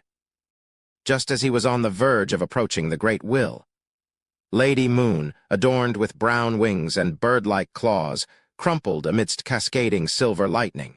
Initially, she descended into madness, morphing into a bewildered monster. This marked the onset of the plague storm from the spectator pathway, succeeded by Magician's 9 attacks from 9 directions. As sunlight bathed the scene, Magician instinctively closed her eyes. With a sweep of her right hand, the void contorted, shaping into a sealed dark sphere that encased her, Justice, and the swiftly fading Lady Moon. Together, they withstood the ensuing anomalies as a unified entity. Within the sphere woven from thick black hair, Jenna, Franca, and Anthony felt the tumultuous storm and various catastrophes outside, causing the ground to quake and the sphere to sway. In an instant, time slowed, and the snake-like black hair composing the dark sphere swiftly split open, revealing a beam of sunlight above. In the sunlight, Jenna and Franca seemed to discern an ethereal female voice. "Reconcile with your mirror self." With these words, the snake-like black hair disintegrated entirely, no longer coalescing into a sphere. It retreated into the void. Franca and the others found themselves surrounded by a layer of dark glass, silently shattering and falling under the sunlight. The lights and figures in the nearby buildings vanished, and Jenna and the others returned to the dead silence reminiscent of when they first entered the ruins. After adjusting to the sunlight, Anthony immediately looked at Lumion and noticed that the blood vessels on his companion's face had faded. His contorted expression gradually eased. "Are you all right?" Anthony inquired, employing placate. Upon hearing the roars, Lumion's mind was filled by the man's size in the dark room. The overwhelming knowledge that gripped him in corruption had subsided. He no longer felt like his head was about to burst or lose his rationality. He quickly returned to normal, no longer hearing the sigh or seeing the withered man in strange attire. "I survived," Lumion replied to Anthony's question. Simultaneously, he thought, is that the celestial master the armored shadow mentioned? Using the eye of truth here is even more dangerous than the outside world. Franca gathered the items, picked up Flog and other belongings, and threw out the arrow of the bloodthirsty. "What happened to you just now?" The after-effects of using the eye of truth. Lumion took the arrow of the bloodthirsty and stabbed it into his chest. Surveying the area, he said, Let's quickly collect our items and relocate. Previously, he had used flog, hoping to attract the attention of dangerous entities, thereby creating chaos to find an opportunity. Now that Mirror Gardener had been dealt with, it was crucial to move to avoid new threats. Jenna, with no time to ponder the meaning of reconciling with her mirror self, placed the bone flute, wooden box, and other items in the blood-stained cloak. Following Lumion, Franca, and Anthony, she sprinted in a random direction around the black pillar. Beneath the blistering sunlight, the purple flames constituting Vermonda Sauron's flesh and blood flickered out one by one. The anguished faces representing the diverse Sauron family members disappeared sequentially. The Red Angel's form abruptly expanded, resembling a diminutive mountain peak. Brandishing a broadsword condensed from purple flames, he advanced with a step and swung it at the dying Vermonda Sauron. Having regained their composure, Snarner, Deist, and the other formidable beings were not inclined to yield. They acted in unison, intervening to impede him. Chapter 492, Pride. Red Angel Metasai stood unfazed amidst the onslaught from Snarner, Deist, and the other formidable adversaries. His focus unwavering, he channeled his conquering will to subdue Vermonda Sauron, wielding a broadsword ablaze with purple flames, ready to cleave through the menacing foe. Seizing the opportune moment, with the uncontrollable calamity giant at its weakest, Metasai aimed to deliver the final, fatal blow. Suddenly, a radiant light burst forth before the eyes of Snarner, Deist, and the rest. It was pure sunlight, banishing the darkness and cleansing the surroundings of filth and the stench of blood. The two angels, now in their mythical creature forms, appeared as if exposed to the brilliance of the sun at close range. From within the luminous glow emerged a holy and beautiful woman, draped in a white robe adorned with golden threads. Tryre's guardian angel, Saint Vive, she shielded the Red Angel from the relentless attacks of the other powerhouses. Simultaneously, Metasai, clad in blood-stained black armor, descended like a mountain. Plunging the purple broadsword into Vermonda Sauron's skull, which showed signs of melting under the intense sunlight, Metasai marked the decisive moment in the battle. Boom! The implosion absorbed the surrounding flames, hurricanes, lightning, hail, and sunlight into the Calamity Giant's colossal form. The once tumultuous wilderness now stood cleansed, except for the remnants of invisible flames in the sky and a vast golden vortex. Boom! Reaching its limit, the implosion rapidly expanded, unleashing a barrage of projectiles. A violent hurricane tore through Vermonda Sauron's charred skeleton, casting darkness upon the once brightly illuminated landscape. A torrential downpour accompanied by countless bolts of lightning and thunderclaps ensued, marking the demise of an angel, a conqueror. Snarner, Deist, and the other powerhouses breaking through St. Vive's obstruction witnessed the scene unfold. Vermonda Sauron's body disintegrated, and Red Angel Metasai, now in the form of a mythical creature, brandished his purple-flamed broadsword. He turned disdainfully, mocking those who dared challenge him. Snarner Einhorn narrowed his eyes, evaluating the situation. Swiftly transforming into a blaze, he ascended into the air, disappearing into the colossal vortex of formless flames. Realizing that even with the support of the Iron and Blood Cross Order, victory against Red Angel and St. Vive was unattainable, he chose to retreat. The former was undoubtedly a Sequence 1 conqueror. Moreover, in this unique setting, he appeared capable of tapping into the formidable power hidden within the Fourth Epoch Trier to some extent. In that situation, he'd fall back and escape if needed. Otherwise, he could meet his end right here. Snarner dashed into the massive vortex in midair, while Deist morphed into a beam of light and shot into the sky. He raced out of the wilderness with Tony Twain, chasing after the Einhorn family's weather warlock. As angels of the Hunter pathway, their judgments and choices were strikingly similar. Red Angel Metasai, observing their departure, chuckled and muttered to himself, "The heroic escape of your descendant is reminiscent of yours many years ago." His attention then turned to St. Vive with a smile. Now, we can proceed to the final part of the plan and eliminate the bestowed of the outer deities. St. Vive nodded in agreement, emitting a blazing light as she flew towards Fourth Epoch Trier, enveloped in a shroud of gray fog. In the depths of Fourth Epoch Trier, alongside a wall-like grayish-white fog, Bernadette Gustave, the eldest daughter of Emperor Roselle, fixated her gaze on a seal adorned with countless mysterious symbols. In her palm, a faint golden figure materialized once more through the viscous light emanating from a golden lamp that resembled a miniature lamp. It said to Bernadette, "Take another step forward and find a monster to replace your wish using the method I told you. I can use under-the-table transaction to help you obtain something from here to counterbalance the corruption affecting your father." Bernadette remained steadfast, not advancing. Calmly, she responded, "I entered this place to analyze the seal and understand how the various corruptions have intricately balanced themselves through years of mergers and confrontations. That sigh was merely an unexpected bonus. Time is of the essence. If you don't act more assertively, once the mother goddess of depravity breaches the barrier, your father will truly transform into a monster," warned the distorted, blurry, pale golden figure. Undeterred, Bernadette continued absorbing knowledge related to the seal, her focus unwavering. The pale golden figure fell silent and retreated into the peculiar lamp without making further persuasion. Gardner Martin's head, donned with a silver-white helmet, soared into the air, carrying his blood-soaked spine with it. Glancing down, he witnessed a broadsword of light materializing in his hand. His body could use the Pride armor's hurricane of light again.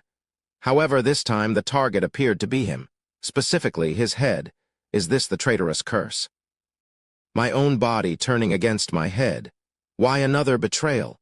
Could it be linked to constant wearing of the Pride armor? Gardner Martin's pupils dilated, fear gripping his heart. In a desperate attempt to mitigate the impending impact of the hurricane of light, he condensed numerous crimson, almost white fireballs. The explosions around him aimed to lessen the force of the onslaught. Simultaneously, he sank his consciousness into his glabella, seeking a connection with the Great Will, praying for its protective intervention. Beside the shattered corpse of Vermonda Sauron, Red Angel Medicai extended his right hand, observing as a beam of light, reminiscent of iron and blood, emanated from the conqueror's body. It landed on the damaged skull cradled in his palm.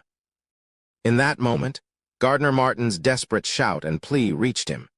Red Angel chuckled dismissively, paying no heed to the pawn that had served its purpose and was now deemed expendable. Gardner Martin had not submitted to the Great Will from the depths of Fourth Epoch Trier, but to Red Angel himself. Over the past few years, Red Angel Medicai had lurked in the shadows, orchestrating a scheme to obtain the Sauron family's lost sequence One Conqueror Beyonder characteristic. Leveraging his uniqueness and level, he assisted numerous members of the Iron and Blood Cross Order in maintaining their lucidity and rationality in the face of corruption at 13 Avenue du Marché. They did not transform into monsters, but were only slightly affected. Using his uniqueness, Medicai disguised himself as a Great Will from the depths of Fourth Epoch Trier. He manipulated the Iron and Blood Cross Order members to grasp the underground situation and pinpoint Vermonda Sauron's exact location. During this process, he uncovered the issue with the Mirror people but refrained from interference, pushing the plan forward. His intention was to involve Trier's evil god bestowed and utilize them to divert the attention of other factions while extracting corresponding special value and uncovering hidden problems. As the plan unfolded, Philip informed Gardner Martin about Lumion Lee, who had undoubtedly prayed to the Great Will. Seizing this opportunity, Red Angel Medicai refined the plan, bestowing Gardner Martin with a divine vision. This allowed him to acquire significant mysticism knowledge and conceive the hostile ritual. The ritual, designed to create minimal disturbance and increase the chances of success, aimed to fool Trier's most formidable evil god bestowed into Fourth Epoch Trier. The ultimate goal, Capture them all and purify them in one fell swoop. Observing the Beyonder characteristic rapidly condense in his hand, Red Angel Metasai raised his gaze to the gradually shrinking golden vortex. The smile on his face, adorned with decaying wounds, deepened. Whether it was the hostile plan or the original strategy involving the special mirror world, both required the cooperation of a faction and the assistance of a true god. Enter the eternal blazing sun. Indeed, how can the sun, intolerant of darkness, filth, and humbleness, genuinely collaborate with the mother, the symbol of depravity and evil? Having ascended to godhood and abandoned his original lord in the past, he had chosen this path precisely because he refused to submit to another deity. Why would he now bow to the mother goddess of depravity, an outer deity, a different entity altogether? His needs and acknowledgments were reserved for a collaborator, and I willingly embraced this role. Even if I were to become a great old one in the future, I vowed to honor this agreement and stand together in defense as a collaborator. With the ruler of war's divine spot vacant and cheek in dire straits, I emerged as the most likely candidate to ascend to true godhood and attain the status of a great old one in a short span. The sun didn't repent or return to the original Lord's side, nor did he submit to the mother goddess of depravity who reigned above the gods. Instead, he chose the path of enduring pressure and facing the worst possible outcome to support a new great old one. This decision may have seemed nearly the worst, yet he embraced it wholeheartedly. Because he is the proud sun, through the golden vortex, the red angel's gaze surveyed the gradually calming storm above Trier, noting a significant decrease in the frequency of lightning. His smile grew even more smug. As expected, Tyrant and the old dragon have grasped the entirety of the situation. They are no longer seizing the opportunity to confront the sun, rendering the entity that had inherited most of the original Lord's legacy effectively useless. They, too, yearn for the emergence of a new great old one. Red Angel Metasai directed his gaze to his palm, where an iron-black object, resembling a blood-stained crown, was on the verge of taking shape. Recollections of past events and the betrayal he had only comprehended a few years ago flooded his mind. It all stemmed from his unwavering loyalty to that lord of 2,401 years. His choice was unforgiving. He chose to collaborate with the eternal blazing sun. This was because he was also a proud king of angels, once the most loyal red angel. As the sequence One Conqueror Beyonder characteristic fully condensed, Metasai chuckled and declared, "The curse of your useless descendants can end now." He pressed the blood-stained iron crown, formed by the broken skull in his hand, between his eyebrows and devoured it without concocting a potion. Vermonda Sauron's blood and shattered corpse, scattered across the wilderness, seemed to come alive, pouring into the red angel's body like a torrent. Chapter 493, Crimson Hell. Sprinting through the silent, desolate, and dilapidated Fourth Epoch Trier, Lumien's abdominal injuries came under control thanks to his potent self-healing abilities. It seemed they wouldn't worsen any time soon. Beneath the sunlight, the direction in which Lumien, Franca, and the others were heading appeared to be in complete disarray. They traversed narrow, partially destroyed streets only to encounter magnificent red buildings, and attempts to reach landmarks led them further away, regardless of the directions they took. Fortunately, the four of them remained relatively close, avoiding the perils of getting lost or separated from the group. As Lumien contemplated finding a place to hide, a large number of violent fragments of light materialized in front of them. It was evident that the power emanating from the Fourth Epoch Trier had been transferred from a distance. Lumien and the others were no strangers to this terrifying storm of light. They had encountered it once in the wilderness, courtesy of Gardner Martin's silver-white full-body armor, Gardner Martin. Lumien halted in time, wisely refraining from rushing into the weakened but still perilous storm of light. Franca's expression became complicated, uncertain whether this encounter was luck or misfortune. As the light subsided, she witnessed Gardner Martin's head, a long, blood-stained spine trailing behind. His armor was incomplete, his face covered in charred and hideous wounds. The helmet had caved in, revealing his grayish-white brain faintly. His eyes appeared empty, unfocused, and filled with dizziness, as if he had experienced an exaggerated shock from the intense impact. Gardner Martin's adversary stood as his silver-white armor-clad body, lacking a head. The next stump was drenched in blood. Raising his hands, he condensed a massive axe made of light. Though incapable of unleashing the hurricane of light, it proved sufficient for ordinary combat. Franca gazed at the familiar yet unfamiliar tragic face and exhaled. She took out a mirror and reflected it. In that moment, Gardner Martin's thoughts returned to normal. Aside from his headless body, he saw Franca's beautiful lake-colored eyes appearing calm. Franca placed her right hand, engulfed in black flames, on the mirror reflecting Gardner Martin's head and whispered, "I'll liberate you." Gardner Martin, still reeling from the immense blow to his body, found himself instantly enveloped by black flames, his spirituality igniting from within. Struggling to scream, he discovered his voice stifled. Desiring aid from the Great Will, and attempting to utilize his uniqueness to summon Fourth Epoch Trier's bestowed power, he encountered only silence.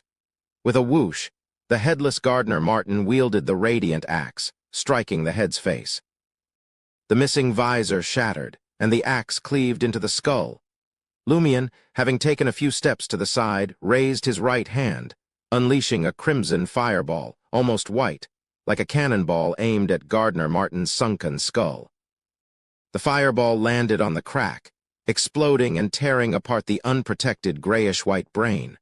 Under the relentless assault from his body, lover and subordinate, Gardner Martin's head and eyes bulged, filled with hatred and pain. With a snap, the head detached from the helmet, falling to the ground in a half-broken state, devoid of vitality or movement. As the silver helmet landed, Gardner Martin, still clad in armor, spun around, raising the glowing axe and charging at Lumion and the others. Observing the unfolding scene, Lumion subtly arched his body and advanced confidently. With each step, his stature appeared to expand, and by the time he stood near the headless Gardner Martin, his clothes and pants strained against his growing form. The power of an ascetic. During his time at the edge of Fourth Epoch Trier, Lumion had strategically compressed some of his strength. Now he was unleashing it. Although the accumulated strength wasn't overwhelming, it had visibly transformed him. Coupled with the enhanced speed, agility, and physique granted by the arrow of the bloodthirsty, Lumion was confident in withstanding the impending attack from the silver armor-clad Gardner Martin. Just as the collision became imminent, Lumion deftly sidestepped, allowing the axe of light to cleave through the air. He swiftly punched the headless Gardner's wrist. With a resounding bang, the headless Gardner discarded the radiant axe, clenched his metal-gloved fist, and delivered a forceful strike against Lumion. Lumion's body swayed slightly, while the headless Gardner stood like an unwavering mountain peak. Retracting his left fist, Lumion released it, swinging it in the air to alleviate the pain as he prepared to strike with his right fist. At that moment, Franca, having vanished while Lumion approached the headless Gardner, reappeared behind the enemy clad in silver armor. Raising the iron-black ring on her left thumb, her eyes illuminated like lightning. Unsure if the headless body could still be affected by psychic piercing, Franca believed it should be possible. As long as there was a spirit, psychic piercing could exert its influence. In an instant, the headless Gardner froze. The exposed skin and flesh on his neck and chest twitched. Jenna, who had been slower due to reciting incantations and using materials, arrived as well. Revealing herself at a distance from the headless Gardner, she caused black flames to condense and fly out, landing on the enemy's bloody neck, unprotected by the silver armor. This ignited the spirit in a state of pain. Thud, thud, thud. Anthony Reed sprinted past Jenna, closing the gap between him and the headless Gardner. Then his pupils turned vertical, a faint golden hue coloring them. Frenzy? Suddenly, flames erupted from the headless body and the silver armor, scorching its flesh. Upon witnessing this, Lumion leaned back, kicking the ground with his right foot to fly away from the headless gardener. Simultaneously, he condensed crimson fireballs, nearly white, around him. The fireballs whizzed through the unprotected neck and into the body, detonating from the inside out with a resounding rumble. The silver armor trembled violently as the headless body was reduced to charred flesh and blood. Painting the inner layer of the armor? Boom! Lumion, propelled backward by the explosion's waves, landed on the ground. Simultaneously, the silver-armored mountain collapsed to the ground. Just as Lumion rose and prepared to commend Franca and the others for their coordinated effort, he suddenly sensed the sky transforming into a deep shade of blood red. Raindrops began to descend from above. However, it wasn't rain. It was flames, blazing white flames. Within this fiery deluge, droplets of blood accompanied the falling fire. Franca swiftly rolled towards a nearby building, utilizing its extended roof as cover from the scorching white fire rain. Lumion, Jenna, and Anthony followed suit. White-hot flames and drops of bright red blood fell at an increasingly rapid pace, painting the surroundings in hues of red and setting buildings ablaze. The burning structures melded into a sea of flames. Contemplating whether to activate the Blood Emperor's aura for potential solutions to the unfolding horror, Lumion's eyes caught sight of Madame Magician, clad in a notched shirt and beige dress. A sigh of relief escaped him. Resplendent starlight illuminated the scene, and they vanished from the street, taking with them the Pride armor, Gardner Martin's corpse, and various items scattered on the ground, all converging into the diminishing golden vortex in the sky. Blazing white flames, mixed with blood, cascaded down, but they passed through Bernadette Gustave's form, unable to ignite her. It was as if the angel existed beyond their reach. Her focus remained on the dense gray fog and the diverse corruptions within the city. After a moment, her body transformed into transparency, eventually disintegrating into a pile of bubbles that mirrored the flames. As the bubbles dispersed, so did Bernadette, departing from Fourth Epoch Trier. Two elegant women with captivating eyes approached the wall-like grayish-white fog, only to realize that the sky above was tainted with blood, and dense white flames, resembling raindrops, descended. Just as they considered seeking shelter, a golden sun suddenly reflected in their eyes. In the blink of an eye, they were entirely purified. Elsewhere in Fourth Epoch Trier, the hostile residents who had ventured within were already undergoing abnormalities. Some perished, transformed into monsters, others were engulfed in incandescent white flames, and a few caught sight of the sun. Madame Puales discovered a relatively intact asymmetrical house amidst the chaos. Observing distant sunlight and blazing white flames setting nearby buildings ablaze, she hesitated to seek refuge within the door due to the deep, terrifying darkness within. Suddenly, her head throbbed violently, and she heard an almost illusory cry of a baby. It was the cry of her child, a fragment of memory echoing nearby. Driven by the mystical sensation, Madame Puales ventured into the infinite darkness beyond the door. Amidst the incandescent white flames that descended, Voisin Sanson, positioned in the collapsed square, was set ablaze. However, he promptly reverted to his original state. Soon after, he witnessed his impending purification by the sun. In that moment, his peripheral vision captured a figure emerging from behind a grayish-white stone pillar at the square's edge. It was a diaphanous, indistinct lizard-like creature. The creature's cold eyes silently observed him. In Fourth Epoch Trier, numerous buildings were engulfed by incandescent white flames, their facades now tainted red by rainwater transformed from blood and charred black by the inferno. Red Angel Metasai, donned in blood-stained black armor, emerged from the wilderness into the resplendent city, now permeated with the air of destruction. He navigated through the charred and collapsed houses, moving amidst falling white flames and beneath blood-like raindrops, a visible smile gracing his face. The two decaying wounds on his face, exposing the bones beneath, had already started to heal, leaving behind marks resembling a mouth. Splash. Flames and blood cascaded from the sky, casting a fiery glow upon Fourth Epoch Trier and shrouding the ruins, transforming it into a crimson hell. After 2,081 years, Metasai had once again ascended to the title of King of Angels. Chapter 494. Stolen Information. The looming dark clouds over Trier had vanished, replaced by the glow of the crimson moonlight that bathed every nook and cranny of the city, casting reflections in the calf-deep puddles below. On the rooftop of an unknown building, Lumion and Franca materialized at the edge. Before them, Magician hovered in the void, accompanied by a stack of items. Jenna and Anthony, encased in what seemed like dark glass, fixated their gazes elsewhere. Without prompting from Lumion, Magician let out a weary sigh and divulged, "Metasai has ascended once again to King of Angels. Once hailed as the most formidable conspirer, he has returned. The Red Angel who once served the ancient sun god and met his demise at the hands of the Blood Emperor, Metasai?" Lumion's reaction was a mix of surprise and inevitability.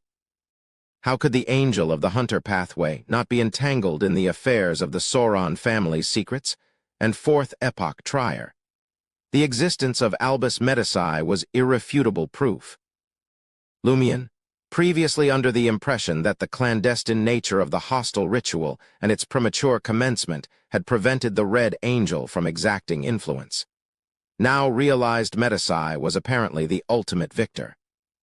Madam Magician, in a relatively composed manner, chuckled and remarked, "No need for the latter half of that statement. It makes it sound like you're provoking him, especially with the Blood Emperor's aura mark still imprinted on your right hand."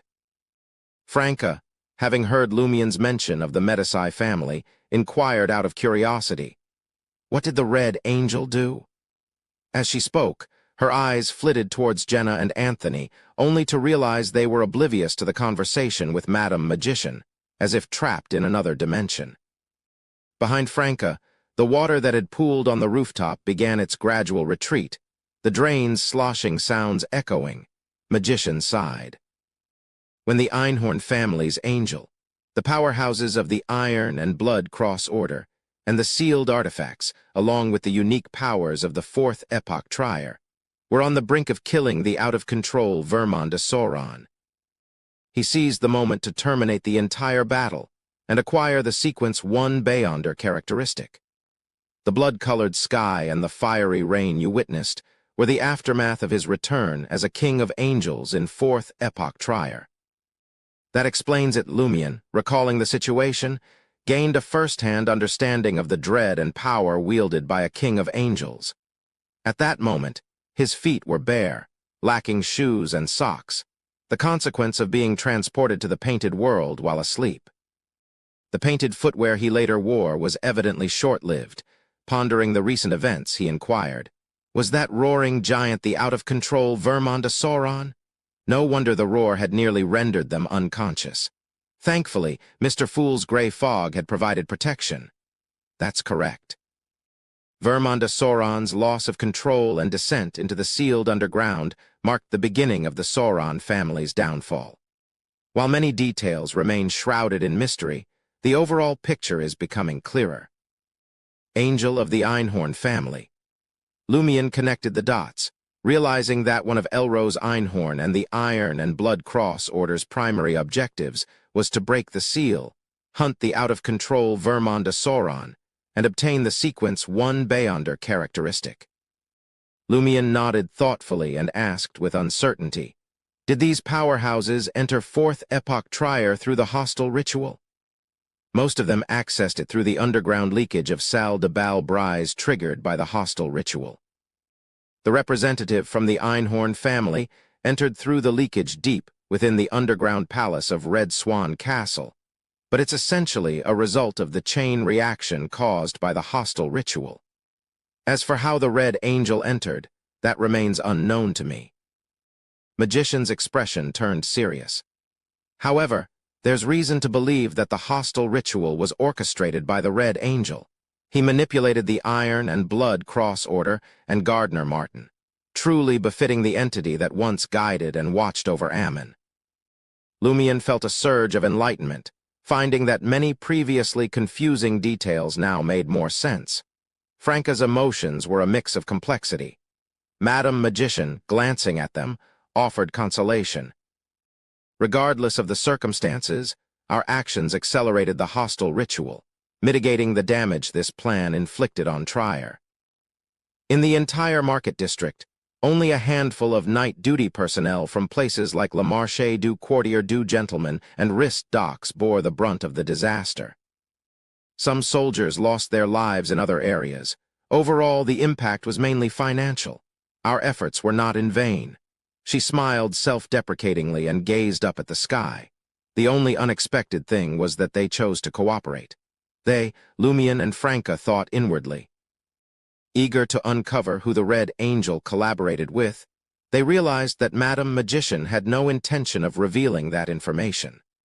The lady's eyes traveled over the silver-white full-body armor, Gardner Martin's remains, and the items Jenna had discarded during the battle. She smiled and offered, "I'll assist you in handling the corresponding corruption and throw in specific usage information as a bonus for this mission. By the way, I recommend you temporarily overlook the corruption on the bone flute. It can produce peculiar effects. With Gardner Martin's Beyonder characteristics, you don't necessarily need Phillips.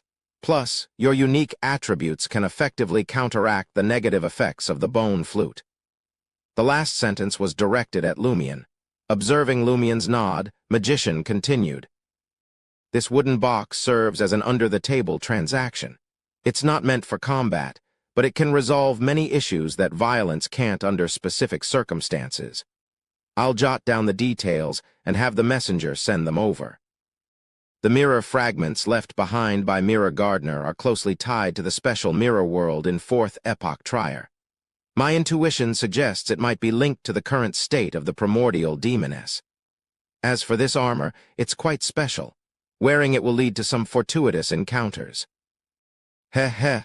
Ever thought of transforming into a beautiful woman or a handsome lad 4 to 5 meters tall?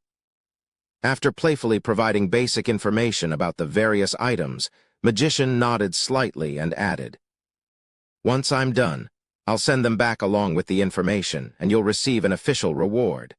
7 of Wands, it's time for you to leave Trier for a while. The Iron and Blood Cross Order's mission has concluded. Your only task is to inform that mister. I'm confident he'll comprehend and accept it." Recalling his involvement in 2 consecutive catastrophes in Trier, Lumion concisely acknowledged and stated, "I share the same sentiment. I intend to track down the remaining April Fool's members." Magician shifted her attention to Franca. "Your next steps will hinge on the demoness sect's reaction. Remember to report to your Major Arcana card holder when the time comes." After Franca acknowledged, Magician glanced at Anthony and Jenna. "When the aftershocks settle, inquire if they'd like to draw a minor Arcana card and join the Tarot Club. If they decline, don't push it. I'll ensure they keep it a secret." Franca asked cheerfully, "Will they become minor Arcana card holders under you?" Magician smiled. "Not necessarily. It's a matter of fate." Addressing Lumion, she advised, "No need to rush your departure. You can lay low for a few days. Head back to Auberge du Coq Doré for now. I sense a fortuitous encounter of fate awaits you there." Fortuitous encounter of fate. Lumion was puzzled, but it was evident that Madame Magician had no intention of providing specifics. Perhaps she had glimpsed something, but not the full details.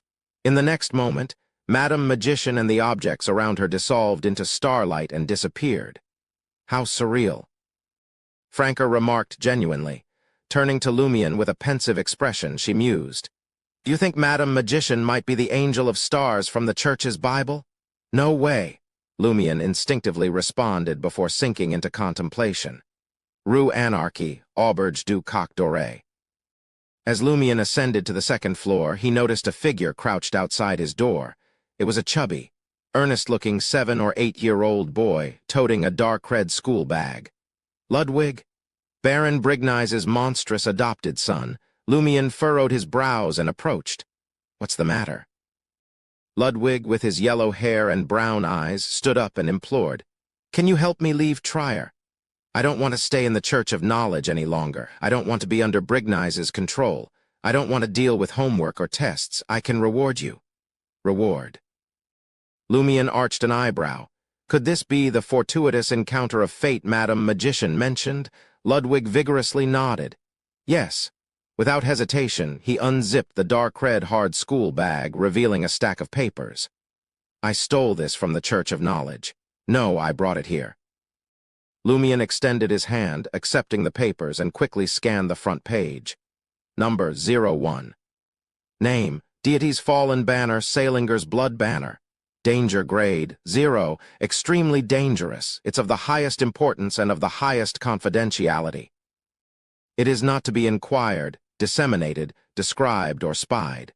Information on grade 0 sealed artifacts, and it's 0 to 01. Lumion's forehead and eyelids twitched simultaneously. He was aware that the churches had sealed numerous mystical items with significant harmful and negative effects, categorized into 4 grades. 3 was the lowest, and 0 was the highest. A1 often indicated a threat to saints and the potential for a catastrophic event. The implications of 0 were evident.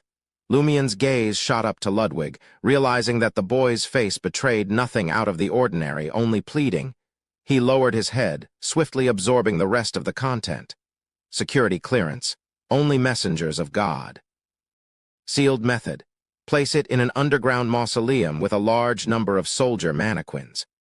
Construct a cemetery with more than 1 million corpses above it, supplemented by a real city with a population of more than 100,000. The exact execution and ritual arrangements are. Description. This is a charred banner. The flagpole is iron black metal, and there are a large number of dangerous blood spots on the banner.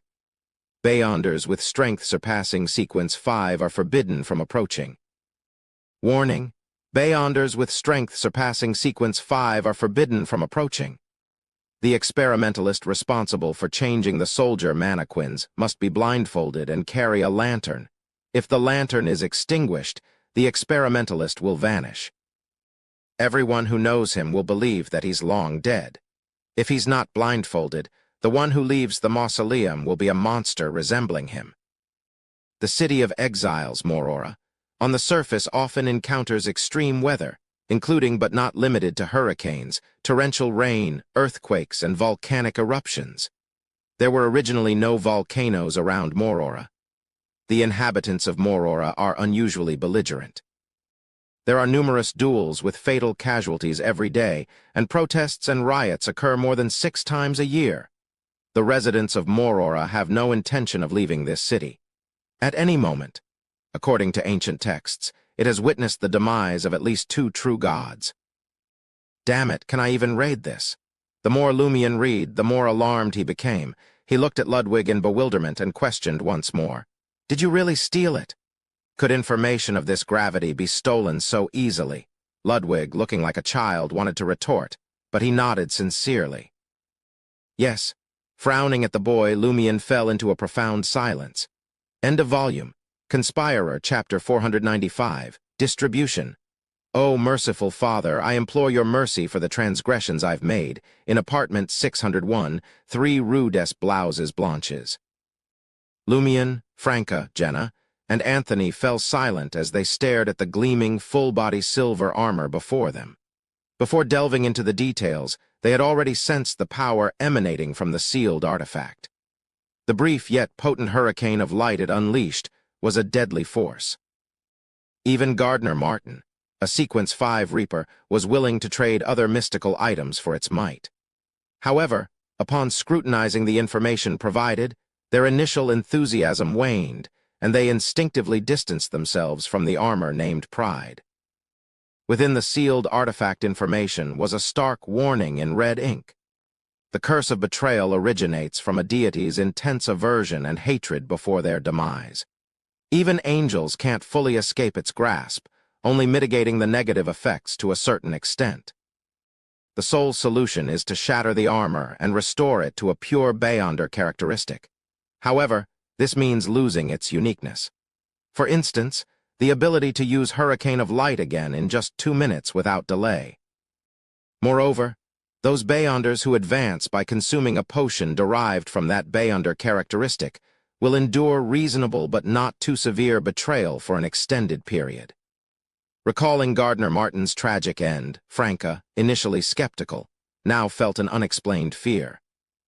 The betrayal curse seemed more formidable than she had imagined. Lumion observed the hesitancy in Franca, Anthony, and Jenna, realizing none were eager to claim the particular spoils of war. With a smile, he declared, "I'll go first." Pointing at Gardner Martin's remains on the coffee table, he stated, "I choose Reaper." The Beyonder characteristic had fused into a finger, creating an unusually sharp bone blade emitting an icy glint.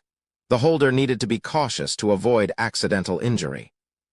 Immediately afterward, Lumion shifted his gaze to the charred bone flute originating from General Philip. "I'll trade the hypnotist Beyonder characteristics and the decency brooch for this. You guys wouldn't be able to handle it anyway."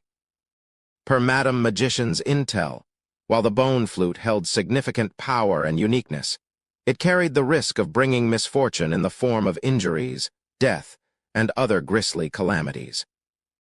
Only Lumion possessed the resilience to withstand these negative effects and mitigate them without succumbing to excessive misfortune. In truth, if General Philip's grudges before his demise hadn't been so potent, and if the curse of misfortune stemming from the deceased pathway's boon hadn't been so exaggerated, Lumion might have struggled more to endure it. After all, enduring perpetual misfortune wasn't anyone's wish.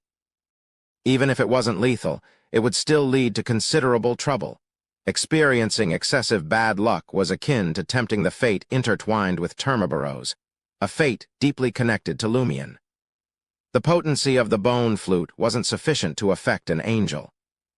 As per Madam Magician's detailed description, Lumion, naming the bone flute the Symphony of Hatred, discovered it possessed 3 abilities. With a simple blow, it emits a sharp, ear-piercing sound. This not only damages the spirit body, inducing dizziness, nausea, and convulsions in the target, but it can also directly impact Beyonders with weaker physiques, those equivalent to ordinary adults. They might suffer temporary blindness, paralysis, or internal organ damage. It appears that a symphony resonating from the depths of the River of Fate inflicts a weakness on the enemy's mind. Those with unstable minds may experience symptoms akin to madness. Those with psychological issues might have latent problems triggered. There's even a chance that excessive desires could cause them to explode on the spot. Individuals with illnesses or old injuries will inevitably face severe consequences. Those less fortunate may find themselves extremely unlucky. Of course, the player needs some knowledge about musical instruments to play the bone flute effectively. Otherwise, they'll only create noise, similar to the effect of a simple blow. While this bone flute is brittle and can't be used for blocking, wherever it stabs is equivalent to hitting a vital point. If it strikes a true vital point, the enemy will either be killed in a single blow or face the fate of social death for an extended period. Franca observed as Lumion placed the colorless colloid with numerous bubbles and the decency brooch, crafted into a scotch broom, on the coffee table. She nodded imperceptibly. That seems like a fair trade. Observing the lack of objections from Anthony and Jenna, Lumion produced a deep black cloth bag resembling a coin pouch. He carefully placed the Reaper Beyonder characteristic and the Symphony of Hatred bone flute inside. This was one of Madam Magician's true rewards for him, Traveler's Bag. Crafted personally by Magician, it was a Beyonder item devoid of characteristics. At first glance, it seemed to hold only up to 200 coins, but it concealed another dimension within, equivalent to the entire apartment's 601. It could accommodate a vast array of items, including the Pride armor. Magician had also placed a specific seal inside the item. While within the bag, Beyonder characteristics didn't require regular relocation, and the negative effects of mystical items would significantly diminish. The Traveler's Bag needed resealing and reinforcement every 6 months. Otherwise, it would lose its mystical abilities and become ordinary. In such circumstances, if the items inside weren't retrieved promptly, they would be lost to the spirit world and nearly impossible to recover. Similarly, Franca received a Traveler's Bag as her reward. After claiming his share, Lumian turned his attention to Anthony Reed, indicating for the psychiatrist to make his selection. Anthony smiled wryly. "I contributed the least. I'll take this hypnotist main ingredient. I feel that my psychological problems have been alleviated. I can contemplate advancing." In his interactions with Lumian, Franca, and the others, he often heard words and sentences infused with mystic knowledge. Though he refrained from direct inquiries over time, he vaguely grasped various patterns and the essence of things he wouldn't have considered before. It was as if a new world had unfolded before him. "No problem," Franca replied, not insisting on Anthony choosing another item. She turned to Jenna and said, "I want the mirror fragment left behind by the fake Martin." Madam Magician referred to this item as the Mirror World fragment. It served as a crucial clue for Franca's subsequent investigation into the state of the primordial demoness, and it possessed a unique quality. Using it to reflect a target allowed the user to create a corresponding mirror person. However, they couldn't replicate entities with godhood, and the mirroring effect could only be maintained for a maximum of 5 minutes. The fragment produced 2 types of mirror people. The first was a shallow mirror image, replicable in 10 seconds. The second was a deep conversion that took a minute to complete. The former retained the original body's state, as long as the body hadn't undergone a gender change, similar to those Franca and Lumian had encountered before. However, these mirror people were relatively weak, equivalent to the original body at a certain past stage, and lacked abilities like mirror substitution. The latter was a nearly perfect replica, akin to the ones recently encountered, possessing special traits. Of course, for a demoness of pleasure, this wasn't practical. If she could already capture the other party's figure with a mirror, why not directly cast a curse instead of creating a mirror person? Lumian interjected, "You can take another one, Franca. No need to be modest. Your contributions in these battles are second only to mine."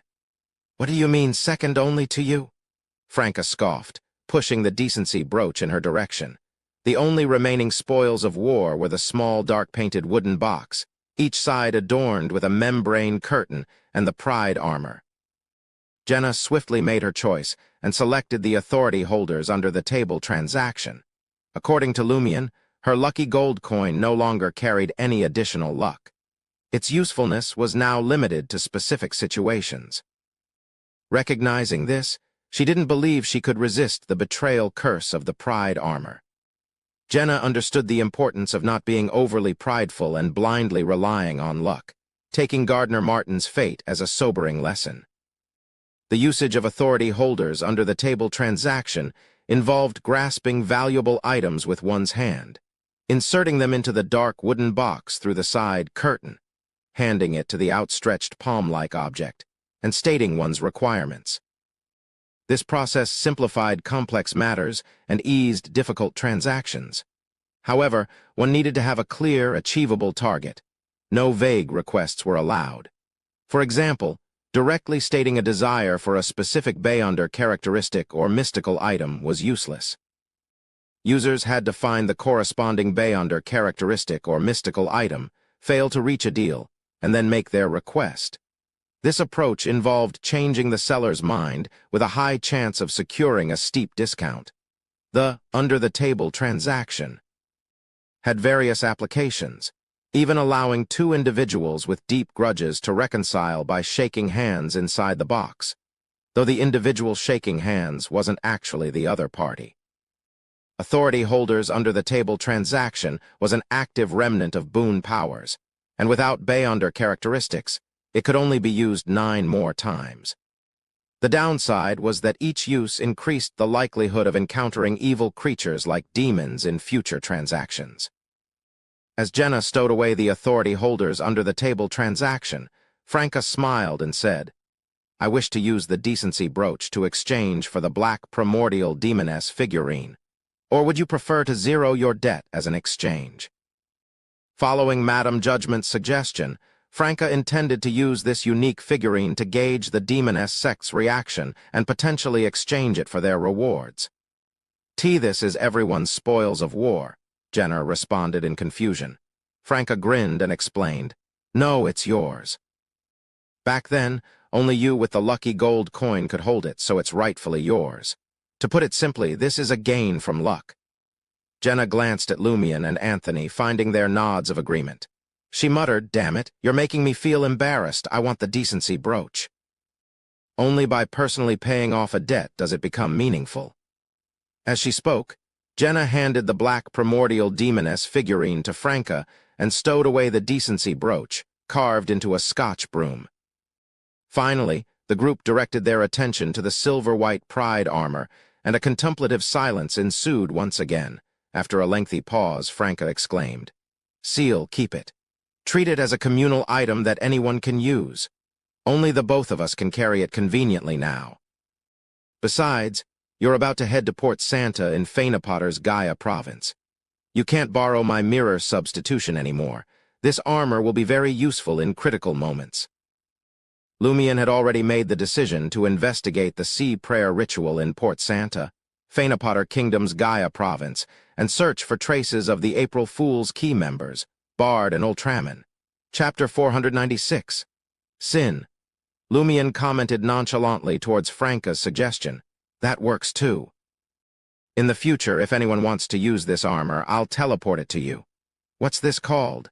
"It's called Seal Postal Service. It'll be delivered immediately." After joking, he approached the pride armor standing beside the coffee table and began stuffing its silver-white glove into the opening of the traveler's bag. With this motion, the towering full-body armor shrank into the small black cloth bag. As long as one part of an item could enter a traveler's bag, it could pass through the opening regardless of its size, as long as it didn't exceed the space within. Typically, flesh and blood infused with vitality couldn't be stored in a traveler's bag. Considering these factors, Lumion's initial thought upon obtaining the Beyonder item and its explanation manual was that it could be used to conceal a corpse. How magical! Jenna watched the scene unfold with envy. Despite attending numerous mysticism gatherings, she had never encountered such an item. The closest thing she knew was the world inside a painting. Lumion concealed his traveler's bag beneath his clothes, a smile playing on his lips. Addressing Anthony and Jenna, he remarked, "After this incident, you ought to know Franca and I are backed by a secret organization. It's not the Iron and Blood Cross Order or the Demoness sect. So, what do you say? Interested in joining? If not, I'll need you to sign a confidentiality agreement or swear a binding oath of secrecy." Having heard Lumion and Franca discuss the secret organization, and knowing that they genuinely believed in Mr. Fool, Jenna was familiar with the tarot card code name. Having received the Fool's response, her decision was swift. "I'm in." Anthony Reed pondered in silence for a moment before inquiring, "Does your organization follow some hidden entity?" "It's an Orthodox god," Lumion responded, addressing Anthony's unspoken concerns. "If you doubt me, I can show you the cathedral." Observing Lumion's expression, Anthony confirmed the sincerity. The psychiatrist let out a bitter laugh and admitted, "Then I don't have an issue. My past experiences and this incident have taught me that I'm still too feeble to prevent such a catastrophe. Even if it stands right beside me, I can only watch as myself and those around me plummet into the abyss." For Anthony, joining a secret organization seemed like a pragmatic choice to strengthen himself, especially one that followed an orthodox god. As a believer of the god of steam and machinery, Anthony had carefully considered it. He realized that the church's scriptures lacked any mention of animosity between orthodox gods, unlike the eternal blazing sun church, which perpetually preached hatred towards the Lord of Storms and the God of knowledge and wisdom. In other words, his faith wouldn't hinder Anthony from joining such a secret organization. Without waiting for Lumion and Franca's response, Anthony grinned self-deprecatingly and admitted, "I originally planned to head back to the West Mid-Seashore coast, live in the countryside, but now I'm worried I can't escape the looming catastrophe. Just like those in the market district, who'd willingly dance on the edge of life and death amidst repeated abnormalities. Yet their wills and desires are futile. From what I've seen, catastrophes are becoming more frequent." Lumion mocked his companion. You've turned into a nag after your mental illness got sorted, he continued. We'll hash out the details once you confirm your Major Arcana card and get your mission assignment. Jenna pursed her lips, a dark expression crossing her face. I actually kinda like living in the Market District. It seemed like she needed to leave this place. A soft chuckle escaped Lumien's lips. This is, in fact, protection for the Market District. Hunters and demonesses always bring catastrophe. Always bring catastrophe, even if they don't do anything. Jenna's eyes narrowed as she sank into deep thought. F***CK off. You're the only one like this.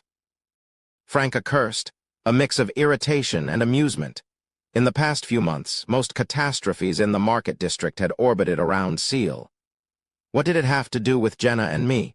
Wouldn't that prove that 007 was right? After discussing other matters, Lumien and Franca stepped out of 3 Rue des Blouses Blanches into the morning sun. One headed for Psychic's headquarters on Rue Shear in Avenue du Boulevard, while the other made her way to Trocadero. Lumien opted for a 4-wheeled, 2-seater rental carriage instead of the usual public carriage. Outside the carriage window, street vendors hawked whiskey sour, meatloaf, freshwater fish, onion bread, spicy sauce, soybean paste, and various other items. Passers-by either paused to make a purchase or briskly moved on. Some were clad as clerks, others in an array of differently colored workers' uniforms. After the riot of the previous night and the apocalyptic downpour, this place was once again alive with activity. For Lumien, it was reminiscent of the Market District of the past. But now he was a wanted criminal again, in his identity as Seal Dubois, a member of the Iron and Blood Cross Order and a leader of the Savoy mob. Salle de Bal Brise and the other establishments had undoubtedly been seized by the police headquarters. The Iron and Blood Cross Order's grip on the Market District had almost been eradicated. Lumien found it regrettable, as it meant losing a stable source of income. However, after taking Ludwig in the previous night and informing Madame Magician about the information, he intentionally returned to Salle de Bal Brise before the chaos settled.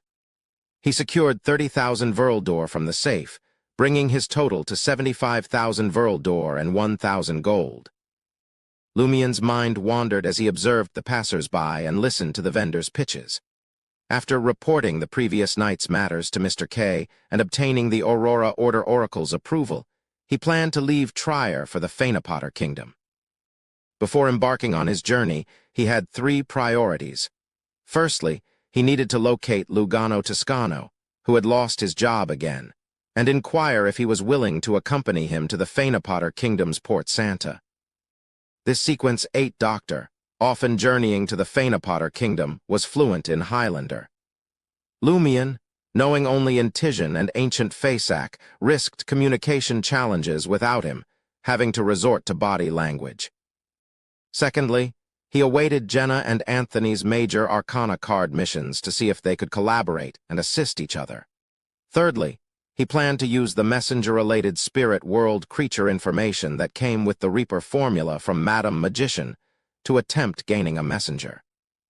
This would make future communication with Franca and others more convenient. Additionally, he had to perform a ritual to acquire 1 or 2 more contractual abilities.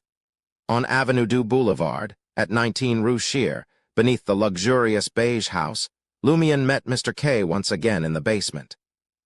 The Oracle, his face concealed in hooded shadows, occupied a red armchair, his profound gaze fixed on Lumien. Last night I entered 4th Epoch's Trier. Lumien got straight to the point, hoping to capture Mr. Ktekes' attention. Mr. Ktekes' hooded head nodded. I know, tell me the whole story. You know. Lumien was surprised. He recounted capturing Bouvard Pontpeyro during his revenge, and the subsequent events of how he, Franca, and company defeated Mirror Gardner, using the special mirror world to escape 4th Epoch Trier. Throughout the entire narrative, he shared only his experiences, avoiding any mention of Jenna and the others' encounters or his speculations. For instance, he omitted details like the fortunate gold coin or Jenna's prayer to Mr. Fool, stating only that he had inexplicably entered the world in the painting. Similarly, he left out many specifics. Mr. K listened attentively without interrupting Lumien's account. After Lumion mentioned the elimination of the Iron and Blood Cross Order's market division and his exposed identity, Mr. K stood up and spoke in a hoarse voice. "No problem. Feel free to seek my assistance at any time." Without awaiting Lumion's response, the Aurora Order Oracle turned around, knelt, and prostrated himself on the ground. Mr. K-Tek's face pressed tightly against the floor tiles as he muttered to himself, his thoughts incomprehensible. Lumion waited in silence, refraining from interrupting Mr. K. The shadows around him deepened, as if unseen eyes were fixed on him, sending shivers down his spine. Yet he remained unfazed. It seemed normal for individuals from the Aurora Order to suddenly exhibit erratic behavior. After an indeterminate period, Mr. K coughed violently and blood spurted from the ground. He looked up and spoke in a deep, frenzied voice. "O merciful Father, I implore your mercy for my transgressions." After repeating this 3 times, Mr. K-Tek's face pressed against the ground again, emitting sounds of chewing and devouring. After performing these peculiar actions, he stood up and tapped 4 times, top, down, left, right on his chest. "What happened? Why the repentance?" Lumion asked curiously. Mr. K rasped. "Our Aurora Order failed to react in time to last night's catastrophe. Failing to cooperate with you in destroying the ritual was my dereliction of duty." "It's not your responsibility," Lumion replied, his lips twitching. The Tarot Club's actions had primarily propelled the Hostel's plan forward. It was already commendable for the Aurora Order to swiftly discern what had occurred. There was no need for Mr. K to repent and shoulder the blame for the lapse. Mr. K shook his head. "No matter the reason, failure to act is a sin. Do you have to be so responsible? You're just a secret organization, not fanatical believers of the eternal blazing sun," Lumion muttered silently. As if sensing Lumion's thoughts, Mr. K spread his arms wide and spoke with abnormal fanaticism. "Because our Aurora Order is born to bear all sin." "I think you're being too extreme." Lumion struggled to control his expression. Chapter 497, The Fragment's Origins. Mr. K didn't impose any specific requests for Lumion's journey to Fainapotter. He merely reiterated that Lumion could utilize the finger any time he faced challenges. As long as he wasn't in a unique environment, the Aurora Order Oracle could sense it through the blood connection and offer prompt assistance, sensing it over quite a long distance. "As expected of being a part of your body. I wonder if demonesses can complete a curse after obtaining this finger." Lumion bade farewell to Mr. K, his thoughts drifting, and exited the opulent beige house at 19 Rue Shear. In Trocadero town, at the entrance of the manor surrounded by grapevines, Franca caught sight of Brown's Sauron, her long orange-red hair cascading down like a waterfall. The demoness smirked mockingly and said, "I heard your lover is dead. Did you just drink the provoker potion?" Franca retorted without backing down. Could it be that members of the Sauron family carry a provoker trait from birth?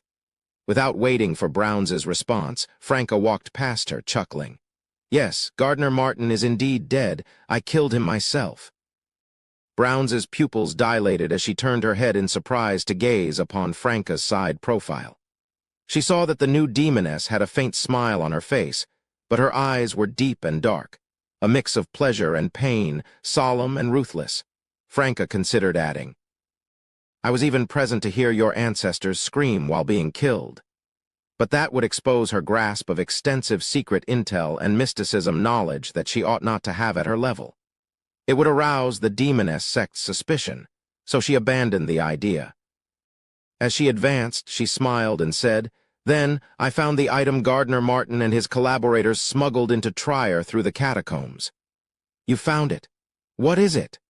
Brown's hadn't expected Franca to complete this mission, a mix of surprise and a tinge of jealousy crossing her features. Franca didn't hide anything. This was her purpose in coming to Demoness of Black Claris. She produced the pitch-black figurine with its hair facing the opposite direction of the orthodox version and waved it in front of Brown's. Brown's expression froze, as if she had seen something terrifying. "Why, how is it appearing here?" The Demoness of Pleasure's voice trailed off, her tone filled with unconcealable shock. Franca seized the opportunity to ask, "You know what it is?" Brown snapped out of her daze, her eyes flickering as she said, "My teacher will tell you." Franca didn't press further and changed the subject with a smile. "Why does your teacher call herself the Demoness of Black? Wouldn't any ordinary person consider a demoness a derogatory term? Everyone has different aesthetic standards. Some like to call themselves saintesses, while others find demonesses cool. They have a unique and unorthodox flair." Brown's appeared more inclined to the latter. Franca pondered seriously. Men retain their youthful spirit even in death. Is there such excessive self-awareness? Even if they were once men. She realized that if someone called her a demoness of Roman 20, she would probably feel a strange sense of smugness despite her embarrassment. However, if it were saintess, she would definitely have goosebumps, her toes cringing so bad that they could dig a hole and bury herself in it. Before long, Franca encountered the Demoness of Black at the circular pavilion amidst the grapevines and numerous vines. Clarice's dark gray eyes, tinged with melancholy, swept across Franca's face and the black primordial demoness figurine in her hand. Her gaze lingered on the latter for a few seconds before she said, "Did you obtain this from the Iron and Blood Cross Order?" "Yes, I did." Franca took the initiative to recount the previous night's encounter. She recounted from the moment. She failed to tail the Carbonari member until how she and Anthony Reed mysteriously entered the sealed Fourth Epoch Trier under the influence of the primordial demoness figurine and the ancient silver mirror, despite clearly being in apartment 601 at 3 Rue des Blouses. Blanche's. She didn't hide the existence of the ancient silver mirror anymore. She only said that she had accidentally obtained it underground a few months ago. This time, it had some effect but disappeared without a trace after they sank underground. Everything she said was the truth. Every word the truth. Demoness of Black Clarice interrupted Franca's account and asked thoughtfully, "Did you run into Gardner Martin as soon as you entered?" Although she hadn't seen it with her own eyes, she seemed to foresee the development. "Yes, there was also that Carbonari member. He's General Philip, who faked his death. This strange figurine was found on him," Franca replied truthfully. "At that time, Anthony and I nearly died at Gardner and Philip's hands. Fortunately, Seal and Jenna inexplicably entered and were hidden nearby." She briefly recounted the battle and deliberately redirected Jenna's ability towards vampires. After listening for a while, the Demoness of Black raised her right hand and gently stroked her face.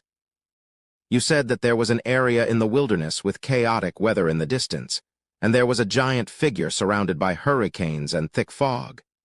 "Yes, we also heard his roar and nearly lost control. Fortunately, we entered the gray, fog-shrouded city in time. The commotion outside became very muffled." Franca hadn't expected the Demoness of Black to be so concerned about the giant. Clarice listened quietly and let out a soft sigh. She felt a mix of sorrow, disappointment, and indescribable relief, making her feel exceptionally pitiful. Brown's looked at her teacher with a puzzled expression, as if she didn't understand why the Demoness of Black had such a reaction. Franca was puzzled at first, but then her heart skipped a beat. Brown's belongs to the Sauron family. Could it be the same for the Demoness of Black? Could they be a branch of the Sauron family that had pledged allegiance to the Demoness sect? However, the Demoness of Black's hair and eyes don't resemble those of a genuine Sauron family member. If they are all from the Sauron family, could the Demoness of Black be Brown's relative, or even her father or mother, leading to Brown's current state? Had the Demoness of Black heard about Vermonda Sauron's current situation and understood the Iron and Blood Cross Order scheme? Is that why she's so emotional? As these thoughts raced through Franca's mind, she continued to recount the battle between the four of them and Mirror Gardner. Finally, she took out the pitch-black mirror world fragment. "Your Excellency, Demoness of Black, what's this? And what's this figurine?" Demoness of Black Clarice gazed at the mirror world fragment and the black primordial demoness figurine and said, "In conventional mysticism, the mirror world isn't a true world. It's an amalgamation of the concept of doors, connected to mirrors and alternate spaces. However, many members of our demoness sect are aware that in certain special places, for specific reasons, there are a few mirror worlds with monsters. You encountered one of them, and this is a fragment of that world. She briefly recounted what Franca already knew about the mirror world fragment. Finally, she said, "This should have been handed over to me for a reward, but according to your description, many underground mirror people have already infiltrated Trier. This fragment can help you track them, find them, and eliminate them. You can keep it for a while until the mission is completed. This is your next mission. Clean up Trier's mirror people and gather any similar fragments that might be on them. The origins and effects are the same as what Madam Magician said." From the looks of it, Clarice wasn't lying to me. My next mission is in Trier. I can't follow Seal to Fainapotter to search for Bard and company. At critical moments, I can get him to teleport me there to provide help. Franca sighed inwardly and said, "Yes, Your Excellency Demoness of Black." The Demoness of Black continued, "This figurine originates from one of the special mirror worlds. We believe in the primordial one in reality. The mirror people believe in the mirrored primordial one, but it's actually just a projection of the primordial one in the mirror. Just as I suspected, the primordial demoness's projection in the mirror underwent an abnormality and gained self-awareness, causing her condition to worsen. Or is Clarice not telling the entire truth? Under the Demoness of Black's instructions, Franca handed over the special figurine. Clarice nodded slightly and said, "You completed the Iron and Blood Cross Order mission better than I expected by retrieving this special figurine. What reward do you want?" Franca didn't hesitate and answered, "The potion formula for affliction, or perhaps a mystical item that allows me to traverse the spirit world." The Demoness of Black revealed an inconspicuous smile. "This time, I'll give you the potion formula for affliction. Once you complete your next mission, you can choose a mystical item with the spirit world traversal ability. Does that mean I can't exchange my contributions for teleportation-type items this time, but they surpass the value of the Demoness of Affliction formula? I can save a portion and exchange them together when I make other contributions." Franca pondered for a moment and said, "Okay." Demoness of Black Clarice raised her right hand and swiped at the void. Franca immediately noticed numerous Dark Hermes words outlined on the watery surface at the edge of the circular pavilion. Affliction Potion Formula, Sequence 5, Main Ingredient, Flower-Faced Bat's Head, Two-Tailed Black Snake's Gallbladder. Supplementary Ingredients: 30 milliliters of flower-faced bat blood, 50 milliliters of a seriously ill human's blood, tail tip of the two-tailed black snake, 10 drops of Enfinita's eucalyptus essential oil. Ritual: without substitutes, be burned at the stake for 15 minutes and survive without going mad. Hiss. Just reading the description hurts. Franca couldn't help but shrink back. After memorizing the potion formula, she left the manor with Browns. Demoness of Black Clarice watched her silently as she retrieved an item from a hidden pocket in her black court dress. It was a pitch-black mirror fragment. It bore a striking resemblance to Franca's mirror world fragment, albeit with an irregular fracture at the edge. Chapter 498. Suspicious Attitude? Lugano Toscano, a burly man with brown hair, brown eyes, and sharp features, donned a budget-friendly black formal suit. He lowered his head as he navigated through the lively crowd, his top hat shading his face. After a series of turns, the Beyonder, now a Sequence 8 doctor, entered Rue des Pavés beside Le Marché du Quartier du Gentleman. He ascended a creaking wooden staircase to the top floor of an ancient house. Upon waking that day, before having breakfast, his companion informed him of being wanted, due to his role as Cécile Dubois' trusted subordinate managing a dance hall. Despite Lugano's confusion about the Savoy mob's motives and his certainty of non-involvement, as a wild Beyonder, merely existing rendered him guilty. Reluctant to seek clarification from the purifiers and machinery hive mind, he packed his bags and moved to the safe house without notifying his companions. His plan was to observe for a few more days before deciding on his next move. During the factory's lunch break, making the market district bustling, Lugano descended and surveyed the area. True to his expectations, he discovered he was indeed wanted, with a bounty of 2,000 Vril d'Or. Considering his perceived lack of importance, Lugano hoped to fade from the official Beyonder's attention in due time. Entering the room, not much larger than an attic, Lugano used a brass key to open the dark brown wooden door. Amidst the creaks, a figure caught the doctor's eye. Seated at a simple wooden table, Cécile Dubois displayed golden black hair, a silver earring, a white shirt, a dark jacket, grayish-blue pants, and leather shoes. How did he find this place? Besides me and the landlord residing in another quartier, no one knows about this safe house. Officially put to use for the first time today. Lugano's pupils dilated as if he wanted to scrutinize the figure in the dim room. At some point, the open curtains had been drawn. Lumian grinned at Lugano and remarked, "Why, am I not welcomed?" Lugano instinctively forced a smile, replying, "It's an honor to have you here. I just didn't expect you to know about this doghouse of mine." He spoke with humility but also subtly hinted at Lumian. "I haven't forgotten that I'm your dog." As Lugano spoke, he entered the room, closing the wooden door behind him. The space darkened, and a snap echoed. The candles on the simple wooden table suddenly ignited, casting a yellowish flame. Lumian lowered his raised right palm and nodded slightly, asking, "Any questions?" Lugano didn't delve into the crimes of the Savoy mob's brass that had made him a wanted man. Instead, his concern was elsewhere. "Monsieur Cécile, how did you know about this safe house of mine?" Lumian chuckled. "I can find anything if I put my mind to it." Lugano's eyes narrowed, sensing the formidable confidence in the other party. Cécile's actions also validated his words. Of course, Lumian wouldn't tell Lugano that he had followed him multiple times, determining the locations of his 3 safe houses. As a hunter, Lumian often roamed the market district during his free time, honing his tracking skills. He was well acquainted with the area. While he randomly chose targets for ordinary passers-by and residents, Lugano Toscano, a Beyonder seeking to join his ranks, was a crucial subject of investigation to prevent betrayal. Lumian kept a close eye on him to avoid being blindsided by any potential treachery. Without waiting for Lugano to delve into further inquiries, Lumian got straight to the point. "I need your help with something. It's my honor." Lugano didn't seek details and acted as if he was unquestionably on board. "Isn't this too toady?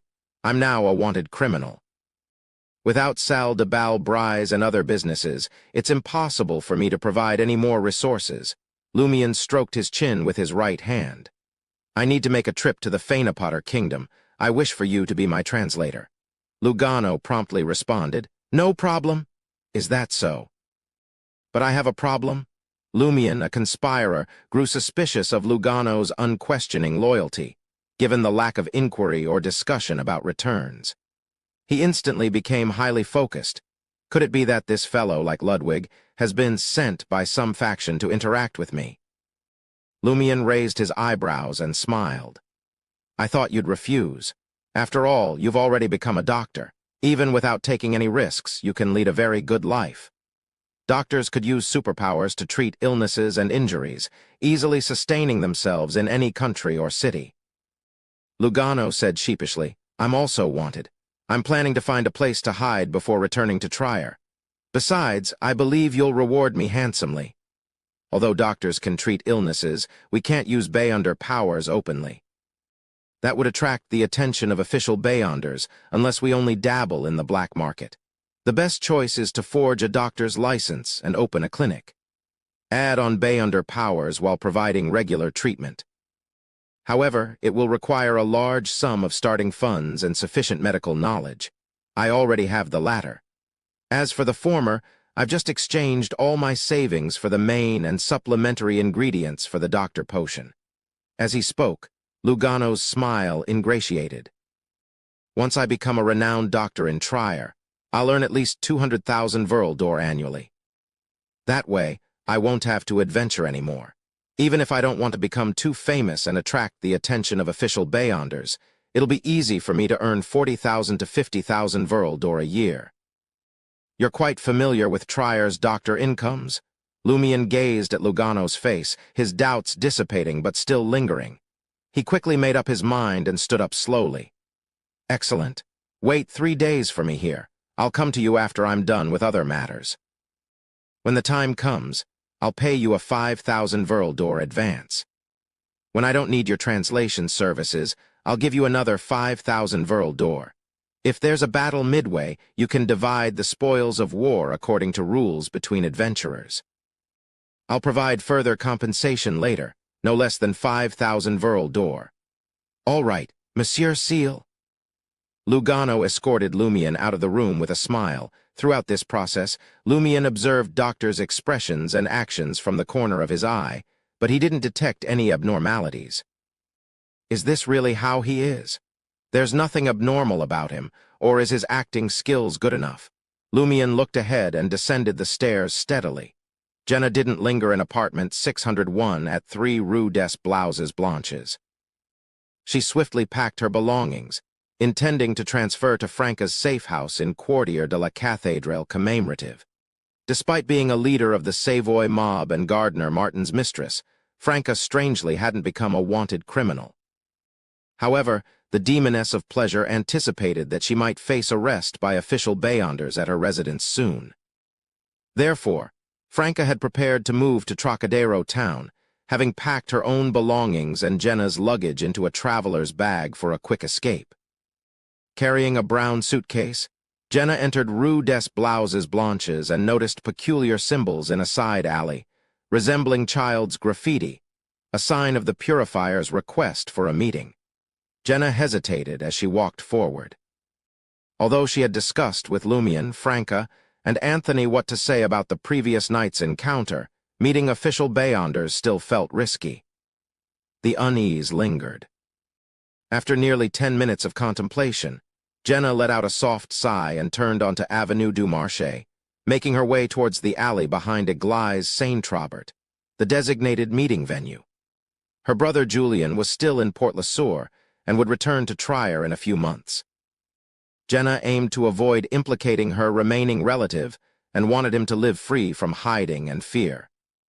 Her plan was to establish a positive relationship with the purifiers and entrust them with her brother's safety. I'm already a witch who can bring about a catastrophe. I'll shoulder these dark and dangerous matters, Jenna silently muttered to herself, lowering her eyes and quickening her pace. This time, Valentine and Imre weren't the only ones in the back alley of Église Saint-Trobert's cathedral. There was also a man with blonde hair, golden eyebrows, and a golden beard, dressed in a brown double-breasted coat. "This is our deacon, Monsieur Angoulême," Imre introduced. "He attaches great importance to last night's catastrophe and wants to know what information you have." From their perspective, Celia Bello had close ties to Seal and Franca. One of them was Gardner Martin's subordinate in 2 aspects, while the other was his mistress. They were expected to be aware of the riots and anomalies in the market district.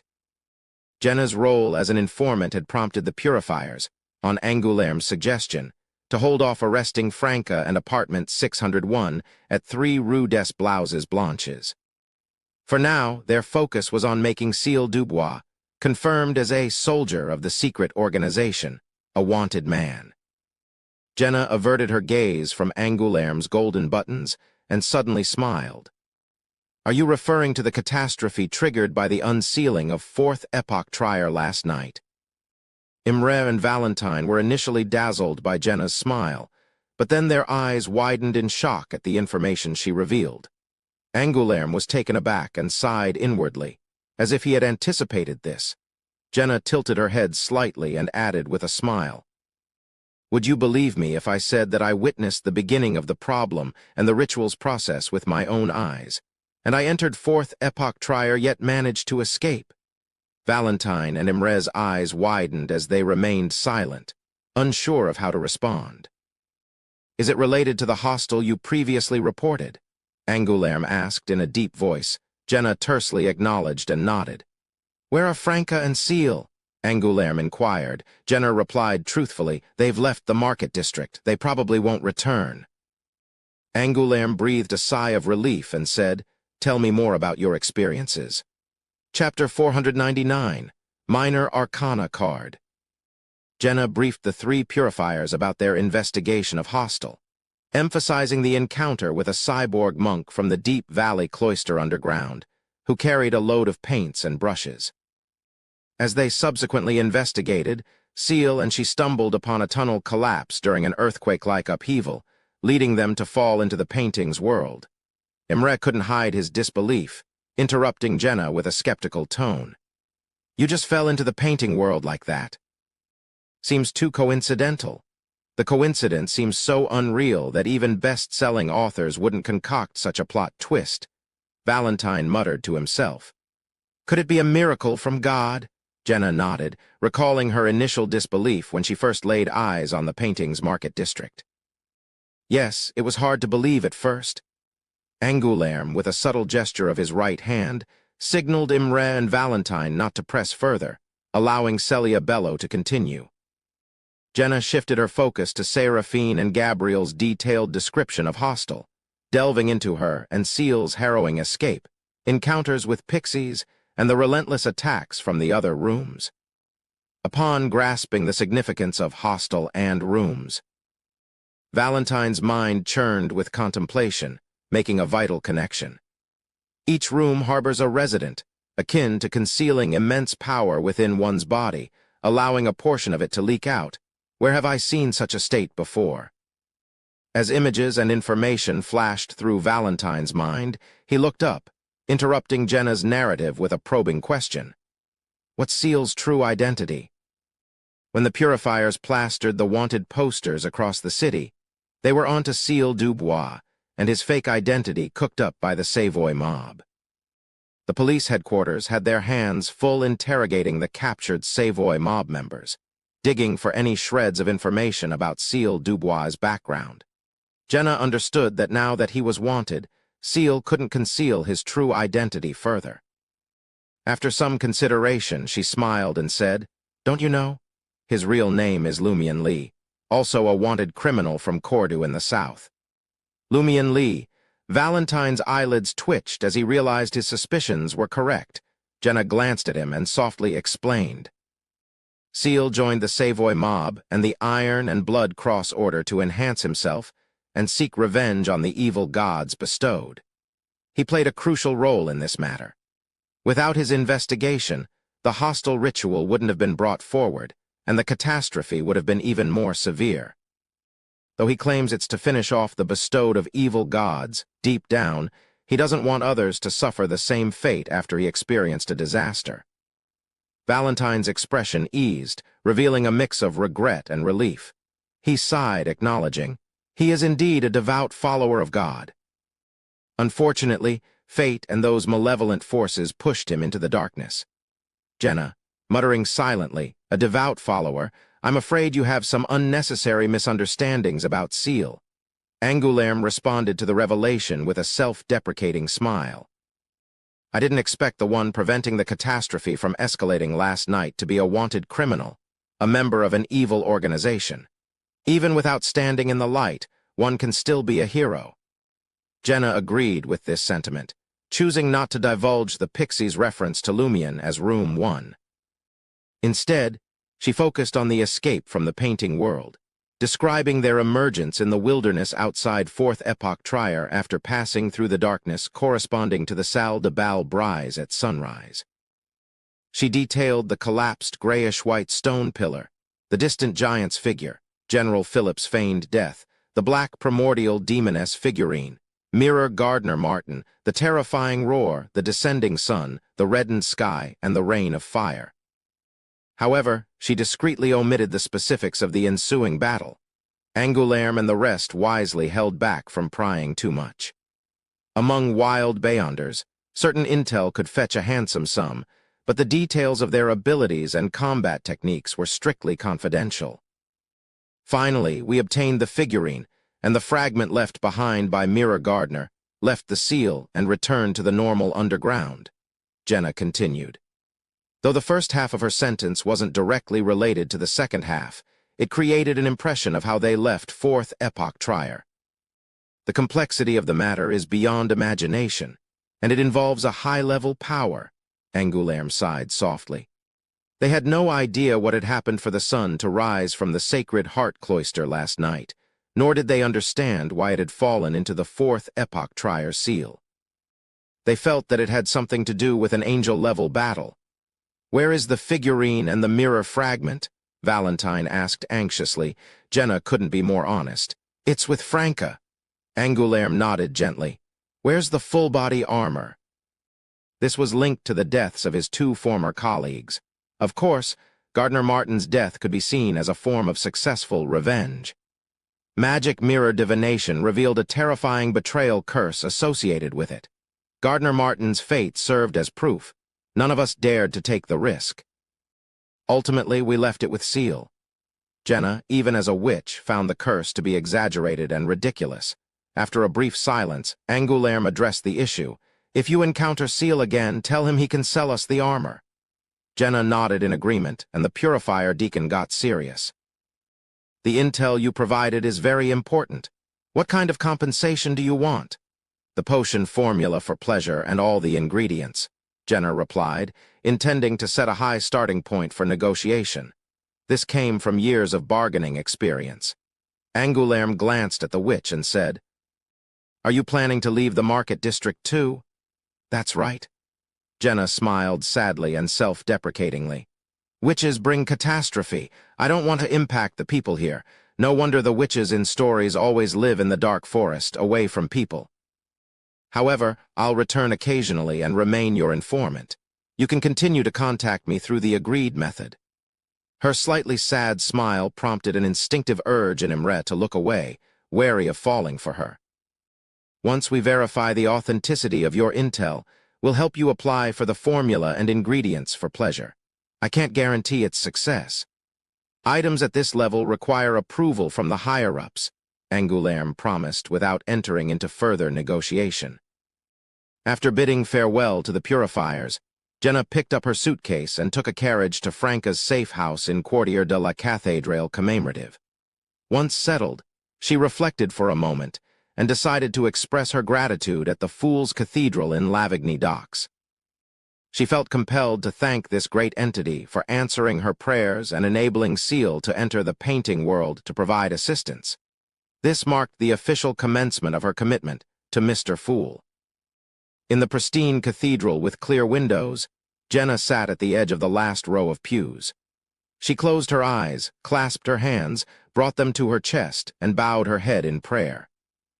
Amidst the tranquility of the religious space, it felt as if she had entered a deep slumber, her mind empty, and her words mere offerings of praise. Vaguely, she sensed someone settling beside her. Ignoring the newcomer, she continued with her prayer. After a few minutes, she opened her eyes and noticed a petite lady praying beside her. The lady had shoulder-length yellow hair and wore light pants, a masculine-looking shirt, and a small brown coat. Although her eyes remained closed, the delicate contours of her brows, mouth, and nose were discernible from her side profile. Despite her lack of height, she exuded a calm and dignified aura.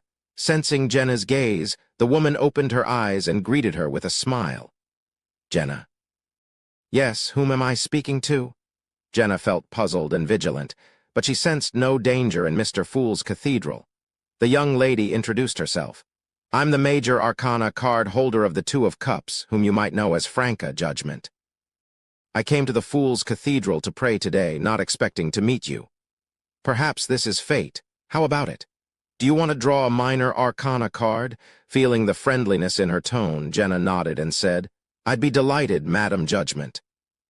If it were any other Major Arcana card holder, Jenna might have been instinctively worried, but Franca and Lumion had already mentioned Judgment and Magician to her. She had a natural favorable impression and trust in them.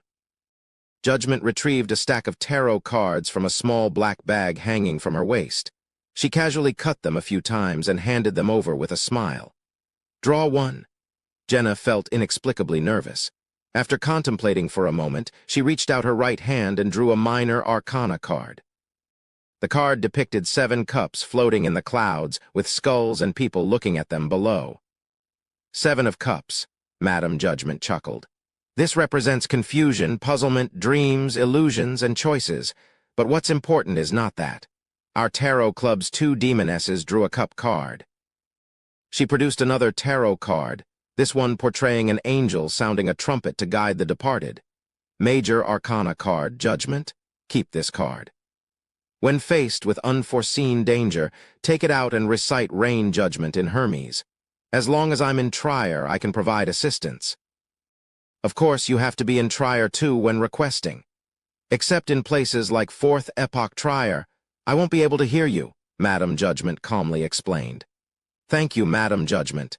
Jenna expressed her gratitude sincerely, accepting the Major Arcana card. Judgment nodded and continued. Now, cooperate with the 2 of Cups to carry out the Demoness sect's mission, but with a different direction. Avoid the Demoness sect and investigate the special mirror worlds. The Demoness of Catastrophe, Crismona, who perished in the 4th Epoch, is a starting point. She's a child of the primordial Demoness, a natural-born woman, a pure female Demoness just like you. Chapter 500. Non-existent city. The child of the primordial Demoness must be born as a woman. Jenna pondered the sequence name Witch and began to grasp its significance. A god's offspring can't be just ordinary, and being a sequence 9 or 8 from birth seems impossible, doesn't it? All right, Jenna agreed.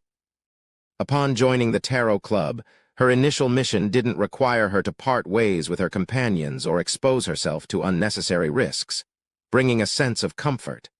Madam Judgment responded with a smile, saying, "Allow me to update you on the Tarot Club's current situation." After Anthony Reed left apartment 601 at 3 Rue des Blouses Blanches, the exhaustion of a sleepless night hit him hard. As a psychiatrist, his physical condition hadn't improved much. Staying awake until dawn and enduring severe injuries took a toll. Surviving with the help of the blood-sucking obsidian arrow had left him weakened, having lost a significant amount of blood. Subsequent intense battles and relentless running had drained his stamina, leaving him naturally fatigued and yearning for a bed. At times like these, he couldn't help but envy the hunters. Lumion, just 1 sequence higher, hadn't slept either. Despite being the main force in both battles, he showed no signs of weariness, appearing energetic enough to take on Gardner Martin once more. Pressing on, Anthony Reed turned onto Rue Anarchy, entering a brownish-gray house and reaching a corner on the 3rd floor. This was his safe house, an apartment vacant for a long time. He believed it unsafe to rent from a landlord or broker for a safe house. Any interaction risked betrayal and tracking. Leveraging his identity as an information broker, he identified unused or abandoned apartments in the Market District. If things went awry, he could choose a random one to hide without making contact. Dusty bed and moldy blanket didn't bother Anthony. He collapsed and quickly succumbed to sleep. In the hazy dream, clarity and rationality returned suddenly. Ahead, Avenue du Marché unfolded, a café bustling with patrons and thriving. Following his peculiar intuition, Anthony Reed passed a golden retriever at the café's entrance and arrived at Booth D by the window. A lady in a light green and white dress sat there. Anthony sensed he should see her face clearly, one capable of leaving a stunning impression, but a clear mental image eluded him. It was as if all the information had been gathered, but his brain or body of heart and mind struggled to process it. "Good morning. I'm Justice." The lady introduced herself in a gentle voice, carrying a hint of briskness. Justice. Anthony had already learned from Lumion and Franca that the secret organization they belonged to was the Tarot Club. Members used tarot cards as code names, with major arcana card holders representing key demigod members, and minor arcana card holders as peripheral members under the different major arcana cards. Justice was undoubtedly a major arcana card. "Are you going to be my major arcana card holder?" Anthony asked respectfully, taking a seat across from her. Justice smiled. "You can also choose to switch. It's not that fate can't be changed. Of course, some entities don't think so." The major arcana card opposite him was friendly, not imposing at all. She even initiated a joke, easing Anthony's tense heart. He exhaled quietly and said, "I can draw a card now." As he finished speaking, a stack of tarot cards appeared in front of him. Anthony habitually selected one from the middle and placed it on the table. The Minor Arcana card revealed a man carrying a sword sitting beneath 3 hanging swords. 4 of swords? You've already unburdened your heart. The remaining rest and preparation are for propelling yourself further into the future. As a psychiatrist, this card signals you to be vigilant about your mind at all times. We can shoulder new burdens at any moment, and it's crucial to know how to accept, accommodate, and resolve them. Madam Justice interpreted the Minor Arcana card. A stack of tarot cards appeared in front of her, noticeably less than before. With casual ease, she drew a card and placed it at the center of the table. The card portrayed an impartial goddess seated on a stone chair, wielding a sword and scales. The Justice card from the Major Arcana. Pushing the Justice card toward Anthony, she smiled and said, "You have 2 missions now. First, collaborate with the 2 of Cups to eliminate mirror people and investigate the demoness sect's predicament. Second, make contact with a covert organization known as the Psychology Alchemists." Psychology Alchemists. Anthony mulled over the name. After laying out the missions, Justice inquired, "Did they brief you on the specifics of the great existence we're following and the Tarot Club?" "All I know is that you follow an orthodox god named the Fool and use tarot cards as code names, following his name," Anthony honestly replied. Before formally joining the Tarot Club, Lumion and Franca had kept details scarce. Justice chuckled. "Then allow me to introduce you to our beacon and savior, the great Mr. Fool." Her tone held a touch of joy. After leaving Lugano Toscano's secure hideout, Lumion took a carriage to Quartier du Jardin Botanique. He navigated the street named Rue des Pavés in the Market District and entered the safe house he had leased earlier. Ludwig sat on the sofa, engrossed in a novel and indulging in dessert. Lumion glanced at him, sneering. "Escaping the Church of Knowledge doesn't mean you should stoop to reading novels only." Ludwig diverted the conversation. "Someone of ill temper sent you a letter. It's in the bedroom." "Ill-tempered," Lumion furrowed his brow, "the one in the golden dress, like a doll." Ludwig replied, not bothering to look up. Midway, he paused to savor a bite of carrot cake, a specialty from the Lone Kingdom. "Madam Magician's messenger," Lumion asked in puzzlement, "why did she lose her temper at you?" "I saw her and had a little spat with her," Ludwig replied nonchalantly. "Just an argument. She didn't string you up for a beating." Lumion muttered silently as he entered the bedroom and picked up the folded letter from the desk. This letter differed from the one that had previously rewarded him. It primarily addressed Lumion's inquiries after acquiring the 0-01 information. This seems to be a hint from the Church of Knowledge.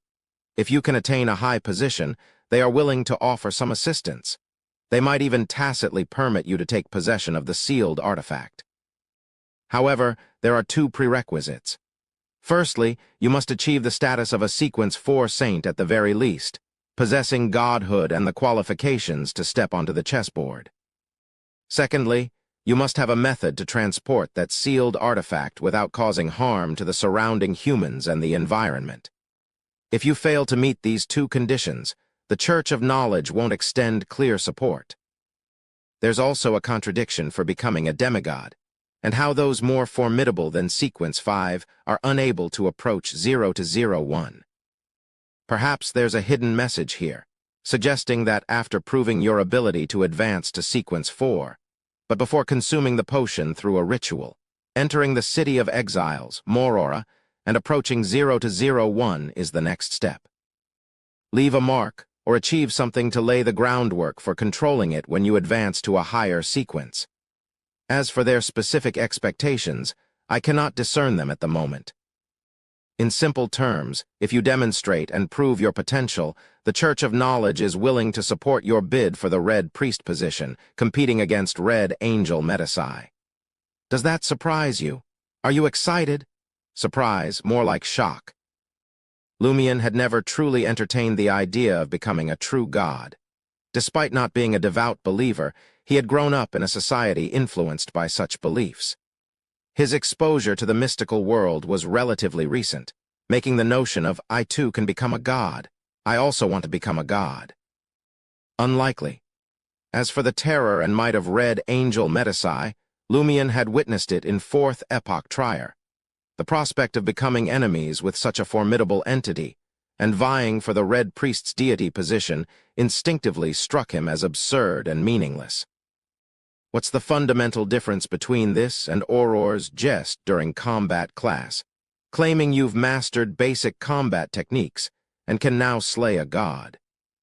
As these thoughts raced through his mind, Lumion suddenly muttered to himself, if I become a true god, can I resurrect Auror? After a moment of silence, he smiled self-deprecatingly and said, even deities can perish and may not be resurrected. Madam Magician mentioned that the betrayal curse of the pride armor stems from the aversion and hatred of a deity before their demise. However, according to the information she provided, the pride armor first appeared at the end of the all-out war in the northern continent. Did a true god perish back then?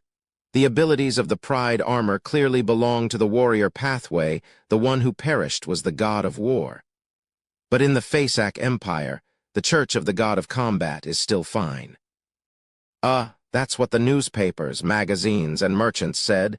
Lumion pondered for a moment, but couldn't come to a conclusion. He shifted his gaze back to the letter. I never intended for you to pursue the Red Priest's deity position, actually. I believed that with an angel sealed within you and a changed fate, there was a chance for you to become a high-sequence Beyonder. Now, follow your heart's desires. Our tarot club is here to support you. However, there's something to be cautious about. I went to Lenberg and consulted a few local scholars known for their knowledge, but none of them have heard of the City of Exiles, Morora. In the eyes of ordinary people, and even the lower and middle-class clergymen of the Church of Knowledge, this city is non-existent and unrecorded.